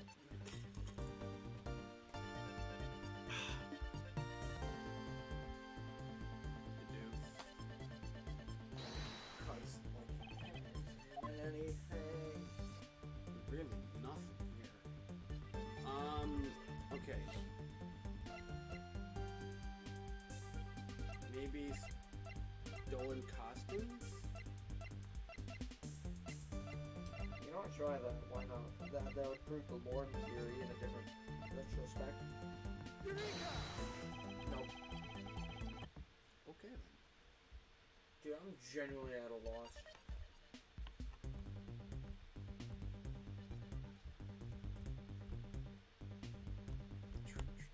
Check the wall on the left. This one?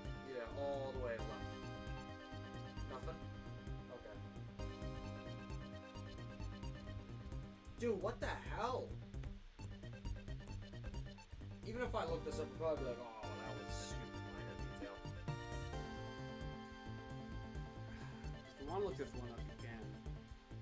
I mean, I'm starting to get tired, so might as well. Though I kind of feel bad doing so.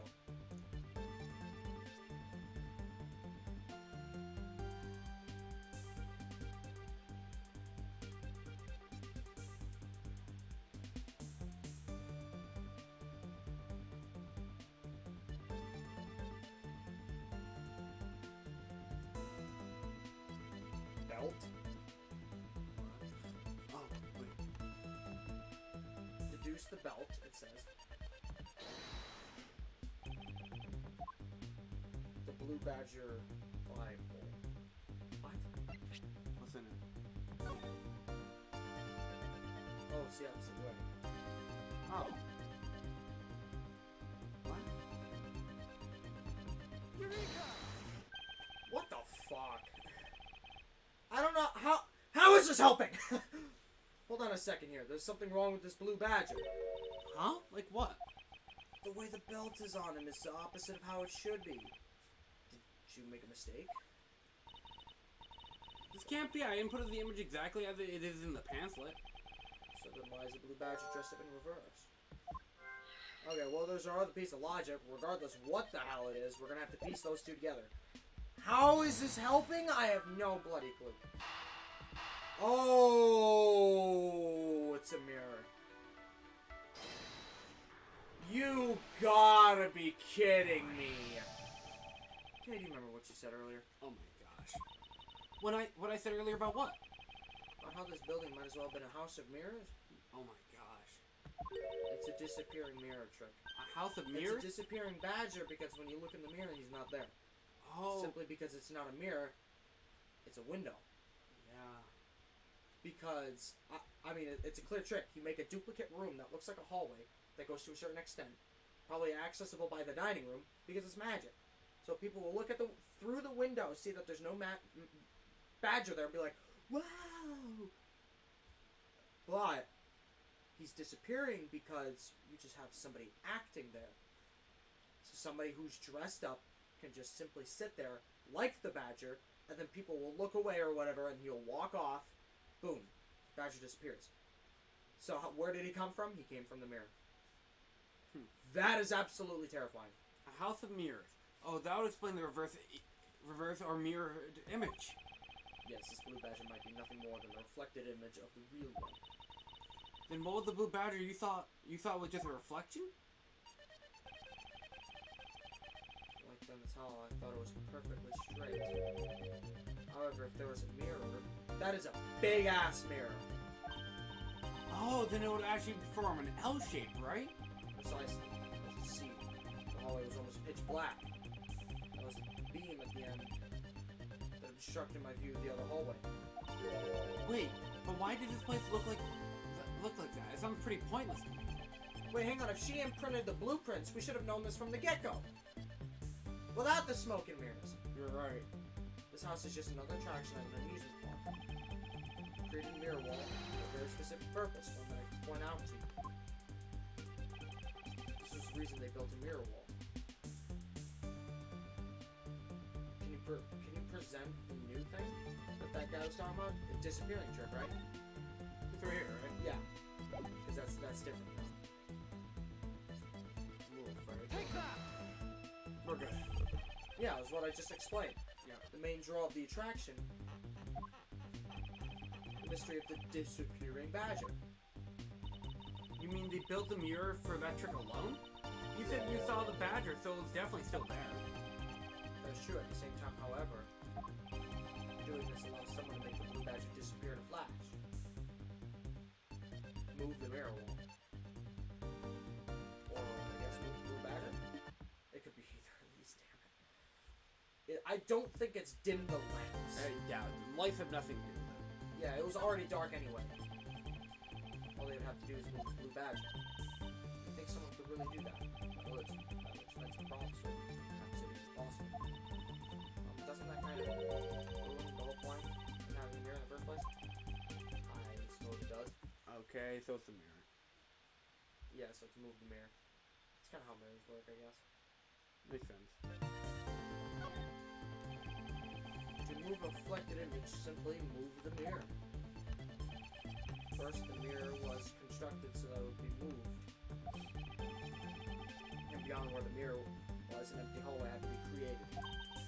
Oh, so they wanted the people to see the blue badger, so they would open the mirror. That's when they wanted to hide, if they simply had to close it again. Explains why the other side of these fragments have a design on them. Ah, so if the pattern is the same as the other walls in this hallway. And when the mirror is closed, it would blend in with the rest of the walls. That almost makes me want to go rewatch that opening cutscene. I really want to rewatch that opening cutscene. This is the mirror check that this haunted house employs. This also includes the existence of hiding places for the culprits. Huh? How so? Think about it, okay? There was a place that was outside of my field of vision. That was the closed-off mirror.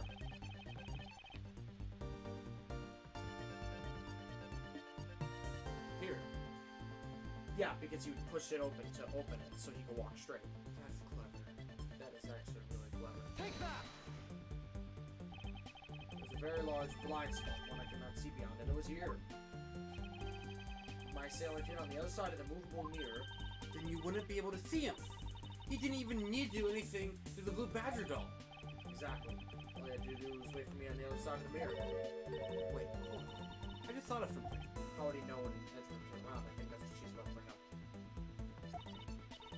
Well, shouldn't the mirror wall be broken right now in reality? If you have shots of it, you probably assume it is. Yes, it's most definitely broken, but the question is, when was it broken? It was broken when you were in the dining room. Because that's what we heard, yeah. She found these inside the victim's costume. Yeah, they were fighting on the other side of that. That would mean that when the victim was there, the mirror was broken. Wait, that sound. There we go. Leave the money and go now. Yeah. The sound I heard was most definitely the sound of the mirror breaking. I'd like you to input some new information. Ack! Don't scare me like that. John, I need you to recreate something for me. Sure, whatever you need. Sure. What do you need anyway? Could you recreate this hallway just before I enter the dining room? You got it. Oh my goodness. Whoa. Okay, that's kind of sick. I believe this is how it was right before I entered the dining room. I get one blowing up.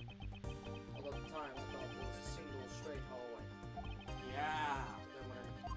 Then when I went inside, I found out I heard the sound of the mirror shattering. You heard what? Then? Yes, I believe it was then that the mirror was broken.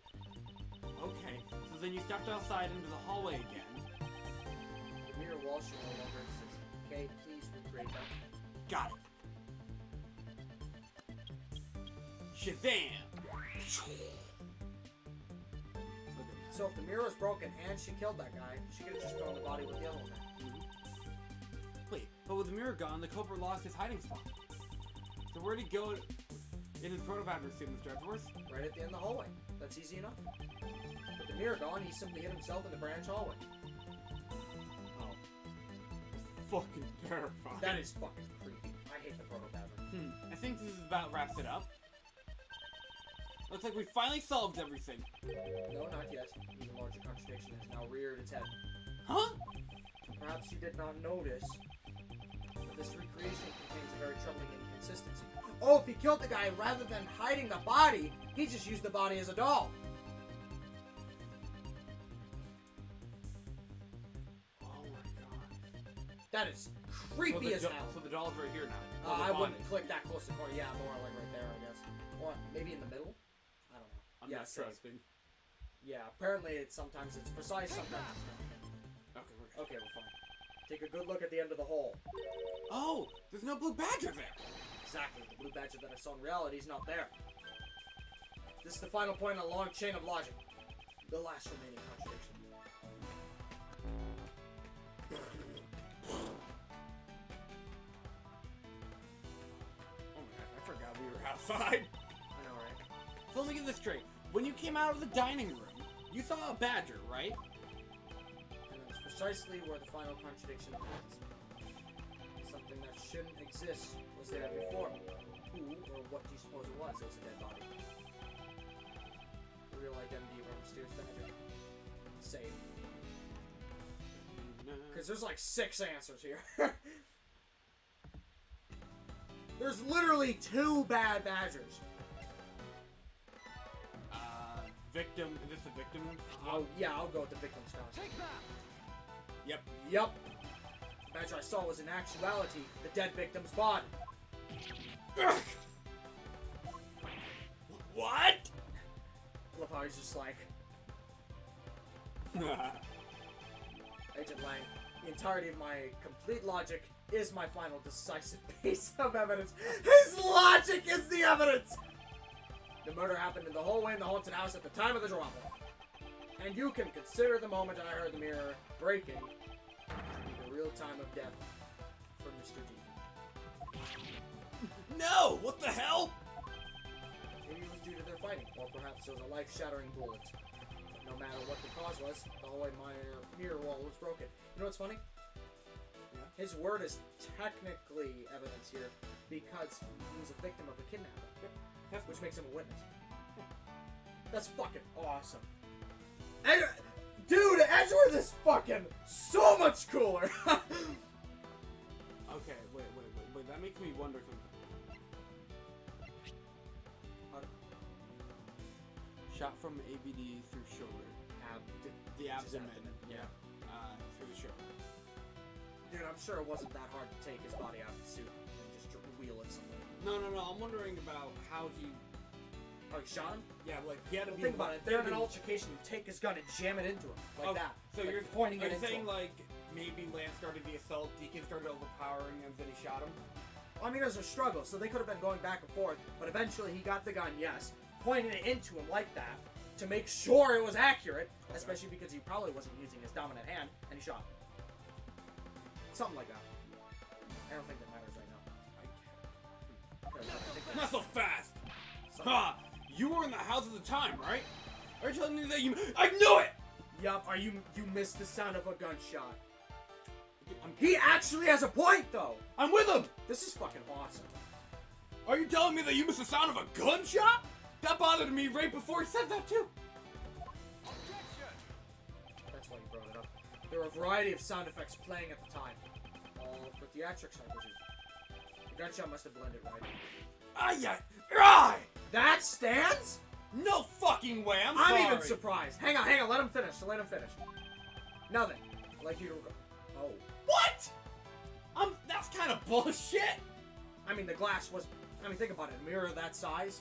That's fair. He heard the glass like bullet go. Psh. He heard the glass go. Psh, but he didn't hear a bullet. Hang on. Do you know how noise suppressants work on pistols? This is. And no, there wasn't a suppressant on the pistol. But do you know how they work?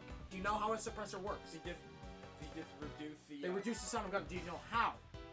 Inside of the tube of the suppressor, because obviously they're shaped like this, right? Pretend this is the hole, because you know I can't do a tube with my fingers. I guess it's like that, right? On the inside, see how there's like rims on my fingers?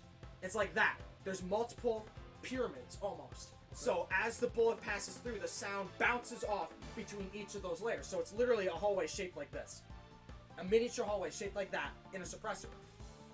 So if he put it point blank, the body was a suppressor. And it was also the suit. The suit, the body as a suppressor, and the glass shattering. That was a big-ass mirror. He is absolutely right. And that is fucking brilliant. Oh.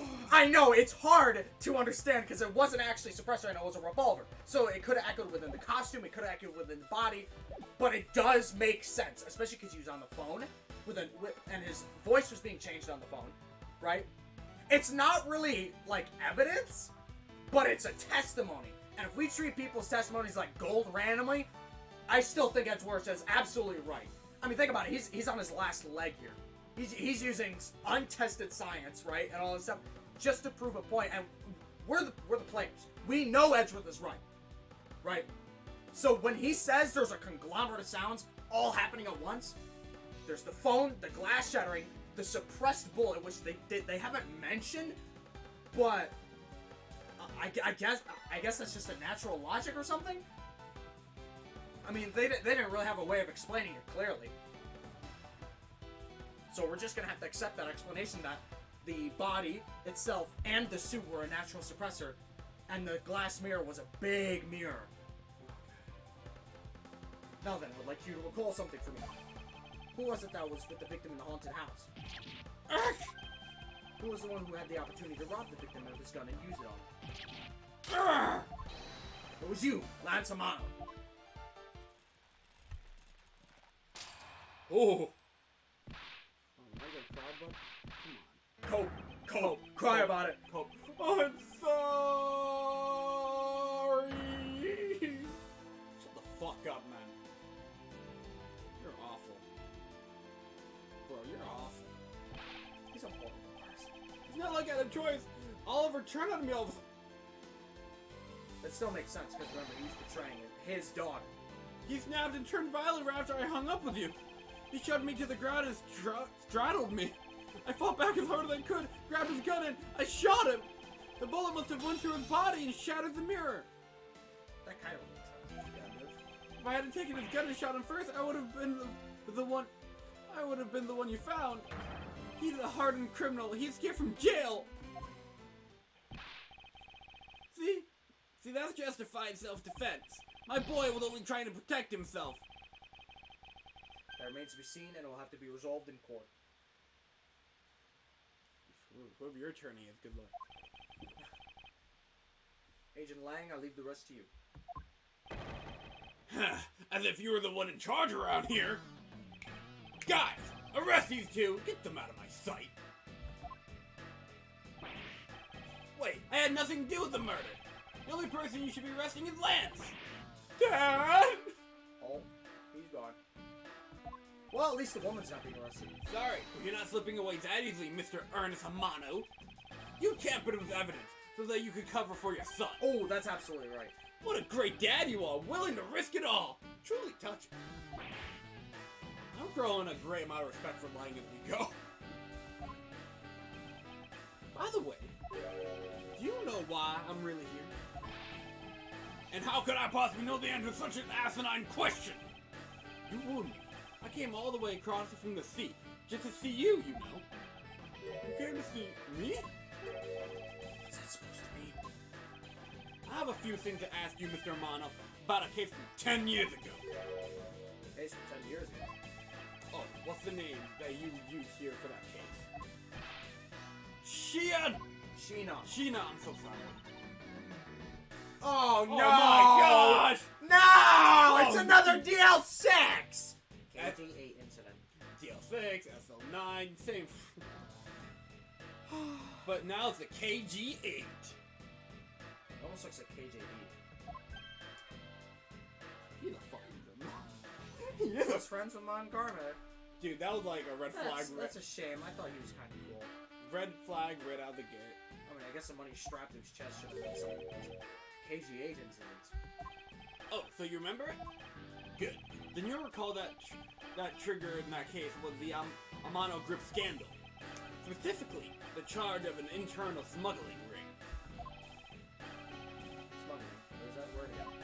At the time, the person that was arrested as the ringleader was Mr. Amano's very own secretary, Mr. Cullen. Knew it. Kind of. There was like some kind of fucking Wookiee there. Yep. I feel so bad Dude. for that lady. I just want. You know, we can't think Gumshoe needs a happy ending. She does too. Yeah. She's a victim. Like, a real victim here, dude. I mean, yeah, she took part in a crime. But. Yeah, there's always the but. I don't know. Give her like community service or some shit. Don't give her a hard end of the stick. Even though you pushed the crime onto the then secretary, Mr. Deveray, I always suspected that you were involved with the smuggling ring, Mr. Amano. Mr. Deveray was arrested in the place of you, which is why when he broke out, you hid him. You hid him from the police, right? You hid him in exchange for his silence on your little dirty secret, and he made him his butler. Now! Please calm down. I honestly have no idea what you're talking about. Pretend to be ignorant all you want. We're taking you down to the precinct anyway for a nice long chat. I just want to talk to him.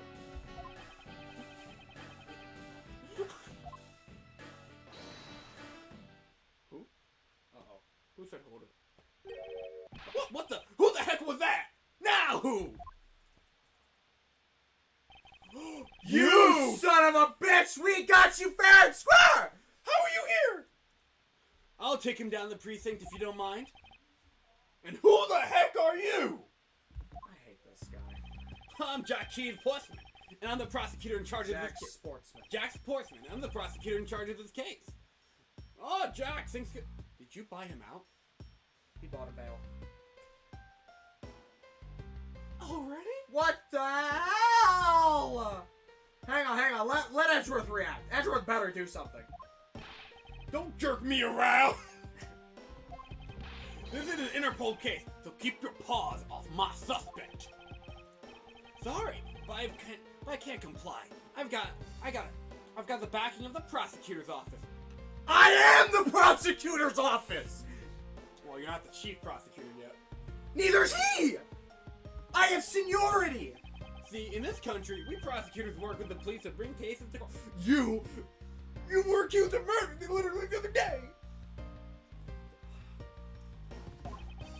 So if you could please cooperate with me here, oh, that'd be great, man. Now, how about a handshake to seal the deal? Crisp high five? Punch him. Sorry, I hate prosecutors. The whole lot of you! Except you stay. And he points at Edgeworth. You, red guy, you stay. You go. How has Edgeworth not said a fucking word? Guys, arrest the 2 suspects! Sir! Please arrest them, please arrest them. Oh, I almost forgot. Prosecutors Miles Edgeworth, is it? First time you said his name. How have we not studied that? How's Edgeworth? I'd like to thank you. Thank me. Yeah, for working so hard to fulfill my goal. Hey, that ain't way to thank someone? And what the heck is that supposed to mean? You were so relentless with Lance that you forced Ernest to tamper with the evidence. Thanks to that, I finally had a legitimate reason to arrest him. So how does it feel to bite the hand that feeds you? The hand that feeds me? I'm not sure I follow. Ha! It's no use pretending with me. You're the one, right? You're the corrupt prosecutor that was working with for Mr. Amano in that smuggling ring, right? No, I'd never do such a thing. What the heck? Our intel's never wrong. In your prosecutor's office, there's definitely someone working with the ring. Maybe the guy who just tried to interrupt your arrest? Maybe? Sergeant Lang, I suspect my relation to Mr. Obama must be the real reason behind this antagonistic attitude. Okay. Okay, Edgeworth's big brain. On top of that, your mentor was Manfred von Karma, right? Well, this is like the first time he's been attacked for that. How much? There were non-stop rumors flying around about forged evidence of that guy. You're not twisting the truth behind those closed courtroom doors, too, are you? I have an arc about that. The courtroom is a place where the truth is revealed. Well, don't worry. It's not only you. The whole lot of you can't be trusted. A prosecutor who never lost in 40 years, every defendant must be found guilty? Fueled by those ideas, is it any wonder that court produces nothing but falsities and lies? He's wrong about Edgeworth, but he's not wrong about that system. Based in a very strange way. It would seem that this disdain again extends beyond just me. Prosecutors, the courts, why is this man so angry with us all? Rest assured, next time we meet, I won't be so forgiving. And so don't you forget it.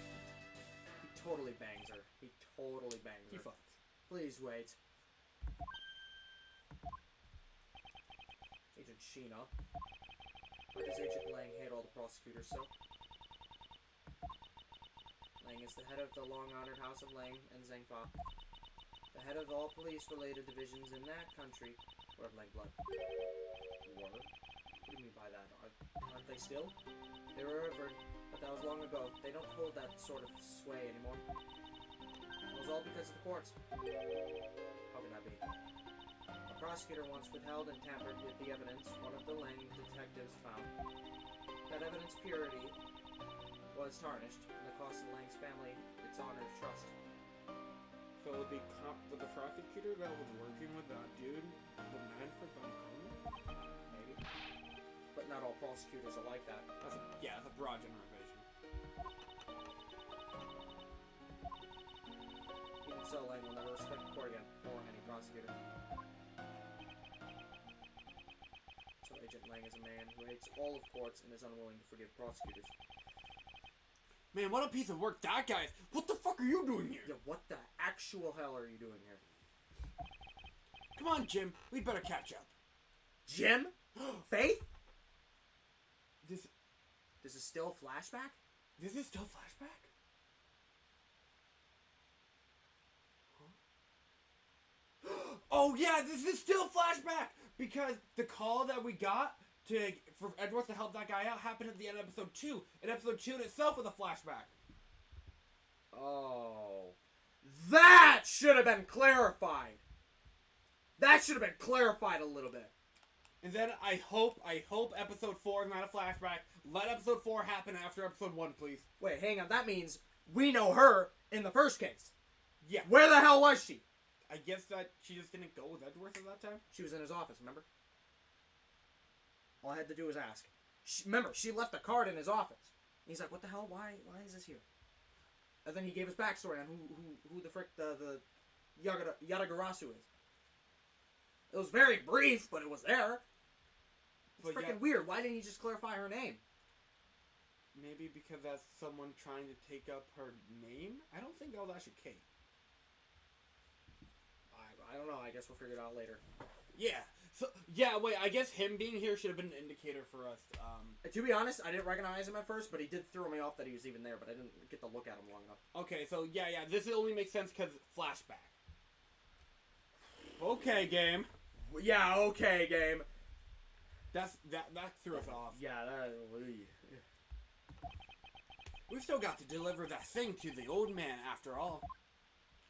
And then you get caught later. You can lick my balls. Detective Gumshoe, I believe it's time we've wrapped up and headed home ourselves. One for the road? Ow! Are you going home too, Mr. Edgeworth? No. I've done nothing but be entangled in one mess after another since my return. If it's alright with you, can you drop me off at my office? Okay, Yeah! There we go. Son of a... And then episode 1 happens. Jeez! So the order is 2, 3, 1. What the hell? No problem, sir. Oh, excuse me. Yeah, please, someone help her. She needs so much help. Look at that Can someone face! give you a hug? Yes? What is it? Thank you very much. Oh, it's okay. No need to thank me, pal. Just doing my job as a detective. I guess I was fooled pretty badly by that. She still licks that. Cruel fate, what's a woman to do when she's been hurt by the one she loves? And the thing I never realized, my father was right there. I never said anything to him. I knew it! I'm a failure! Ah, there she goes again, talking to herself. Miss Bonds, I wonder if you know why your father participated in the kidnapping? No, I have no idea. Your father died while he was trying to stop Lance. Which means that from the beginning, he had no interest in the staged self-abduction. Wait, then why did he? I believe it was because your presence, Miss Bonds. Me? Lance realized that the two of you were related. Which is why he used you as a hostage. To coerce Mr. DeVray into cooperating. As a felon, he could not tell you this real relation to you. However, as an Amarna family butler, he at the very least was able to watch over you. That was all he could do, but that was the shape of his overflowing love for you.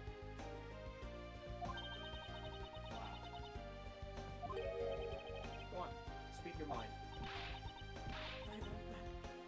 Yeah, actually, you know what? When he said "speak your mind," that reminds me. I know this is obscure as fuck for the audience, but this one makes sense to you. You remember how Rose had once said, "Speakest your mind"? Yeah. It's just a nice parallel. I like that. Thank you very much.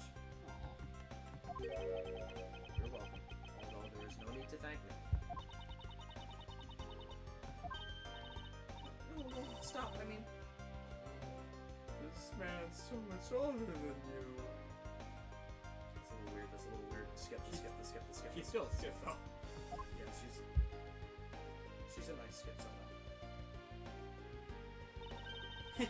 Looks like you completely stolen her away, Mr. Edgeworth. Way to go, sir! Look at Mr. Edgeworth getting the bitches. Your technique is way beyond the level of a great thief. What are you going on about? Wow, your deducing skills may be sound, but you have no street smarts. That's Mr. Edgeworth for you. Yeah, I mean, he still hasn't figured out who I am at all. If you haven't remembered in all of this time, I guess I'm just gonna have to say it. This isn't the first time we've met, you know. What do you mean, pal? Mr. Edgeworth, how do you know this girl? looks like you totally forgot me too, Gummy. Stole the words right from his mouth.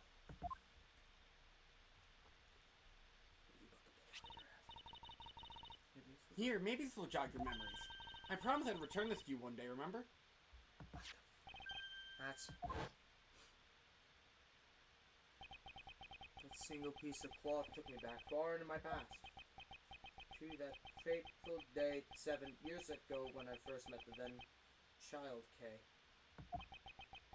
And Detective Gumshoe.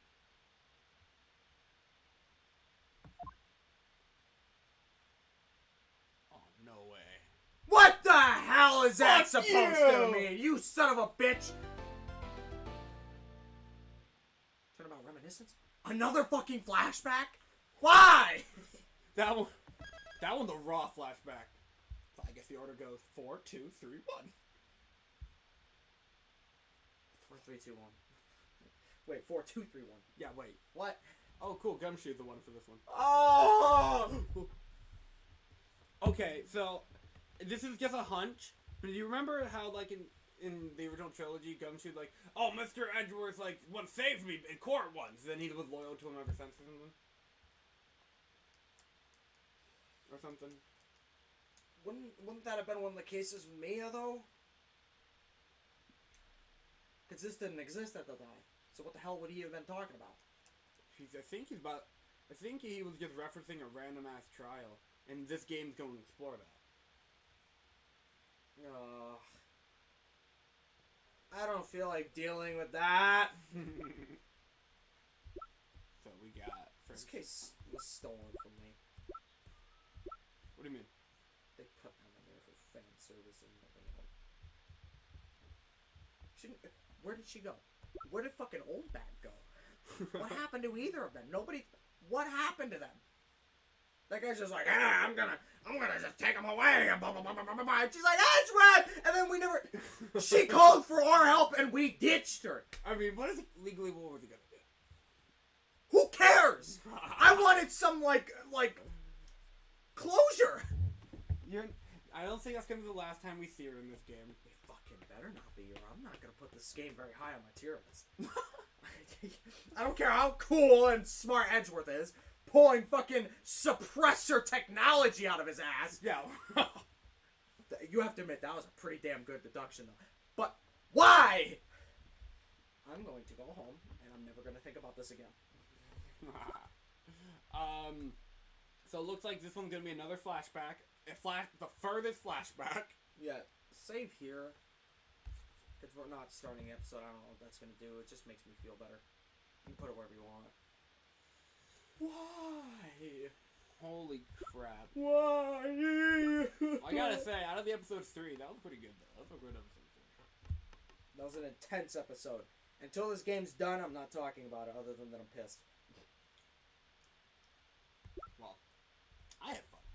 That was long, but I had fun. How long did this one go on for? A 10-hour stream. Already not liking this. Already not liking Are you this. looking at the next episode?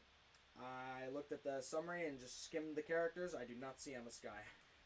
What are you thinking? At that time, Lana Skye is like not even chief I prosecutor. don't even care. I just 7 years They ago. could have flashed back to the present, okay? You know how you were that guy on the right again. I'm both sides always. I'm Schrodinger's directions. All right, I'm both left and right. Schrodinger's politics, something like that. I'm gonna go home. I'm gonna work hard this week. I'm gonna binge through my Sunday in a very unpredictable manner by either drawing, playing games, or writing. I don't care what I'm doing. The point is, I'm not letting time go by slowly because I need answers and I need the facts. But at this rate, we'll be done with this in like 2-3 more streams at most. Yeah, seriously. Like normally with these games, like especially with Great Ace, it was like in 2 streams we were like still on like episode 2. Yeah, the first stream of this, we got through episode 1 and half of episode 2. And then this one, we got through the second half of episode 2 and all of episode 3. Yep, and now Assuming the 5th episode is going to be longest, that's 2 streams. One for basically almost all of episode 4, right? We'll Yep. probably hit episode 5 by the end of that one. And then we can go through all 5 in another stream. Yeah. Kind of. and then we were on Investigations 2. Damn. But apparently that one's longer. Oh, well, that doesn't really matter much. True, we're fucking blowing through this. I'm going to have to do some research and figure out where Emma is again. I will not rest. I mean, you know, notice how I got excited the second she showed up because I preemptively knew. You know how I knew? Because I was trying to look up if she had her own theme or not. And she didn't. I'm like, oh, whatever. At least she's there. I'm just happy she's there. So I knew nothing about the story. I just saw the car in the background. So when we showed up and I saw the car, I'm just like, hell yes. Like, you know the banana bread at work? Hell yeah! That was me. I just noticed pretty much all of the returning characters in episode 3 were kind of like an afterthought by the end. Like Emma, Wendy, and fucking Meekins. Yeah, actually, no. What the hell happened to Meekins? Where'd he go? They just detained him and we never heard from him. Oh yeah, he was cleared of our charge. But where did he go? Where did they put him? You know, we're about to be 4 episodes in. I don't think Larry Butts is showing up here. Where's Larry? I don't care where Larry is. I think he's fun. Yeah, that's great. Well, he's not in the next episode from what I can tell. No, that's a big gumshoe episode. There's a few returning MFs though. One of which I'm really freaked out about, and one of which I think is going to be absolutely hilarious. Did you... Remember, I skimmed through all of them. Okay. So, what's the voice balance look like on that one?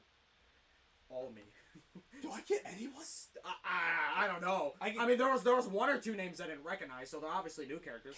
Kay's there, so I get her, right? There was some dude I didn't recognize the name of, and I think there was one more I don't even remember the name at all. Okay, so I'm getting Kay and all the new characters. Yeah, and I remember obviously, Gumshoe. Obviously, he's gonna be fucking right there. Yeah, Gumshoe.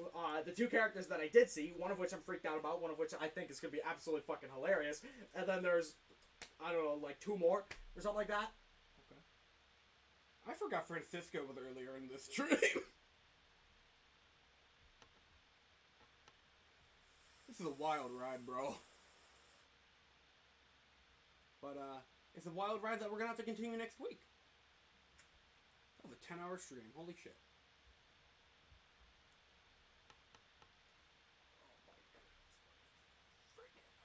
I don't even know what to do.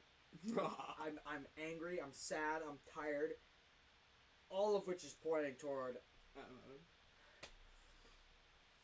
But the game itself is pretty good. Of course, the game was so good. I just am pissed off. That's okay. Well, They disrespected him. I hope you guys in jail had a good night. If you Threw out guys the watched. window. If you did, She was thrown under the bus. drop like a follow, drop a sub if you want. I want justice. I want justice. Hashtag justice for Emma. Hashtag justice for Emma. Have a great night, everybody. Hashtag justice for Emma.